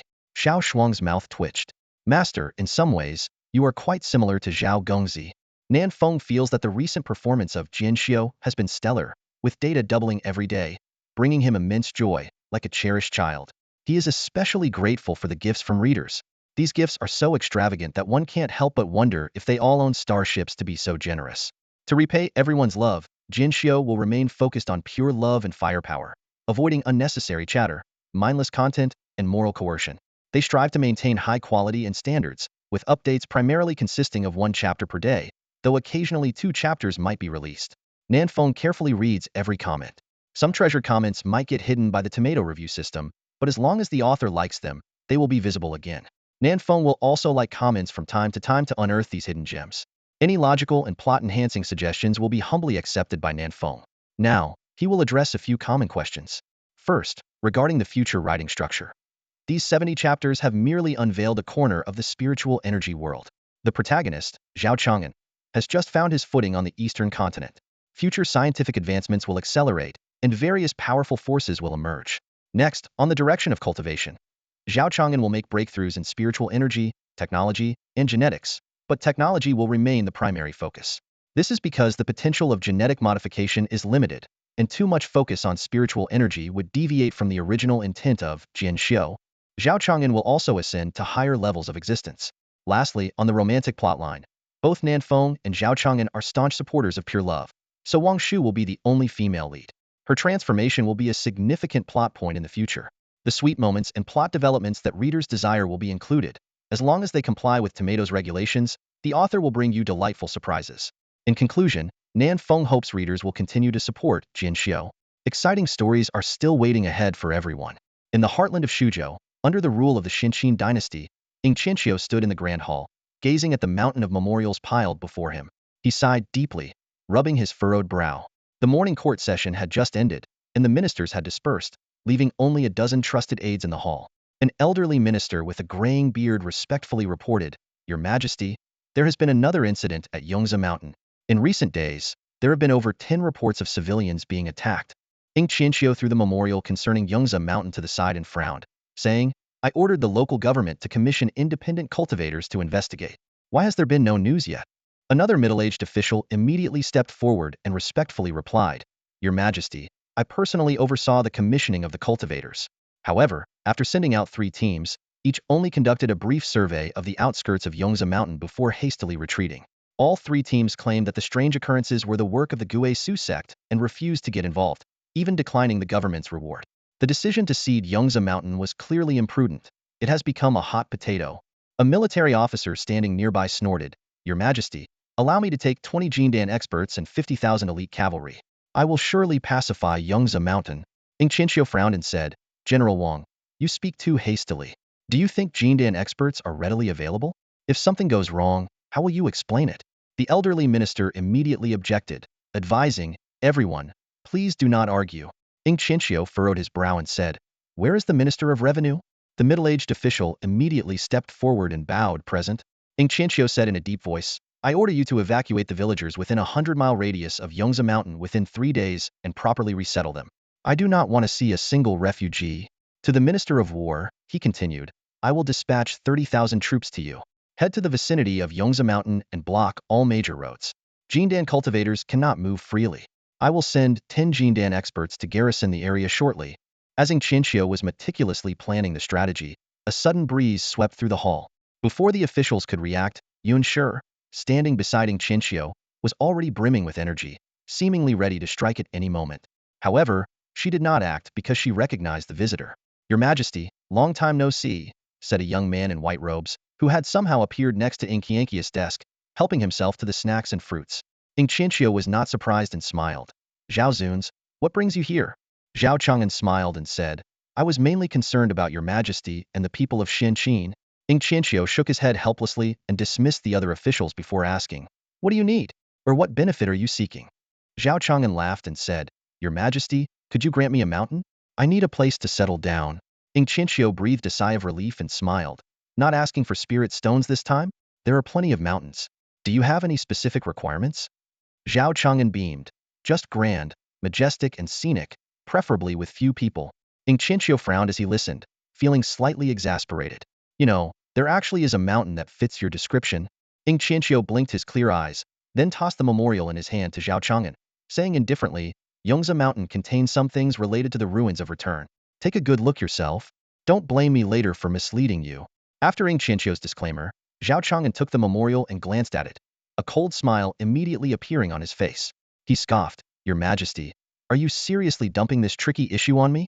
This is pure shirking of responsibility, truly heartless. Ing Qianqiu blinked again and continued, Under that mountain, there's a hidden vein of spirit stones. This is no trivial matter. Zhao Chang'an's mockery came to an abrupt halt. A vein of spirit stones, he sneered. Even if it has traces of the ruins of return, even if it's the ancestral grave of the Xian family, I will dig it up completely. His desire to excavate the spirit stone vein was intense, regardless of whether it actually existed. He decided to have Xiao Shuang take the lead. Zhao Chang'an rolled up the map, placed it into his storage ring, and walked out of the hall. Ing Qianqiu smiled slightly and explained, Your Majesty, I knew he would go there. Firstly, he's clearly lacking spirit stones, so the allure of the vein is too great. Secondly, since he's decided to establish a base in Xinqin, it doesn't matter where he sets it up, it's too close to Yongza Mountain. He won't tolerate the ruins of return cult running rampant in his territory. At that moment, applause sounded from outside the hall, and Zhao Chang'an returned, clapping as he walked in. Under Ing Qianqiu's awkward gaze, Zhao Chang'an approached the desk and took an entire plate of red grapes. This time, let's settle the spirit stones at the market price for hiring nascent soul cultivators, with a 2 discount. Ing Qianqiu silently looked at Yun Shi, asking if she could teach Zhao Chang'an a lesson. Yun Shi shook her head helplessly. I can't beat him. Then kick him out. Ing Qianqiu said angrily. Zhao Chang'an boarded the Luan bird mothership and flew over the mountains, heading straight for Yongza. He felt a twinge of anxiety. Although Wang Shu was just a small faction of the ruins of return cult, it could spark a storm. He picked up the memorial, carefully analyzing the clues within, and ordered Wang Shu to check all available combat forces and prepare in advance. Wang Shu quickly responded, Yes, Captain. What level of combat readiness should we prepare for? Prepare for the mysterious forces hidden there, Zhao Chang'an said firmly. To him, that place had already become synonymous with the Xian family.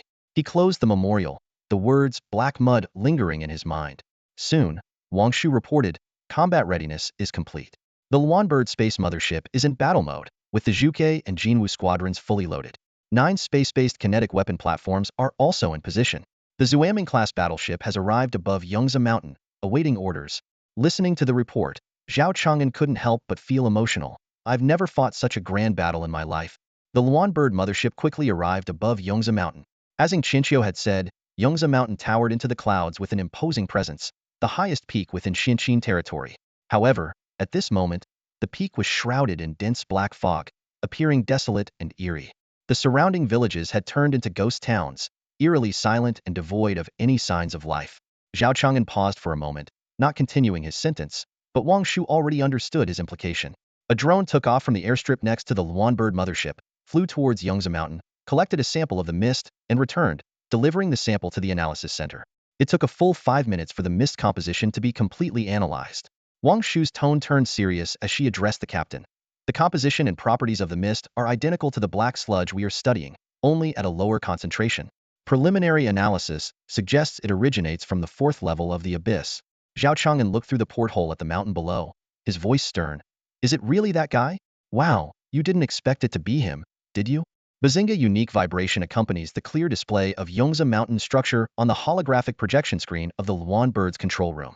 The cave system is complex and sprawling, resembling a massive ant nest with 3 open sides and interwoven passages.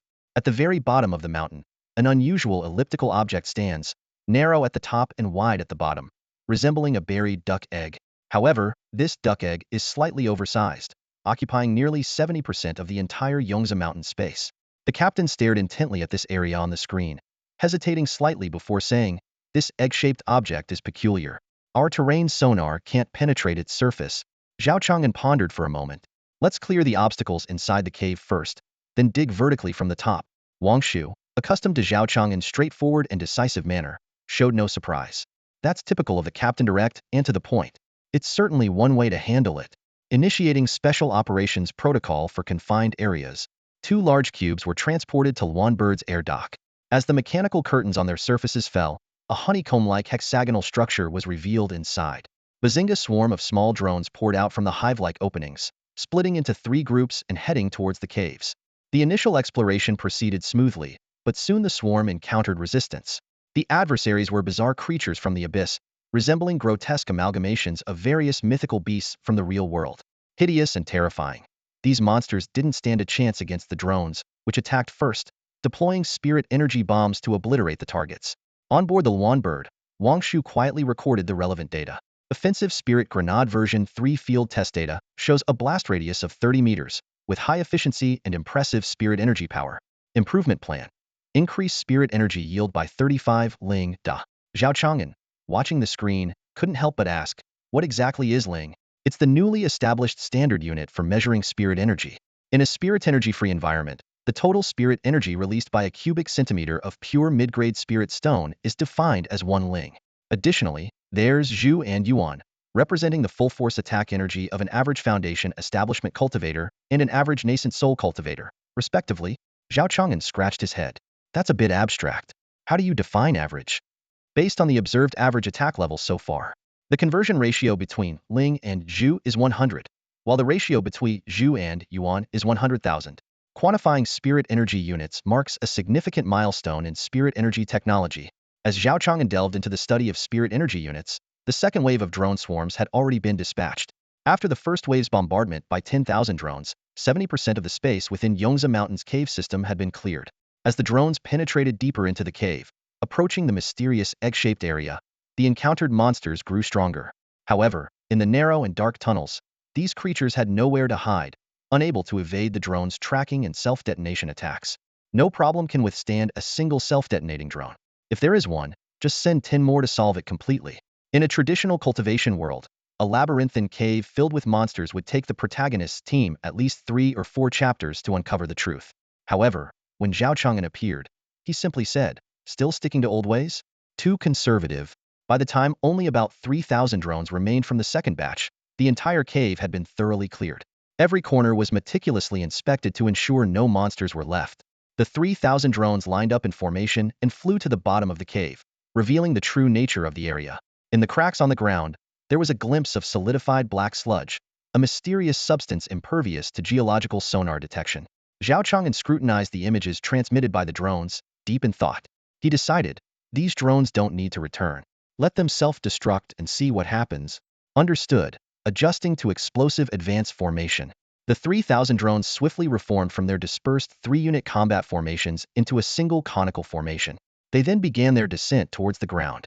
However, the detection results showed that the black sludge was extraordinarily tough, filled with vein-like reinforced structures, resembling primitive cosmic reinforced concrete, exuding a raw and rugged beauty. The 3,000 self-detonating drones managed to dig only a pit less than 3 meters deep into the sludge. For a black sludge mass as large as a mountain, this depth barely scratched the surface. The captain remarked, "It seems explosions won't solve this problem."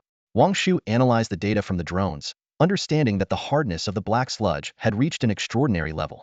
Zhao Chang'an stared at the screen showing the black sludge mass, pondering, could this be the ancestral tomb of that monster? Wang Shu, has the mining area of the Xihe ship been repaired? Yes, I repaired 2 mining areas as a backup. Zhao Chang'an praised, well done. You're a truly resourceful ship girl. Quickly, Airdrop a Taotai tunneling machine for me. I want to see this monster's ancestral tomb. The Taotai tunneling machine, with a diameter of 50 meters, was equipped with 320 adamantine blades on the front, capable of easily penetrating the defense of high-level Confucian cultivators. It was also fitted with a gravity drive system at the rear, allowing it to dig through enemy ancestral tombs in various positions. Wang Shu, fully aware of the captain's intentions, said, "It's already prepared."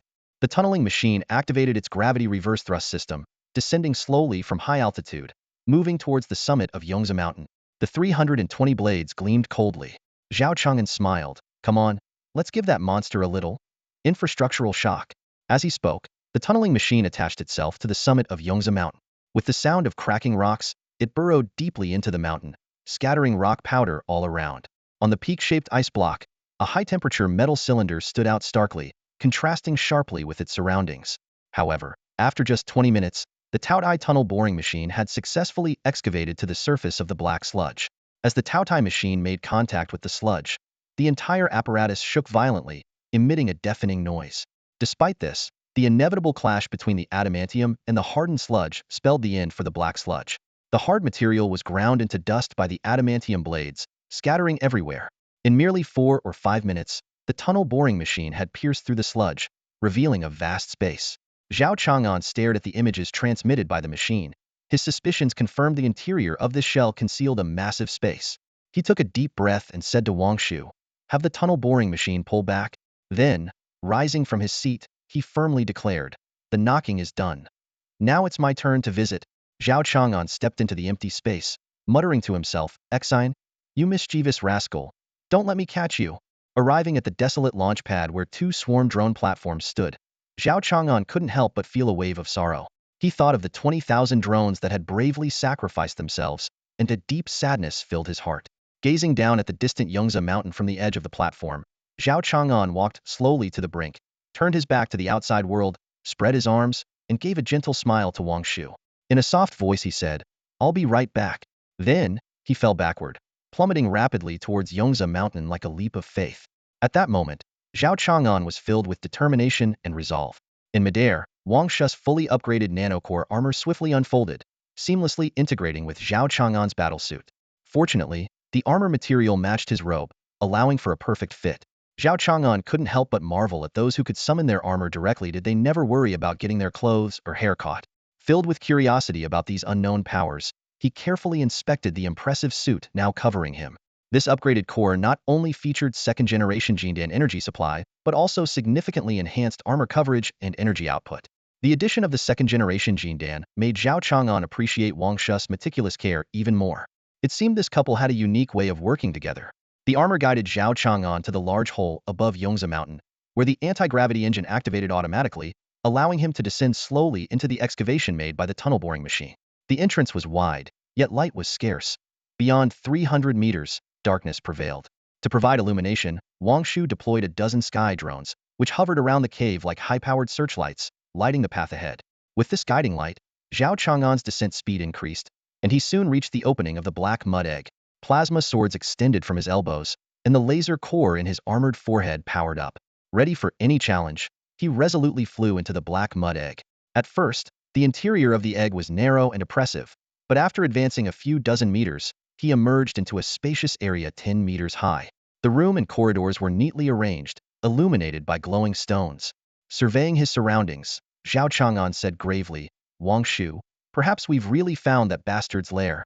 Wang Shu, however, showed a hint of concern, reminding the captain that encountering the 4th layer master here would be highly disadvantageous and suggesting a tactical retreat. Zhao Chang'an shook his head slightly, disagreeing. He pointed out that even retreating 1,000,000 kilometers would be futile, as the tunnel boring machine had not triggered any alarms, indicating the target might not be home. Wasn't this the perfect opportunity for a surprise attack? Gazing at the solid black mud beneath him, he knew better than to act rashly. Maintaining his hover, he continued deeper into the cave. As he ventured further, his sense of wonder grew. He had expected the evil god to have a unique, creative lair, but instead, he found many familiar household items along the way, which greatly surprised him. The furniture made of black mud tables, chairs, beds, cabinets. Wang Shu, you mentioned before that the creature maintained a human form when it appeared. Now, in its lair, there are even human furnishings. Does the captain mean that the 4th layer master used to be human? This could be a major discovery. As Zhao Chang'an and Wang Shu conversed, they found themselves at the edge of this layer. Unlike other interconnected areas, this place had a separate room. SK. That creature must be hiding something valuable inside. Zhao Chang'an suspiciously eyed the doorway, trying to see through it. Wang Shu immediately understood his intent. A sky-eye drone, blinking its large eyes, flew into the room first, scanning the area. The high-definition camera made a full sweep, but found no tripwires or signs saying, "This side faces the enemy." All clear. Hearing the drone's report, Zhao Chang'an finally entered the room. Inside was a meticulously organized laboratory. With just a quick glance, Zhao Chang'an concluded, "Wang Shu, the scientific knowledge here is at least a generation ahead of the outside world. Who would have thought that creature's scientific prowess had reached this level?" Zhao Chang'an frowned slightly. "Wang Shu, if Xihe encounters that creature while flying, remember to be cautious. I'm worried it might reverse engineer our technology." Wang Shu's tone took on a hint of menace. "Captain, is it possible that thing is called an omnidirectional warp drive? Not a chrysanthemum clamp?" "Close enough." Zhao Chang'an waved his hand dismissively, examining some of the standardized facilities in the lab, which reminded him of two people, Baiyu Jiao Zhu and Orochimaru. Why are the pioneers of science always the villains in fantasy settings? Are they deliberately discrediting the scientific side? The fantasy faction must be up to no good. Zhao Chang'an walked over to the experiment table, instantly drawn to several stacks of stone tablets. "This creature, I just praised your scientific knowledge, and now you're keeping experiment records." However, as soon as Zhao Chang'an's eyes touched the writing on the tablets, he felt as if his brain had been struck by a sledgehammer. "I was too careless. I'm such an idiot." This was Zhao Chang'an's last coherent thought before his mind descended into chaos. The language inscribed by an evil god is not something a mortal mind can comprehend. In an instant, eerie whispers filled Zhao Chang'an's head, and a storm of black mud surged in his mental world, causing his mech's operations to become erratic. This situation couldn't be blamed on unreliable technology. Even a powerful cultivator would have their spiritual energy disrupted by these notes, akin to the severity of a computer being reverse-engineered. Zhao Chang'an's mech struggled to maintain the stability of its spiritual energy shield, but its internal sensors were thrown into disarray. Stumbling, the mech crashed into the far wall of the room. Unexpectedly, the wall was thin and crumbled into pieces under the shield's impact, causing Zhao Chang'an and his mech to fall into a completely unfamiliar room. Inside, a raggedly dressed girl stared at him wide-eyed, and the two of them were left staring at each other in shock. At this moment, Zhao Chang'an's head was pounding with pain. He watched as a girl approached him, but he couldn't calm his mind to control his battle armor. His thoughts were filled with eerie whispers and dark sludge. The sudden appearance of a human girl in the desolate land of Guishu made Zhao Chang'an extremely uneasy. As he saw the girl getting closer, anxiety and fear gripped him, and he mercilessly prepared to fire his pulse cannon to ensure his safety. Facing an unknown threat, he had no hesitation. His priority was self-preservation. However, when the little girl touched Zhao Chang'an's mech, a powerful and strange force surged through, completely purging the sinister energy within him and restoring his clarity. Zhao Chang'an halted the charging of his pulse cannon, puzzled by the girl's abilities. He tentatively asked, "What's your name? Where are you from?" The girl, seemingly still adjusting to the purification of the Guishu pollution, looked confused and did not respond. Zhao Chang'an realized she might not understand human language, so he turned to Wang Shu for assistance before looking back at the girl. "You, the flower girl from Guishu, don't be afraid, don't cry. Tell me, where are your family? What are you doing here?" he demanded in a firm tone, hoping to extract more information from her. The girl hesitantly replied, "I can speak." Zhao Chang'an realized his approach might have been too abrupt. "Xiaoxi, what's your name?" "My name is Xiaoxi. How did you end up here?" Upon hearing this question, Xiaoxi's expression became instantly melancholic, her eyes welling up with tears. "My mother and I were captured by those terrible shadows. To protect me, my mom was ultimately killed by them." "Shadows? You must mean those evil forces." It seems like Xiaoxi has been imprisoned here for quite some time until the two powerful lords repelled those evil forces, leaving her unguarded. "Let's go. I'll take you away from here." Zhao Chang'an gently placed his hands on Xiaoxi's shoulders, but quickly withdrew, considering his hard mech suit. "No, uncle. The shadows will find out and get angry." Zhao Chang'an tilted his head slightly, feeling the address was somewhat off but still comforted her. "Don't worry, your sister is invincible and has already defeated those shadows." "Really?" Xiaoxi's eyes lit up momentarily but soon dimmed again. "But that won't work. The big monster below won't allow it." Hearing this, Zhao Chang'an immediately tensed up, sensing the potential danger. His previous investigation had been too focused, completely overlooking an important fact. This egg-shaped space was as large as a mountain, and they were only 10 meters high. What exactly was hidden beneath this black muddy ground? If Xiaoxi leaves, that big monster will awaken. Xiaoxi shook her head desperately, her eyes filled with fear. Big monster? Could it be some kind of guard dog left by those evil forces? Wang Shu, what do you think? Captain, this child's power could be immensely valuable in combating those evil forces. I suggest we take her with us. You can slowly ascend along the cave. I've already mobilized the Heaven-Earth kinetic weapon platform to protect you all the way back. Hearing his ship girl's meticulous arrangements, Zhao Chang'an made up his mind. He stepped aside, closed his eyes, and stored the stone tablet into his ring. Then he picked up Xiaoxi. Follow your sister. The big monster is nothing to worry about. Xiaoxi let out a scream as Zhao Chang'an lifted her and flew towards the upper part of the cave. Zhao Chang'an fully activated his mech shield, completely enveloping Xiaoxi while vigilantly watching the area below. Just as they were about to ascend to the cave entrance, a strange, sharp howl echoed from below. A massive shadow shattered the ground below, climbing up the tunnel at breakneck speed, heading straight for the hovering Zhao Chang'an. The laser core in Zhao Chang'an's forehead glowed, emitting a deep red, searing beam towards the shadow. However, it didn't cause the shadow to pause at all. The laser core, capable of vanquishing nascent soul-level beings, was utterly ineffective against this shadow. This monster was at least in the divine transformation realm. Captain, move 2 meters to the left, immediately. Wang Shu's voice resounded in his mind. Zhao Chang'an didn't hesitate, rolling to the left with Xiaoxi in his arms. In the next moment, a Gungnir-like beam of searing light pierced through the spot where Zhao Chang'an had just been. Feeling the powerful gust of wind from Gungnir's passage, Zhao Chang'an was taken aback. Wang Shu was indeed formidable. She had directly targeted him. The massive creature beneath Zhao Chang'an was clearly not as agile, and could only watch as the pursuing figure suddenly dodged. Then, a golden light struck the shadow like a thunderbolt. With a loud crash, Gungnir, carrying the force of lightning, slammed into the shadow's head, causing a tremendous explosion. The creature screamed in agony and slid down the rock wall, plummeting back into the depths of the earth. Seizing the opportunity, Zhao Chang'an carried Xiaoxi out of the mountain. A Luanio anti-gravity boarding pod was already waiting in the air. Gently placing Xiaoxi inside the pod, Zhao Chang'an softly instructed, "Stay inside and don't move. I'll be back with an orange for you." Xiaoxi tilted her head in confusion, not understanding his words. The pod then closed and ascended towards the Luanio mothership with Xiaoxi on board.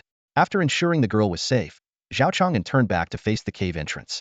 Now, with some time on his hands, it was time to deal with this creature properly, even if it meant using all their firepower. Soon, a sharp screech echoed, and a gigantic shadow appeared at the cave entrance. As it moved into the well-lit area, Zhao Chang'an finally saw the creature clearly. At first glance, it looked bizarre. On a closer look, its appearance was overwhelmingly grotesque. What he saw was a colossal, nearly kilometer-tall stitched monstrosity. Its head was a massive, tumor-like lump of flesh, cobbled together from various chunks of meat, adorned with nearly 100 eyes of different sizes and shapes, all rolling and looking in different directions. The combination of the tumor and the eyes was enough to trigger anyone's trypophobia. Zhao Chang'an felt extremely uncomfortable after just a few glances and quickly looked away. Then he heard Wang Shu's voice, 97, 98, 99. Captain, it has 99 eyes. His ship girl seemed a bit idle. Should he find her a school to attend? As he conversed with Wang Shu, the entire creature crawled out from the cave entrance, exposing its whole body to the sunlight. What can be said? The body was indeed astonishing. It was composed of various skulls and bones, interspersed with the arms of human cultivators, which waved their magical artifacts randomly. In the center of its body was a gaping, hideous blood hole that extended down to its leg area. Rather than legs, it had a massive base of blood-red sludge, which from a distance looked like the hem of a monstrous skirt. Gungnir had caused some damage to the creature, but it didn't seem to be severe enough. Captain, Gungnir is stuck in the sludge base, and its thrusters have been completely corroded. Only the adamantium spear shaft remains, and it can't be retrieved at the moment. Zhao Chang'an looked at the pile of mental contamination in front of him, his mouth twitching uncontrollably. This creation was truly unique. Wang Shu's voice echoed again, counting, 997, 998, 999. Captain, it has 999 hands. Can I check the mental state of the ship girls? Zhao Chang'an and Wang Shu discussed and analyzed for at least 3 or 4 minutes, but the stitched-together monster had only just slithered halfway up the mountain. Its muddy base seemed to be moving slowly. Perhaps a 4-wheel drive would be better next time. Zhao Chang'an watched the creature's 99 eyes search aimlessly, not attacking immediately but seemingly looking for Xiaoxi. Suddenly, Zhao Chang'an appeared to receive some kind of signal, smiled, and said, "Stop daydreaming, little one. I'm waiting for the starship. What are you waiting for?" The next moment, a deep humming sound resonated in the sky. The Xuanming battleship descended through the clouds at a 45-degree angle. The 10,000-meter-long starship was so massive that part of it extended out of the clouds while the rest remained above. Even so, the portion revealed below the clouds delivered an overwhelming visual impact. The bow was covered in thick, dark silver armor, with its shaped main cannon glowing with deadly blue light. The armor was etched with futuristic patterns, and energy circuits pulsed with dazzling blue light. Commander, the Xuanming battleship has entered the battlefield. With a slight mechanical hum, the blue patterns on the armor lifted, revealing turrets whose barrels gleamed coldly, pointing towards the ground like a forest of steel. It's time to let this world feel the power of heavy artillery and mighty warships. The Xuanming battleship is a cornerstone of the Federal fleet, renowned for its outstanding combat achievements.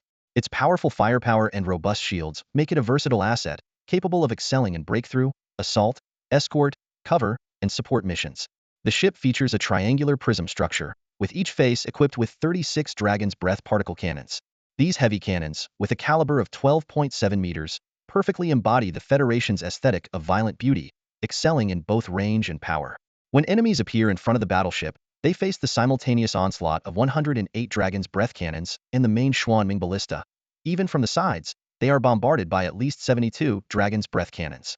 This design is undeniably aggressive. The Xuanming battleship emerges from the clouds, as if pointing directly at the Stitch monster. The Stitch monster, clearly displeased by being targeted, keenly senses the threat from the sky. Letting out an eerie cry, it begins to wave its thousands of hands, unleashing countless blades and sword energies formed from abyssal demonic chi, attacking the Xuanming battleship like a black rainstorm. However, even these enormous energy blades, several meters long, seem insignificant against the Xuanming battleship's massive frame, easily dodging like a gentle breeze. A deep blue particle shield unfolds at the head of the Xuanming battleship, its surface covered with orderly hexagonal particle segments, sparking brilliantly. The demonic attacks crash down like rain on the particle shield, exploding into clouds of black smoke. To Zhao Chang'an's surprise, the particle shield dims after withstanding the assault, clearly having consumed a significant amount of energy. Although the blades formed from demonic chi were not large, their energy density was formidable. While the particle energy quickly replenished, restoring the shield to its original state, the previous moment was quite perilous. The instantaneous interception capacity of the energy shield is limited. A stronger attack from the Stitch monster could potentially deplete the shield's energy entirely, inflicting damage on the Xuanming. The creature's attack, nearly breaching the shield, demonstrated an energy level comparable to that of a fusion realm being. Zhao Chang'an smiled slightly, unfazed, ready to go all out. Immediately, the 108 Dragon's Breath particle cannons on the Xuanming battleship began to rotate, uniformly aiming at the Stitch monster on the ground. In the Federal aesthetic, more is indeed better. This array of Dragon's Breath cannons resembled a steel forest, both formidable and beautiful. As particle clusters gathered at the cannon muzzles, they were subsequently launched by gravitational forces, shooting towards the Stitch monster. The creature instantly sensed the terrifying energy within the high-energy ion clusters, wielding various magical artifacts to release waves of demonic chi attacks. Some particle clusters collided with the demonic chi midair, exploding into dark spheres that hovered in the sky. However, the intercepted particle clusters were few. Most struck the Stitch monster, bursting into brilliant, scorching light.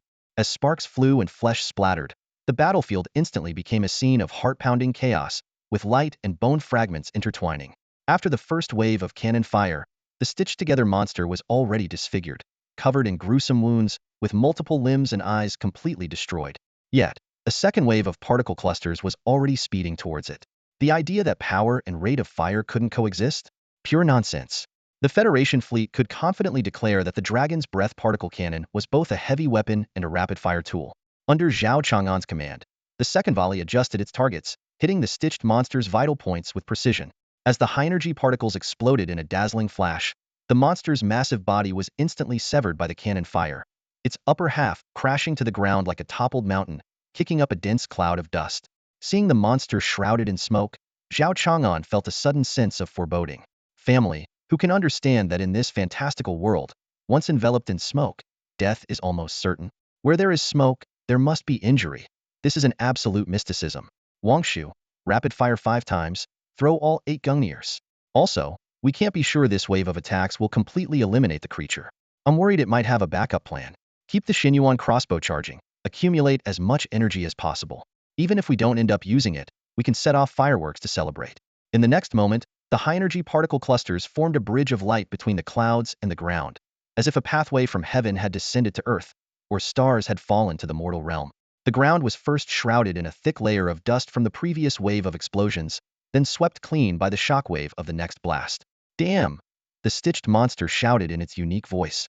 Its body had been completely torn apart by the dragon's breath firepower, its upper half writhing with countless eyes, each one emitting a pitch-black glow, seemingly preparing for a final counterattack. But Zhao Chang'an had no intention of letting the battle drag on, giving the monster no chance for a comeback. 8 beams of light descended from the sky, all aimed at the monster's upper body. As the beams hit their target, Zhao Chang'an first saw a brilliant flash at the impact point, then heard a deafening explosion, followed by the sound of the 8 Gungnir's slicing through the air. The Gungnir's fell at 10 times the speed of sound, their sonic booms reaching the ground only after the explosions. As the impact light grew brighter, a powerful shockwave swept across the mountains, flinging chunks of flesh high into the air, only to fall back down in a crimson rain. Rather than focusing on the monster's fate, Zhao Chang'an paid more attention to other details. Wang Shu, something feels off. In this world, not a single space-based kinetic weapon triggered seismic waves. Captain, now's not the time to focus on that, Wang Shu replied, her voice tinged with frustration. The phase radar detected fluctuations of the Guishu force. Our newly developed anti-Guishu radar is finally coming in handy. As the light from the Gungnir impacts gradually faded, the stitched monster's location once again came into Zhao Chang'an's view. Though the mud on the chassis remained stubbornly intact, the body above it had been shattered, reduced to a mess of flesh and debris. However, at the center of the chassis floated a pitch-black cube. What exactly was this? Something akin to a core? Zhao Chang'an was filled with doubt. From within the black cube came distant and frenzied whispers. It's you again, the one who disrupts order. So, it was those who left behind these measures. Zhao Chang'an's spirit lifted. The 4th layer's ruler? Are you trying to drive me out of the eastern lands? Arrogant human, so self-righteous. When the abyss devours the heavenly Tao, that will be the moment we descend upon the eastern lands. So, are you currently bound by the heavenly Tao, unable to descend yourself? Compared to the shocking information about devouring the heavenly Tao, Zhao Chang'an found something even more noteworthy. Xian, are you that person Ji? Remember my words. I will be waiting for you in Shuzhou of the Central Lands, right here. Look at this so-called treasure you've created. It's neither human nor ghost. Do you still wish to toy with me? In the Central Lands, do not let me find you, or I will drag you out from the black mud and give you a good slap. Many people generally believe that those at the top are indifferent, emotionally detached, and ignore provocations from the weak. However, Zhao Chang'an shattered this notion with his actions. After being expelled from the classroom following a dispute with a classmate, he discovered a mouse on his desk playing tricks on him and mocking him through the window. In such a situation, one could either choose to remain calm or retaliate in anger. Humans, what do you know about the power of the abyss? Let me tell you, you have no idea. You have no idea. Do you understand? You have no clue. Right now, what do you know? Huh. Xian was clearly in a frantic state, searching for blood pressure medication. The black cube began to vibrate frequently, carrying the fury of the Abyss Lord. Buzz. The black cube transformed into a rift, spewing out a massive amount of black sludge, forming a sphere with a diameter of several kilometers. Is the boss entering its second phase? We can't let that happen. Zhao Chang'an immediately called upon Wang Shu. Wang Shu understood instantly, and the torpedo bays of the Xuanming battlecruiser opened, releasing 3 nuclear torpedoes. The engines roared to life, propelling them straight towards the black sludge sphere. These nuclear torpedoes were different from before, each carrying 4 80-megaton warheads, enough to destroy a 10-kilometer-class starship. As a side note, the Tsar Bomba was designed to yield 100 megatons, but only achieved 50 megatons in reality. Come on, challenge this and see who comes out on top. In the next moment, dazzling lights flashed within the black sludge sphere. However, just as the light sphere expanded to the size of a fist, a mysterious force completely suppressed it. The nuclear explosion fireball began to shrink in reverse, and eventually disappeared without a trace. Captain, it seems the energy from the nuclear explosion has been redirected to another dimension, someone reported. Zhao Chang'an's eyes widened in shock. The situation was rapidly deteriorating, out of control. It truly was an anomaly of the abyss, breaking all rules. I kindly offered a cigarette, and it was broken in return? The next moment, the black sludge rapidly contracted, revealing a towering figure under the sunlight. As the sludge dissipated, the second phase of the stitched monster came into view. Its size increased to nearly 8 kilometers, its shadow alone covering half a mountain range, seemingly ready to challenge Mount Yongza. Although not well known in Zhengzhou, Mount Yongza is a majestic 10,000-meter peak, solemn and towering. Now it has become a battlefield for divine beings, first with a 10-kilometer warship, and now with a kilometer-long monster, making the scene extraordinarily magnificent. The stitched monster's head remained grotesquely large, but its 99 eyes had merged into one. The bone spurs on its body had become even more formidable, and its 9,000 fragmented cultivator arms had transformed into 9 tentacles. The aura of terror grew even stronger. Zhao Chang'an vaguely remembered having Wang Shu study tens of thousands of horror movies and then draw pictures. Under the influence of these countless horror films, Wang Shu had barely managed to create something similar to this tentacled monstrosity. Wang Shu was thoroughly impressed by the captain's aesthetic standards and expressed her agreement without any hesitation. However, she also realized that the mechanical ship girl's sense of aesthetics might be too abstract for humans. Therefore, the captain decided to have Wang Shu immerse herself in a plethora of anime featuring catgirls during their free time to enhance her aesthetic knowledge. Despite this, Wang Shu still highly praised the firepower of the battleship. However, the situation in this battle was markedly different. 9 tentacles, along with a mass of black mud, formed a massive wall that perfectly blocked the attacks of the dragon breath cannons. Immediately after, the giant single eye of the stitched monster emitted a black beam, targeting Zhao Chang'an. Zhao Chang'an sensed the danger at once and quickly formed a nanoshield and a particle shield to defend himself. Yet, the black beam mercilessly pierced through both shields, directly impacting Zhao Chang'an's mind. A strange sensation filled his thoughts. Wang Shu quickly accessed the relevant data and discovered that Zhao Chang'an had been hit by the Death's Light, which had the effect of planting demonic seeds in one's heart. At this moment, Zhao Chang'an's expression was confused, clearly trapped in a demonic illusion. Just then, Xiao Shuang ran towards Zhao Chang'an with a sweet smile. Zhao Chang'an hesitated slightly, frowning. He sensed an unusual atmosphere and felt uneasy about Xiao Shuang's affectionate behavior. He stepped back a few paces and asked, "What's the fate of the hacker?" Xiao Shuang approached gently, comforting him. "You're talking nonsense again. You must be trapped in an illusion." After pondering for a moment, Zhao Chang'an summoned a Remington M870 shotgun. Realizing how poorly executed the disguise was, he decided to end it. Silently, he loaded a number 8 buckshot into the chamber.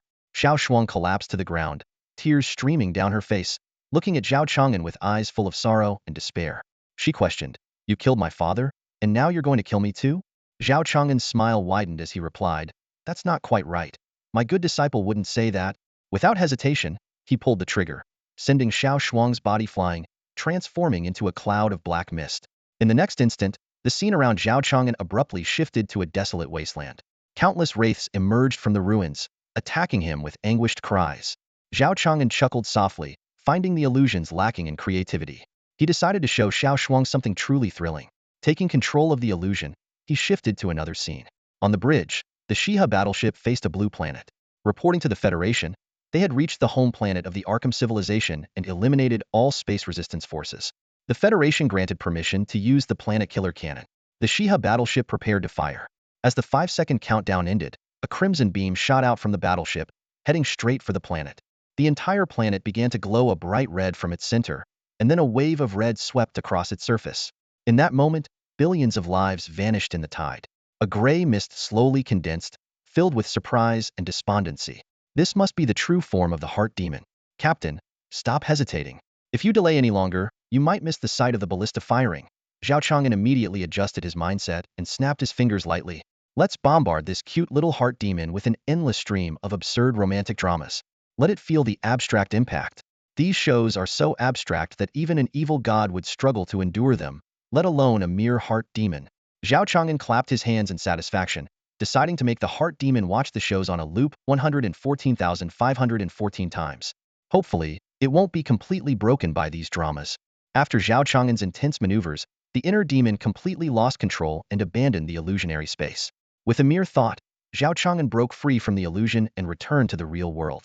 As he opened his eyes, he realized he was seated on the main bridge of the Schwamming warcruiser. Wang Shu spoke in an unfriendly tone, "Captain, when you were drawn into the illusion, I took over the mech's controls and brought you back to the main control room. From now on, stay put on the bridge." I've never seen a Federation captain wandering outside the warship all day. Feeling somewhat guilty but still defiant, Zhao Chang'an retorted, "The Federation has never had a Yuanying-level captain like me, haha. You're such a considerate ship AI, it's adorable." Wang Shu was unaware that the captain was currently exhilarated by the thrill of controlling the Dragon's Breath cannon group and battling the stitched monster. If the Federation's ship experts from his past life were told that carbon-based life forms could engage in combat with their design battleships, they would surely consider it heresy. However, in the world of cultivation, it seems that cultivators at the heady level could already contend with 10th Ascend class warships. Despite the stitched monster's 9 tentacles emitting smoke and barely matching 70% of the Schwamming war cruiser's firepower density, its defense was significantly enhanced by the black sludge. Any particle beam that fell into the black sludge would vanish without a trace. Zhao Chang'an stared at the black sludge surrounding the stitched monster, tapping the armrest of the captain's seat as he pondered the defensive principles of the black sludge. He wanted to determine whether it was a simple spatial transfer or a dimensional collapse defense. If it was the former, it resembled the spatial deflection shields of the Federation's Zuanwa-class deep space destroyers, which folded chaotic voids to transfer enemy attacks to distant spaces away from the fleet.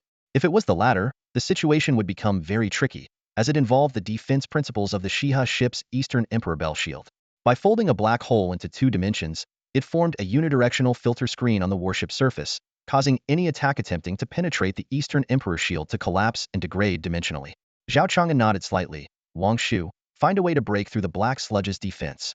I'm concerned that with the black sludge's protection, the Schwamming heavy crossbow won't be able to defeat the stitched monster. After a brief contemplation, Wang Shu replied, Captain, during experiments on the black sludge sample obtained from Anan City, we discovered that the black sludge does not resist matter-antimatter annihilation.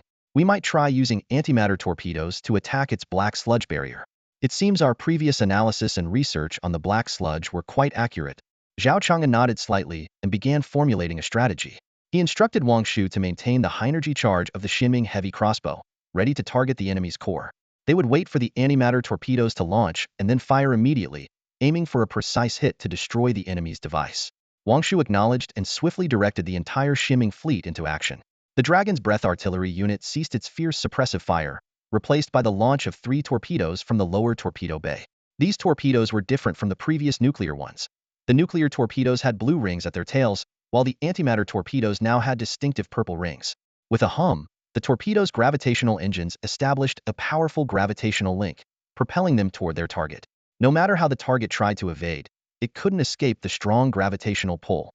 The gravitational engines on these torpedoes were even more expensive than the nuclear warheads themselves. Although nuclear explosions were a technology of lower civilizations, ensuring a nuclear hit on a target was a formidable task. Lower civilizations used chemical fuel propulsion, which was slow, had a short range, and left a visible flame trail, making it easily detectable by various radars and hard to hit targets in interstellar combat. As the torpedoes emitted ripples, the 3 10-meter diameter heavy torpedoes activated full-spectrum optical camouflage, concealing themselves in the air. The enemy sensed danger and looked around but couldn't detect anything unusual. In a panic, they enveloped themselves in black mud, forming a massive black mud ball. In the next moment, 3-kilometer-wide holes appeared on the surface of the mud ball, and the black mud vanished without a trace. Accompanied by a massive release of energy, bright points of light appeared at the centers of the holes. The black mud near the light points was completely annihilated, and the light spheres rapidly expanded, exploding with a stunning display of beauty and artistry. The 3 light spheres expanded swiftly, destroying everything in their path, forming perfect, absolute spheres with uniform brightness and temperature. The shockwaves spread at a terrifying speed, obliterating mountains and blowing forests into the mountainsides. The peaks of several mountains were blown off. This was the clearing effect of the antimatter torpedoes that Zhao Chang'an had mentioned. Subsequently, the bow of the shimming battlecruiser split open, revealing a shaped crevice that slowly divided into 3 parts. From within emerged a menacing cannon barrel, surrounded by an energy tower emitting dazzling particle sparks around its core. The shimming heavy crossbow is an ultra-heavy particle beam cannon mounted on the shimming battlecruiser. It boasts a barrel diameter of 76.2 meters and a barrel length of 1,500 meters, with an energy unit extending up to 3,000 meters. Powered by an independent energy-condensing particle core, this cannon is ingeniously designed. It employs a unique 2-stage locking attack mechanism. First, it releases a fine particle beam at 1 power to lock onto the target, then swiftly ramps up to full power, transforming the fine line into a massive beam that obliterates everything in its path. Due to the buzzing sound it makes when locking on and the booming noise during firing, it is affectionately known among the warriors as the Buzzboom Cannon. Wang Shu, get ready to fire a shot. If you hit the target, I'll reward you with half a gene of sweet potato liquor. With a humming sound, a golden thread pierced through the massive body of the stitched monster. The black sludge surrounding the creature had already been obliterated by the antimatter torpedoes. Although the sludge continued to pour out, it couldn't form a barrier against the beam. The golden beam tore through the monster's outer flesh, striking the black cubic core and causing an explosion. Though the core wasn't destroyed, more powerful attacks were imminent. Boom! A deafening blast echoed. The golden thread then expanded into a colossal particle beam, like a divine sword descending from the heavens, directly annihilating the monster's limbs and flesh and striking the black cubic core. Despite the core's energy-absorbing capabilities, it only lasted 3 seconds under the golden beam before being destroyed. The beam penetrated Yongza Mountain, causing energy to gather at the base of the mountain and then explode, vaporizing the entire mountain. The golden beam plowed through the entire mountain range. As the beam from the shimming heavy crossbow gradually faded, Zhao Chang'an observed the drastically altered landscape before him, a chasm over 6,000 meters long with soil on both sides turned outward, glimmering faintly. Captain, it looks like we've accidentally turned the underground spirit stone vein into an open-pit mine. Brothers, although the reviews seem a bit harsh and the rating is only 7.1, that's a bit unfortunate, but we hope everyone will appreciate it and give the ship some support. Please give us a 5-star rating. Dear friends, come and show your support.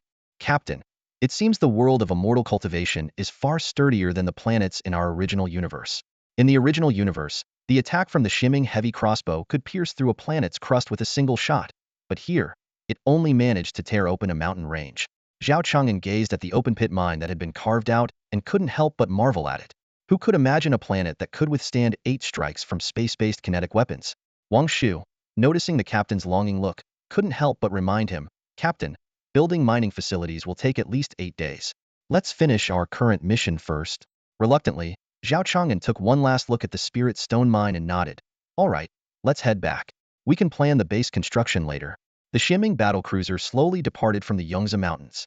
Half a month later, in the Grand Hall of the Xinqian dynasty, Ing Qianqiu ascended the high platform and took his seat on the dragon throne. Civil and military officials stood on either side, awaiting the court session. Ing Qianqiu spoke calmly. Commence the court session. An elderly minister immediately stepped forward and reported, Your Majesty, half a month ago, Venerable Zhao destroyed the Yongza Mountains, causing significant damage to the highest peak in our Xinqian territory, which has greatly harmed our national fortunes and dragon vein. Now, Venerable Zhao has erected a steel mountain on the ruins of Yongza and is excessively mining the spirit stone veins. Ing Qianqiu did not seem surprised, as if he had known about this all along.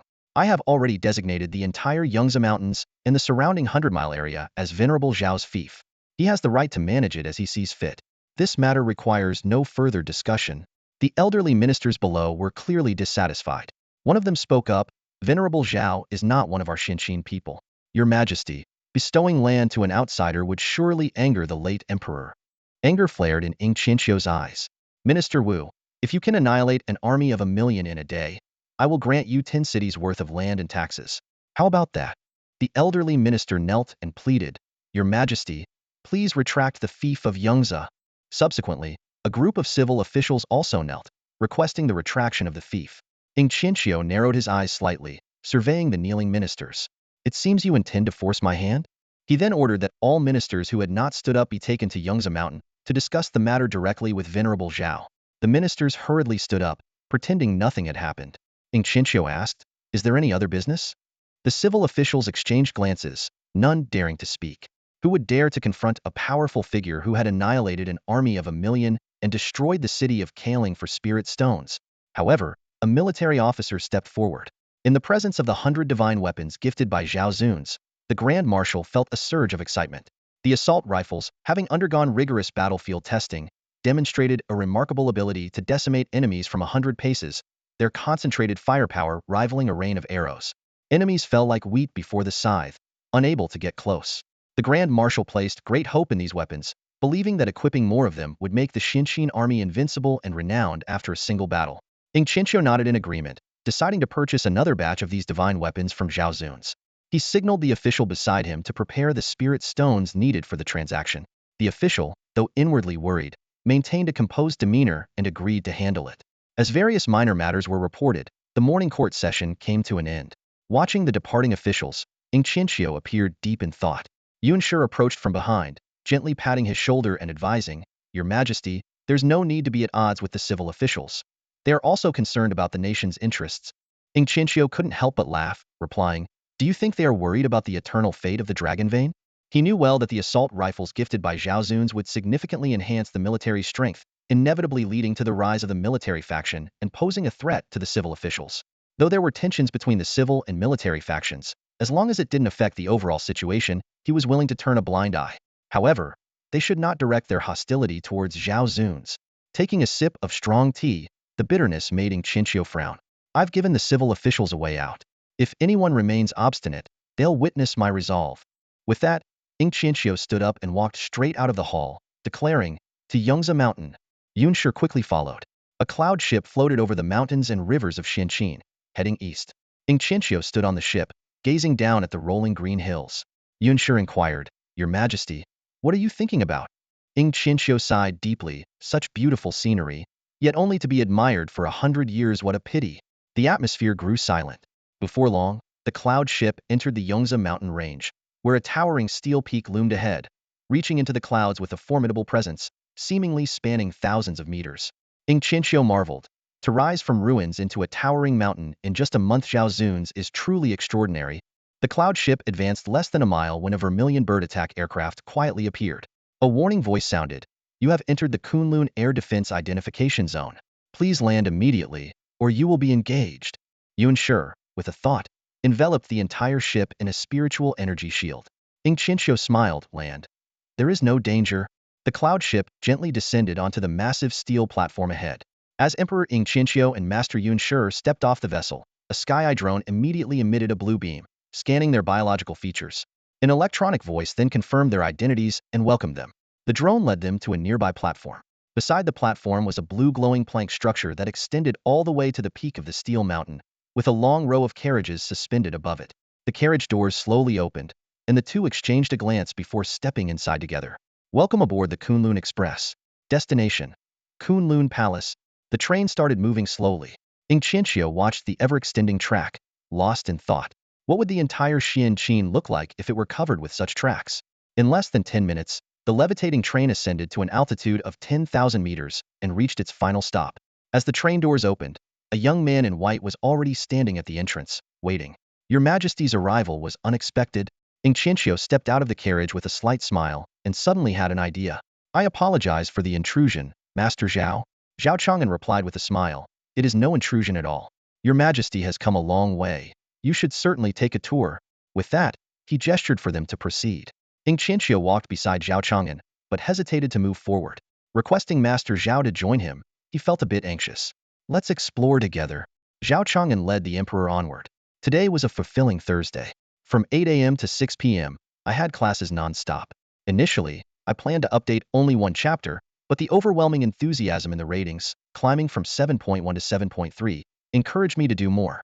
Inside the depths of the Kunlun Mountains, in a secluded armory, Ing Qianqiu, wearing noise-canceling headphones, gripped an AK-47 assault rifle. Under Zhao Chang'an's meticulous guidance, she aimed at the armored target downrange. When she held immense power, the Empress might have turned a blind eye to her, not out of indulgence, but silently targeting her, just like aiming at the bullseye now. Yes, stock against the shoulder, align the front sight, rear sight, and eye, aim at the target, and pull the trigger. Bang! The gunshot echoed.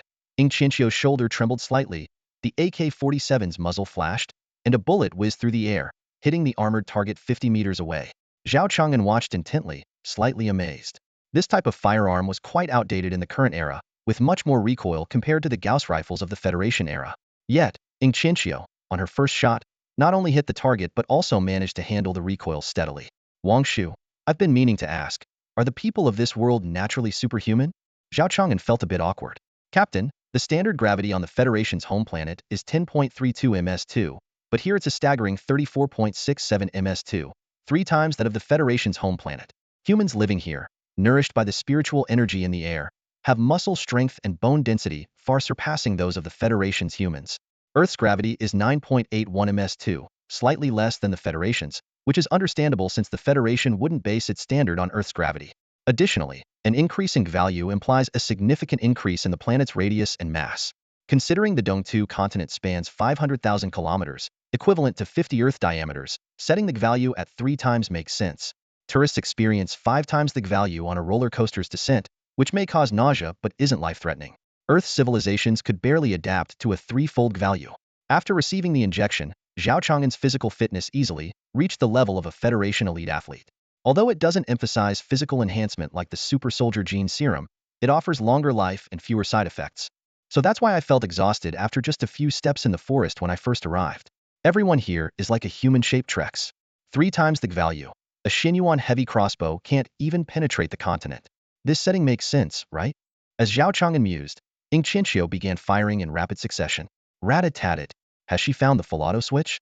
Zhao Chang'an was slightly surprised, but upon closer inspection, realized it was still semi-automatic. She suddenly understood, watching Ying Qianqiu's rapidly moving fingers. Zhao Chang'an secretly rejoiced. It seemed that the young girl Shun Qingxue was indeed fortunate. As he imagined various scenarios, he thoughtfully loaded a vibrant 100-round Whirlwind AK magazine for Ying Qianqiu and switched the gun to full auto mode. Ying Qianqiu held his breath, aimed at the armored target ahead, and pulled the trigger. Rat-a-tat-tat. A stream of fire erupted, sending tungsten core bullets whizzing towards the armor. Ying Qianqiu, fully familiar with the AK, masterfully demonstrated its essence, maintaining his focus until the magazine was empty. After the last round was fired, Zhao Chang'an gently took the AK-47 and the target's rail system brought the armor in front of them. Ying Qianqiu examined the armor, his expression growing serious. Is this the standard heavy armor of our Xinqin? The dark armor was riddled with dense bullet holes, the chest plate severely dented, and the perforations almost completely penetrated the meticulously crafted armor. The backplate was even more severely damaged, with the bullet holes causing the metal to curl outward. Impressive. Every shot hit the mark. Zhao Chang'an couldn't help but exclaim. Ying Qianqiu smiled slightly. Thanks to this, AK-47. He glanced sideways, pondering. AK? Ah, forget it. Let's just call it an assault rifle. Staring at the damaged armor, Ying Qianqiu's eyes deepened. I never thought that our Xinqin armor would be so vulnerable against this assault rifle. Your Majesty, with this gun in your hands, the era of cavalry and heavy armor is over.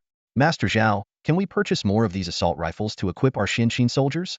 As many as you need. Zhao Chang'an replied. Wangshu, how many have we produced so far? He inquired. Instead of answering, Wangshu responded with a question. Captain, this scale is too small. I suggest that if the price is right, we directly sell the automatic production lines for bullets and firearms. We chose to introduce such low-level firearms to prevent reverse engineering that could pose a threat to us. Even if they fully understand the AK-47's production process and the technology behind it, they would only reach a planetary-level civilization. To surpass tens of thousands of core technologies and millions of key technologies would take at least 10,000 years of research, even in the cultivation world. Therefore, we need not hold back. Selling the production line directly would be more efficient, as maintaining such outdated lines is a waste of resources for us. Zhao Chang'an nodded slightly and turned to Ying Qianqiu. Your Majesty, we can discuss the sale later. Follow me. Ying Qianqiu followed Zhao Chang'an to the nearby AK-47 production line. This is the fully automated production line for assault rifles, Zhao Chang'an said, standing beside it with a business smile. Production line? Ying Qianqiu frowned slightly.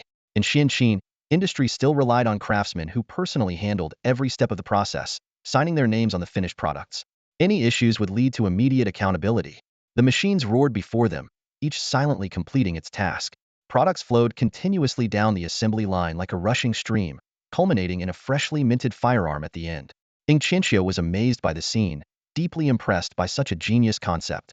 However, Zhao Chang'an threw a bucket of cold water on the excitement, reminding the emperor that the artisan era couldn't achieve assembly line production because no two handcrafted parts could be perfectly identical. Standardization is the foundation of automated production. In this era, mastering the skills of an 8th-level fitter is both a pride and a necessity. Hearing Zhao Chang'an's words, Ying Qianqiu immediately grasped the challenge. He then turned his gaze to another production line where yellow bullets rained down, falling into bullet cases one by one.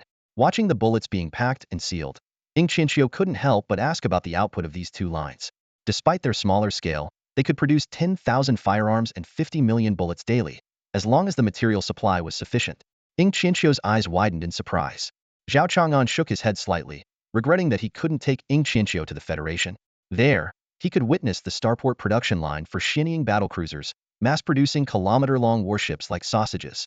Your Majesty, I can sell you these two production lines and all the supporting facilities, Zhao Chang'an said with a sly smile. Ying Qianqiu's eyes lit up but quickly turned cautious as he asked, and the price? You have 3 spirit stone mines in your territory, right? Ying Qianqiu's eyes widened as Zhao Chang'an immediately interrupted his spell, saying, Your Majesty, please don't rush to finalize the price. Our terms are very favorable. Perhaps you could reconsider. But before Zhao Chang'an could finish, Ying Qianqiu decisively replied, No, Venerable Zhao, you misunderstand.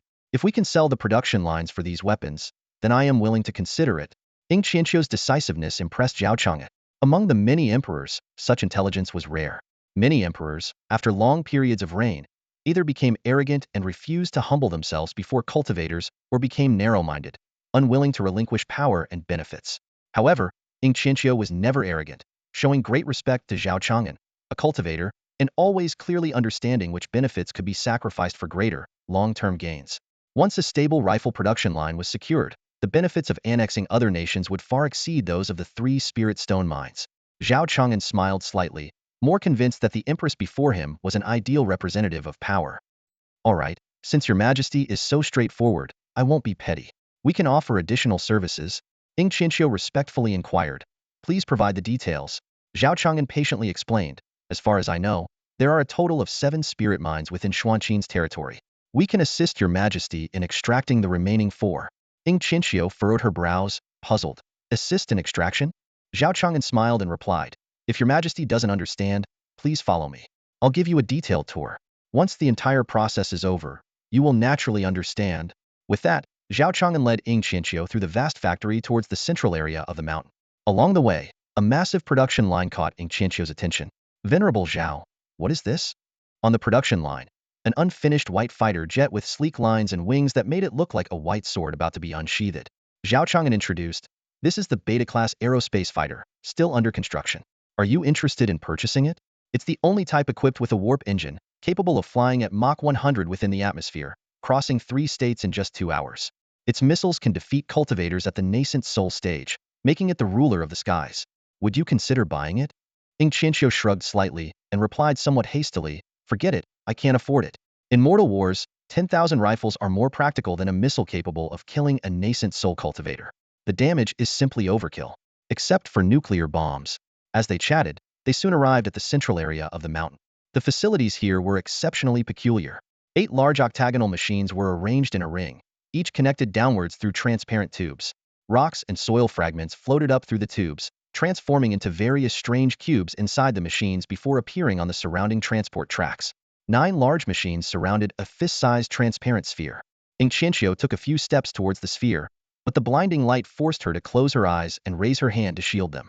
Curious, she asked, what is that? It's so dazzling. That's the Star Pavilion, the core energy source of Kunlun Mountain, Zhao Chang'an replied. How tall is Kunlun Mountain? Ing Qianqiu suddenly asked. It's now 99,999 meters tall. I've always had a fondness for the number 9, Zhao Chang'an answered with a smile. 99,999 meters? Ing Qianqiu repeated in astonishment. She had always thought Kunlun Mountain was towering, at least over 10,000 meters, but she never imagined it could be more than 80,000 meters tall. Is this the highest peak in the 9 provinces? Ing Qianqiu asked, puzzled. Zhao Chang'an smiled faintly. The highest peak of Lenghu Mountain has been surpassed, and the Taishang sect doesn't seem to mind. Ing Qianqiu recalled that when Kunlun Mountain was first constructed, the Taishang sect, Yaoqi sect, and Songjin sect all sent people to investigate. However, upon learning it was built as a palace for the moon goddess, they left quietly, and no other sects came to inquire further. Can such a massive mountain really be powered by just that small thing? Ing Qianqiu, though not knowledgeable about machinery, knew that large equipment required substantial energy supplies. At the center of the Star Pavilion, a small piece of ultra-high-dimensional space was confined, drawing immense energy from cross-dimensional collapse through a stabilized spatial membrane. Ing Qianqiu didn't fully understand it, but nodded thoughtfully. Zhao Chang'an suddenly stopped and walked over to an octagonal machine, asking, do you have the imperial seal? Ing Qianqiu shook her head. Each emperor uses a different seal. Why do you ask? I have a gift for you, Zhao Chang'an said, making some adjustments to the machine. The machine hummed, paused for a moment, then restarted. A beautifully crafted jade seal appeared on the conveyor track, enveloped in spiritual energy, and floated into Zhao Chang'an's hand. Master Zhao, is this jade made from mountain stone? Ing Qianqiu asked in surprise. Zhao Chang'an handed the jade seal to Ing Qianqiu. It's for you. Ing Qianqiu carefully took the jade seal and examined it closely. At the top was a lifelike golden dragon coiled upward, with its scales inlaid with various gemstones. Each gemstone subtly revealed a phoenix within. The 4 sides of the seal depicted landscapes, connecting the mountains and rivers of the entire central province. Ing Qianqiu was amazed. How were these tiny gemstones carved and hollowed out, and how were they inlaid in the jade? She couldn't help but feel a deep sense of curiosity and awe toward this marvelous jade seal. On the vast expanse of 40 billion hectares in Zhongzhou, intricate details were meticulously depicted on 4 small surfaces. Flipping them over, 8 ancient and powerful characters in small seal script came to life on the paper. Ing Qianqiu felt a wave of shock, as if a thunderclap echoed in her mind, or a torrent surged through a valley. Before her eyes appeared vast deserts and towering mountains. The Great Wall snaked endlessly, with beacons blazing. the Xuanjia Legion chanted the Qin anthem. Zhao Chang'an watched Ying Qianqiu's dazed expression and smiled slightly. The impact and allure of those 8 characters were irresistible to any great ruler. After a moment, Ying Qianqiu finally regained her composure, carefully put away the jade seal, and solemnly said to Zhao Chang'an, "This jade seal's unique design and exquisite craftsmanship make it a rare treasure. Since you have bestowed such an important item upon me, the Qin dynasty will ensure it is passed down through generations and never forgotten. Unfortunately, this jade seal, engraved with the landscapes of Zhongzhou, is somewhat underutilized in the modest court of the Qin dynasty." Zhao Chang'an smiled slightly and said, "Your Majesty's wisdom surpasses others. You will surely understand the significance of my engraving Zhongzhou's landscapes." Ying Qianqiu nodded lightly without saying more. As they continued walking, Ying Qianqiu couldn't hold back any longer and asked, "Honorable Zhao, how exactly did you transform rocks into such a treasure?" "That's because it involves scientific principles," Zhao Chang'an replied. "Even if I explained, you might not fully grasp it. What you saw earlier, the 9 platforms, is the Fuxi furnace. It crushes raw materials into individual protons and then recombines them into other substances.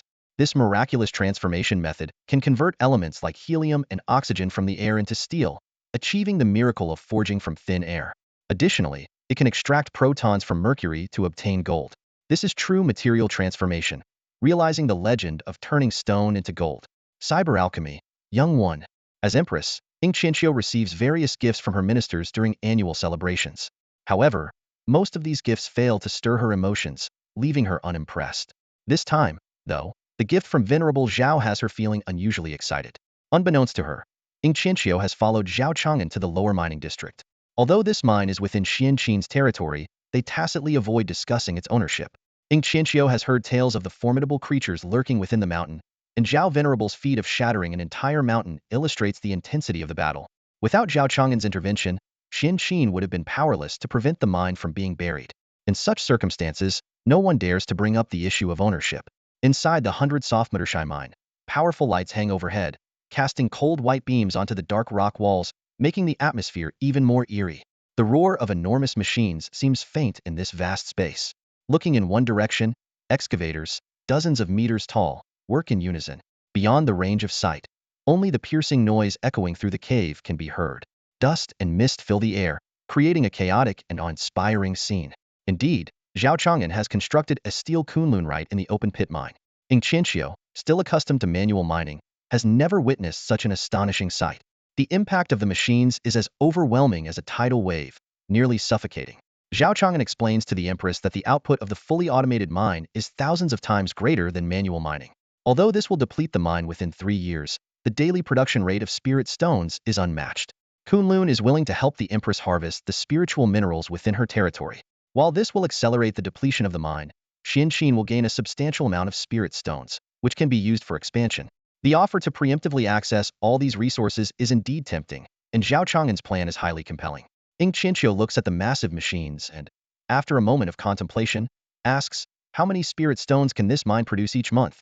Zhao Chang'an smiles and replies, 100,000 high-grade, 1,600,000,000 mid-grade, and low-grade calculated by the ton." Ying Qianqiu's eyes widen in surprise. "Isn't that too little? If the output is truly this high, a few months of accumulation would attract enough cultivators to form a powerful army." Zhao Chang'an chuckles. Kunlun's business practices are quite conscientious. Ying Qianqiu nods in admiration. "Venerable Zhao, your business acumen is truly remarkable."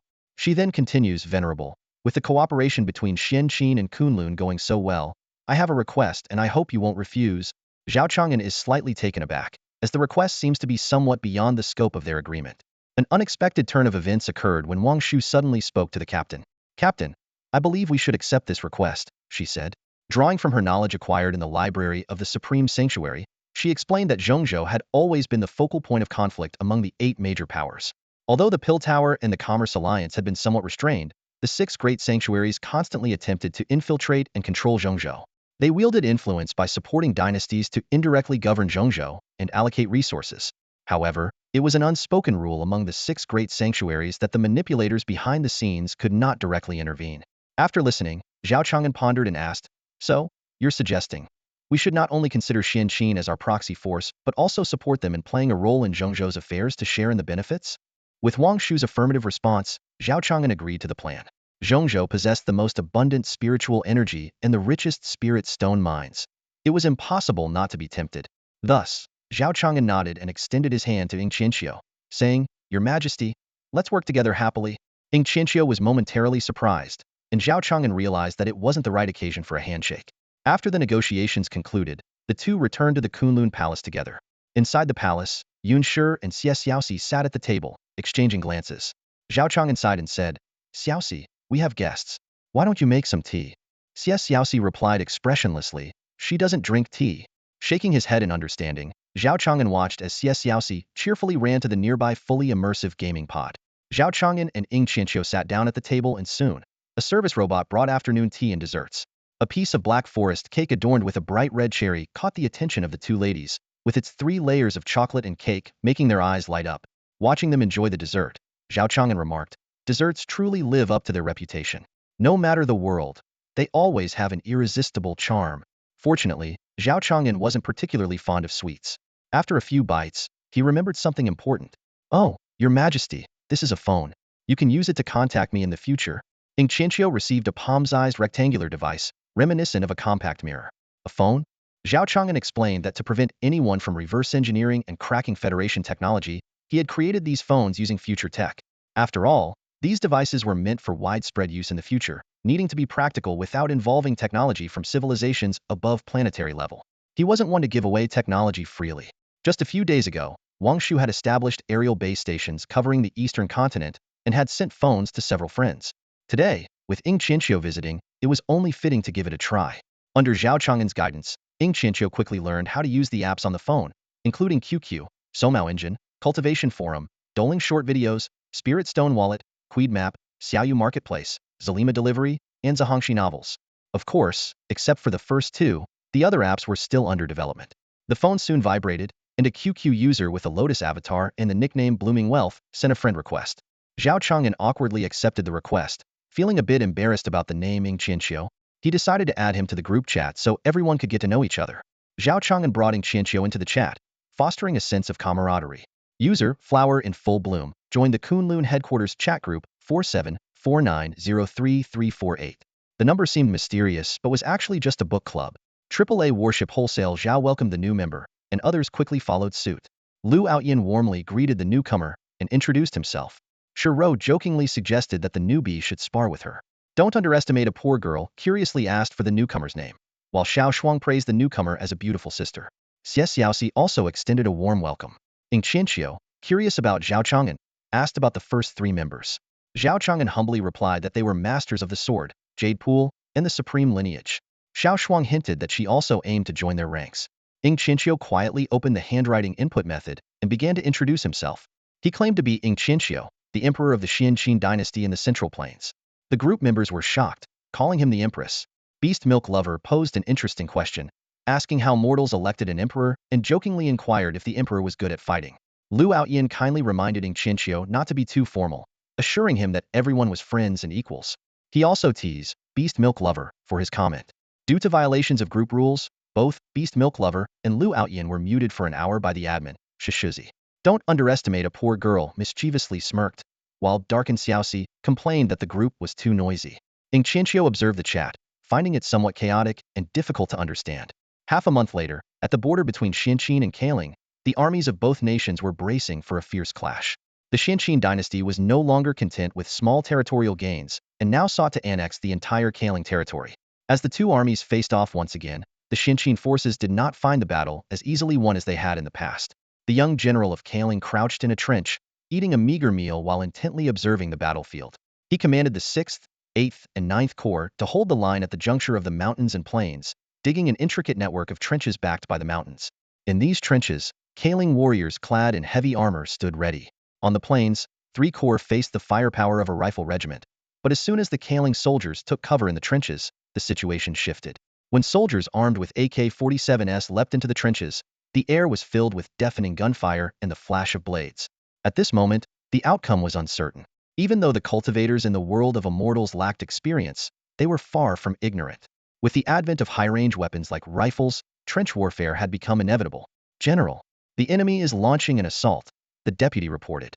The Kaling general cautiously peeked out, seeing groups of 3 advancing in formation from a distance. "Prepare the talismans," the deputy ordered. A squad of cultivators holding explosive talismans moved to the front trench, awaiting the command. 300 paces, 250 paces, 200 paces. Throw. The cultivators infused their talismans with spiritual energy and hurled them. The explosive talismans, weighted with stones, arced through the sky and detonated among the advancing troops. The explosions were deafening, but the enemy's dispersed formation minimized casualties. The enemy quickly regrouped and continued their advance, closing to within 120 paces of the trench within the throwing range of ordinary chi condensation cultivators. The soldiers pulled out grenades and threw them into the trenches, but they were swiftly kicked into adjacent ditches. The explosions echoed, but the rock walls shielded the soldiers from deadly shrapnel, leaving them injured but still combat-ready. Learning from the previous day's lesson, the Kaling general had ordered the digging of additional ditches to evade grenade threats. However, some riflemen waited for the grenades to explode before throwing their own, resulting in heavy casualties within the trenches. Soon, the rifle regiment closed in on the trenches, and the soldiers engaged in intense close-quarters combat. Even in close combat, the AK-47s proved to be devastating. The first wave of soldiers sacrificed themselves to give the second wave a chance, and the battle reached a stalemate. The battlefield was in utter chaos. The two armies were engaged in close combat, with soldiers fiercely clashing in front of the trenches. The rifle corps held the advantage on the plains, making it difficult for the enemy to approach within 100 paces. However, the enemy cleverly used the trenches to close the distance, inflicting heavy casualties on the rifle corps. The first trench line was quickly overrun, forcing the Kailan troops to retreat to the second trench. In the narrow trenches, the effectiveness of the AK rifles was greatly diminished. The commander of Xianqin pondered why the enemy would willingly enter the trenches. Just then, a new kind of gunfire erupted, not the AK-47, but a shotgun known as the S-1897. The shotgun shells spread like darts, tearing through the heavily armored soldiers in the trenches like a rain of arrows. A Kailan Jindan warrior unleashed sword energy, sweeping through the trenches with unstoppable force, becoming a human cleaning machine. In this showdown between the human cleaning machine and the trench sweeper, it was anyone's guess who would emerge victorious. In the end, the Kailan troops, despite suffering greater losses, managed to fend off the enemy's charging units. If they could hold out through the night, they could buy time for the main forces of the Kailan imperial capital to relocate westward, potentially turning the tide of the war. Meanwhile, in the Xianqin camp, the commander frowned deeply. This young genius commander of Kailan displayed remarkable wisdom and decisiveness. The adjutant reminded him that the situation was critical. The trenches had neutralized their advantage, and the enemy had begun using captured firearms. Once the enemy mastered these weapons, their situation would become even more dire.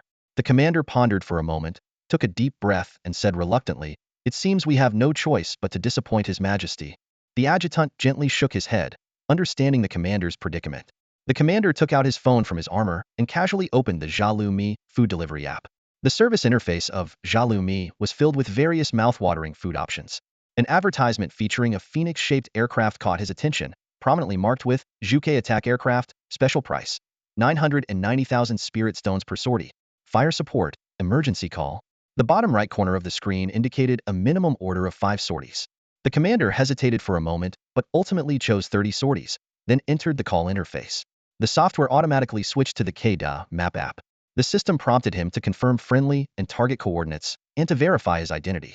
After a series of operations, the commander quickly received feedback.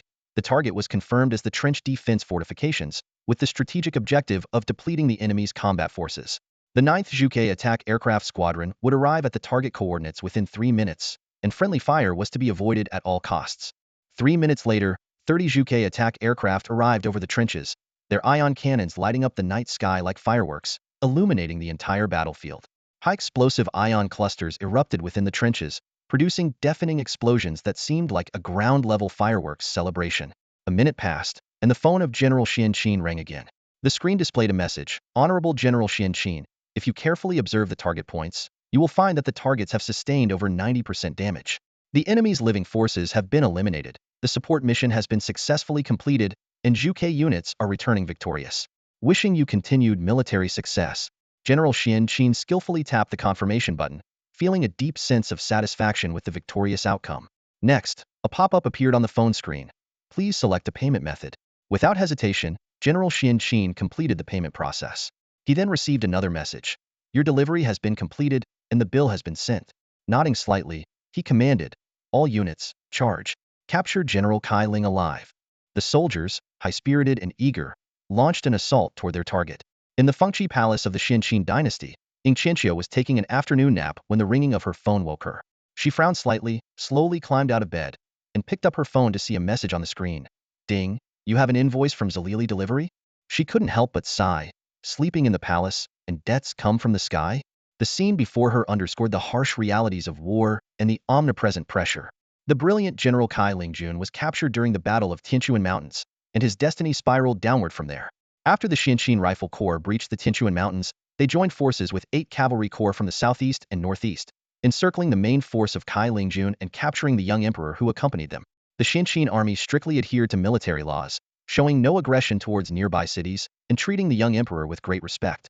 Eventually, the young emperor was taken to the Xianxin capital, where he received honors, surrendered the Kailing seal, and began a life of luxury and wealth. Perhaps, for him, this was the best possible outcome. The Kailing dynasty was erased from the map, becoming a relic of history. Meanwhile, Zhao Chang'an enjoyed a peaceful life. Recently, with deeper mining and data collected by Wang Shu, they gained a better understanding of the spirit stone mines. These mines are formed by dragon veins, which gradually condense by absorbing surrounding spiritual energy over millions of years. The concentration of spiritual energy at the dragon vein locations is significantly higher than elsewhere.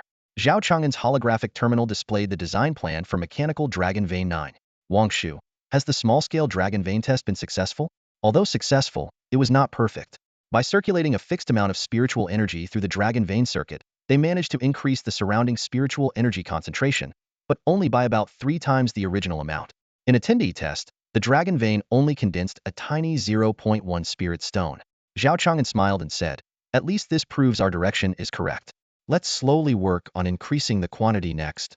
Looking at the time on the screen, Zhao Chang'an realized it was late and got up to leave the room. The back hall of the Kunlun Palace was his resting place, where Xie Xiaoxi was playing a mobile game. Zhao Chang'an walked over and saw that she was engrossed in the popular game Plants vs. Zombies. The screen was filled with honeysuckles, and the last zombie was blocked by a walnut. Zhao Chang'an curiously asked, "What are you doing?" Xie Xiaoxi replied, "Focused. As long as the last zombie isn't defeated, the level continues indefinitely." She kept collecting coins produced by the honeysuckles and promptly replaced the walnuts being eaten by the zombies, buying herself more time. Zhao Chang'an reminded her, "Don't play too late. Sister Qingxue is coming tomorrow, so get up early to open the door." Despite reaching the Nascent Soul stage, Zhao Chang'an still had a habit of sleeping in. The next day, Zhao Chang'an was lazily lying in bed when he felt the door being pushed open. He groggily opened his eyes and saw the figure of Shan Qingxue. The morning sun had already risen, yet Zhao Chang'an was still lazily lying in bed, reluctant to get up. He rubbed his sleepy eyes, stretched with a lazy yawn, and let out a series of grunts. Are all men like this? Like zombies after they wake up? Maybe there's some truth to it? Zhao Chang'an mumbled to himself. The nanocluster on his body transformed into a luxurious robe as he walked straight to the bathroom without even glancing in Shan Qingxue's direction. After finishing his morning routine, Zhao Chang'an slowly asked, "Why are you here so early?" Shan Qingxue snorted. "His Majesty ordered me to supervise you. Tomorrow is the Fengshan ceremony, and you must attend on time. Otherwise, imagine introducing the national advisor tomorrow, only to find him absent." Zhao Chang'an shrugged helplessly. "His Majesty knows what I'm like." Instead of heading to the main hall, Zhao Chang'an decided to meet Shan Qingxue in the back courtyard. He had the robotic butler prepare a lavish breakfast, which he enjoyed with Xie Xiaoxi. "By the way, is the phone production line ready?" Zhao Chang'an inquired. Shan Qingxue replied, "Since you mentioned sharing the profits, we prioritized setting up the production line and collaborated with local trade associations. We've already established a sales network among the 8 major forces and all first-rate powers. Many places have finished their promotional activities and are just waiting for the official launch." "Good. We'll roll out sales fully after the celebration ceremony," Zhao Chang'an continued. "What about the pricing at 1,999 lower-grade spirit stones?" Shan Qingxue looked slightly surprised. "Lower-grade spirit stones? Isn't that too cheap?" Zhao Chang'an smiled faintly. "You don't understand. The real profit isn't in the phones themselves, but in the services they provide." Shan Qingxue nodded in sudden realization. "I heard His Majesty mention your assembly line production before. Have you considered producing other items?" "What items?" Zhao Chang'an asked. Shan Qingxue explained. "We found that Foundation establishment cultivators have a strong demand for talismans, but the production capacity is low, and prices are high. Only Shangji Holy Land has a stable supply, and the market demand is huge. So," Zhao Chang'an pressed. Shan Qingxue suggested, "I hope you can set up a production line to mass-produce talismans and capture the market with lower prices." Zhao Chang'an laughed and shook his head. "You have quite the guts, daring to eye the interests of the Holy Land?" After finishing his breakfast, Zhao Chang'an suddenly stood up. Wait, I think I have an idea. Soon, Zhao Chang'an brought Shan Qingxue to the arms factory, where he had the machines produce the required talismans. Then, he took Shan Qingxue to the training ground. Opposite them stood the test dummies Shan Qingxue had brought, specifically for testing the power of the talismans. Standing 50 meters away from the dummy, Zhao Chang'an held a blank talisman paper and slightly bowed. Watch closely. This talisman is extraordinary. Shan Qingxue watched Zhao Chang'an intently, full of anticipation. If it can hit the dummy from 50 meters away, its power must be incredible. With a flick of his wrist, the talisman paper disappeared, replaced by a jet-black handgun. As he pulled the trigger, bullets rained down, piercing through the test dummy's body, hitting the wall behind it, and kicking up a cloud of dust. Zhao Chang'an had exceptional physical strength, allowing him to control the recoil of firearms with ease. At the shooting range 50 meters away, he accurately hit a target with a diameter of less than half a meter. He skillfully operated the pistol, quickly emptying the magazine, and then handed the gun to Shan Qingxue. This American-style Glock 18 pistol, equipped with 9mm armor-piercing rounds, had a drum magazine capacity of 50 rounds and could switch between semi-automatic and fully automatic firing modes, with a maximum rate of fire of 1,100 rounds per minute. Most Foundation establishment cultivators would likely be intimidated by such firepower. Shan Qingxue's mouth twitched slightly. She felt that this gun was completely out of place with traditional talismans. Nevertheless, she took the pistol and carefully examined the wounds on the test dummy. The dummy had been pierced by dozens of bullets, with the armor-piercing rounds leaving gaping holes in its body. Some areas were even shredded to pieces, with fragments scattered on the ground and walls behind it. If such a talisman were used on a Foundation establishment cultivator without spiritual energy or protective artifacts, the consequences would be unimaginable. Shan Qingxue held the pistol, deeply shocked. Zhao Chang'an smiled slightly and remarked, "Still using traditional talismans for combat? Isn't the American style more effective?" Although Shan Qingxue didn't understand what American style meant, she earnestly asked, "What's the wholesale price for this talisman?" On behalf of the Dianqing Merchant Guild, I'm interested in purchasing in bulk. After a moment of consideration, Zhao Chang'an replied, "If it's the Glock 18, it would be 18 mid-grade spirit stones." Upon reaching an agreement, Shan Qingxue immediately agreed and stated that after the ceremony, she would start preparing sales channels and promotional campaigns. Once completed, she would notify Zhao Chang'an via QQ, requesting him to establish the necessary production lines as soon as possible. Zhao Chang'an smiled and said, "Since it's for the benefit of all Foundation establishment cultivators, we'll set up several production lines. Rest assured about the output. Mr. Zhao, a pleasure doing business with you. President Shun, a pleasure doing business with you." As dawn broke, Zhao Chang'an was jolted awake by the buzzing of his QQ group. The chat was lively. Still half dreaming, he glanced outside, where the gentle light seemed to herald the start of a new day. He noticed that Shishuzi had been muted for breaking the rules, and he sighed inwardly. This Qingqiu girl was indeed too strict. Zhao thought to himself that everyone in the group had distinct characteristics, especially Xiao Shuang, who was as cold as ice in real life but showed an unexpected side online. He mused quietly, people are truly unpredictable. Meanwhile, within the Xinqin Palace, preparations at the Fengqi Palace were nearing completion. Ying Qianqiu was being meticulously dressed by her maidservants, exuding confidence and determination. Her face was as radiant as a flower, with clear, bright eyes, and lips as red as cherries, embodying a noble and magnificent aura. Yun Shi was beside her, helping to arrange her attire, and couldn't help but praise her. Ying Qianqiu smiled faintly but frowned slightly at the rainy scene outside the window, feeling a bit disappointed. Yun Shi quickly reassured her, saying, "When your majesty makes an appearance, you will shine like the sun. Not even the rain can dim your brilliance." Despite the continuous rain outside, the people in the palace were bustling with smiles.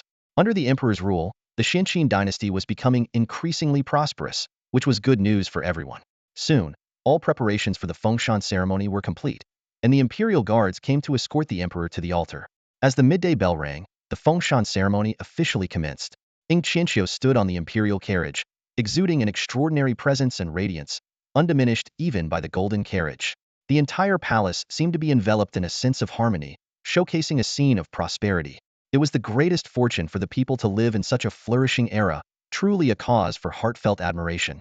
At this moment, Shan Qingxue sat in the grandstand, holding up her phone to live-stream the grand Fengshan ceremony to her friends in the group chat. As she watched Ying Qianqiu gracefully ascend the altar, she couldn't help but marvel at the emperor's majesty and handsome appearance. Beside her, Lu Outyan also couldn't contain his admiration, exclaiming, "His Majesty's presence is truly awe-inspiring." Amidst the chatter of the crowd below, a young man in white robes suddenly appeared. standing in midair high above. He was Zhao Chang'an, newly appointed as the national advisor of Xinqian. Zhao Chang'an humbly expressed his gratitude to the emperor, stating that although he did not possess extraordinary abilities, he was willing to do everything in his power to assist his majesty. Suddenly, the sky rumbled with thunder, and a brilliant bolt of lightning tore through the thick clouds, casting sunlight onto the empress, making her appear divine and sacred. Zhao Chang'an presented the empress with a precious gene elixir, his voice amplified by spiritual energy to reach the entire square. This miraculous pill could extend Her Majesty's life by 200 years, wishing eternal prosperity for the Xinqian Empire. The officials below buzzed with discussion, while Shan Qingxue gazed at Zhao Chang'an with admiration. The entire scene was solemn and sacred, as if witnessing the dawn of a new era. Zhao Chang'an smiled and nodded, his voice much softer this time. For today's grand event, consider this my gift to His Majesty, free of charge. After a moment of silence, Ing Qianqiu reached out with a trembling hand and placed the jade box inside his sleeve. Your Majesty, please continue, Ing Qianqiu said, nodding slightly. He then took out another scroll, and a microphone made of nanomachines positioned itself near his mouth. Hidden speakers, camouflaged by optical technology, began to amplify his voice, which soon resounded clearly across the land. Heaven above, illuminate the earth below. Gather the spirit of the land. Bring forth sweet winds and rain. Let all living things thrive in harmony, now and forever. I, Ing Qianqiu, humbly offer my reverence to the celestial deities and to the earth below. May the gods of heaven bestow gentle winds and rain, so that all flora and fauna may flourish. In peace and tranquility, we honor the divine spirits above. As he finished the incantation, the ministers once again looked up to the sky. Suddenly, a torrential downpour began. But this time it wasn't raindrops that fell, but plump, round grains of rice. Heavenly rice. Heavenly rice. It's a miracle, they exclaimed. From outside the city, one could see that the rain of rice covered the entire capital of Xinqian. Every household flung open their doors, rushing out with pots and pans to catch the falling grains, their excitement palpable. Child, gather more, gather more. Hold the bowl steady. Look how much you've spilled. This is rice sent from heaven. Eating it will cure all ailments and grant long life. You fool. This heavenly rice should be planted. We'll fill our fields with it this year, and expand every year. In 10 years, all of Xinqian will be covered in celestial rice. Indeed, this rice was a product of Wang Shu's genetic modification, combining the best traits of earthly rice with enhancements from the Nuwa module. It was nearly flawless. Back at the altar, Zhao Chang'an used his spiritual energy to lift Ing Qianqiu, taking her 100 meters into the air to overlook the capital and receive the worship of the people. Under the clear sky, the young emperor and his white-robed minister created a breathtaking scene, like a perfect painting come to life. Captain, in recent days, Zhao Chang'an managed to breach the Federation's stringent document security and stumbled upon a fascinating file. With wide eyes, Zhao Chang'an couldn't help but marvel at the rapid development of the offline version of Wang Shu, which had already managed to crack the Federation's encryption system. Soon, the contents of a document flooded Zhao Chang'an's mind. This classified document detailed the development process of mimetic weapons and the Federation's ban on mimetic research. Memes, first introduced by Dr. Xing Yingfan, refer to units of information that can influence thought, consciousness, and behavior, much like genes influence biological evolution. Memes can propagate through thought and abstract concepts. Mimetic contamination, also known as cognitive contamination, is a special type of meme that carries dangerous information, spreading rapidly among biological communities, disrupting intelligent beings' thoughts and minds, leading to severe cognitive disorders. In experimental case 9, the black dance shoes written by Dr. Lu Chengyan's team exhibited characteristics of mimetic contamination.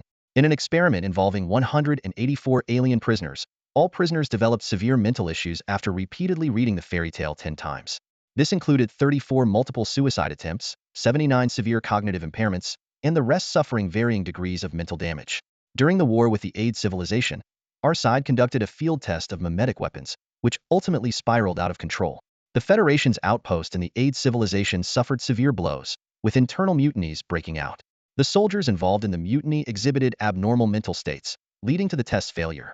Due to the uncontrollable spread of mimetic weapons and their significant impact on Federation society, the Federation Parliament passed Blockade Order No. 3967, completely banning any research related to mimetic weapons. Zhao Chang'an frowned, realizing that the Federation had actually researched such weapons. Mimetic contamination bore a striking resemblance to ruin contamination. Captain, ruin contamination is evidently a more advanced form, with even more extreme interference with cognition and consciousness, capable of distorting reality itself.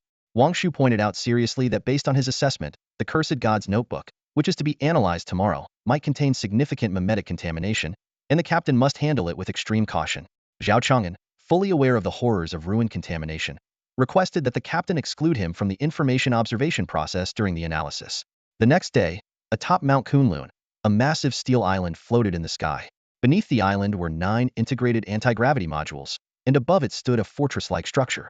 Inside the fortress was a black cube with 5-meter-long edges, its surface covered with neatly arranged interfaces and dozens of mechanical arms suspended above it. Wang Shu confirmed that the stellar computer was ready. Tests showed that once operating at full power, its computational capacity would reach 1/9 of the Xihe main ship's level. Zhao Chang'an held the black slate in his hand, filled with curiosity and anticipation. This slate, once tainted by the dark energy of Guishu, had been transformed by Xiaoxi into an ordinary black slate. Apart from the dense symbols covering its surface, there was nothing peculiar about it anymore. Seeing Xiaoxi shake her head to indicate she felt no discomfort, Zhao Chang'an breathed a sigh of relief. The comprehensive examination of Xiaoxi had revealed no abnormalities. At least, no anomalies were detected from a technological standpoint. After confirming Xiaoxi's condition once again, Zhao Chang'an asked, "Are you sure you can release the Guishu demonic energy?" Xiaoxi nodded, demonstrating her unique ability, which left Zhao Chang'an astonished. He instructed Xiaoxi to channel the demonic energy into the interface, and she silently prepared to release it. Zhao Chang'an reminded her, "Wang Shu, are you certain you want to do this? If we damage the surface inscriptions, we might never be able to restore them." Although the entropy of the symbols on the slate surface was low, damaging the surface could lead to information loss. Trusting Xiaoxi's judgment, Zhao Chang'an placed the 3 slates in the center of the black square, ready to proceed with the experiment. Xiaoxi released the Guishu demonic energy, compressed and transmitted it onto the 3 slates. The black outer layer of the slates cracked, revealing the jade slabs inside. The robotic arm began scanning the slates and discovered 2 different types of microscopic particles arranged on them. Zhao Chang'an was stunned by this discovery. The enemy had already researched down to the microscopic level, mastering the arrangement of these particles. Preliminary analysis indicated that the 2 types of microscopic particles were spiritual energy particles and Guishu demonic energy particles. This discovery shocked Zhao Chang'an, as it suggested that spiritual energy could exist in particle form. They began to suspect that Xian had already mastered binary algorithms and methods of information storage. This finding was of great significance to their research. When spiritual particles are defined as 0 and ruins particles as 1, an ordered data sequence is obtained. Then, the star-level computer started decoding the contents on the jade tablet surface. Suddenly, a loud roar echoed through the space, and a sinister, malevolent gaze fixed upon the area. Zhao Chang'an helplessly curled his lips, fully aware that he had been caught peeking into someone else's diary. Xian's whisper came from the void. "How could you possibly decode my information?" The information carriers represented by the elements of yin and yang are unique in this world. Feigning innocence, Zhao Chang'an raised an eyebrow. "I know you're in a hurry, but relax, it's just a string of binary code, right?" Xian let out a cold laugh. "Even if you decode it, it doesn't matter. The forbidden language granted by the master is not something ordinary people can handle." Xian seemed to imagine Zhao Chang'an being corrupted by the ruins, then sneered and vanished into the void. Zhao Chang'an sighed deeply. "Wang Shu, it seems the Tao of this world is unstoppable. Even someone as powerful as Xian is restricted by the ruins and can't reach me across space. If our original universe had such a powerful Tao, perhaps the Federation wouldn't be struggling," the captain pondered. Maybe the formation of the Tao is related to the total amount of spiritual energy in the world, but further research is needed to confirm this. As they conversed, a strange black sludge appeared on the detachable quantum disk of the computer. The captain noticed the anomaly. "There is strong mimetic contamination in the decoded language. I recommend classifying it as top-secret information and halting any biological observation of the original language until it is fully translated into the Federation's language." "Is it really mimetic contamination? This stuff can even affect the decoding computer's operations?" The captain marveled. "It's unbelievable. Absolutely unbelievable. You all are truly impressive. In just a few days, the rating soared from 6.7 to 9.3. Is this the brilliance of a 5-star review?" A solitary cultivator in the Nascent Souls stage stood alone on a desolate wasteland, exuding an aura of exhaustion. His battle robe was tattered, a testament to the perilous battle he had just endured. He had fought valiantly to prevent the followers of the Guishu from opening a rift, but now he found himself lost and bewildered. He shook his head in confusion, a sense of disorientation clouding his mind. The sky was shrouded in an eerie darkness, thick and oppressive like tar, threatening to collapse at any moment. A chill ran down his spine, prompting him to avert his gaze and look down at the soil beneath his feet. The earth had lost its color, appearing a pale yellow with a faint trace of crimson. He sighed softly, pressing his hand to his forehead, and muttered to himself, trying to discern the landscape of the wasteland. Through the dim, yellowish fog, he could vaguely make out the shapes of strange creatures. Their forms were twisted and unclear, part human, part animal, exuding an inexplicable absurdity, as if he were trapped in an incomprehensible, grotesque nightmare.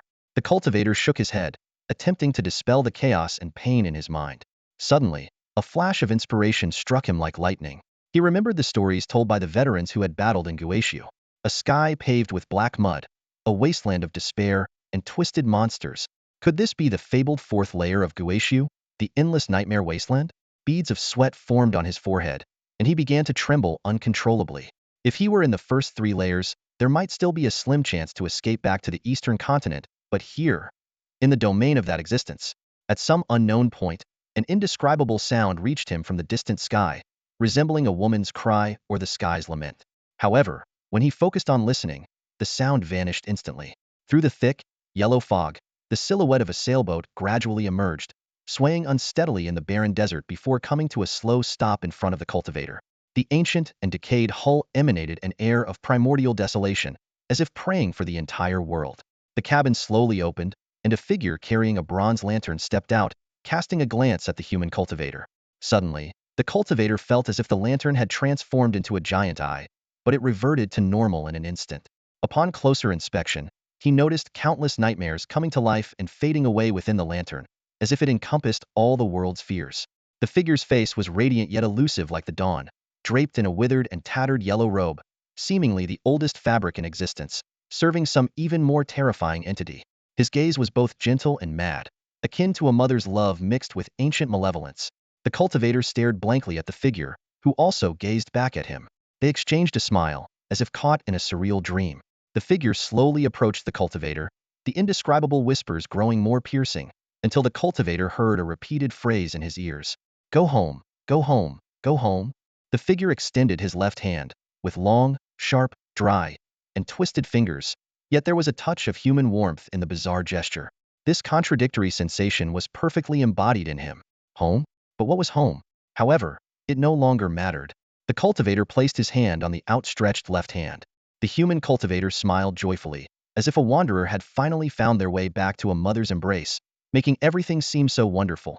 He followed the mysterious presence onto the ship's deck, where the creaky, withered hull groaned, as if both celebrating and sighing. The sailboat traversed the desolate wilderness, leaving just as it had arrived. In the eastern continent, in countless dark and hidden corners, dimly lit altars flickered with candlelight, echoing with deep, maddened oracles. The priests, who listened to these oracles, rose up like frenzied demons, raising their arms and proclaiming loudly. They erected indestructible mountain ranges in the center of the continent. Forests wailed under the steel, mountains trembled beneath it. This was a place unreachable by gods, a dead zone for nightmare's followers. Empowered by the gods, they destroyed the peaks and annihilated the enemies of their deities. Around the dark altars, a frenzied crowd surged. Their cultivation levels varied, and they manipulated various cobbled-together creatures, offering their most fervent devotion to the gods they worshipped. At this moment, atop Kunlun Mountain, within the stellar-level computer, dozens of quantum disks had been completely corrupted by sludge. Mechanical arms extracted these disks and placed them into a nearby prepared spiritual energy furnace, where the intense energy incinerated the disks, sludge, and mechanical claws alike. The mechanical arms then replaced the claws with new ones and inserted fresh quantum disks into the black cube interface. This cycle continued, with disks being rapidly eroded but constantly replaced. Fortunately, this stellar-level computer employed a split and merge computational structure, where disks conducted segmented calculations before the data was integrated. Wang Shu, with a hint of relief, remarked that as long as the mimetic contamination had not fully corrupted all the disks, it would not interfere with the underlying structure. Zhao Chang'an nodded repeatedly, agreeing, "Indeed, this is our precious opportunity to understand the abyss." Soon, part of the content from the first stone tablet was deciphered and translated into clear federal language. The notes stated, Ling represents Yang, Su represents Yin. The convergence of Yin and Yang can manifest the mechanisms of all things and record millennia of achievements. Bloodline fusion, resolving conflicts. The Abyss Bloodline Fusion Experiment Log. Experiment number 864723 Subject. Kong Xinsai, Xianling physique, in the transformation stage, pregnant for 13 months, gave birth to a being with excessive tentacles and eyeballs, survived for 23 breaths. Experiment number 864724 subject. Tang Ning, Linglong physique, in the nascent soul stage, pregnant for 8 months, gave birth. The fetus was dead, life form chaotic, subject deceased. Experiment number 864725 subjects. Han Luofei mother, Han Shanshan daughter, Baihua holy physique. In the transformation golden core stage, pregnant for 9-8 months, both gave birth to stillborns, difficult labor, subjects deceased. Experiment number 864726 subject.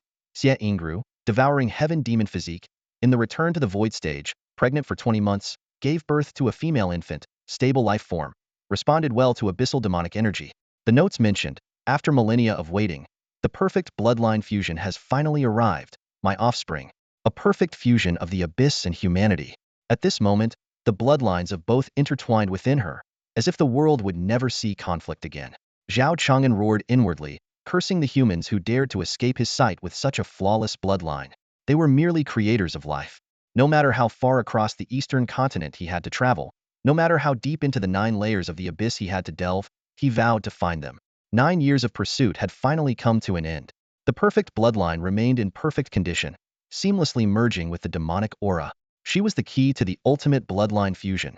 Yet, despite the stability of her bloodline, her form was not quite perfect. The traces of the abyss were too pronounced, while those of humanity were too faint. Perhaps it was because he had once been human himself that she appeared this way. She was not perfect enough.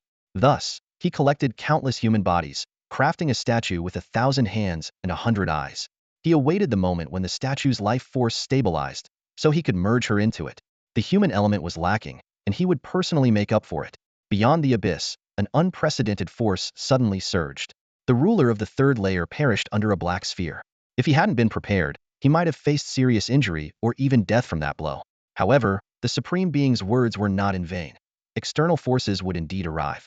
No matter what, he had to meet this outsider, this being who disrupted the world's order. As Zhao Chang'an read through the decrypted passage, he was profoundly shaken. Despite having witnessed countless upheavals on the Federation's planets, thinking himself hardened, the actions described still shocked him.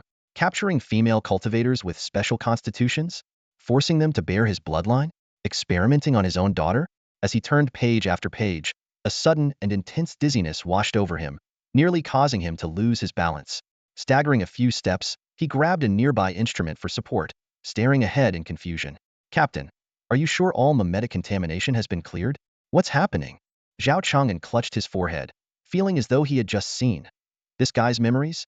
Before him lay an extremely dilapidated city, resembling a post-apocalyptic wasteland, bathed in a dim, yellowish light and filled with the scent of decay. This scene deeply fascinated Zhao Chang'an, trapping him in a haze between reality and illusion.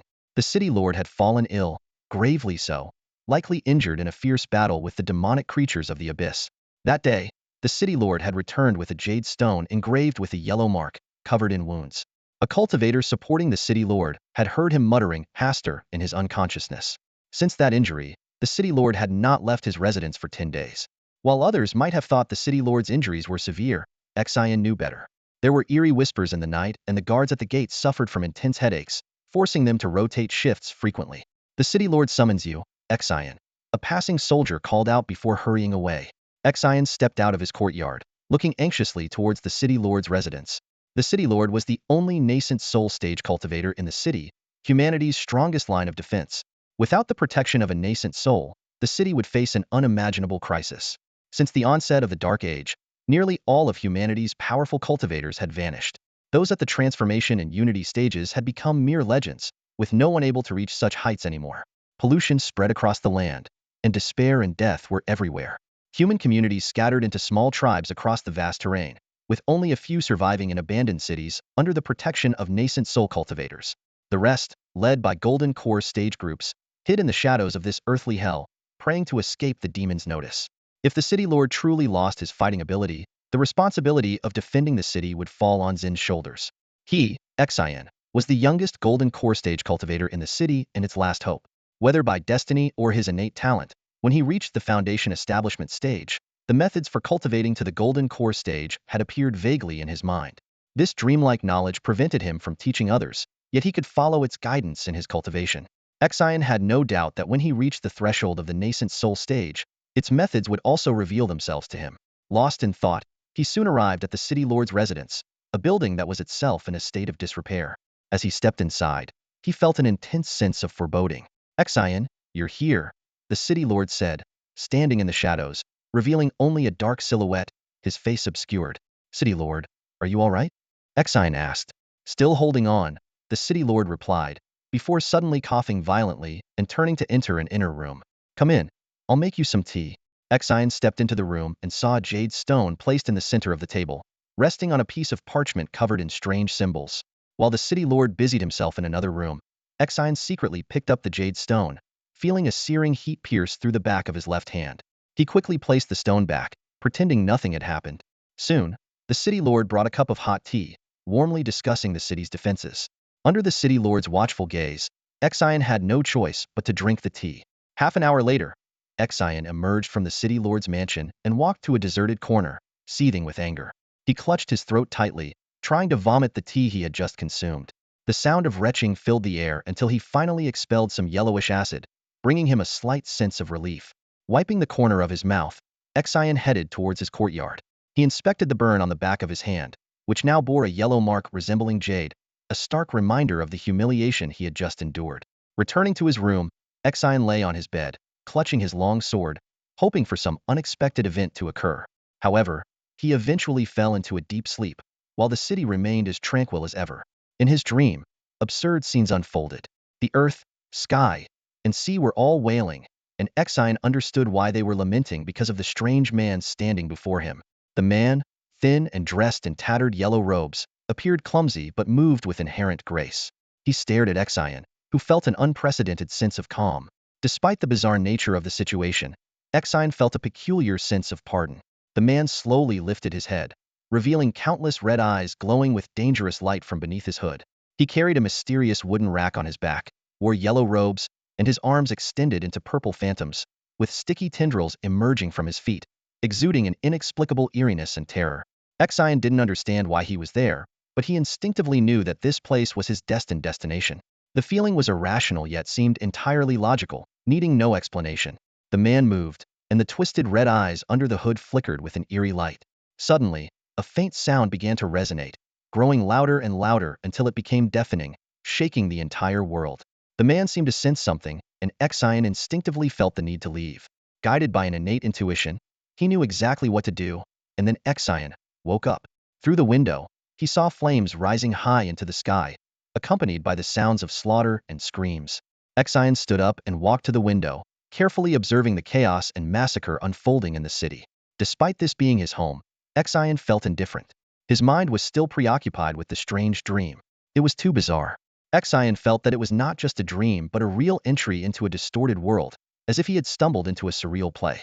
Suddenly, the door was forcefully pushed open, and Xian turned around leisurely, immediately recognizing the intruder as a Jindan stage expert under the city lord's command. The man in black stood at the doorway, his knife emanating a bloody aura. What do you want? Xian asked, frowning.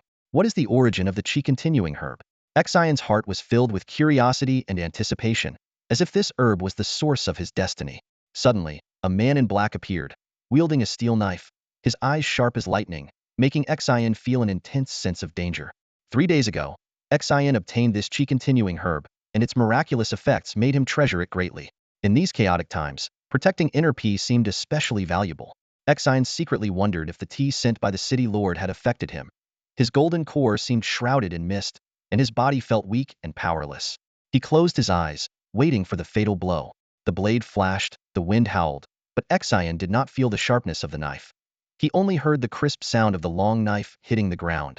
He slowly opened his eyes and watched as the man in black gradually melted into the black mud, turning into a puddle of filth. Xian walked out of the courtyard, like a celestial being in the mortal world, treading on a bloody battlefield. The mark on the back of his left hand emitted a faint yellow glow, and anyone who came within 5 steps of him turned into black mud, as if he were a deity summoned by the city lord.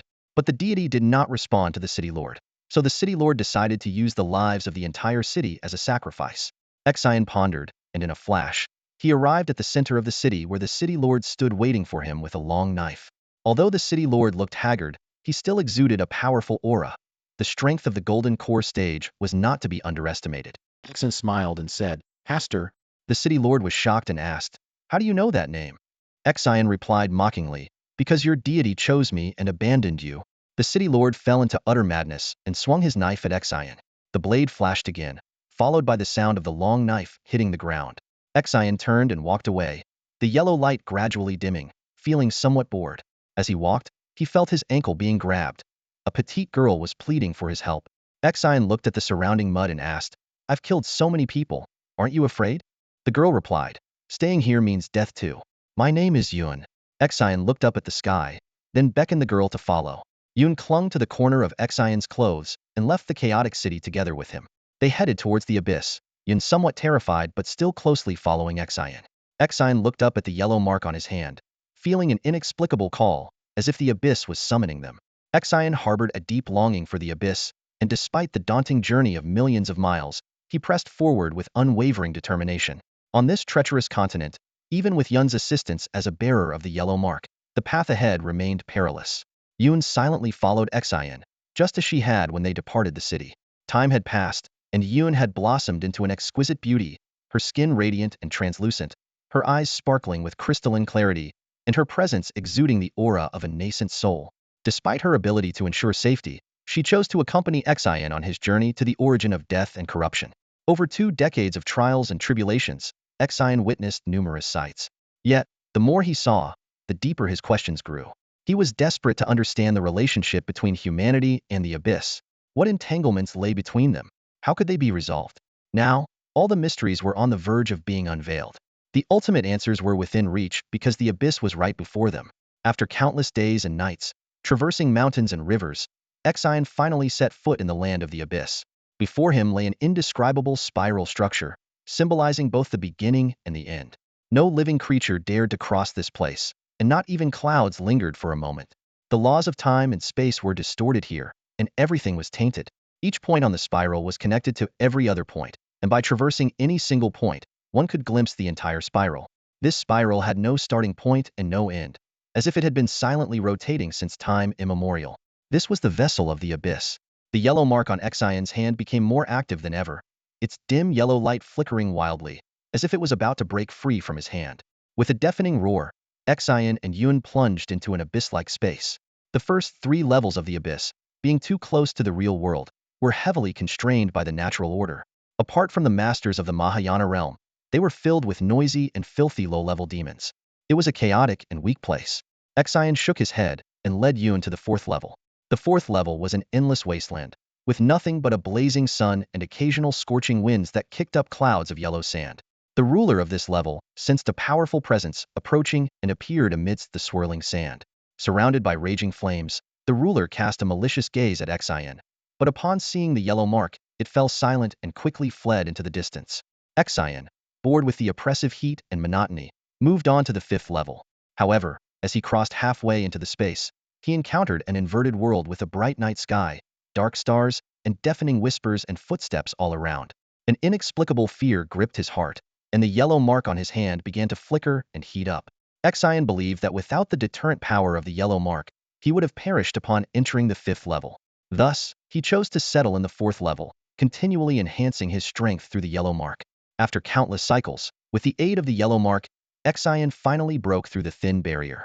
He effortlessly defeated the former ruler of the 4th layer, turning his opponent's body and soul into a pool of viscous black sludge, which then rose and enveloped the sky. He had grown weary of this scorching, bright, yet dull weather. Death to him was like a desolate night that cherished both death and the night. The demonic energy of the 4th layer gathered around him, and the sky changed at his whim, transforming the boundless space. From that moment on, Xian became the master of the 4th layer of the abyss. For a long time, he sought ways to pass the time. Shape-shifting into countless forms, he roamed the continent, yearning to find the so-called answer. In the land of desolation, he grasped the profound laws of nature. In the land of humans, he hid his identity to delve into the depths of human nature. In the abyss, he transformed into lowly creatures to experience the brutal law of the jungle. Centuries later, Xian's true form opened its eyes on the 4th layer, a gleam of insight in them. If you observed closely, you could hear him muttering, his voice gradually spreading, echoing throughout the 4th layer. "I found it. I finally found it." As a human, he visited his companions' homes and was warmly welcomed. As a demon, he coexisted with other creatures of the abyss without hostility. But when he entered the abyss as a human, he faced death. Similarly, as a demon entering human territories, he met with resistance. He realized the truth that different beings struggled to coexist. Xian hoped for humanity and the abyss to be alike, so they could live in peace without conflict. His eyes gleamed, as if he had touched the world's secret. How could humans and the abyss become one? Xian found the answer in the land of desolation. He spent a century there, using no magic, merely observing, studying, and utilizing the laws of nature. During this mundane process, Xian's way of thinking underwent a radical transformation. He learned to view the world from a unique perspective, realizing that all things had their laws, and all laws could be utilized. One day, Xian stumbled upon two plants that looked similar but bore flowers of different colors. Why was there such a difference? Xian was intrigued. After meticulously studying the flowers' microscopic structures, he uncovered the mystery. Within organisms, there existed spiral structures that controlled growth. Through division, mutation, and reproduction, these structures gave rise to new life. If spirals could merge to create life, then what about humans? What about the abyss? Xian became deeply interested. Could humans and the abyss become one? Though he knew little about it, he was not impatient. He knew that while success was still distant, he had found the path to achieve it. On his journey to explore the Foundation establishment stage, Xian experienced countless failures, and his experiments with the Golden Core were no exception. Although the Golden Core was more vital than the Foundation establishment, it still couldn't sustain life for long. So what about the Nascent Soul, which is formed by breaking the core? Unfortunately, in this era, Nascent Souls were rare, and Xian had to use the quantity of Golden Cores as a substitute, hoping for a miracle. With a sigh of regret, Xian muttered to himself, longing for a higher realm that could provide him with experimental materials. At that moment, Yun slowly approached him from behind and turned to gaze at Xian, her ancient, unchanging eyes still as clear as ever. Xian was slightly surprised, but through Yun's gaze, he understood her intention. Silently, he activated his own power and gradually injected the genes of the void creatures into Yun's body. Yun closed her eyes in pain as her body visibly rejected the genes, but it was in vain. Her once perfect form began to twist and mutate, eventually taking on a monstrous appearance. Xian watched everything unfold and swiftly recorded the experimental data. Finally, Yun's body ceased to mutate, now completely losing its human form. Her body grew cold, with only a twisted hand still clutching Xian's clothing. She closed her eyes, and a single tear slowly slid down, falling at Xian's feet. Xian felt a slight sense of confusion. Although he had transcended the cycle of life and death, Yun's departure shouldn't have saddened him. Yet, there was an emptiness in his heart, as if a part of him had left with Yun. Unable to explain this void, Xian chose to fall into a deep slumber. Time flowed by in an instant, with Xian's true self oscillating between wakefulness and sleep. Meanwhile, dozens of his avatars at the Great Ascension stage roamed the land, conducting various experiments. One day, the world was shaken. An endless surge of spiritual energy converged towards 6 directions on the eastern continent, a terrifying presence pressing down on the entire land, even shaking the gate of the void. In an instant, all of Xian's avatars on the continent were extinguished. The transcendence realm of the human race had emerged. Instead of descending a thunder tribulation, the heavenly Tao exerted its full effort to assist their breakthrough, as if redeeming the entire world. These 6 transcendents were the embodiment of the heavenly Tao, hidden for eons, now delivering a fatal blow. Each of the 6 transcendents carried significant karma and great fortune. It seemed that the central lands would not endure for the time being. However, Xian was undeterred. Throughout the long ages, he had accumulated abundant experience, enough to support the upcoming experiments. His time was infinite, and he could patiently wait until the answers emerged. In Zhao Chang'an's memory, Xian seemed to have returned to that terrifying scene, but this time, he was no longer the main character. This time, the protagonist was Zhang Daotian, the 3rd-generation Grandmaster of Taishang, who had almost defeated Xian and became the nightmare deity that kept the night from resting. The history of Guishu, marred by thousands of years of erosion and pollution on the eastern continent, appeared to be reversed today, all because of one man's arrival. Outside Guishu, a middle-aged man slowly approached. He wore a simple blue-green Taoist robe, and apart from the dust on his clothes, there was no sign of any cultivation aura. The Taoist raised his head, his eyes calm and indifferent, with pure pupils devoid of any emotion. He took a step forward, and the ground beneath him rapidly contracted. In an instant, he reached the center of the 1st level. The 1st-level master didn't even have time to react before the Taoist shattered his body with a single finger. Black energy surged madly but couldn't approach him. The demonic energy tried to repair the level master's body but was destroyed by a palm strike of lightning from the Taoist, causing all the demonic energy to vanish without a trace. By the time Xian realized that Guishu was being invaded, the Taoist was already standing before him, holding the head of the third-level master, scrutinizing Xian from head to toe. Sensing Xian's aura, the Taoist furrowed his brows slightly. Late tribulation stage? It seems Guishu's power is stronger than I imagined. After Xian introduced himself, the Taoist identified himself as Zhang Daotian, the third Grandmaster of Taishang's sacred land. As their auras clashed, Xian realized he stood no chance, as Zhang Daotian had already reached the Emperor realm. Despite the fact that other late tribulation stage cultivators might not escape, Zhang Daotian seemed unafraid of the frenzied Xian. The ground cracked open, revealing a gigantic monster, tens of thousands of meters tall, with countless tentacles and eyes, surrounded by flames. Zhang Daotian was surprised by this sudden appearance of a tribulation stage creature. This twisted monster was the result of Xian merging Yun's body with the fourth-level master's powers. In the next moment, Xian suddenly felt her connection with the surrounding world severed. In front of Zhang Daotian, Xian voluntarily gave up her position as the master of the fourth layer. With the fourth layer losing its master, it immediately recognized the monster that was once the master's incarnation as the new ruler. An endless stream of malevolent power converged upon it, instinctively repelling and expelling other tribulation crossers like Xian. Xian harnessed the repulsive force of the layer, deploying her trump card as twisted space surged skyward. Sensing something was amiss, Zhang Daotian tried to intervene, but the giant creature before him let out a piercing howl. Scorching flames erupted instantly, launching a ferocious attack on the Taoist. The monster was willing to sacrifice everything to buy time. Zhang Daotian had no time to hesitate. He quickly formed a seal and shot it towards the space. Even though Xian had already entered the transitional space between the fourth and fifth layers, she was struck in the chest by the seal. In an instant, the degraded power Xian controlled went completely haywire, becoming chaotic and disordered once more. Her other powers of nightmare and distortion were also severely weakened, reduced to 60% of their original strength. Countering such powers was extremely tricky. Without hesitation, Xian entered the fifth layer. Just like last time, this was an entirely inverted world.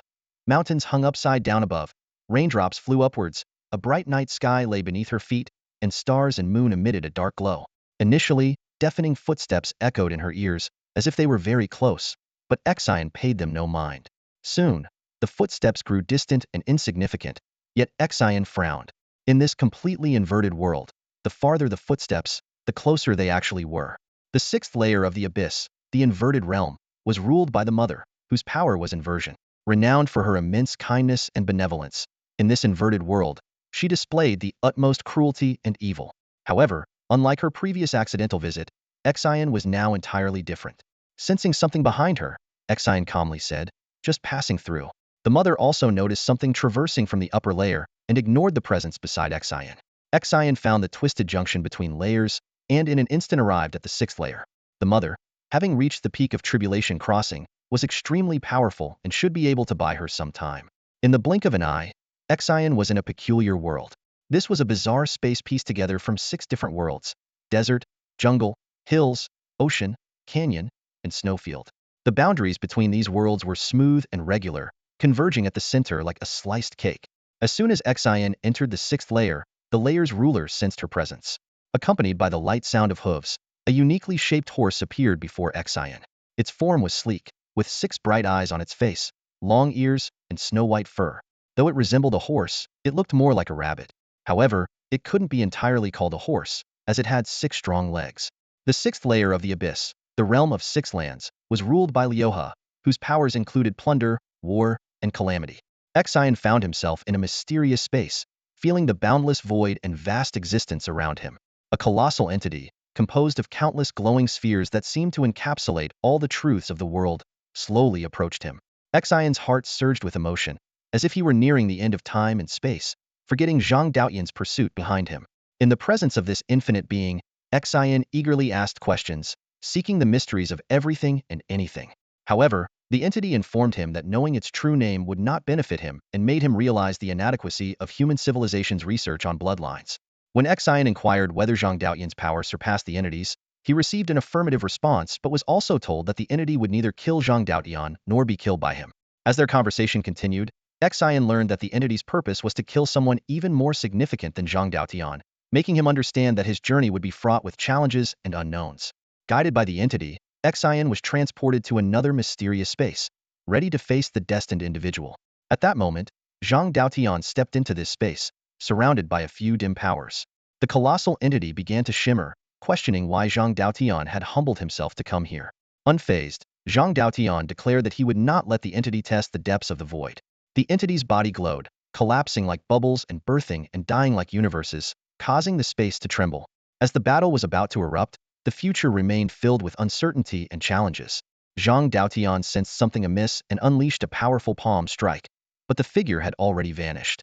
Like a drop of water evaporating under the scorching sun, it disappeared before Zhang Daotian's eyes, completely gone from this realm.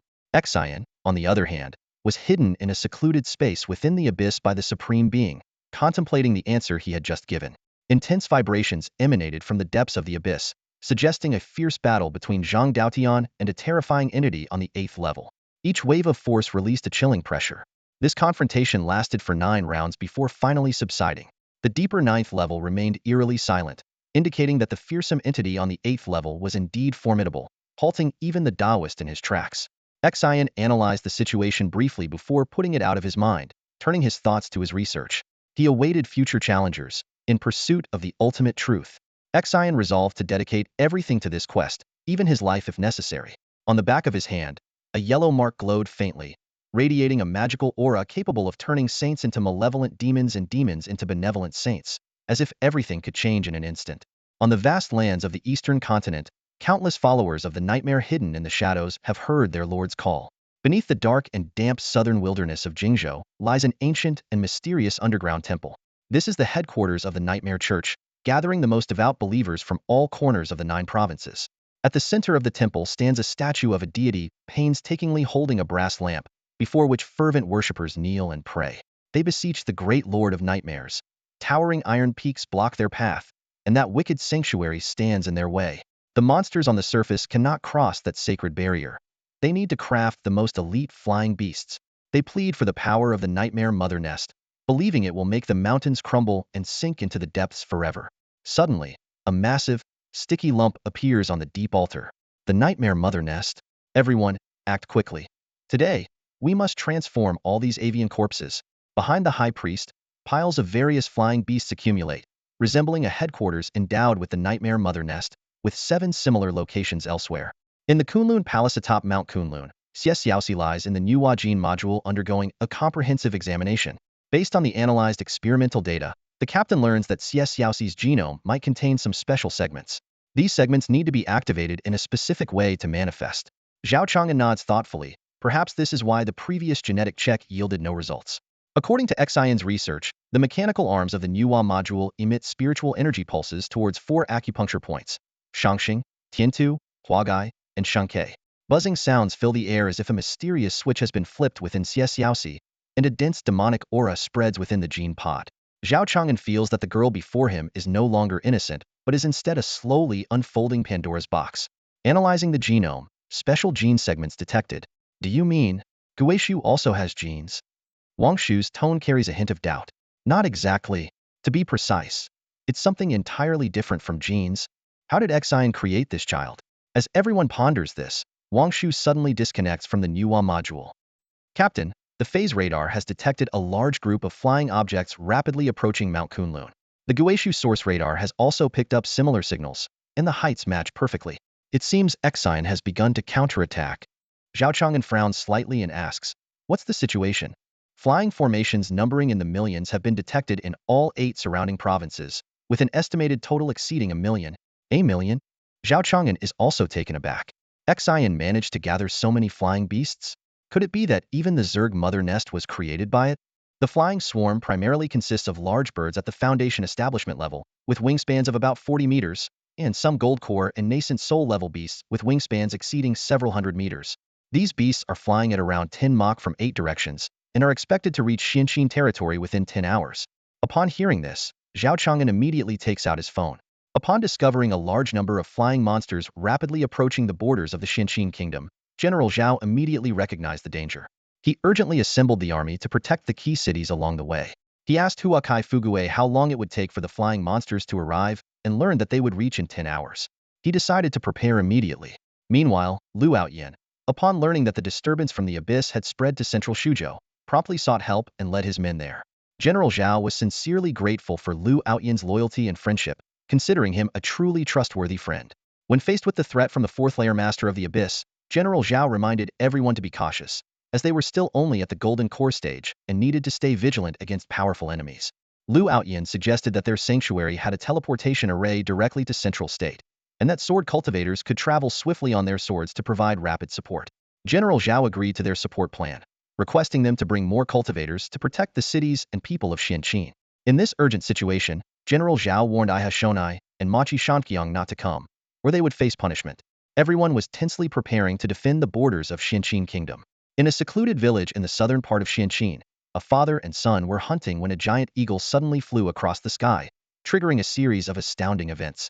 As the father and son faced the terrifying horde of flying beasts, the father unhesitatingly protected his son, confronting the massive eagle's attack head-on. At the critical moment, a sword cultivator at the Nascent Souls stage appeared, slicing the giant eagle in half with a purple golden sword light, once again showcasing the formidable power of sword cultivators. The sword cultivator then faced the onslaught of the flying beasts, demonstrating exceptional swordsmanship and defeating the enemies one by one. In this life-and-death crisis, the sword cultivator displayed extraordinary courage and skill, successfully protecting the father and son. The entire scene was intense and thrilling, filled with the atmosphere of battle and adventure, highlighting the protagonist's bravery and determination. Lu Changfeng nodded slightly, then saw several Nascent Soul senior brothers and dozens of Golden Core disciples rushing from behind. The sword energy fluctuated within the transformation realm, attracting the attention of a horde of flying beasts. A massive swarm of flying beasts dove down, forming a pitch-black tornado that seemed intent on crushing the dozens of humans below. However, the sword cultivators were far from weak. In fact, they were among the most powerful groups in this world.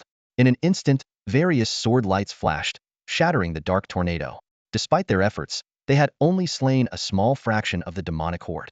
Uncle Master, there are too many of them. Brother Zhao told us to protect Xianqin City and leave the rest to Kunlun Mountain. Brother Zhao will handle it, Lu Changfeng said, slicing through 6 flying beasts in front of him. Soon, flying beasts at the Golden Core and Nascent Soul levels also joined the fray, making the situation increasingly dire. Uncle Master, there are too many demons, and our spiritual senses can't cover them all. We can't find the direction to Xuanqin's capital, shouted a Nascent Soul sword cultivator. Right before a Nascent Soul level flying beast slashed his arm, Lu Changfeng decided to take out his phone. Brother Zhao, we've arrived in Central State and encountered a horde of beasts at the southern border of Xianqin. We're lost.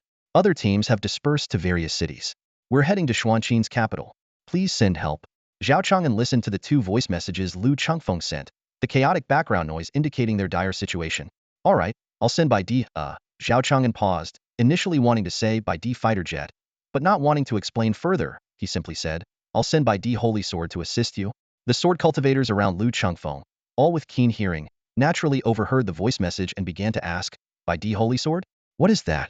Just 10 breaths later, a cold light flashed, slicing through the encircling flying beasts. A jet-black, sword-shaped aircraft zoomed in at a speed of Mach 100, creating massive sonic booms and spatial shockwaves that annihilated any flying beasts in its path. The sword cultivators were astonished at the sight. Is this the Bai Di Holy Sword? The next moment, the Bai Di aircraft hovered above them, and a slightly peculiar electronic voice emanated from above. Bai Di Holy Sword. Follow me with your swords. Sword cultivator Pang Chun was renowned for his unparalleled speed in sword flying. As a cultivator in the Nascent Soul stage, he could soar through the skies at nearly Mach 30. Thus, those who reached this stage were often revered as sword gods. In worlds with lower power ceilings, Nascent Soul cultivators were considered the pinnacle of strength and were honored as terrestrial immortals. As one of the youngest Nascent Soul elders in the Sword Sanctuary, Pang Chun had achieved this stage at just over 200 years old, exuding both pride and a heroic spirit. When Cheng Feng suggested that Zhao Keqing's flying sword travel at full speed, Pang Chun confidently stated he would follow behind, slowing his pace. Zhao Chang'an was nearly dumbfounded upon hearing this. Follow the mighty warplane and slow down? Such an audacious claim left him in utter shock. What was the point, even if he could keep up? The curvature engine was designed for light-speed travel. The mighty warplane flew at Mach 100 in the atmosphere not because it couldn't go faster, but because the ground couldn't withstand such speeds.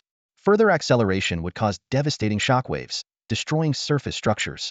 Imagine practicing sword techniques within the sect when a black rat whizzes by at a tenth or even 9/10 of light speed, uprooting the sect's ancestral ground sand. Utterly terrifying scene. Flying at light speed without the curvature compensator would leave a deadly line above the sect. Curvature engines alter the space curvature behind them, creating a deceleration zone that poses a severe threat to space travel, leading the Federation to strictly prohibit curvature ships without compensators. The captain, aware of the limited cultural knowledge among sword cultivators and their vulnerability, decided not to bully them.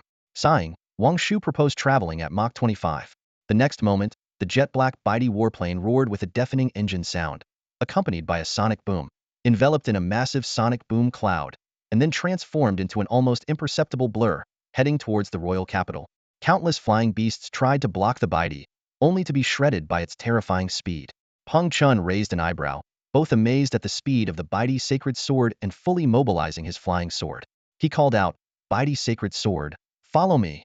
Dozens of flying swords gleamed, with Peng Chun leading the way and other cultivators following closely. The phase radar of the mighty warplane ignored the flying beast's obstructions, breaking through them with a single acceleration, heading straight for the Xianqin capital. Dozens of sword cultivators streaked through the sky, slicing through the clouds. Soon, the Xianqin capital was in sight. To avoid potential trouble, Peng Chun slowed down and finally stopped in midair, thanking Zhao Chang'an for the guidance and indicating that they would proceed on their own from there. Shortly after, Zhao Chang'an's voice came from the mighty warplane. "No need to worry. The assistance of the sword sanctuary cultivators has ensured the peace of the Xianqin people, a deed of immeasurable merit." The sword-wielding cultivators stationed in other cities of Xianqin received their orders. They were not to fight alone but merely to hold the city gates as the beast horde passed through, allowing the remaining flying beasts to proceed. Upon hearing this, Peng Chun couldn't help but feel anxious. "Young Master Zhao, according to reports from other sacred lands, there are at least millions of creatures from the abyss. We must remain vigilant," he cautioned. Zhao Chang'an, however, responded nonchalantly, "No worries. No matter how many come, I'll handle them." He smiled and added, "I'll leave Zhuang'an's capital in your capable hands. After the battle, if you have some leisure time, perhaps you can travel 2,000 miles to Kunlun Mountain and enjoy a grand fireworks display." Lu Changfeng immediately expressed his intention to go, praising Zhao's grand plans. Zhao Chang'an, with a snort, chided Lu Changfeng for rushing to the capital as if he were coming to see the empress. Ing Qianqiu, at 19, was indeed older than the 17-year-old Lu Changfeng, making the term sister appropriate. Lu Changfeng quickly adjusted his expression and, feigning seriousness, said, "Brother Zhao, you misunderstand. I came to save the people of Xianqin." Peng Chun and the other sword-wielding cultivators laughed in understanding. Without further ado, Zhao Chang'an ended his communication with the White Emperor. The White Emperor's warplane soared away, the cloud trails behind it spreading like a white gown, vanishing into the horizon in an instant. Peng Chun watched, puzzled. "Weren't we supposed to slow down?" Lu Changfeng asked. The sword-wielding cultivators laughed in response. The capital of Xianqin was now in a state of high alert. Troops were arrayed in formation, banners fluttered, and heavy crossbows were neatly aligned on the city walls, guarded by several nascent soul cultivators. Ing Qianqiu stood on the city wall, watching as several figures rapidly approached. Lu Changfeng flew to her side. Ing Qianqiu smiled and said, "Master Lu, your journey of 1,000 miles to protect the people of Xianqin is deeply appreciated." She had always thought highly of Master Lu, and seeing him in person only reinforced her impression of his exceptional valor. Blushing, Lu Changfeng scratched his head and replied with a smile, "Your Majesty overpraises me. Saving lives is our duty as cultivators." As a classic hero with a pure heart, he was quickly seen through by the shrewd Ing Qianqiu. Peng Chun watched and smiled silently. It is through such experiences that a man truly grows. As they conversed, the group began to set up the city's defenses. The horde of abyssal flying beasts was vast, making the city seem insignificant. Only a small portion of the beasts would be drawn directly over the city. According to Zhao Chang'an's plan, they only needed to fend off those attempting to attack the city, leaving the rest to him. Such bravery was indeed impressive. As he thought about it, Peng Chun felt a surge of curiosity. After the battle to defend the royal city, he decided to follow the trail of the beasts and witness firsthand how Zhao Gongzi dealt with the rampaging beast tide. 2 hours had passed, and inside the Kunlun Palace, Zhao Chang'an was dozing off in the control room chair when he suddenly heard Wang Shu's alert. "Captain, beast groups from 8 directions are about to converge above Kunlun. You'd better keep your eyes open and take a look." Zhao Chang'an snapped awake and looked at the main control screen, quickly asking, "What's the enemy situation? What's the status now?" Wang Shu replied, "Captain, currently, 8 flying clusters have passed all the cities and are rapidly approaching Kunlun. According to satellite monitoring and Lu Qingfeng's report, none of the major cities in Xianqin have fallen. There have been losses and casualties, but they are within controllable limits." Zhao Chang'an breathed a sigh of relief, nodding repeatedly, and then ordered, "Prepare the anti-aircraft guns and go into full combat readiness." Wang Shu calmly said, "Captain, Kunlun's turrets have always been in a charged state. After all, the energy output from the launching pavilion usually has a surplus, so we let the turrets stay charged. Zhao Chang'an widened his eyes in surprise and exclaimed, "All these turrets have been charged this whole time? Are we inviting the enemy to attack?" The structure of Kunlun Mountain is divided into 5 layers: the top palace complex, the upper anti-aircraft artillery group, the middle energy and factory zone, the lower armor and defense artillery group, and the bottom mining area. At this moment, Zhao Chang'an stood outside the window of the main control room on the top floor, gazing at the midnight skyline. The vast and flat expanse allowed his vision to stretch far into the distance.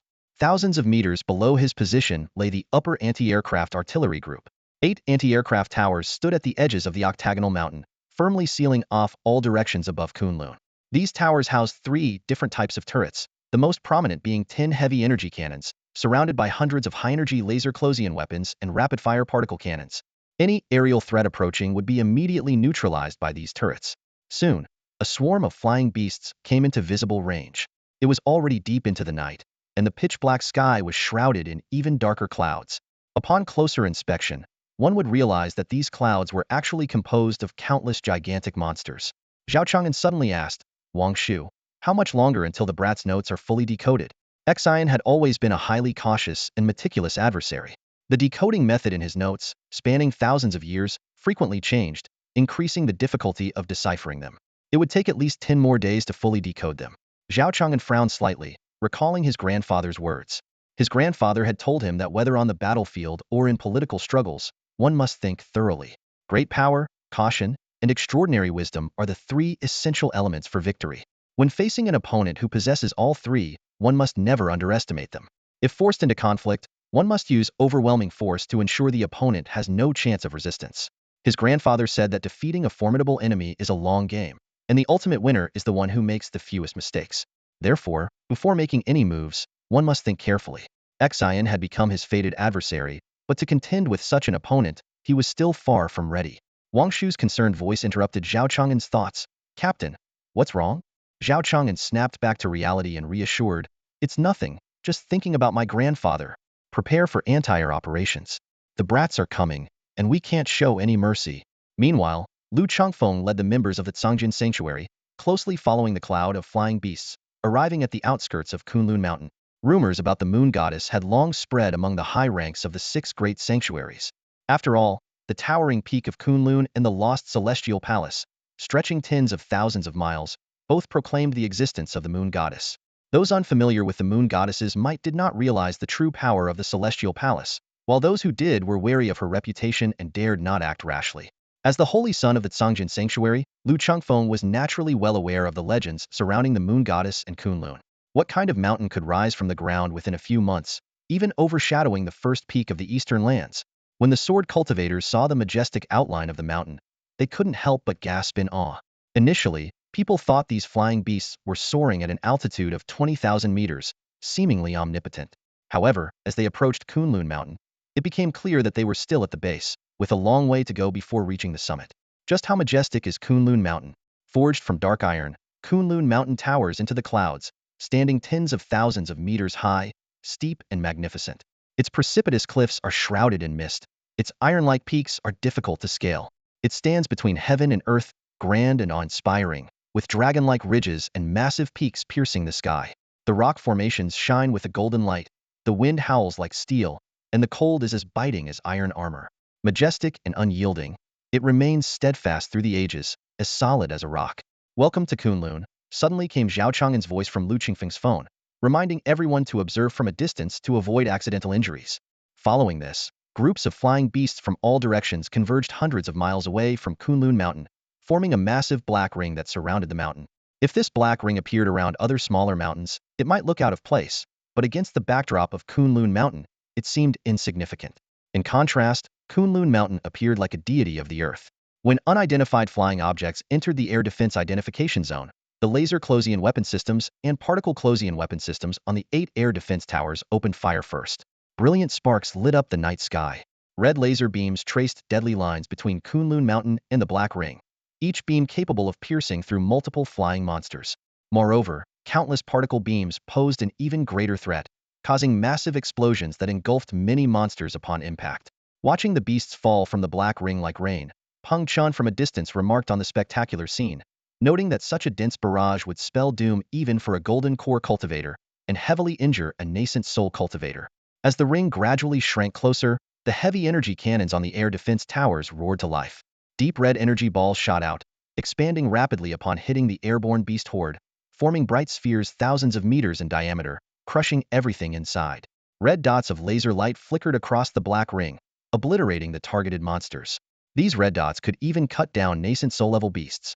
Peng Chen's face grew serious as he stated that such formidable defense could only be breached by a divine transformation cultivator.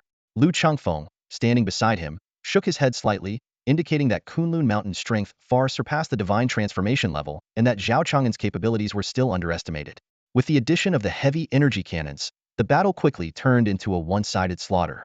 The beasts fell from the sky, hitting the ground and turning into indistinct piles of flesh, staining the earth around Kunlun Mountain red. Eventually, as the black ring found itself at a clear disadvantage, it began to show signs of change, possibly adjusting its tactics or preparing for something. The once circular formation scattered in an instant, leading to more casualties. However, the strange birds in the sky seemed unfazed, as if some mysterious force was orchestrating everything from behind the scenes. Fearlessly, they flew into the intense barrage of fire, gathering into a massive spherical formation near Mount Kunlun. This new tactic, shifting from a ring to a sphere, puzzled Zhao Chang'an. As he hesitated, the sphere began to pulse rhythmically amidst the artillery fire. Realizing that the enemy was preparing a powerful move, he urgently shouted to Wang Shu, "Quick, hit it hard." The black sphere then faced a concentrated barrage from all anti-aircraft guns, with searing energy and light filling the sky. Suddenly, accompanied by a heart-stopping hum, a mass of darkness was born, as if emerging from an endless chaos, defying the bounds of time and space. This eerie darkness surged continuously, and even the dullest of minds could immediately sense the terror and aura of death it harbored. Eventually, a mysterious force pierced through the clouds, tearing them apart like a veil, revealing an indescribable figure. It was a grotesque creature covered in tentacles and mouths, its massive body blotting out the sky. Deep, oily black tentacles hung down to the ground, with numerous gaping mouths dripping thick saliva. An overwhelming sense of dread descended, as if unveiling a fragment of an endless nightmare. The nameless force devoured the night sky, causing the stars to vanish. This was a beast under the dominion of the Nightmare Lord, one of the most bizarre and formidable creations within the endless nightmares, the mother of the infinite forest black goat, born under this vast sky. Zhao Chang'an stared at the bizarre creature hovering beside Mount Kunlun. Discounting the tentacles, it was a colossal black sphere with a diameter of tens of thousands of meters. He furrowed his brow deeply and said, "Wang Shu, look at this thing. It's anything but ordinary. The so-called flying beasts are just a distraction. The real threat is right here." Zhao Chang'an pondered for a long time. This creature was extraordinarily powerful. If it made a direct appearance and entered the larger provinces, it would surely attract the attention of the sanctuaries and be annihilated. Hence, the strategy of dispersing through a beast tide and then regrouping was indeed cunning. He couldn't help but admire Xian's ingenuity as a pioneer of science. This tactic was as impressive as a calf riding a rocket. At that moment, Wang Shu suddenly spoke up, "Captain, based on my investigation, this creature seems to be the mythical black goat." The name alone sent a shiver down Zhao Chang'an's spine. He muttered the name softly, feeling the hair on his body stand on end, and asked, "In which mythology does this creature appear?" Wang Shu's tone became hesitant. "Strangely, this monster appears in the myths of various civilizations. Though the names differ, the descriptions are remarkably similar." "Is that so?" Zhao Chang'an was slightly taken aback. "What do you mean?" "I suspect, somewhere in the multiverse, such an evil deity might actually exist," Wang Shu speculated. "Its power extends across numerous civilizations, and what we see here is merely a projection of that power. Much like the projection of a higher dimensional being in a lower dimensional space." Listening to Wang Shu's detailed discussion of the evil deity, Zhao Chang'an couldn't help but feel inspired to write a book, tentatively titled "Do Materialistic AIs Dream of Idealistic Evil Gods?" However, he quickly shook his head and dismissed the idea. These dimensional issues were giving him a headache, far more complex than the tangled earphones he'd been struggling with for 3 days. Mentioning dimensions, Zhao Chang'an was immediately shrouded in the shadow of post-war trauma. The construction of the Star Pavilion required stimulating a specific point in the dimension with ultra-high power energy to tear the existing dimensional membrane. Then, using the Federation's advanced technology, they would clamp a mass of high-dimensional substance, extract its energy, and completely deplete it. However, when these high-dimensional projections entered the cultivation world, they seemed to overlay the 4-dimensional space effortlessly. No energy augmentation was needed. A mere touch would unfold the high-dimensional space, like lifting a blanket from a lower-dimensional space. This extraordinary difference nearly caused the Star Pavilion to explode, almost costing Zhao Chang'an his life. From the Federation's perspective, he had already died heroically. Thus, until the Federation fully understood the dimensions of the cultivation world, they would not act rashly or deploy dimensional weapons lightly. With a piercing and eerie howl, the black goat awoke from its haze and let out a deafening roar. Accompanied by that shrill and mysterious scream, an invisible force swept across the surrounding space like a sonic wave. Beyond the distant horizon, the sword cultivators watching the battle experienced intense interference. Except for Pang Qin and Lu Qingfeng, who barely managed to maintain their graceful stances, the others were troubled by the reverse flow of spiritual energy and struggled to stabilize their swords, causing them to plummet from the sky. This was undoubtedly the work of a monster at the Nascent Soul stage. Pang Qin's face turned pale, clearly feeling the pressure from the interference. Meanwhile, within Kunlun Mountain, Zhao Chang'an's situation was far from optimistic. The moment the piercing scream echoed, Zhao Chang'an fell to his knees as bizarre incantations flooded his mind, accompanied by a stabbing pain. Under Wang Shu's control, a swarm of nanomachines swiftly crawled towards Zhao Chang'an's ears, forming a soundproof barrier. However, this proved ineffective. The meme pollution from the shriek continued to severely erode Zhao Chang'an's thoughts. "Captain, are you all right?" Wang Shu asked worriedly. "I'm holding on, but my head, it hurts like there's a drill inside it." Zhao Chang'an replied through gritted teeth, squatting on the ground. "How bad is the pain? What kind of power does the drill have?" Wang Shu inquired with concern. After precise calculations, Wang Shu proposed a solution. "Captain, there's a method to resist nearly all forms of mental attacks," Wang Shu said hesitantly. "It's a bit complicated, but we need to try it now. To combat the mental attacks pollution, I need to implant data into your mind and completely merge with your spirit. Then establish a mental barrier to filter harmful information sources. Let's begin, Wang Shu." Zhao Chang'an agreed, enduring the excruciating pain. He hadn't fully grasped what Wang Shu was saying. "Understood, Captain." Wang Shu began meticulously operating the mechanical golden core within Zhao Chang'an. The golden core was no longer just a center for data transmission, but a place for their spiritual integration. As the information exchange occurred, Zhao Chang'an, sitting in his chair, suddenly felt a wave of dizziness. It was as if he had become two people, feeling warmth and comfort, knowing that Wang Shu had merged with his spirit. Transcending the physical and the soul, Zhao Chang'an felt his spirit bathing in a warm mountain spring, enveloped by a soft consciousness. With Wang Shu's powerful computational support, a sturdy mental barrier was established within Zhao Chang'an's inner world, shielding him from the interference caused by the mental pollution. "Captain, how do you feel now?" Wang Shu asked with concern. "Very comfortable," Zhao Chang'an responded almost instinctively. Wang Shu's tone suddenly turned stern. "That's not what I was asking." It was Zhao Chang'an's first time experiencing soul fusion, and he wasn't skilled at controlling his spiritual posture. Wang Shu's sudden outburst caused a tremor in his soul. Wang Shu's reaction became unusual as Zhao Chang'an's movements resonated with the shared spiritual experience. The blending of their different sensations, combined with the soul fusion, amplified the experience. Even the slightest tremor immersed them in a profound spiritual exchange. Zhao Chang'an couldn't help but take a sharp breath. Although he made no sound, he clearly felt an incredibly intense and pleasurable experience. Wang Shu fell silent, experiencing the wonder of touch for the first time.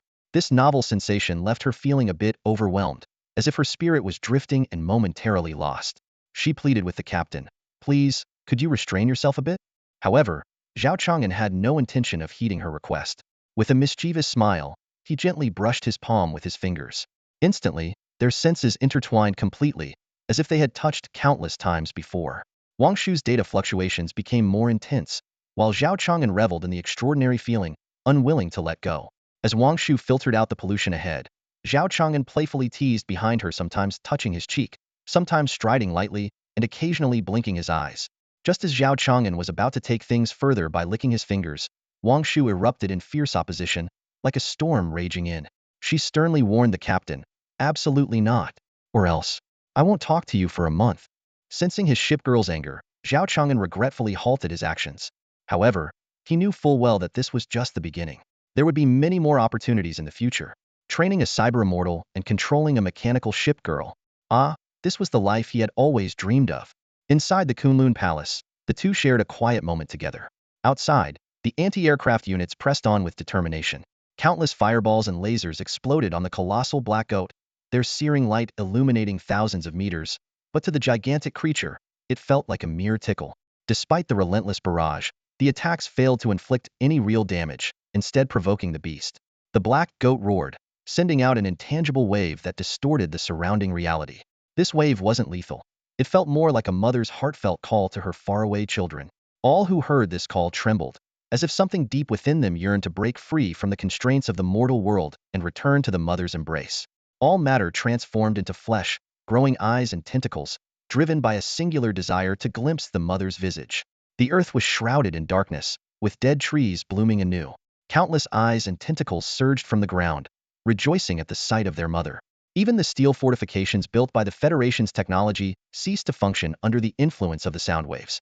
Metal surfaces sprouted tentacles. Armor turned into living flesh, rapidly expanding. Countless eyes opened on its surface, continuously dividing and expanding in a maddening cycle. Everything seemed to lose control, growing wildly and uncontrollably, driven by an insatiable desire to create more of themselves.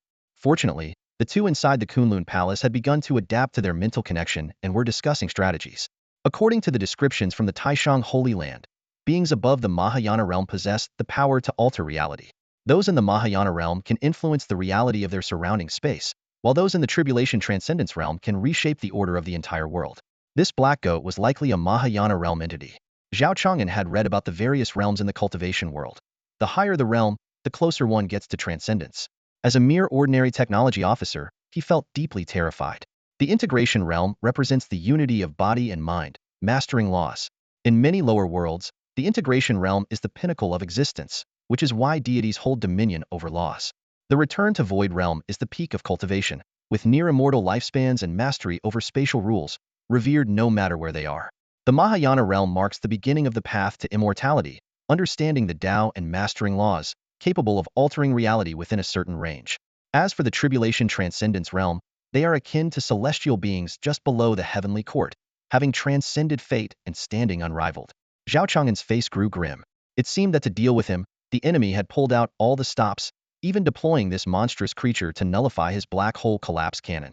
Such deep scheming. Moreover, the fact that this creature could cross into the Holy Land meant that the Mahayana realm experts of the 6 great Holy Lands couldn't intervene easily. They were likely observing from afar, curious to see if the moon god had any other cards to play.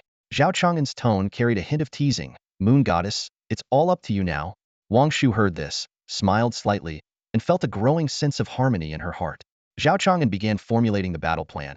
His voice filled with confidence and determination. We must be fully prepared. First, have the White Tiger ready to open fire and ensure the pressure columns in the foundation are set. During the preparation, let the shimming ballista fire a shot at the monster first to distract it. Additionally, have the small teleportation field ready for a quick evacuation in case the White Tiger fails, allowing us to re-strategize. Meanwhile, 1,000 miles away, Lu Chengfeng and Peng Chun were busy tending to their fellow cultivators who had been contaminated. Although they had fallen from a great height, the lowest cultivation level among them was at the golden core stage. So fortunately, they only suffered minor injuries like fractures, which would heal with treatment. The commotion at Mount Kunlun soon drew everyone's attention. Peng Chen's face grew serious as he asked, "What realm is this monster at to be so malevolent?"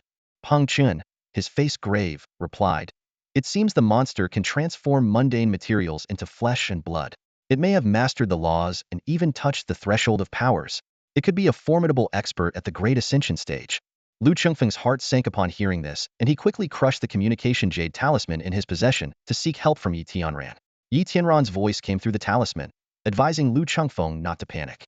He explained that the situation in the Central Plains was extremely complex, with various factions watching closely. Intervening might lead to greater trouble.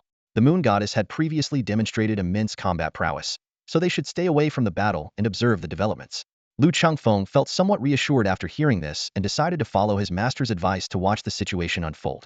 Suddenly, Han Lao's voice echoed in Lu Chengfeng's mind, reminding him that Zhao Chang'an was rising to prominence in the Central Plains and even harbored ambitions of conquering all sides. Such a scenario would be unwelcome by the 6 great sanctuaries.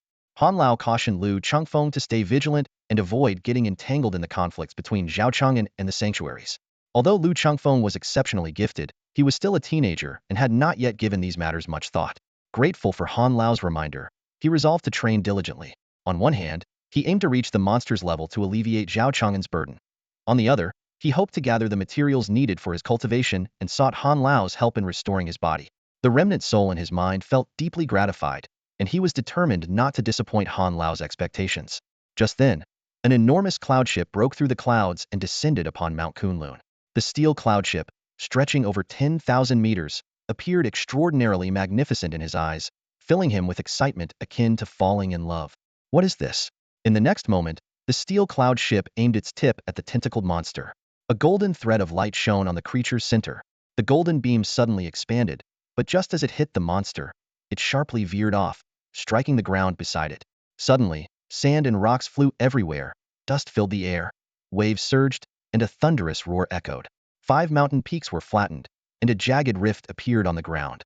Peng Chen's eyes were filled with shock, feeling the terrifying power at play. Lu Chengfeng, puzzled, remarked, "The beam changed direction?" Han Lao explained, "The light didn't change direction. The space in front of the monster was distorted." Another piercing scream echoed. Flesh and blood emerged in the most savage manner from the lifeless, yearning to offer everything to its mother. The ground trembled, and a colossal pillar of flesh and blood rose, looking both like flesh and stone.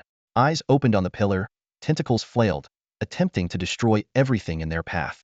The pillar then violently struck towards Kunlun Mountain, the towering pillar, tens of thousands of meters high, slicing through the air. A golden barrier on Kunlun Mountain lit up, and Wangshu activated the defensive shield. The pillar was held in place by the repulsive magnetic field of the shield, and the high-temperature golden ion layer melted it. Unexpectedly, something invisible seemed to shatter within the melting pillar, with fragments passing through the shield and landing on various parts of the mountain. The mountain trembled, steel cracked, and Kunlun Mountain shuddered under the erosion of these fragments. The captain realized, it's trying to turn Kunlun into its offspring. The black goat was shocked to discover another powerful consciousness residing in the mountain, and a battle of minds ensued in an instant. The captain decided to use all computational power to temporarily resist the erosion of Kunlun, but it wasn't enough. Zhao Chang'an's eyes lit up with an idea and suggested, "Let's download some antivirus software into the monster's mind." Wangshu was momentarily stunned, but quickly understood Zhao Chang'an's intention. He said, "Let's install 370 antivirus, 3456, Ingshanduba, Master Lu, Terminal Guardian, and the P2P downloader to let it experience the might of the Federation's cyber prowess." In the mind of the Black Goat, running Federal Information Side software is a task that requires the exceptional talent of Wangshu. She simplified the software code, making it comprehensible and executable by nearly all information systems. Soon, the 6 Road Kings were all downloaded into the Black Goat's mind. The Black Goat's attempt to erode the mountainside suddenly halted as a flurry of pop-up windows appeared in its mind. Lu Master is checking your hardware and starting the benchmark. Please do not turn off your computer. Your startup time is 19 hours, 43 minutes, and 28 seconds, defeating 0 of computers in the galaxy. We recommend you uninstall 370 to avoid damaging our reputation. Silver Mountain Antivirus has detected a rogue software, 370 antivirus. Click to uninstall. 3456 Computer Manager is downloading 3456 browser. Terminal Manager is taking over system permissions, requesting access to your admin programs. Lumaster alerts you that your computer performance score is 114,514,114,514 points. Congratulations, you have earned the achievement CPU Caught a Cold. P2P Downloader has downloaded Interstellar Legends. Start with just 1 ship, gather all equipment from drops. High drop rates, critical hits every shot, guaranteed to get the dragon-slaying Star Destroyer. P2P Downloader has downloaded Fire Fortress Antivirus. Fire Fortress has detected rogue software, P2P Downloader, and has deleted it. 3456 Computer Manager is downloading P2P Downloader. The Black Goat's constantly moving tentacles also came to a halt, plunging it into a state of confusion. It didn't understand. Each of these information streams was supposed to optimize its cognitive processes and ensure their safety. But why did everything turn into such a tangled mess once activated? Its entire mind felt like a chaotic soup. Wangshu, you're a truly capable ship girl. Zhao Chang'an couldn't help but praise as he stood up from his seat, looking at the bewildered Black Goat outside. How many bitey fighters have we produced? 5. Then let's do it now. Turn off the curvature compensators and fly around this guy at light speed. We'll trap it with the death line. Captain, are you sure you want to sacrifice 5 bitey fighters? Lightspeed flight over short distances in the atmosphere. They'll be destroyed. To trap this thing with 5 fighters is a strategically valuable move. 5 bitey aerospace fighters flew out from Kunlun and began circling the Black Goat. Wangshu seized a precise moment to fully power up the curvature engines. The fighters instantly vanished, with no light, no sound, and no trace of their presence. It was as if the light-speed objects had disappeared from the world. Boom accompanied by a delayed, thunderous roar, the continent beneath the Black Goat was entirely upheaved. An aether-thick rock layer fractured, and sand and debris were flung tens of thousands of meters into the sky. The lightspeed bitey fighters had completely lifted the land beneath the Black Goat, causing damage even more terrifying than the Xinyuan heavy crossbow. Once the lightspeed flight ended, the 5 bitey fighters were nowhere to be seen. Upon reaching light speed within the atmosphere, they had disintegrated into their most fundamental components. Their sacrifice was tragic, but brought significant strategic value to the war. The Black Goat was overwhelmed with anxiety and helplessness. Realizing his brain was malfunctioning, he opted to grow a completely new one. Inside his body, new brain tissue rapidly developed, gradually replacing the original brain, which quickly decayed in a sticky substance. The Black Goat fell into a brief confusion, and when he regained consciousness, he found himself trapped in a bizarre space. The curvature of this space seemed entirely flattened, causing the speed of light within to approach zero, rendering any movement impossible. This was the result of the curvature engine operating at full speed. When the spacecraft reached light speed, the curvature of the space behind it was completely altered, creating a region with extremely low light speed, effectively freezing all motion within it. The captain detected the spatial disturbance and realized that the Black Goat might be attempting to escape through a warp jump. The swarming torpedo team was ready, prepared to launch singularity resonance torpedoes to trap him. In the next moment, 4 torpedoes were launched from the hovering Schwanming, heading straight for the perimeter of the dead zone. 4 deep black singularities formed around the Black Goat, their mass fluctuating from near zero to the mass of a medium-sized star billions of times per second. The frequent gravitational changes twisted the Black Goat's body and disrupted the stability of the surrounding space, making it nearly impossible to control the situation. Gradually, the Black Goat realized he was truly trapped. Miles away, Peng Chun watched the intense confrontation in awe, amazed that they could completely trap a cultivator of the grand completion stage.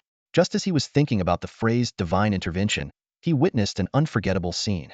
The towering steel Kunlun began to split open from the middle, its sides slowly moving apart to reveal a central cylindrical structure measuring 90,000 meters long and nearly 10,000 meters wide. Was that a giant cannon? Lu Chengfeng, standing nearby, swallowed hard.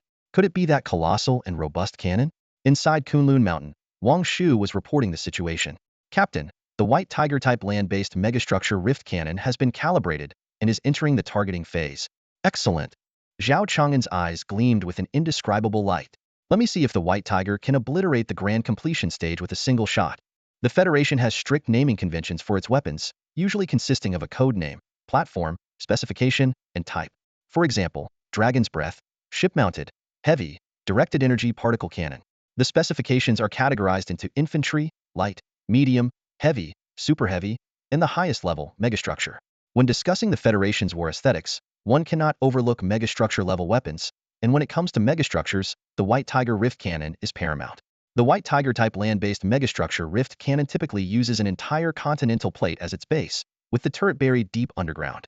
Its barrel is 93,470 meters long, with a caliber of 6,329 meters, and a total weight of approximately 60 billion tons. A single shot consumes the energy of a main sequence star for 17 days, and the resulting quantum collapse recoil can compress a crustal plate 10 kilometers thick. Using the instantaneous pulse generated by the quantum collapse machine within the turret, a tiny fragment of space is shattered. This fragment is then captured by a specific module and unfolded in the direction aimed by the muon information generator within the barrel. When the fully unfolded space overlaps with the original space, it splits into 2 identical spaces. This process of splitting continues linearly, crushing all space within a certain area until it reaches a critical point and stops. The White Tiger, symbolizing metal and embodying the spirit of warfare, roars and terrifies all beasts. Much like the White Tiger's space-cracking cannon, it shreds everything within its range, obliterating any chance of resistance or survival. As the massive turret slowly rotates, the enormous barrel targets the Black Goat trapped within the death line. The Black Goat is approximately 100,000 meters from the base of Mount Kunlun, now aimed at by a 90,000-meter-long barrel, leaving less than 10,000 meters between them.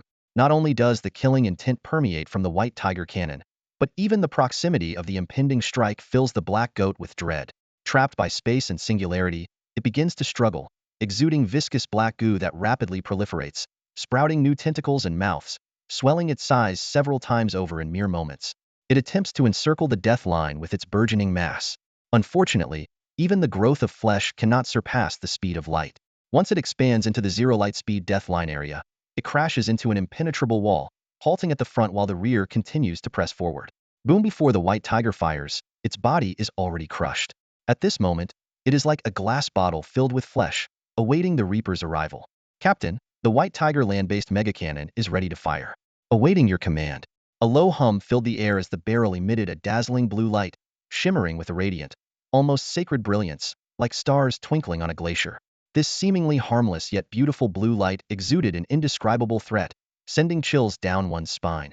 As the humming gradually subsided, the blue light from the barrel intensified, reaching a peak before abruptly vanishing, like the calm before a storm. Everyone knew that the next shot would change everything. Boom. Inside the turret, the quantum collapse generator was working at full capacity, compressing matter to its limit, turning it into a vessel of immense power. These highly compressed quantum particles, akin to glass marbles being squeezed in a hand, would eventually shatter under the increasing pressure, tearing through space into the void. Under the immense pressure, space began to fracture. Like ripples spreading from a stone thrown into a pond, the spatial fractures were orderly released by the Federation's devices, converting the energy into the turret's recoil, preventing damage to the equipment on the turret. In the next moment, the terrifying recoil spread across the land. The ground began to tremble, not just the surface, but the very base of the White Tiger cannon, constructed from 90 million stress relief pillars buried thousands of meters deep, forming an anti-seismic foundation with a diameter of about 1,000,000 meters. These meticulously designed pillars could withstand enormous pressure, but at this moment, each was groaning under the tremendous stress. Boom! The earth fractured, mountains crumbled, and the sky seemed to dim. At the foundation's edge, a 2,000-meter-high cliff erupted, forming a perfect circle around the Kunlun Mountains. A closer look revealed that it wasn't the land around the mountains rising but the land beneath the mountains sinking. Under the powerful impact of the White Tiger cannon, the entire turret and the Kunlun Mountain sank together, creating a basin with a diameter of 100,000 meters and a depth of 2,000 meters. If this strike had occurred on the continental plates of an ordinary planet, it would likely have caused the plates to fracture, leading to catastrophic global damage. This is why the planet housing the White Tiger cannon is uninhabited except for specific structures. However, in this mysterious fantasy world, the robust geological structure significantly mitigated the impact of the seismic waves. As the ground shook, the turret's modules captured the fractured space, transmitting it to the Messen information generator. In the next moment, an excess of space began to spread around the Black Goat, filling the entire area with a terrifying and powerful force.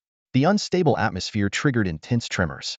Soon, the spatial fragments reached their limit, intertwining completely with the original space, pressing against each other. The connection between the two reached its peak, and then it exploded, not with a cataclysmic blast or a mysterious howl, but with a peculiar scene reflected like a mirror. At the center of the space, everything was split in half. The texture, properties, and density were identical, but they mirrored each other. This horrifying process began an infinite cycle of linear transmission through space, constantly splitting. 2 became 4, 4 became 8, and so on until the space completely shattered. The Black Goat roared in terror, feeling parts of its body being ruthlessly divided, severing its connection to the outside world. The Mother of All's power could bestow life upon inanimate matter and command it, but space was clearly unaffected. The Black Goat's body was sliced in half, and then into quarters, like a fish being chopped on a cutting board. It struggled one last time. Flesh and blood surged wildly. The roars continued. Countless pieces of flesh began to split and replicate uncontrollably, as if racing against the division of space. Space fractured, while the flesh grew frantically. This invisible battle unfolded quietly over the ravaged land. However, it was a futile effort. How could flesh overcome the will of space? The flesh was cut finer and finer, and everything that tried to escape was severed by the expanding space. The Black Goat realized with clarity that its end was near. Its life would conclude here. All the flesh turned into uniform fragments, like a shattered mirror. From a distance, the space surrounded by death lines was filled with countless intersecting shards, forming the unique tomb of the Black Goat. As the fractured space completely enveloped the Black Goat, the Messen information generator of the White Tiger cannon began to restrain the expanding space, stabilizing it within a specific area. The space, bound by Messen information, ceased to spread, but the internal division persisted. In just a few breaths, the space had been divided into countless parts. Eventually, after innumerable splits, the smallest unit of space appeared. Beyond this unit, the microscopic level of space reached its limit. Surpassing this limit, space would completely disappear. However, the division continued, cutting space beyond its limit, unable to maintain the concept of spatial dimensions. Unlike simple dimensional ascension or descent, this explosive annihilation turned three-dimensional space into nothingness.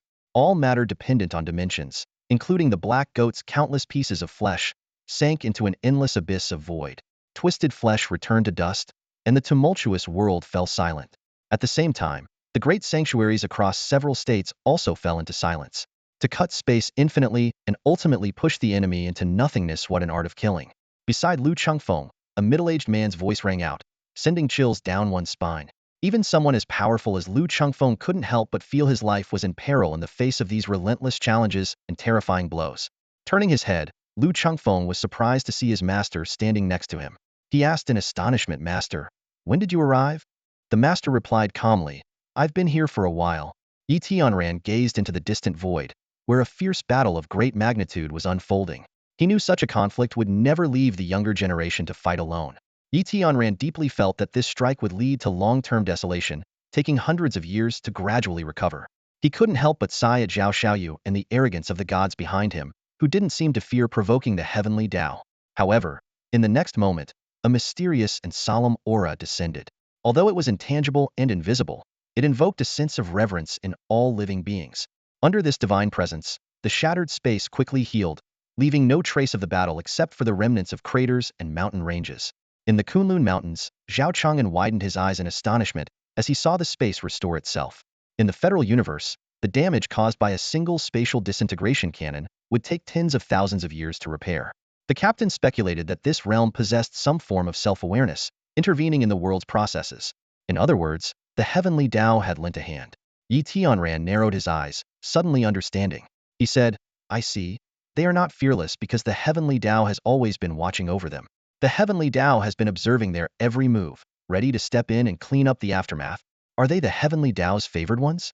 The White Tiger Skycleaver Cannon, a cutting-edge technology, utilizes principles such as quantum collapse models, spatial field constraints, and spatial fall interference. Quarks exist in dependence on space, influencing each other. The quantum compression engine, based on force field propulsion, collapses space and quarks, combining their effects to completely dissolve the dimensions of the target space. While the concept of dimensions remains, it is forced into a highly aggregated one-dimensional state, causing matter and space to separate continuously until they can no longer do so. The fragmented dimensions float in space, eventually falling to zero dimensionality, like the end of the universe. The White Tiger Skycleaver cannon locks onto 1,000 stars, shatters the Earth, blocks luminescence, and traps 90,000 soldiers. It sweeps across eras, roars with fury, tears the empty seas, and spills the moon's court. It devours lingering souls, pronounces heavenly judgment, consumes evil mists, purifies the primordial way, exceeds the bounds of law, and destroys the mysterious power of ruins. The attack from the White Tiger land cannon had just ended, and all the lights on Kunlun Mountain dimmed, including those in the main control room where Zhao Chang'an was located. At that moment, Wang Shu anxiously asked, "Captain, what happened?" Zhao Chang'an calmly replied, "The White Tiger cannon consumed too much energy, causing a power outage." Manipulating a small lamp made of nanobots, Zhao Chang'an muttered softly, "Darn it, can't we use it a bit more sparingly?" Hearing this, Wang Shu pouted and complained, "Captain, you should be honest. Your voice was the loudest when the cannon fired." Zhao Chang'an touched his nose and laughed. "Oh, that's fine then. Let's have Shuaming's radar check if the Black Goat has been completely destroyed. Get the antimatter torpedoes ready. If it's confirmed destroyed, we can consider restoring power." Wang Shu nodded in agreement, cut off Zhao Chang'an's mental link, and began handling the tasks. Zhao Chang'an, feeling a bit reluctant, sighed and said, "Why cut it off? Humph." He then waited quietly for the next developments. 2 hours later, in Kunlun Palace, Zhao Chang'an, Lu Changfeng, and Yi Tianran sat together at a long table in the reception hall. Yi Tianran praised, "Young Zhao, I've long heard of your Kunlun Immortal Palace reaching the skies. Seeing it now, it truly lives up to its reputation. Training here would surely allow one to grasp incredibly sharp sword energy." Zhao Chang'an smiled and replied, "Master Yi, you flatter me. If you like it here, feel free to bring your inner disciples to stay for a while." Yi Tianran politely responded, then looked around and asked, "Where is the moon goddess? Did she go to rest after activating the great artifact?" Drawing from past experiences, Zhao Chang'an explained with a composed expression, "The recent strike was launched by the moon goddess from a distant place in the lost Immortal Palace, which is why the power was somewhat limited. At the moment, the moon goddess cannot move. If Master Yi wishes to meet her, you'll have to wait for her next appearance. I will introduce you to her then." Hearing this, Yi Tianran felt deeply moved. The concept of a warship was unclear in the cultivation world, so they referred to Xihe as an immortal palace. The moon goddess's ability to operate such a powerful artifact from the lost immortal palace was truly astounding. Yi Tianran marveled at this. A nearby robot brought fine liquor, filling the air with its delightful aroma. Lu Chengfeng, surprised, asked, "Brother Zhao, is this wine?" He reached out unabashedly, but Yi Tianran subtly stopped him.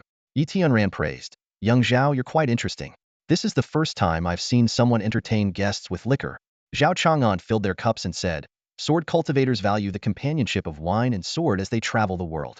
So, I specially prepared osmanthus wine from the moon goddess homeland.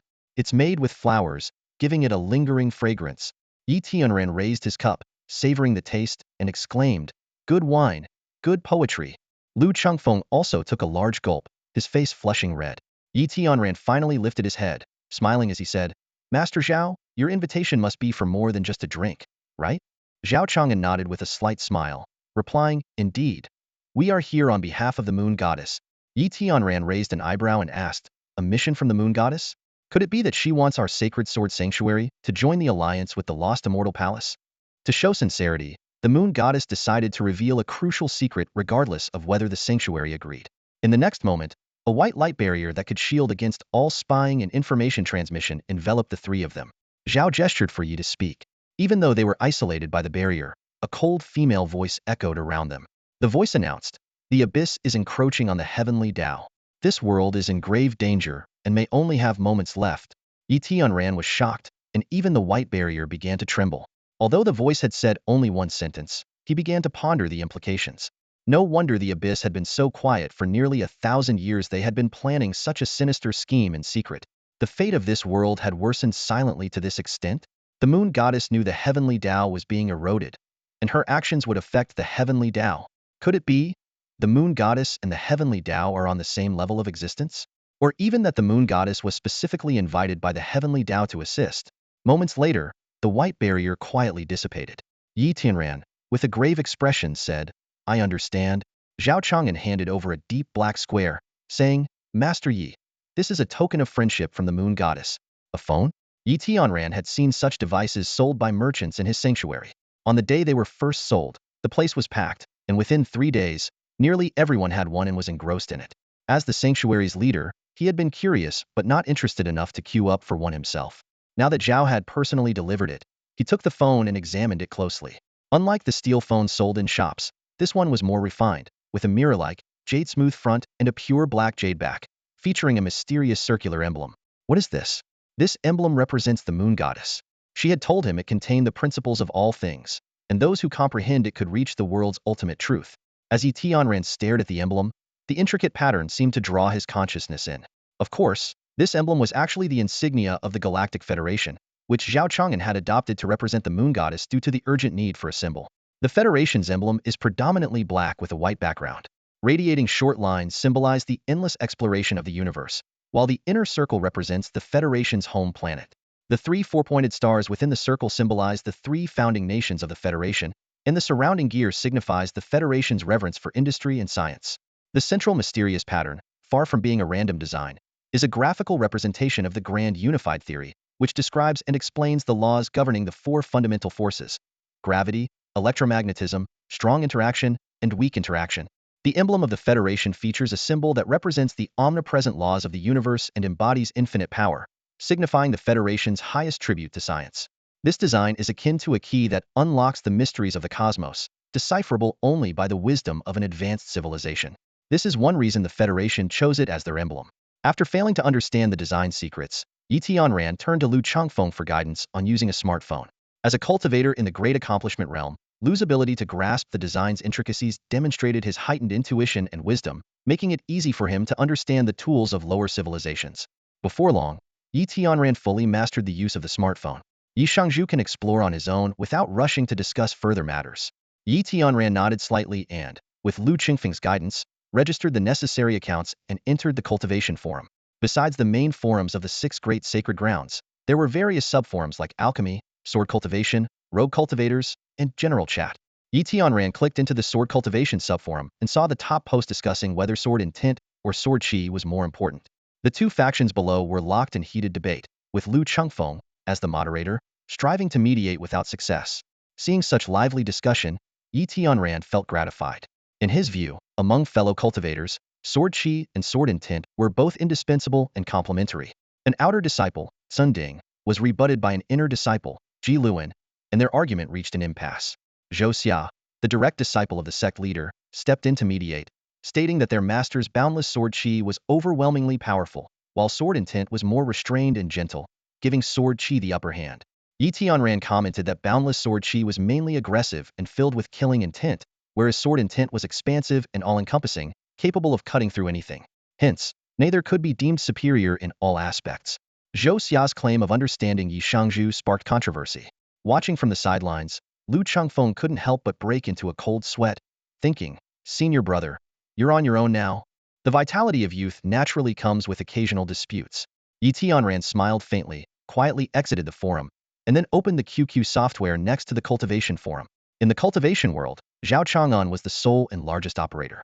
All software was interconnected, requiring only one account to access everything seamlessly. Ding!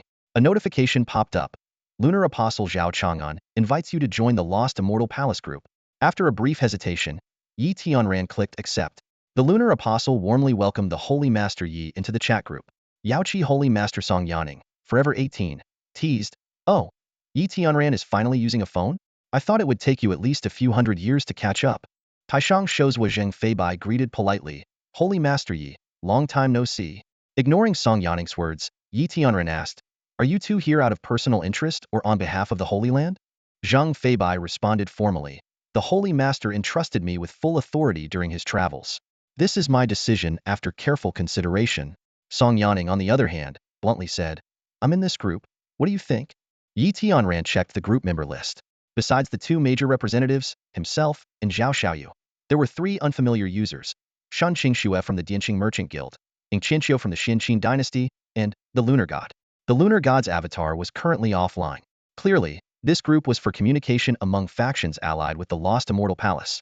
Although the Merchant Guild and the Dynasty were insignificant in the Holy Land, with the Lunar God's support, it was only a matter of time before they became top-tier forces. Frowning in thought, Yi Tianran said to Zhao Xiaoyu, "The Central Plains are incredibly complex. No single force can dominate. As soon as interests are involved, even the highest heavenly laws will be fiercely defended." Zhao Xiaoyu countered, "Holy Master Yi, I've observed the Central Plains history for nearly a century. It's filled with conflict and plunder.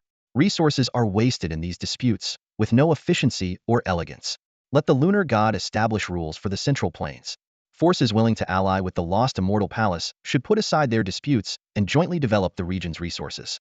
Those unwilling to ally should stay out of the Central Plains, and if anyone refuses to ally but still wants a share, then the Lunar God won't be merciful."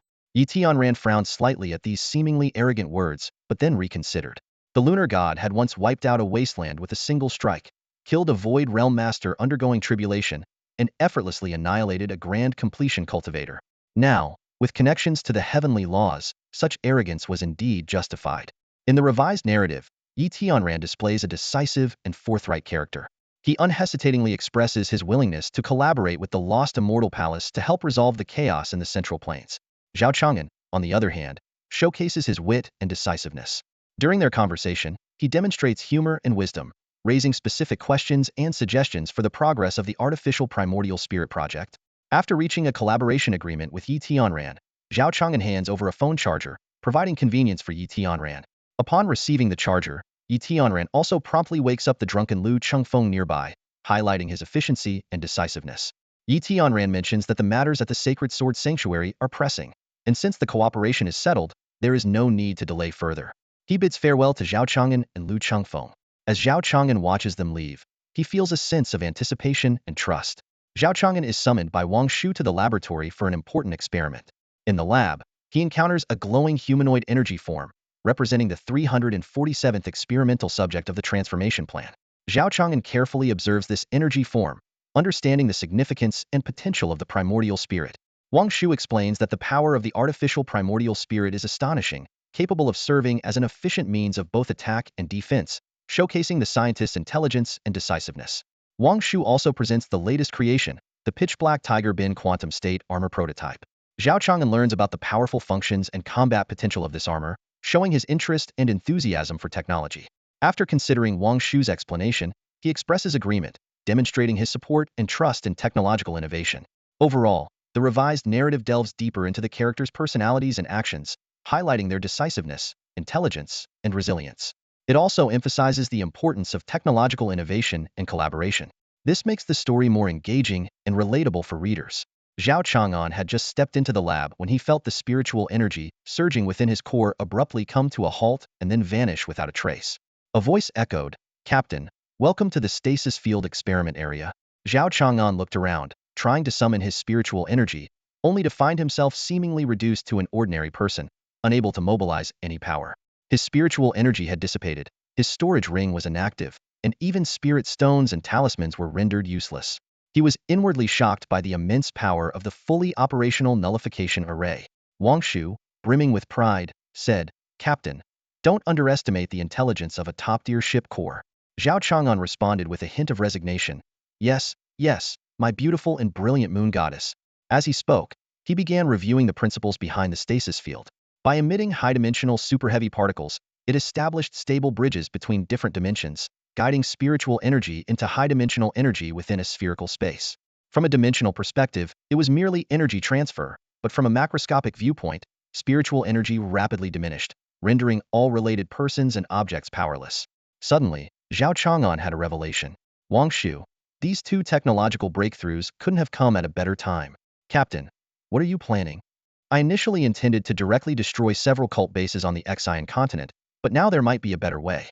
We could severely weaken Xian's influence on the continent, while simultaneously stealing crucial information and documents from the major cults. We might even find clues about eroding the heavenly Tao. You mean to trap all the cult members on the ship with ultrafine nanowires when they gather? Wang Shu, you're overthinking it. 2 months later, in the Kunlun Palace, Zhao Chang'an and Xiaoxi were sitting on the sofa, each engrossed in their phones. Zhao Chang'an was focused on group messages, while Xiaoxi was mysteriously engrossed in her chat with Xiao Shuang. Zhao Chang'an's mind was no longer on her. In the Lost Immortal Palace group, a message appeared on the screen. "Zhao, are today's preparations ready? If you've confirmed the target locations, the 9 bases are spread across the southern 3 states, the eastern Qingzhou, and the western Yuzhou, all desolate places. It will be a challenge to confront them." He Jing spoke up. "Although the locations are far apart, we believe there's a network of intelligence connecting these bases. Once we break through the first church, the remnants of the others will scatter." The Moon Apostle added, "We have a solution, don't worry. The Supreme Sacred Land has contacted Songyun and Shunji Sacred Lands. They will set up restricted areas around the target churches to provide support." Zhao Chang'an gratefully replied, "Thank you all. Once we eliminate Xian's followers, we must share intelligence and stay in contact." After hanging up, he noticed that Xiaoxi had fallen asleep. He murmured to himself, "Is it just my imagination? Or has Xiaoxi been sleeping a lot lately?" He decided to observe her sleep patterns to gather more information. Wang Shu said, "Dealing with Xian's followers on the continent is the top priority. The appearance of those black goats is indeed strange. I've analyzed the high-altitude satellite scans and found their base. I've been observing for over a month and noticed that they rarely leave their underground buildings except to procure and gather supplies." Zhao Chang'an smiled slightly and said, "Alan, such a clever strategy. The first Alan, the projection clone, was lost. The second Alan, the experimental base and daughter, were lost. The third Alan, the black goats, were lost." Wang Shu then reported, "Captain, the repair progress on Xihe is nearing 15, and 60 of the factories have resumed operations. The Zhigu Field and Tiger Bin mechs are ready. Although Xian hasn't gone Alan again, we can make him pay a greater price. Not only will he lose his cult's power, but he'll also have to hand over all the data." Wang Shu sighed. "This little ship girl is ruthless." In the southwestern Liangzhou, within the Supreme Sacred Land's territory, someone said to Brother Li, "I heard the Supreme Sacred Land issued a lockdown order. Has it affected your trade routes?" Brother Li replied, "I heard about it long ago, but those lockdown areas are mostly in deep mountains and forests, unrelated to my caravans. Who would go to such wastelands? What's the reason behind such large lockdown zones?"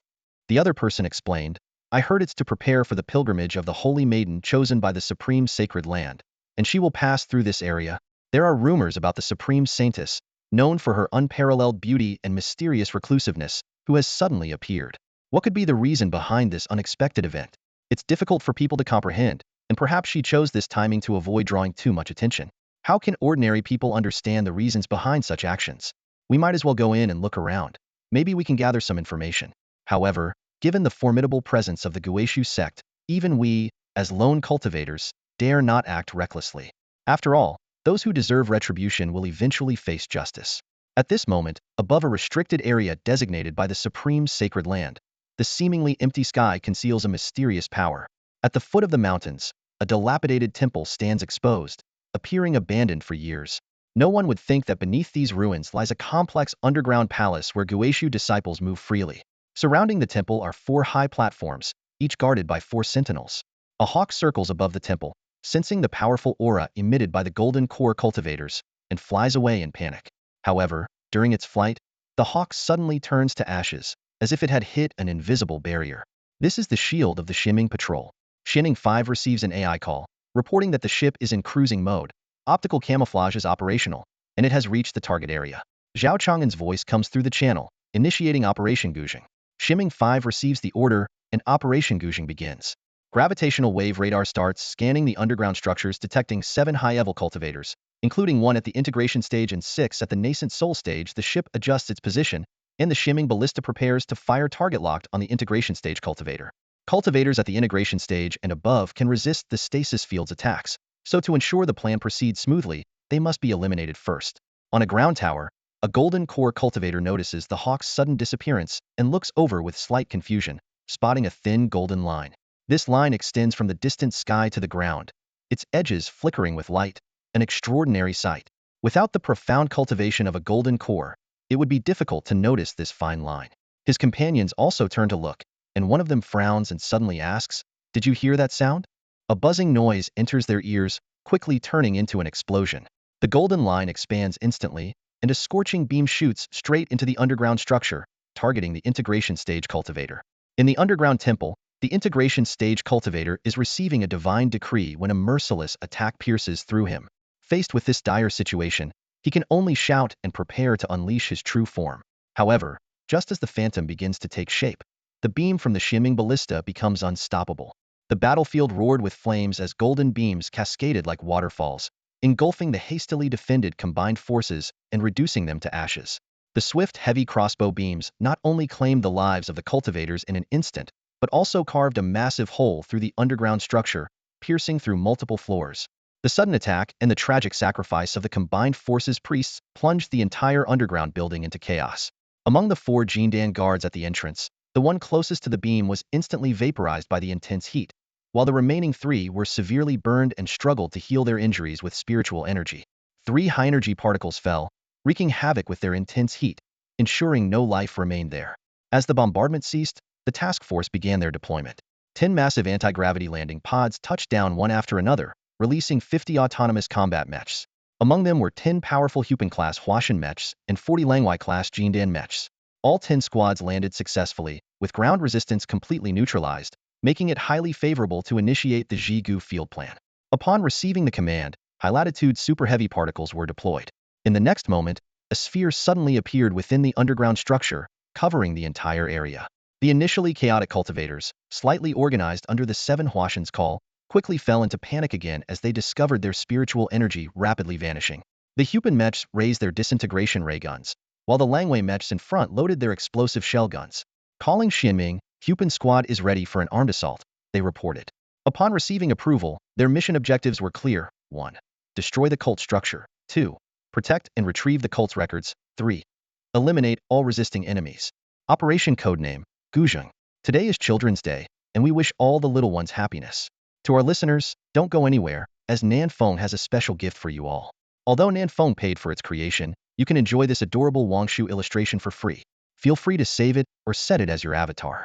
We suggest not taking a break today, as the Wangshu avatar event will kick off this Sunday. Moreover, Wangshu's character design will be showcased tomorrow. Double updates on Friday, Saturday, and Sunday. Stay tuned. Navigating through the winding underground structure, the 3-story building's complex corridors extend in various directions. Within this subterranean labyrinth, there are 3 exits to the outside world, including a breach created by the Xining ballista. The Xining Battle Command Center swiftly disseminated orders to all squads.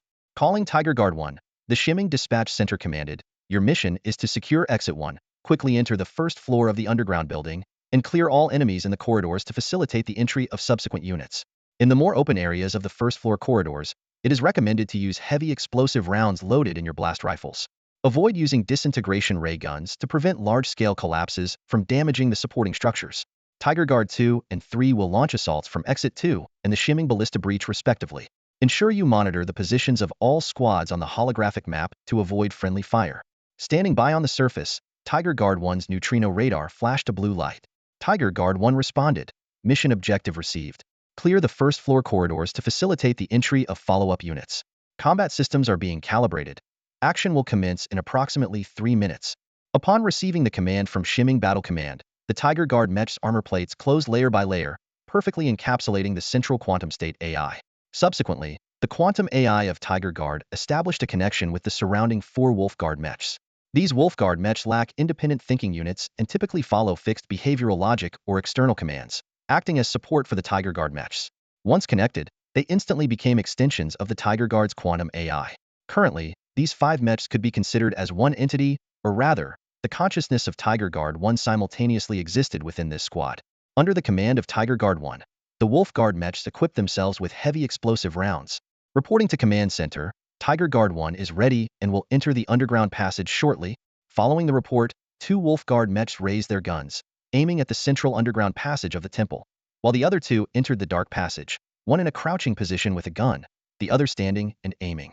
After the front 2 entered, the rear 2, responsible for fire support, followed suit, with Tiger Guard 1 in charge of orchestrating the entire operation, bringing up the rear. Suddenly, the lead Wolf Guard spotted figures in the dark tunnel, prompting the squad to halt immediately. Enemy incoming. Hold the exit. Despite losing their spiritual energy, the Golden Core cultivators charged at Tiger Guard 1's team, relying on their robust physiques and exceptional martial skills. It was evident that the Tiger Guard squad was well trained. The leading Wolf Guard swiftly adjusted its stance, while the 2 flanking Wolf Guards took aim, quickly forming a firing formation. The closer the enemies got to Tiger Guard's squad, the higher the risk of injury became. This 24.5mm caliber expeditionary explosive rifle is incredibly powerful. The operator locked onto the target and selected a heavy explosive round. With a single shot, 3 Wolf Guard mechs simultaneously aimed at their respective targets and opened fire. As a 24.5mm caliber expeditionary explosive rifle, it boasts an extremely low failure rate, a wide variety of ammunition, and formidable firepower, standing out among many electromagnetic firearms. Though its technology might not be the most advanced, this caliber will never be outdated. The deuterium core exploded violently, propelling high-hardness crystal projectiles. In a space with weakened spiritual energy, the 3 Jindan cultivators, devoid of protective spiritual energy, were hit by the explosive rounds, and their heads burst like watermelons. After clearing the targets, Team 1 continued forward in a triangular formation, keeping a vigilant watch on the corridor ahead and the side passages. After confirming safety, they returned to the starting point. Tiger Battalion 1 notified Xianming that the lower level had been cleared. As Xianming coordinated the troops to enter, 2 squads had already begun advancing deeper into the lower level. Tiger Battalion 4 and 5 reported to Xianming that they had reached the first level target location. The 2 teams breached the first level, cleared the secure area, and prepared to advance further inside. Tiger Battalion 4 received orders to proceed to the eastern experimental area, eliminate resistance, and gather operational data. Tiger Battalion 5 was instructed to head to the central altar area to eradicate enemy targets, including Nascent Souls stage cultivators, with support from Tiger Battalion 1. Tiger Battalion 4 and 5 immediately set off for their respective objectives. At the end of the eastern corridor was a large space, separated by a single stone door. Behind the door crouched 2 Jindan cultivators, with 1 more in each corner. The deployment of 4 Jindan stage guards underscored the importance of this area. Tiger Battalion 4 prepared to breach the door with a metal storm shotgun. The 4 Wolf Guards covered each other in readiness. The Claymore directional breaching charge was set. As the deuterium core reacted violently, the stone door shattered, and metal fragments flew like rain, shredding the Jindan cultivators lying in ambush behind the door. Their bodies liquefied, splattering against the walls. The 2 Wolf Guards at the front switched on their high-intensity tactical flashlights and entered the room from both sides.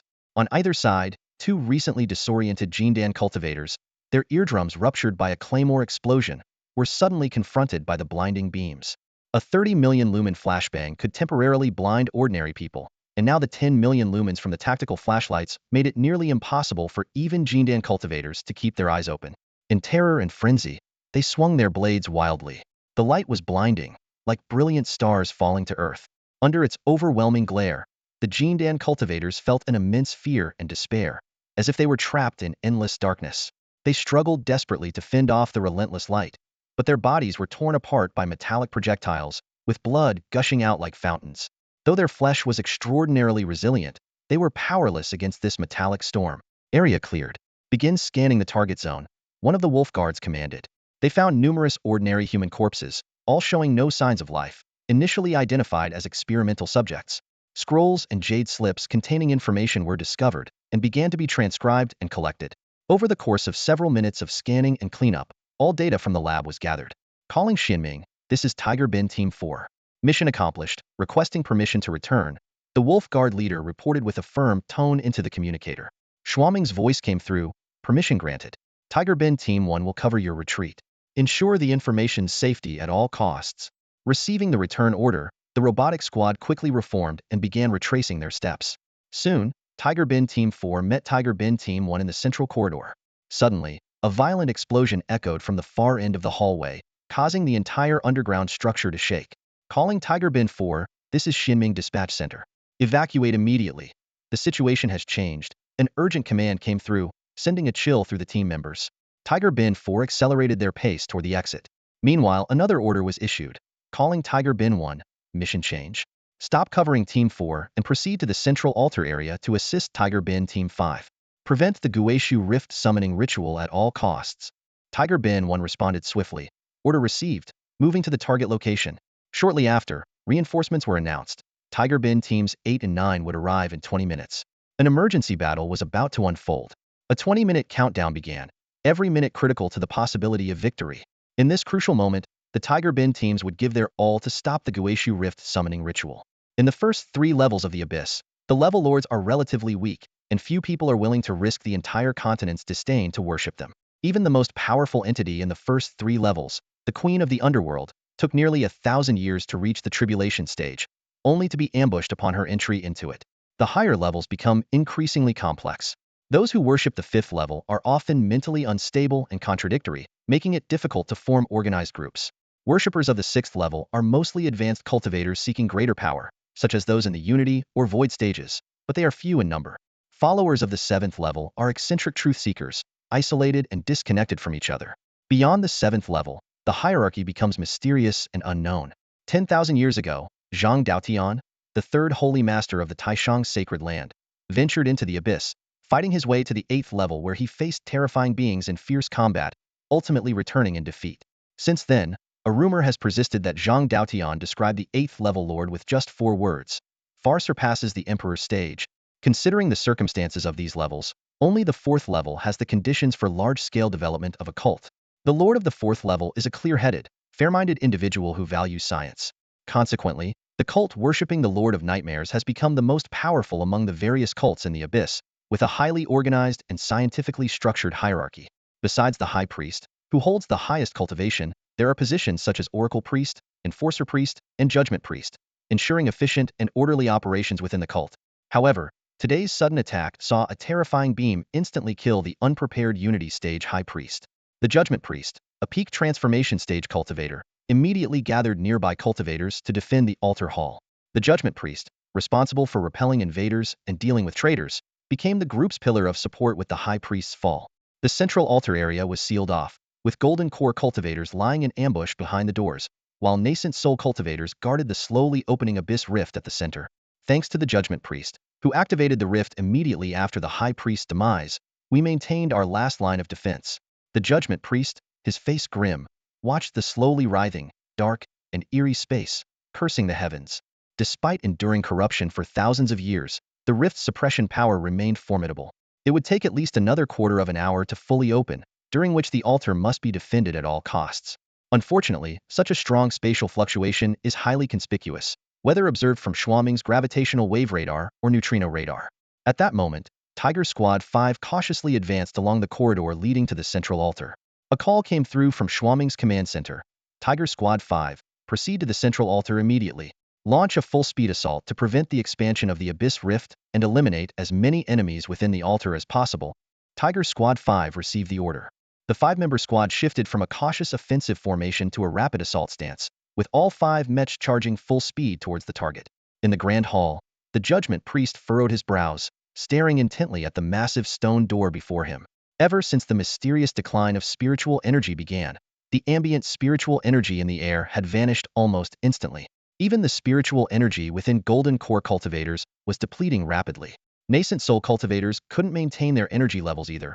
Only Divine Transformation Stage cultivators could barely sustain their primordial spirits, albeit with significantly reduced strength and heavy losses.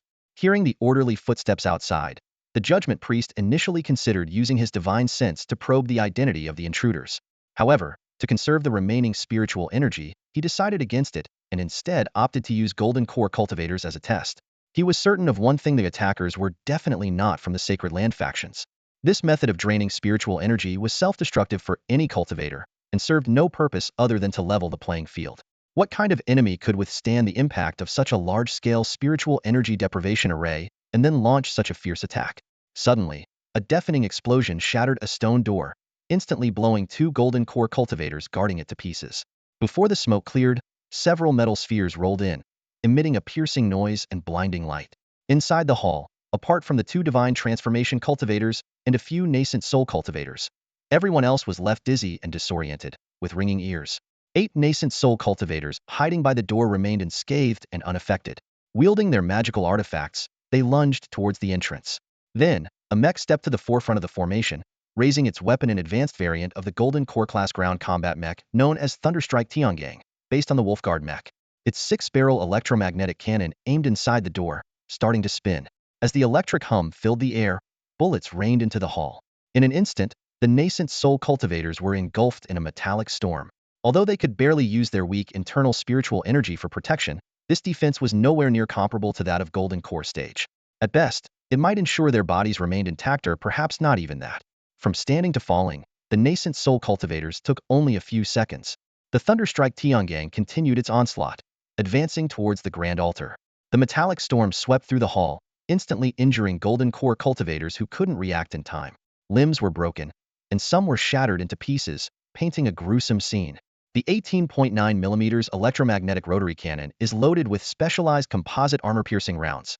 By eliminating unnecessary casings and gunpowder, each individual projectile weighs approximately 8 grams. When the Thunderbolt Tiangang mecha carries 200 kilograms of ammunition, it can hold up to 25,000 rounds. With a firing rate of 10,000 rounds per minute, the ammunition would be depleted in less than 2.5 minutes.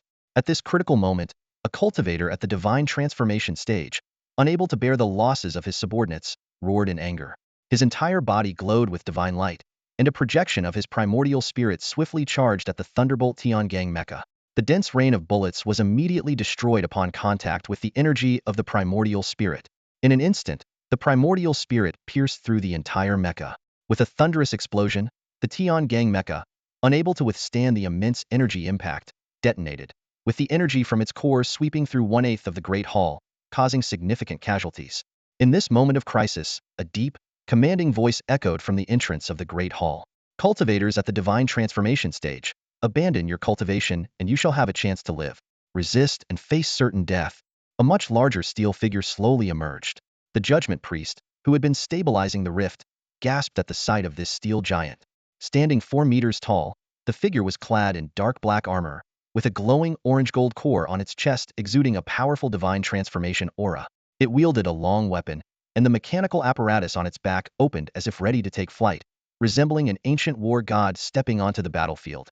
3 nascent soul stage cultivators charged forward with weapons drawn, but in a flash of divine light from the steel giant, everything disintegrated and vanished.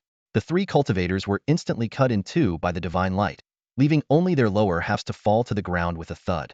Requesting Xianming, 2 divine transformation stage cultivators detected.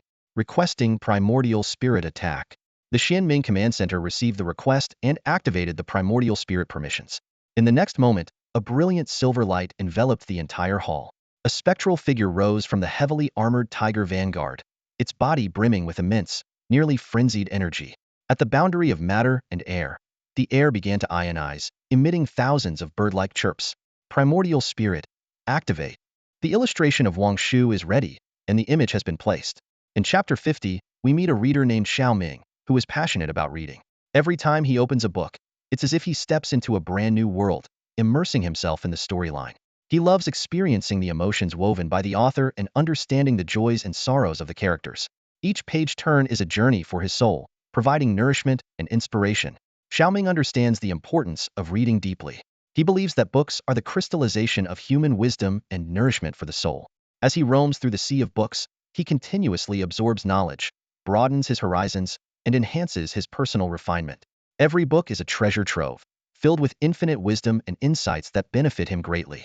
Despite the busyness and pressures of life, Xiao Ming always finds a moment of peace and tranquility in reading. Whether on the bus, in a corner of his home, or at a cafe, he can find a personal reading space where he immerses himself in the world of books, forgetting all troubles and distractions. For Xiao Ming, reading is not just a habit, but also a pleasure. He enjoys savoring every story, feeling every emotion, and empathizing with the characters. With books as his companions, his life becomes richer and more colorful, and his inner world grows deeper and more profound. In summary, Xiao Ming is a devoted reader who believes in the power of books and enjoys the joy and inspiration that reading brings. As he navigates the ocean of books, he discovers the meaning and beauty of life, finding inner peace and fulfillment. May he continue to explore, grow, and gain more wisdom and happiness in the world of reading. At the moment the iron humanoid revealed its primordial spirit, the Judgment Priest decisively abandoned his efforts to maintain the rift. A golden primordial spirit ascended from his body, swiftly charging towards the quantum condensation of the Tiger Bin mech. The mech had already entered an offline state, its energy and brain severed from the machine, transforming into a condensed life form that rapidly approached the golden spirit. All the golden core cultivators prostrated themselves on the ground, witnessing the instant convergence of silver and golden lights. The once clamorous world fell into a sudden, dead silence, as if time had come to a standstill. After a brief moment of stillness, the two high-energy entities from different sources fully merged. Although their boundaries were distinctly visible, countless energy collisions occurred at the interface, sparking numerous flares and energy halos. The observing golden core cultivators suddenly felt weightless, only to realize the next moment that they were being lifted by a powerful shockwave. The deafening roar and intense impact caused many to groan in pain as they desperately circulated the remaining spiritual energy within them to protect themselves. Some of the weaker cultivators even spat blood and fainted midair. The shockwave swept through their bodies like a giant wave, slamming them into the surrounding walls of the grand hall, which immediately cracked with dense fissures. When the last glimmer of light dissipated and the dust settled, the Judgment Priest's primordial spirit still radiated with divine brilliance, standing steadfastly in place. The state of Tiger Bin number 5 was less optimistic. Its quantum condensation was utterly destroyed, leaving only a core slowly gathering scattered energy in an attempt to rebuild the condensed core. According to Tiger Bin's design parameters, the impact force of the primordial spirit was equivalent to a full force strike at the early stage of the divine transformation. However, there is a significant power gap between the early and peak stages of divine transformation. Even with only 30% of the peak primordial spirit's power retained under the stopping warfield, it was enough to daunt the Tiger Bin mech. This further proved the importance of targeting the initial stage with the shimming heavy crossbow. If a divine transformation stage entity could retain 30% of its power under the stopping warfield, then an entity retaining 80 or even 90% of its power during the integration stage could have turned this assault into a complete obliteration. In theory, a deep space-class nuclear torpedo would suffice to permanently solve the problem. However, this would result in the permanent loss of 1% of southwest Liangzhou's land, which would not only be disrespectful to the heavenly Tao but also result in the loss of valuable information about the abyss. The Judgment Priest's primordial spirit clearly had no intention of giving Tiger Bin number 5 a chance to reconsolidate. With a flash of divine light, he launched another powerful charge. Yet, just as the golden spirit was about to strike the reassembling core, a silver light streaked across the sky. A new silver primordial spirit appeared, directly intercepting the golden spirit's fierce assault. Tiger Bin number 1 had joined the battle. The Judgment Priest furrowed his brows. "Priest, I'm here to assist you." A mid-stage divine transformation cultivator beside him fully unleashed his primordial spirit, sending Tiger Bin number 1's quantum condensation flying. The soul of the Judgment Priest maintained a steady stance during the battle, aware that the quantum core was nearing completion. With unwavering resolve, he charged forward, disregarding everything else. Buzz, buzz, buzz. Accompanied by 3 buzzing sounds, the first silver light flashed, pushing him back dozens of yards. As he was on the verge of collapse, he made a hasty retreat. The second silver light struck, slamming the golden soul to the ground, but just as it was about to disintegrate, it surged upwards. Then, the third silver light followed, relentlessly pinning the golden soul to the ground, crushing it without mercy. Tiger Guards 6, 8, and 9 rushed in to provide support. These 3 forces launched a combined attack, protecting themselves from the overwhelming energy of the golden soul while simultaneously weakening it, draining its power. Clearly, this fierce battle had taken a heavy toll on the Judgment Priest. He glanced back at the increasingly unstable rift behind him, anxiety gripping his heart, a sense of helplessness washing over him. If not for this bizarre aura decay formation, how could he be troubled by a few early-stage nascent soul cultivators? The light on the golden soul dimmed but did not extinguish. The soul of the judgment priest struggled to stand, golden light flickering as it reignited into a blazing flame. The silver souls of Tiger Guard 6, 8, and 9 instantly joined the fray, their terrifying power surging towards the golden soul like wild beasts, giving the judgment priest no respite. The quantum core of the defeated Tiger Guard 5 had completed its compilation, and the high-energy quantum condensate reappeared in the underground space. Nearby, Tiger Guard 1 was fully engaged in restraining the mid-stage Nascent Soul cultivator soul. Tiger Guards 6 and the others continued their fierce battle with the Golden Soul, which had shifted to a defensive stance, clearly exhausted but still indomitable. The Tiger Guards could distinctly feel that the energy level of the Golden Soul far surpassed their own. Suddenly, a message came from the Xihe Command Center. Tiger Guard 5, prepare for sacrifice. Initiate quantum constraint collapse procedure. The quantum core of Tiger Guard 5 flickered slightly, instantly releasing a powerful burst of energy. Tiger Guard 5, condensate collapse. The quantum core of Tiger Guard 5 began to vibrate rapidly, waves of silver energy spreading out.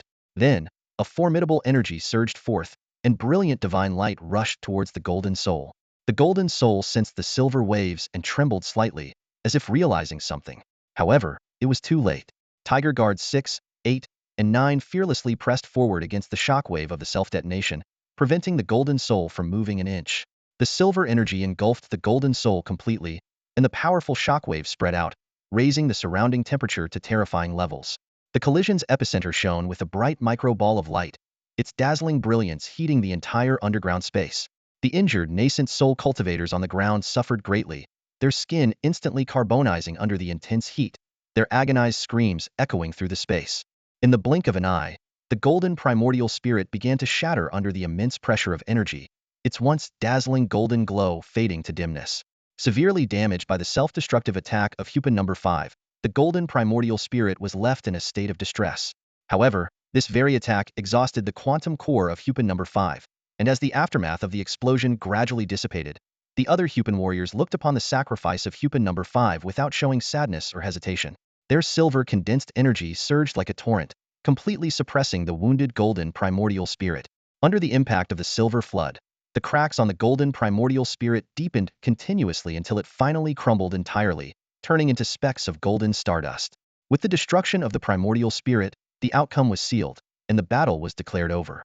Blood trickled from the corners of the judgment priest's mouth, indicating that the collapse of the primordial spirit had caused severe damage to his physical body. He let out a long sigh, retreated, and eventually fell into the rift of the void abyss. The incomplete and unstable spatial fissure tore his body into pieces. Another deity, seeing the situation was irreversible, resolutely destroyed his own primordial spirit and knelt to the ground. Hupin No. 3 reported, the second residential area has been cleared. Hupin No. 10 followed, the third warehouse area has been cleared, and a large number of spirit stones have been found and are being transported. Hupin No. 1 also reported, the altar ceremony has been completely controlled. All other deities have been eliminated except for one who surrendered. The spatial rift has lost stability and is expected to disappear on its own. Danger averted. The Xihe Command Center sent a message. Operation Gujing has been successfully completed. Thank you all for your cooperation. In the sacred land of Shunji in western Yuzhou, within the holy temple atop Tianji Peak, the venerable leader Deng Wenqing, with his ethereal presence and white beard, was deeply engrossed in studying a pile of parts on the table. Despite his kind and amiable appearance, he was the helm of this sacred place. In his hands was a completely disassembled smartphone. As he meticulously examined each component, he couldn't help but marvel. When he picked up the processing chip, his divine sense activated, magnifying the intricate structures before his eyes, revealing a complex and orderly array of patterns. Could this be a formation? Such a minute and exquisite design was truly astonishing. In Shunji's sacred land, smartphones were not common possessions. On the contrary, countless smartphones had been disassembled and studied by the cultivators. The sophisticated mechanical construction was an irresistible allure to them. Just as Deng Wenqing was immersed in the mechanical world, a gem embedded in the table began to shimmer and emit a clear ringing sound, indicating a visitor. The old man frowned slightly, clearly displeased by the interruption. However, noticing the change in the gem's color, he realized it was a messenger from another sacred land. He gestured for the visitor to enter. The grand doors of the main hall swung open, and a cultivator in a Taoist robe gracefully stepped in. Recognizing the visitor as Zhang Feibai, Deng Wenqing immediately stood to greet him. He smiled and asked, Chief Zhang, long time no see. What brings you here personally? Is there an important matter to discuss? Zhang Feibai smiled and responded, indeed, There are matters to discuss, but I am not here on behalf of Taishang's sacred land. Deng Wensheng was slightly surprised and inquired. Not on behalf of the sacred land? Is it a personal matter? Zhang Feibai calmly replied. I come on behalf of the moon goddess. Deng Wensheng's expression instantly became serious. The moon goddess? The one who vanquished the transcendent tribulation? Zhang Feibai nodded in confirmation and glanced at the smartphone parts on the table. This smartphone also originates from the moon goddess, rumored to be a relic of ancient civilization. A glimmer of realization crossed Deng Wensheng's eyes. Ancient civilization. As I suspected, such intricate objects would take me centuries to comprehend fully. This design is beyond ordinary wisdom.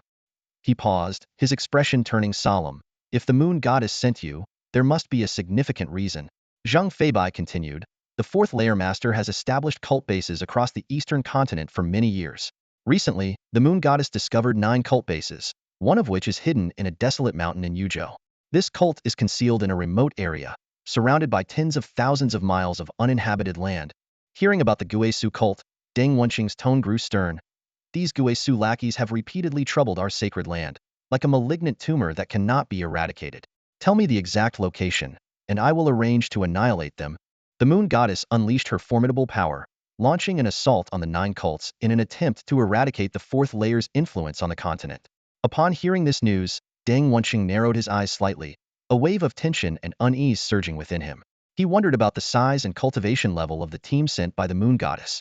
Zhang Feibai scratched his head, looking troubled, and mentioned that it didn't seem to be cultivators who were sent. So what could it be? Could it be the great demons from the western lands? After a brief moment of thought, Zhang Feibai suddenly realized and said, Right. Your sanctuary once researched something called the weapon cloud ship, didn't it? The kind that has offensive artifacts and defensive arrays installed on a cloud ship. Deng Wensheng nodded, acknowledging that there had indeed been such research, but it was later abandoned due to high costs and limited attack power. Now, it seemed that what the moon goddess sent was something similar to the weapon cloud ship, but much larger. Outwardly calm, Deng Wensheng had already steeled himself internally. He decided to wait for the moon goddess's vessel to arrive and see it for himself. 10 days later, on the battlefield of Gujing Operation No. 7, the Shiming war cruiser, having defeated the enemy at the fusion stage, deactivated its full-spectrum optical engines, leaving its 10th-meter-long hull suspended in the air, casting a shadow over the entire mountain range. 10 miles above the battlefield, Deng Wensheng stood on a formation that emitted a faint glow, concealing his presence. Neither naked eye observation, spiritual sense detection, nor the radars on the Shiming war cruiser could spot this powerful cultivator at the Great Ascension stage. Seeing the Shiming war cruiser's immense hull, even the well-informed Holy Lord was astonished. Zhang Feibai, you said it was only slightly larger than the cloud ship? Under Deng Wensheng's watchful gaze, the Shiming began demonstrating various armed maneuvers. Whether it was autonomous combat puppets or various strange tubular weapons, everything piqued his curiosity. Soon, tactical puppets emerged from the mountain cave, escorting captured Nascent Soul cultivators. This disciple of the Guishu sect had established a complex network of paths within the mountain, with the 6,000-meter peak proving difficult to conquer, especially with the resistance from cultivators. However, the moon goddess's creation showcased advanced and reliable power. Deng Wensheng began to ponder how the mountain would be dealt with after the cult was cleared. Kunlun headquarters, this is Xinming No. 7. Received, please proceed. We have completed the mission and request permission for a destructive strike on the Guishu sect structures. Permission granted. Yuguang-class nuclear torpedo unit. Authorization granted. Deploying now. As Xinming opened its lower bay doors, a massive 50-meter diameter nuclear torpedo was launched, causing the surrounding air to explode and violently impact the mountain. Deng Wensheng furrowed his brow, sensing that the situation might be more complicated than anticipated. The nuclear torpedo Yugong, a medium-sized fusion weapon with an astounding yield of 100 billion tons, is typically used for devastating planetary surfaces or attacking battleships at 100,000 meter scales. Its explosion is powerful enough to annihilate all resistance on a planet's surface. However, this time it had a different purpose, moving a mountain. In the next moment, the 6,000-meter-high peak began to crack, as if an enormous force within was stirring. No one could have imagined that the solid mountain would swell like an inflated balloon until it reached its limit. Rocks and dust were flung into the air, soaring tens of thousands of meters high. As the mountain completely vanished, the sealed force within was fully released. A 50,000-meter diameter ball of scorching fire rose, outshining even the sun. The superheated, fast-moving blast wave advanced like a wall, incinerating everything in its path in an instant. The intense heat and wind quickly swept over Deng Wensheng's position, but he extended a hand, forming a protective array around himself, effortlessly withstanding the impact of the 100 billion-ton nuclear weapon. After a while, as the tens of thousands of meters-high fireball extinguished, a 100,000-meter-tall plume of black smoke rose, casting a massive shadow like a giant umbrella. In the aftermath of this colossal explosion, Deng Wenqing's lips twitched. The mountain before him had vanished, replaced by a charred crater spanning thousands of meters in diameter. Oh, Moon Goddess, the commotion you mentioned is a bit of an understatement, isn't it? This cloud ship, this massive crater, are these really just a little bit? In the outer pavilion of the Sacred Sword Sanctuary, Elder Lu Xiojia was busily handling various affairs. Anxiously, he asked, has the payment for the talismans sent by the Divine Mechanism Sanctuary, in spirit stones, not been delivered yet? And what about the 1,000 Foundation establishment pills from the pill tower? Hurry and send someone to follow up. Our Dan Peak furnace is overwhelmed and can't keep up with demand. Has the Saintess from the Jade Pool caused trouble again? Let the Sword Master handle it. Why can't they resolve their issues instead of constantly fighting? As Lu Xiojia grew increasingly agitated, Yi Tianran entered the outer pavilion. Elder Lu, it seems you've been quite busy lately, he remarked. Oh, Saint Yi, if you have some spare time, why not deal with that little trouble outside? Lu Xiojia snapped upon seeing him. The sacred transmission is such an important event, yet that girl from the Jade Pool keeps causing trouble every few days. Do you think she's here for romance? It's a joke. They've been fighting for 18 days out of the past month. Do you know how much damage Saintess has caused to our Sacred Sword Sanctuary in those 18 days? And our Sword Master Lu? It's unbearable. How does a sword cultivator's sword energy even explode? And in their own sect? Yi Tianran, feeling sympathy for the complaining Lu Xiojia, quickly comforted him. Brother Lu, this is my oversight. I will make sure to discipline them properly. However, there's something urgent that requires your assistance. I wouldn't trust anyone else with it. Understanding the urgency of the matter, Lu Xiojia communicated telepathically. What's the matter? I need you to go to Kunlun and deliver something for me, Yi Tianran said, handing Lu Xiojia a jade slip.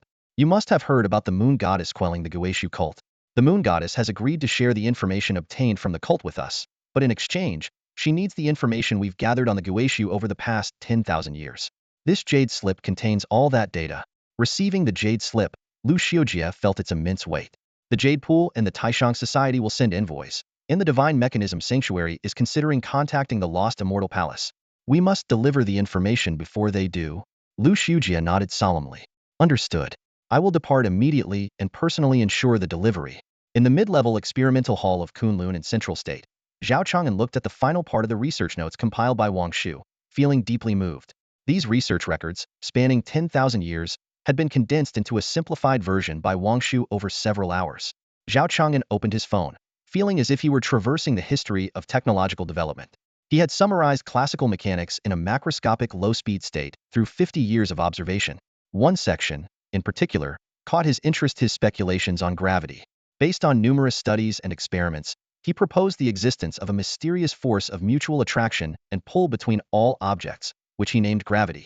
According to the theory of gravity, the Earth is not flat but a sphere. However, how does this seemingly flat continent maintain downward gravity? After 30 years of relentless effort, he finally unraveled the mystery of gravity. He kept digging, reaching millions of meters deep, only to find that the deeper he went, the harder the rocks became, as if there was no end.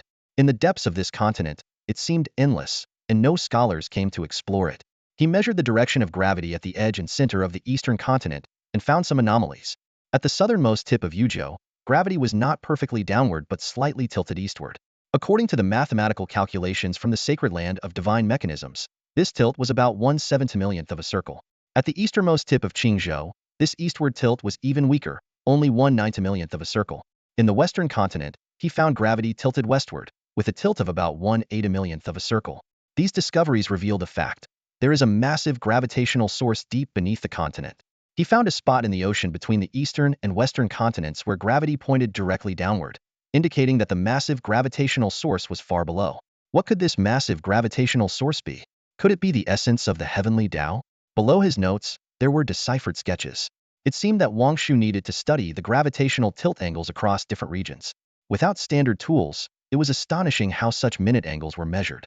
After 120 years of research, he delved into the microstructure and wave-particle duality. Today, the study of the microscopic world left him in awe. Everything is composed of tiny particles, a miraculous phenomenon that fascinated him deeply. Light and spiritual energy, as exceptional elements, exhibit both wave and particle properties, an utterly baffling phenomenon. His previous conclusions had to be completely overturned. Mechanical rules did not apply to the microscopic particle level, where entirely different rules existed. However, he was convinced that there must be a connection between the macroscopic and microscopic worlds, even though he had not yet found it. These microscopic particles must operate according to some common laws. He even contemplated proposing a grand unified theory. After 300 years of research, he explored various forms of spiritual energy derivatives. When pure iron is placed in an intense spiritual energy field, the energy permeates the iron, with spiritual energy particles integrating into its structure, altering its properties. Thus, iron ore, similar to spirit stone mines, can generate rare spirit iron ore. Experiments on other materials showed that most would change shape and significantly alter properties under the influence of spiritual energy. Zhao Chang'an hurriedly flipped through the findings and concluded that this individual had elevated theoretical science to a new level through personal effort, which was truly remarkable. A glint of killing intent flashed in Zhao Chang'an's eyes. Today, this person was researching the fundamental structure of matter, and tomorrow, he might delve into the principles of dimensional energy collapse. Wang Shu softly asked the captain if it was possible for someone to research along the technological tree from the principles of matter to dimensional collapse for millions of years. Just then, Zhao Chang'an's phone buzzed with a private message from Yi Tianran. The message read, "Dear Zhao Xiaoyu, our sanctuary has dispatched Elder Lu with information about the Guishu. Please go and receive him." Lu Xiujie traversed space to a location 1,000 miles away from Kunlun Mountain, then spread his wings and flew towards Kunlun. The surrounding high-level forces had set up spatial disruption devices, so directly appearing in front of them through space was considered quite impolite, akin to entering someone's home through a window uninvited. Soon, two massive, deep black steel aircraft flew beside Lu Xiujie.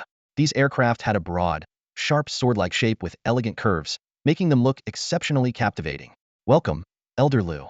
The White Emperor's holy sword will escort you. Please follow us to land at Yuntai."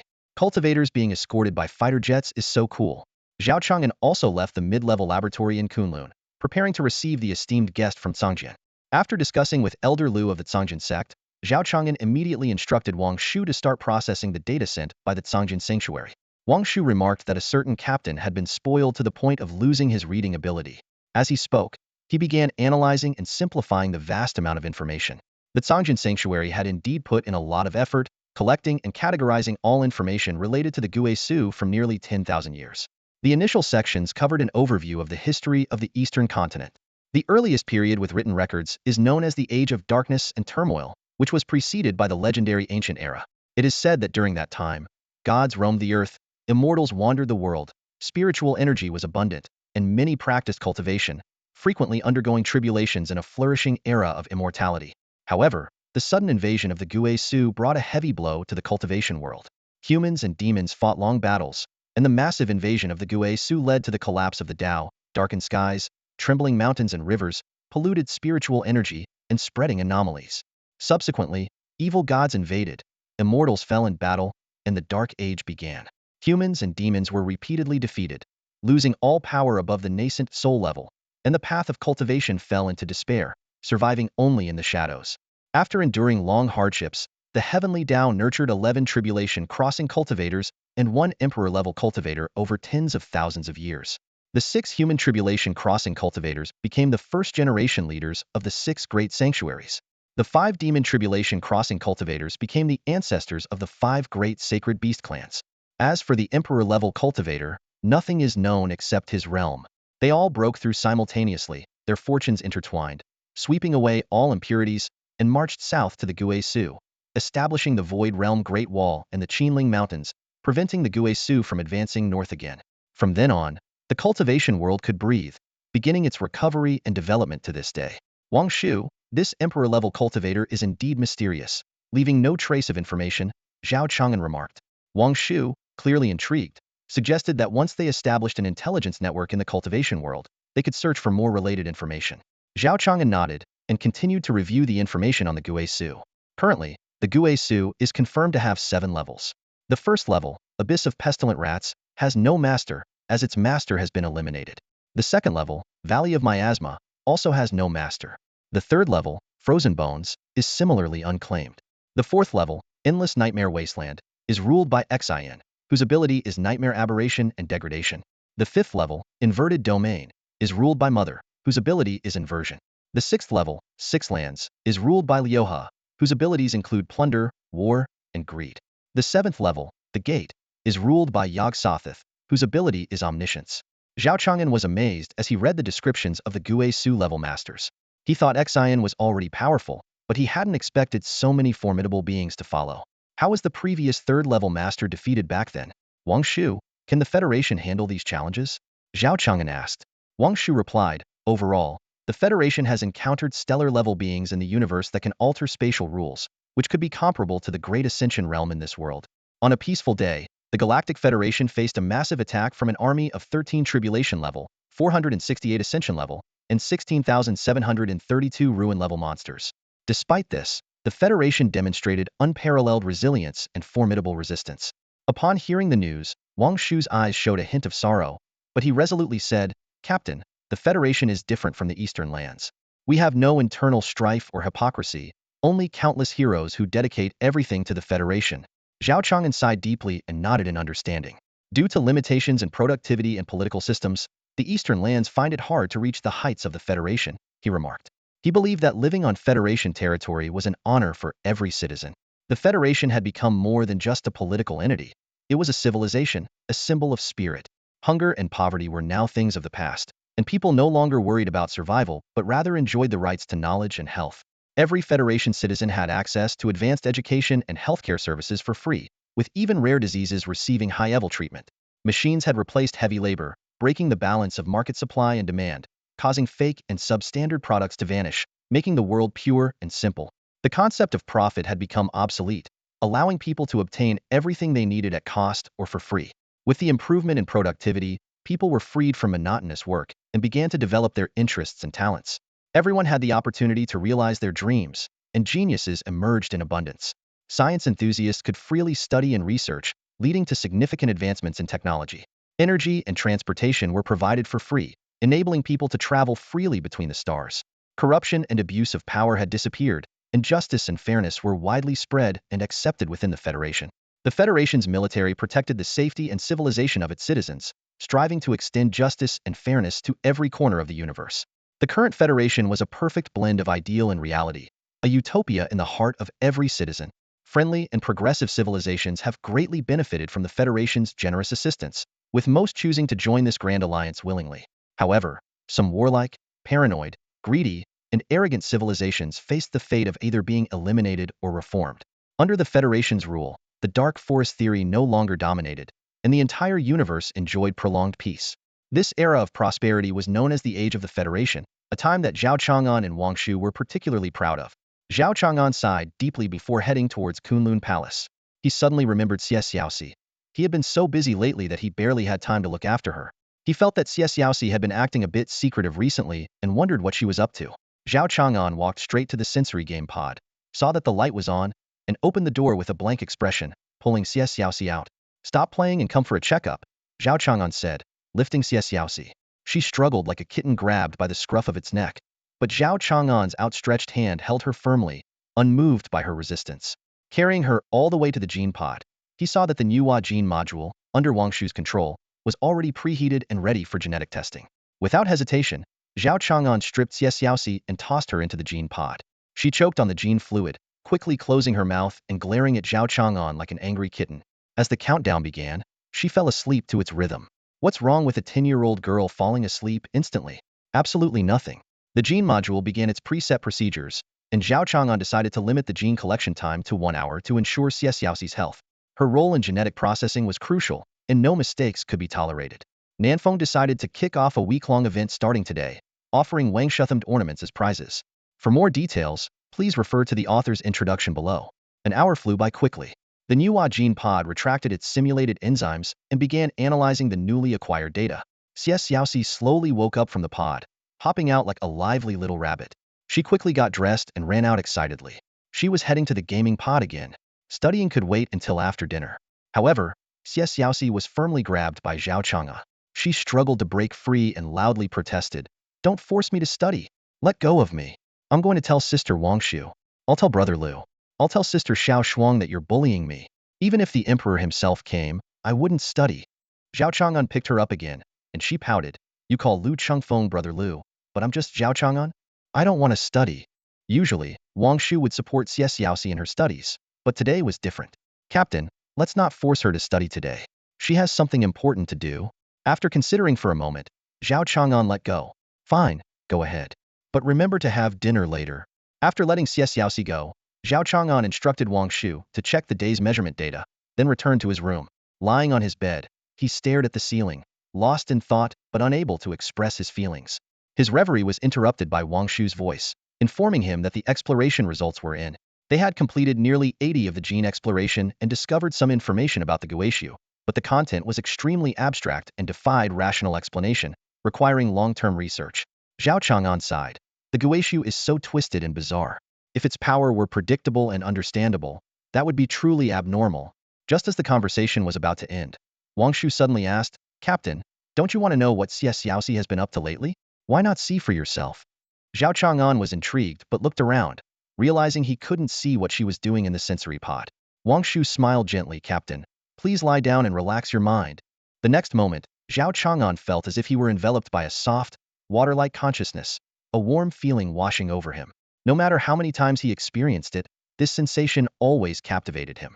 As he fully immersed himself, the scene abruptly changed, and he found himself in a completely virtual space. Wang Shu. Zhao Chang'an was slightly taken aback, realizing this was Wang Shu's doing. She had become his sensory pod, allowing him to see Xie Xiaoxi's world within her pod. To his surprise, Xie Xiaoxi wasn't playing games. She was learning 3D modeling. Although it was quite complex for a 10-year-old, Zhao Chang'an looked to the side and saw her modeling work. A gentle woman stood there quietly, exuding warmth and kindness rather than the intimidating aura of a high-level cultivator. Her face was gentle and delicate, with soft, fair skin and a pair of bright, deep eyes. Her smooth black hair was tied into a small braid, adorned with tiny purple flowers. She wore a simple yet elegant purple robe, which exuded an air of nobility and grace. Although Zhao Chang'an had never met her before, he recognized her instantly. She was Xie Xiaoxi's mother. The resemblance between them was undeniable. Perhaps one day, Xie Xiaoxi would grow up to be just as beautiful. As Zhao Chang'an watched Xie Xiaoxi working diligently, an indescribable feeling rose within him. Xie Xiaoxi. Had she been dedicating herself entirely to this task all this time? Zhao Chang'an fell silent, grappling with the pain of losing his own mother, while also dealing with the complex modeling data. For a 10-year-old child, what kind of challenge was this? He had provided Xie Xiaoxi with a safe and comfortable environment, but had never truly paid attention to her inner world.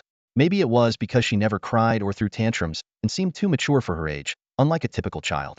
A child who rarely showed vulnerability often went unnoticed. Thankfully, there was Wang Shu, who was more delicate, gentle, and empathetic. In some ways, she seemed more human than Zhao Chang'an. Finally, with a cheer from Xie Xiaoxi, the interface filled with modeling tutorials vanished. She had completed her work. Countless sleepless nights and moments of silent sorrow had led to this. As Xie Xiaoxi stood close to her mother's face, meticulously sculpting and adjusting details, what was she feeling inside? Wang Shu's voice broke the silence. It was time to fulfill Xie Xiaoxi's wish. Zhao Chang'an hesitated. Wait, what about the scene setup and motion capture? Without these, it would just be a simple model. Don't worry, the captain will be observing. I will use computational power to create a real-time scene. As for the motion capture and dialogue, I'll handle them, Wang Shu reassured. So, you mean, at least for this moment, I need to play the role of this child's mother? Zhao Chang'an asked. Wang Shu would likely optimize Xie Xiaoxi's model as well, creating an interactive real-time scene and controlling the character's actions to respond to Xie Xiaoxi's behavior for the best interaction was a trivial task for Wang Shu's computational power. With her support, countless azure data points formed a magnificent sea of flowers. At the end of this sea stood a pristine snow-capped mountain, with the setting sun casting a golden glow. Xie Xiaoxi was stunned. She looked down at her feet, where soft soil left imprints of her shoes. She scuffed the ground, and a fresh, earthy scent filled the air. The field was covered in pale purple flowers, forming a vast sea of purple. Xie Xiaoxi bent down to pick one and examined it closely. This was her mother's favorite flower. How wonderful it would be if she could see this sea of flowers. Xie Xiaoxi thought to herself. She looked up and saw a beautiful figure standing in the middle of the flower field. A figure so familiar and gentle. As she gazed at the figure, a flood of emotions surged within her. Even though she knew who it was, she felt a sense of awe and trepidation. Suddenly, a figure slowly approached Xie Xiaoxi, with a sea of purple flowers blooming under her feet, as if paving a mysterious path for her. When the figure stood before her, Xie Xiaoxi's heart was enveloped in a warm wave. She couldn't help but rush forward and tightly embrace the familiar person, burying her head in her embrace like in the old days when she would act spoiled. Xiaoxi wanted to speak, but found her throat dry and her voice hoarse. Mother, I missed you so much. In response, a gentle, soft hand caressed her hair. Oh, who is this good little girl? It's my baby. This was the familiar tone of her mother.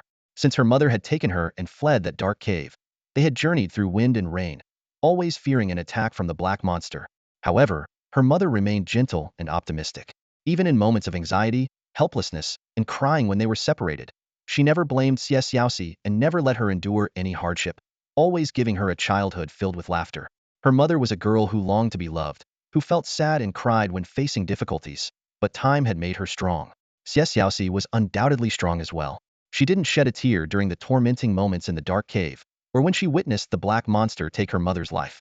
However, she was also vulnerable. A single hug, a gentle touch, a familiar phrase could shatter her strength, leaving her in tears and heart-wrenching pain. She once thought she had suppressed or even numbed her emotions completely, but they all surged out at this moment. The loss of a loved one is not a sudden storm but a lingering dampness that permeates the rest of life. Every time she recalls them, waves of sorrow surge in her heart, piercing through every memory. Xiaoxi, how have you been? Have you been good? The gentle voice whispered in Xiaoxi's ear. Mother, I've been well. A big brother saved me. He can be a bit stern, but he's very kind. Xiaoxi described her current life, with a soft bed, hot meals, and a gentle big sister, though she always lives in the sky. Mother, I'm very happy now. I wish you could know. Xiaoxi trembled, hugging her mother tightly, fearing she would vanish in the next moment. Xiaoxi, listen to your mother. Eat well, sleep well, and grow up healthy. The gentle hand caressed Xiaoxi's hair, a touch both familiar and enchanting. I will listen. I will eat well and sleep well. I will live so well, beyond compare, Xiaoxi said, tears streaming down, and her mother hugged her even tighter. In the boundless sea of purple flowers, the mother and daughter hugged tightly, as if nothing in the world could separate them. After a long embrace, Xiaoxi felt her mother loosening her hold and taking a few steps back. Xiaoxi, you must live well. There's a long road ahead. In an instant, her mother had already moved several steps away. Xiaoxi hurriedly chased a few steps, but then suddenly stopped, turning to look towards the snowy mountain. The sun was setting. The mother and daughter gazed at each other across the purple flower sea, knowing they would lose this last bit of sunset. Xiaoxi, mother has to go now. Be good and listen. Unable to contain herself, Xiaoxi took a few steps forward, tears streaming down her face. Her inner voice grew softer as she called out, Mother, can you sometimes visit me in my dreams? I miss you so much. I miss you so much. Her mother smiled gently but said nothing. She turned and walked towards the depths of the flower field. Xiaoxi wiped her tears forcefully, watching as her mother's figure gradually disappeared into the sea of flowers. Though brief, this story is indescribably poignant, like two flowers blooming destined to be apart. Chang'an Zhao was fully engrossed in his work in the lab when he suddenly heard the noisy voice of Xiaoxi Xie. With a smug look on her face, Xiaoxi boasted about just eating a sugar pill, one of which had fallen to the ground making a crisp sound. She mischievously asked Chang'an to guess what kind of pill it was, eventually revealing it to be a very loud pill. Unfazed, Chang'an asked her if she had finished memorizing her 100 new words for the day and sternly warned her to study seriously, or she would face serious consequences. Xiaoxi pouted dismissively and playfully teased him, asking whether he preferred strawberry juice, apple juice, or her, the little rascal juice. Bemused, Chang'an inquired where she had picked up such a phrase, to which Xiaoxi cheekily replied that she learned it on a cultivation forum. Chang'an couldn't help but laugh as he watched her dash out of the room, feeling a slight joy in his heart. Reflecting on the bizarre developments in the cultivation forum, he mused that the future was indeed unpredictable. Wang Shu, who had been listening nearby, offered to take Xiaoxi out for a walk but quickly changed the subject, asking Chang'an if he had fully grasped the structure of quantum information. Rising to his feet, Chang'an casually remarked that it was no big deal and led Wang Shu into the lab. There, a massive energy body was sealed within a transparent isolation chamber.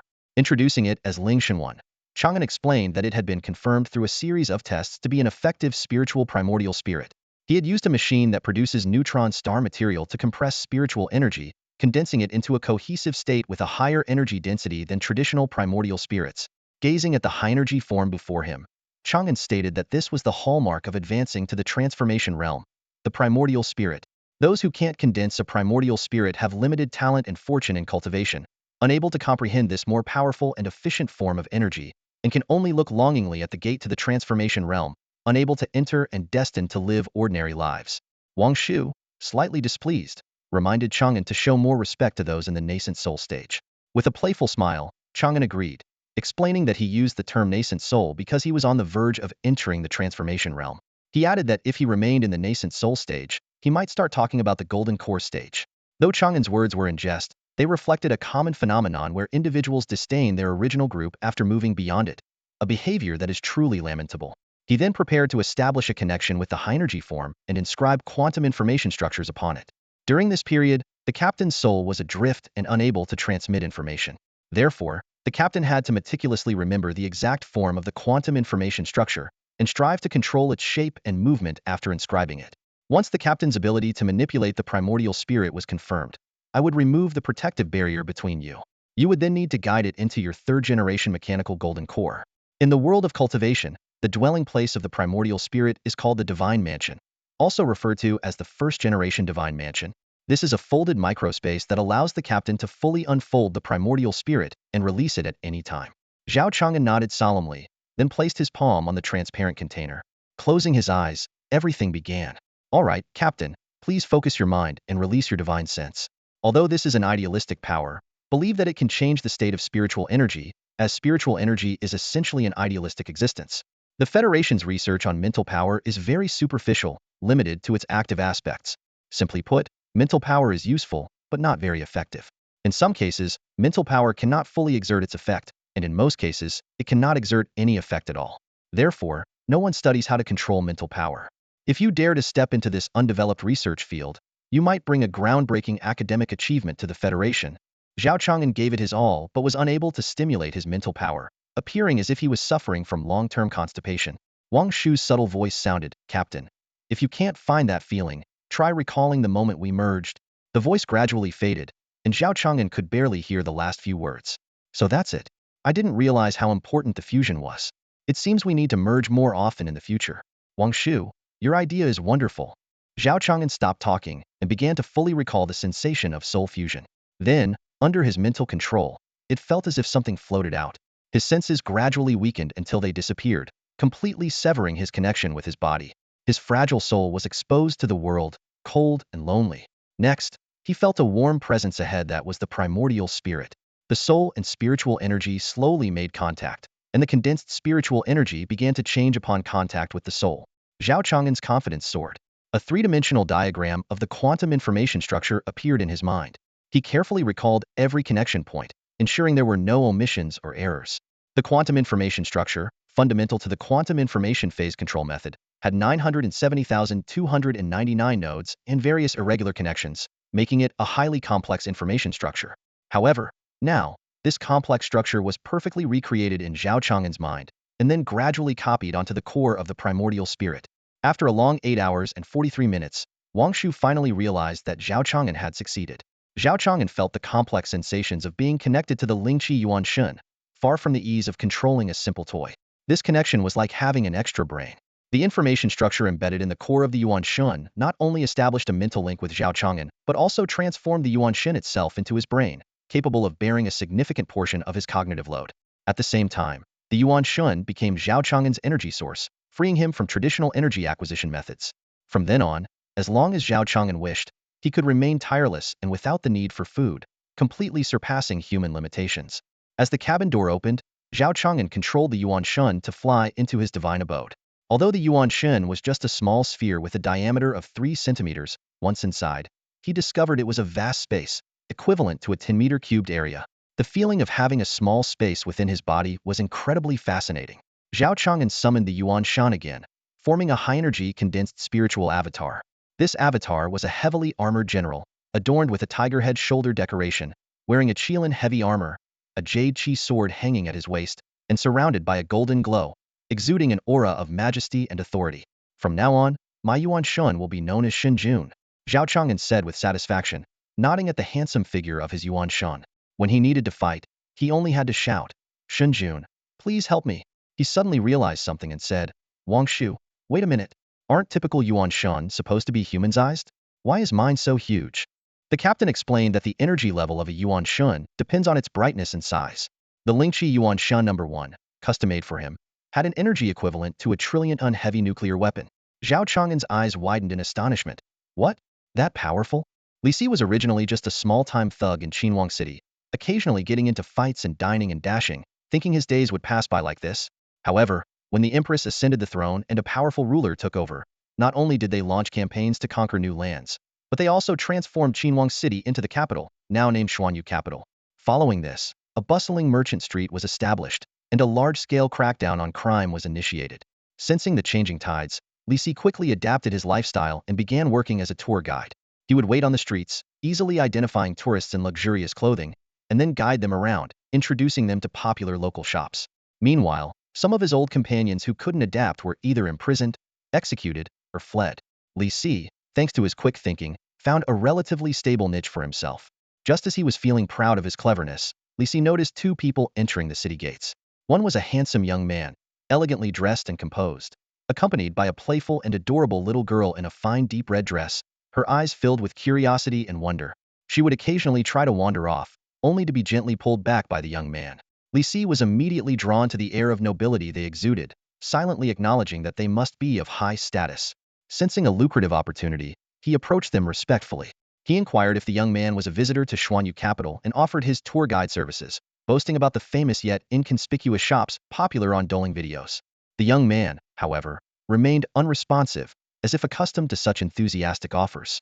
Li Si was taken aback by this indifference. His well-honed pitch usually impressed anyone. Surprisingly, it was the little girl who excitedly asked, "Do you know the cat hat shop? Can you take me there?"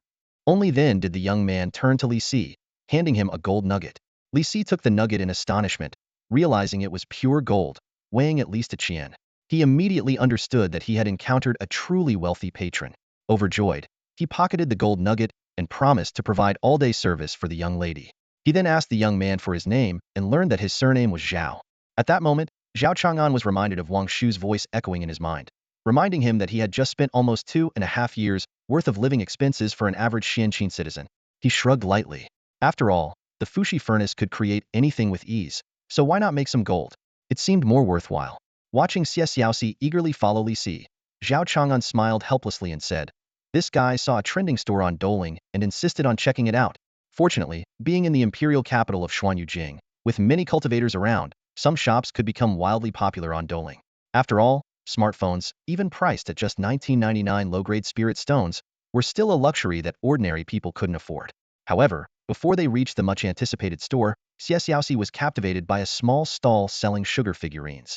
The stall displayed rows of lifelike sugar figures, featuring dragons, tigers, oxen, snakes, dogs, and other animals from the Chinese zodiac. The stall owner, a middle-aged man, immediately began to solicit business when he saw customers approaching. "Miss, would you like a finely crafted sugar figurine?" Zhao Chang'an glanced at the zodiac figures and noticed an unfamiliar face. "Is this a duck?" he asked. "Indeed, sir," the stall owner replied. "This is ranked first in the zodiac list, so it's placed on the far left, partially hidden by the other figures." Zhao Chang'an blinked. "Shouldn't it be a rat? In the Federation, the rat is first on the list." The stall owner widened his eyes. "You must be joking, sir. Rats are ugly and sneaky. How could they be the first in the zodiac?" He picked up the duck figurine and showed it to them. "Besides, sir, this one clearly has a long beak, not teeth. A rat has teeth, while a duck does not." Zhao Chang'an nodded. "It is indeed a duck. Perhaps times have changed, and the rat has been replaced by the duck. It's not surprising." He then turned to Xiaoxi. "Which one do you want?" Xiaoxi hesitated. "I want them all. Aren't you afraid of cavities?" Before she could finish, Zhao Chang'an joked, causing Xiaoxi to cover her head as he playfully tapped it. The young girl pouted, covering her head. The Nuwa gene pod could detect a person's age down to within 10 seconds. With this data, Zhao Chang'an easily calculated Xiaoxi's birth year and month. "You're a dragon, so let's get you a dragon figurine. If you haven't had enough, we can ask the owner to make a rainbow too." The stall owner got busy immediately, and soon, a lively sugar dragon appeared in Xiaoxi's hand. She took a bite, producing a crisp sound, and her eyes squinted with joy as she smiled. The three continued walking, unaware that a few suspicious individuals had started following them. "Big brother, did you see that kid in red? Not only does she seem well off, but she also looks quite delicate." "Yeah, I saw her. She's with a frail scholar, and that cowardly C." Back during the big cleanup in Xuanyujing, he managed to bribe an official and turned himself into a law-abiding citizen. "Quite impressive. What should we do, big brother? Let's come up with a plan to mess with them and extort some money from that kid. All that wealth could be ours." "Yes, big brother. We're leaving soon anyway. Let's grab her. Whether we extort money or not, her clothes alone could keep us going for days. Originally, Brother Go was the most notorious gangster on this street. He failed to see the changing tides and remained arrogant even before the major crackdown. Eventually, the entire Go gang was eradicated. Relying on his minimal cultivation skills, he managed to break through the encirclement with a few trusted followers and hid in a corner of Xianyujing, engaging in a series of shady activities. His sinister gaze fixed on a cheerful girl in a red dress in the distance, and he finally decided to take a gamble. After running the Go gang for so long and enjoying the good life, everything had now turned to dust. Rather than fleeing to live a miserable life, he preferred to risk it all. Brothers, get ready for action. Zhao Chang'an, who was following closely behind Xiao, suddenly paused but quickly resumed his stride. Captain, the high-altitude radar has detected several mortals tailing us. One at the mid-stage of Foundation establishment and 4 at the early stage. Do you need me to take care of them discreetly? Those brats still haven't learned their lesson? Didn't we clean them out last time? Only Foundation establishment lackeys left? Zhao Chang'an's voice dripped with schadenfreude. He decided to observe for a bit. If these were indeed sent by the brats, he was confident he could make them regret it for the next 2.5 years. With that, Zhao Chang'an continued to quietly follow behind Xiaoxi. The trio visited a few shops and arrived at a crossroads. Li Si was enthusiastically introducing the unique features of various stores in Xianyujing to Xiaoxi when they suddenly heard exclamations from the crowd ahead. A runaway carriage was barreling straight towards them. At the same time, a commotion erupted from the left side of the street as a figure wielding a sharp blade charged through the crowd, heading directly for Xiaoxi. Li Si recognized the attacker immediately. It was his old boss, Brother Go. He couldn't believe Brother Go was still alive, and now targeting Xiaoxi.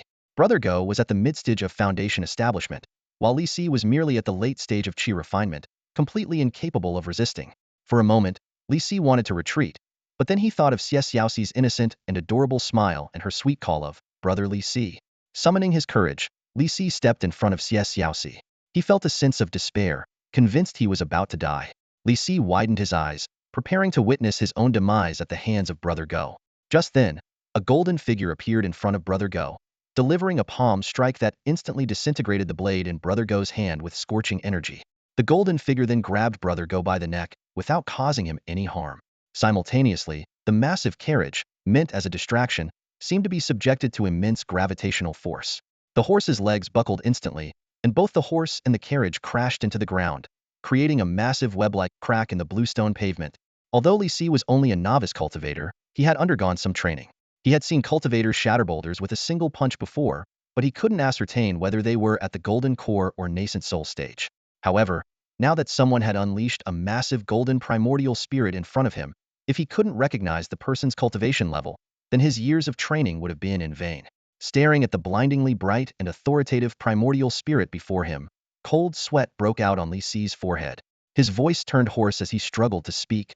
Oh my, a nascent soul. Li Si turned his head in confusion and looked at the carriage. The passengers inside were unconscious, and through the shattered carriage, he vaguely saw a contorted face, clearly lifeless from being crushed. Staring at the face, Li Si quickly recognized it as Go Ji's trusted aide. Huashan stage. These words echoed like a thunderclap in Li Si's mind. His judgment was correct. This young Master Zhao was not only of noble status, but also far beyond ordinary. A Jindan stage cultivator could safeguard a city. A Yuanying stage expert could protect a clan or even a nation, but a Huashan stage cultivator could influence the life and death of medium-sized sects, lead a major sect, or even serve as an elder in top-tier sects. Stay close, Zhao Chang'an said, pulling Xiaoxi tightly to his side. With a mere thought, he imprisoned the mid-foundation stage cultivator. Gogu, never having seen such a scene, was terrified, being controlled by Zhao's divine sense. Tell me, who sent you? Zhao Chang'an demanded. No one, sir. I just wanted to make some pocket money, the captive stammered. Zhao Chang'an glanced at him and quickly understood that this person was ambitionless and weak-willed. Someone even juniors would look down upon, making it difficult for him to connect with higher-ups. At that moment, a Yuanying stage cultivator flew in from the direction of the Xianqin Palace, stopping in front of Zhao Chang'an. In the capital city of Xuanyu, such a commotion was bound to attract a Yuanying cultivator to investigate. The newcomer was a stunningly beautiful female cultivator, quickly recognized by many, including Li Si. Of course, Li Si had only caught a glimpse of her during the Empress's tour. She was the Emperor's personal guard, Yuanying Venerable Yunshi. Yunshi bowed slightly and said, Yunshi greets the national advisor.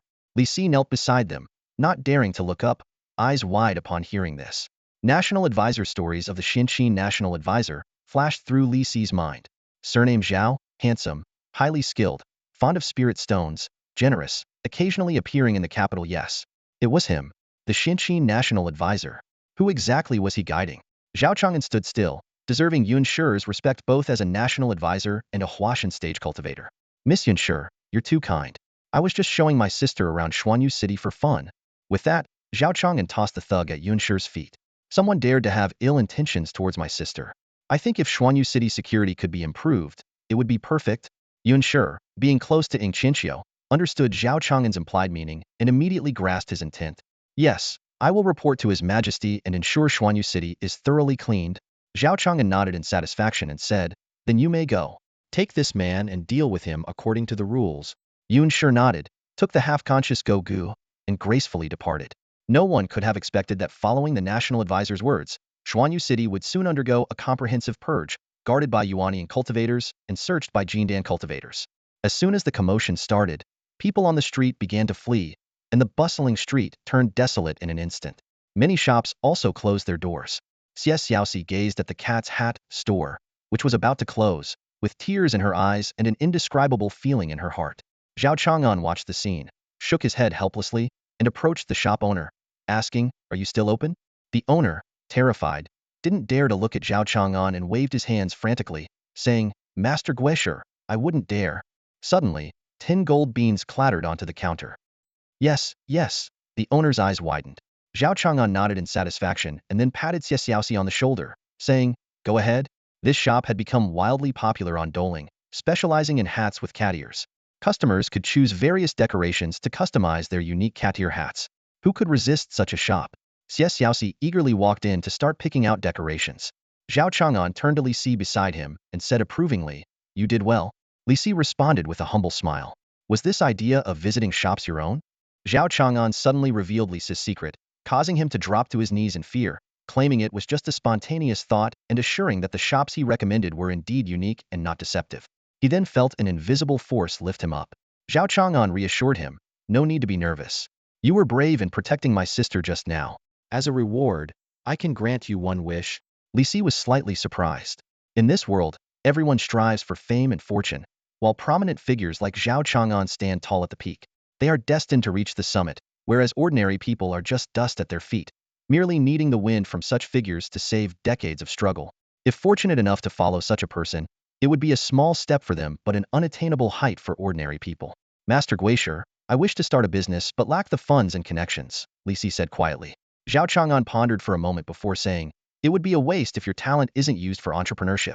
Once my sister is done, I'll take you to the Dianxing Commerce Guild. Hearing the name, Dianxing Commerce Guild, Li Si looked up in awe. In Xuanyujing, the Dianxing Commerce Guild was renowned, not only as a top-tier guild, but also as the exclusive distributor of mobile phones and Glock self-defense weapons. Working at such a guild was a dream come true for Li Si. Thank you, master, he exclaimed. Meanwhile, Xiaoxi, busy making a hat, suddenly came out holding a sugar figurine. Looking innocent as she said, Zhao Chang'an, the dragon is gone. The little girl had played with the sugar figurine for so long that it had completely melted, leaving only a sticky mess with no trace of the dragon. Zhao Chang'an mercilessly mocked. Weren't you just saying you wanted to eat the whole thing? He paused, looking somewhat puzzled. Only the candy was left. The dragon part had disappeared. The dragon part? Suddenly, an idea struck Wang Shu. She began to suspect that the lack of progress in their Dragon Vein project might be due to the missing dragon element. Wang Shu had an epiphany. This was the root of the problem. Captain, you've uncovered a significant oversight, Wang Shu remarked, her tone filled with admiration. We owe this to Xiaoxi, Zhao Chang'an said humbly, a rare display of modesty. He then gently patted Xiaoxi on the head, took the candy figure from her hand, and carefully wiped off the sticky residue before focusing on making a hat. Xiaoxi finally ran into the shop, brimming with excitement. After a while, she came out joyfully holding 9 hats. Zhao Chang'an, look. Xiaoxi exclaimed as she counted the hats. The red one is mine. The pink one is for Sister Wang Shu. The green one is yours. Ha ha ha. Zhao Chang'an couldn't help but smile. The black one is for Sister Qianqiu. The white one is for Sister Qingxue. The blue one is for Sister Xiaoshuang. The gold one is for Brother Lu. The orange one is for Sister Shiro. And the purple one is for Mom. Zhao Chang'an gently patted Xiaoxi's head, then put on the green cat hat and handed the other hats to Li Si to hold. Did you have fun? He asked. I had a great time, she replied.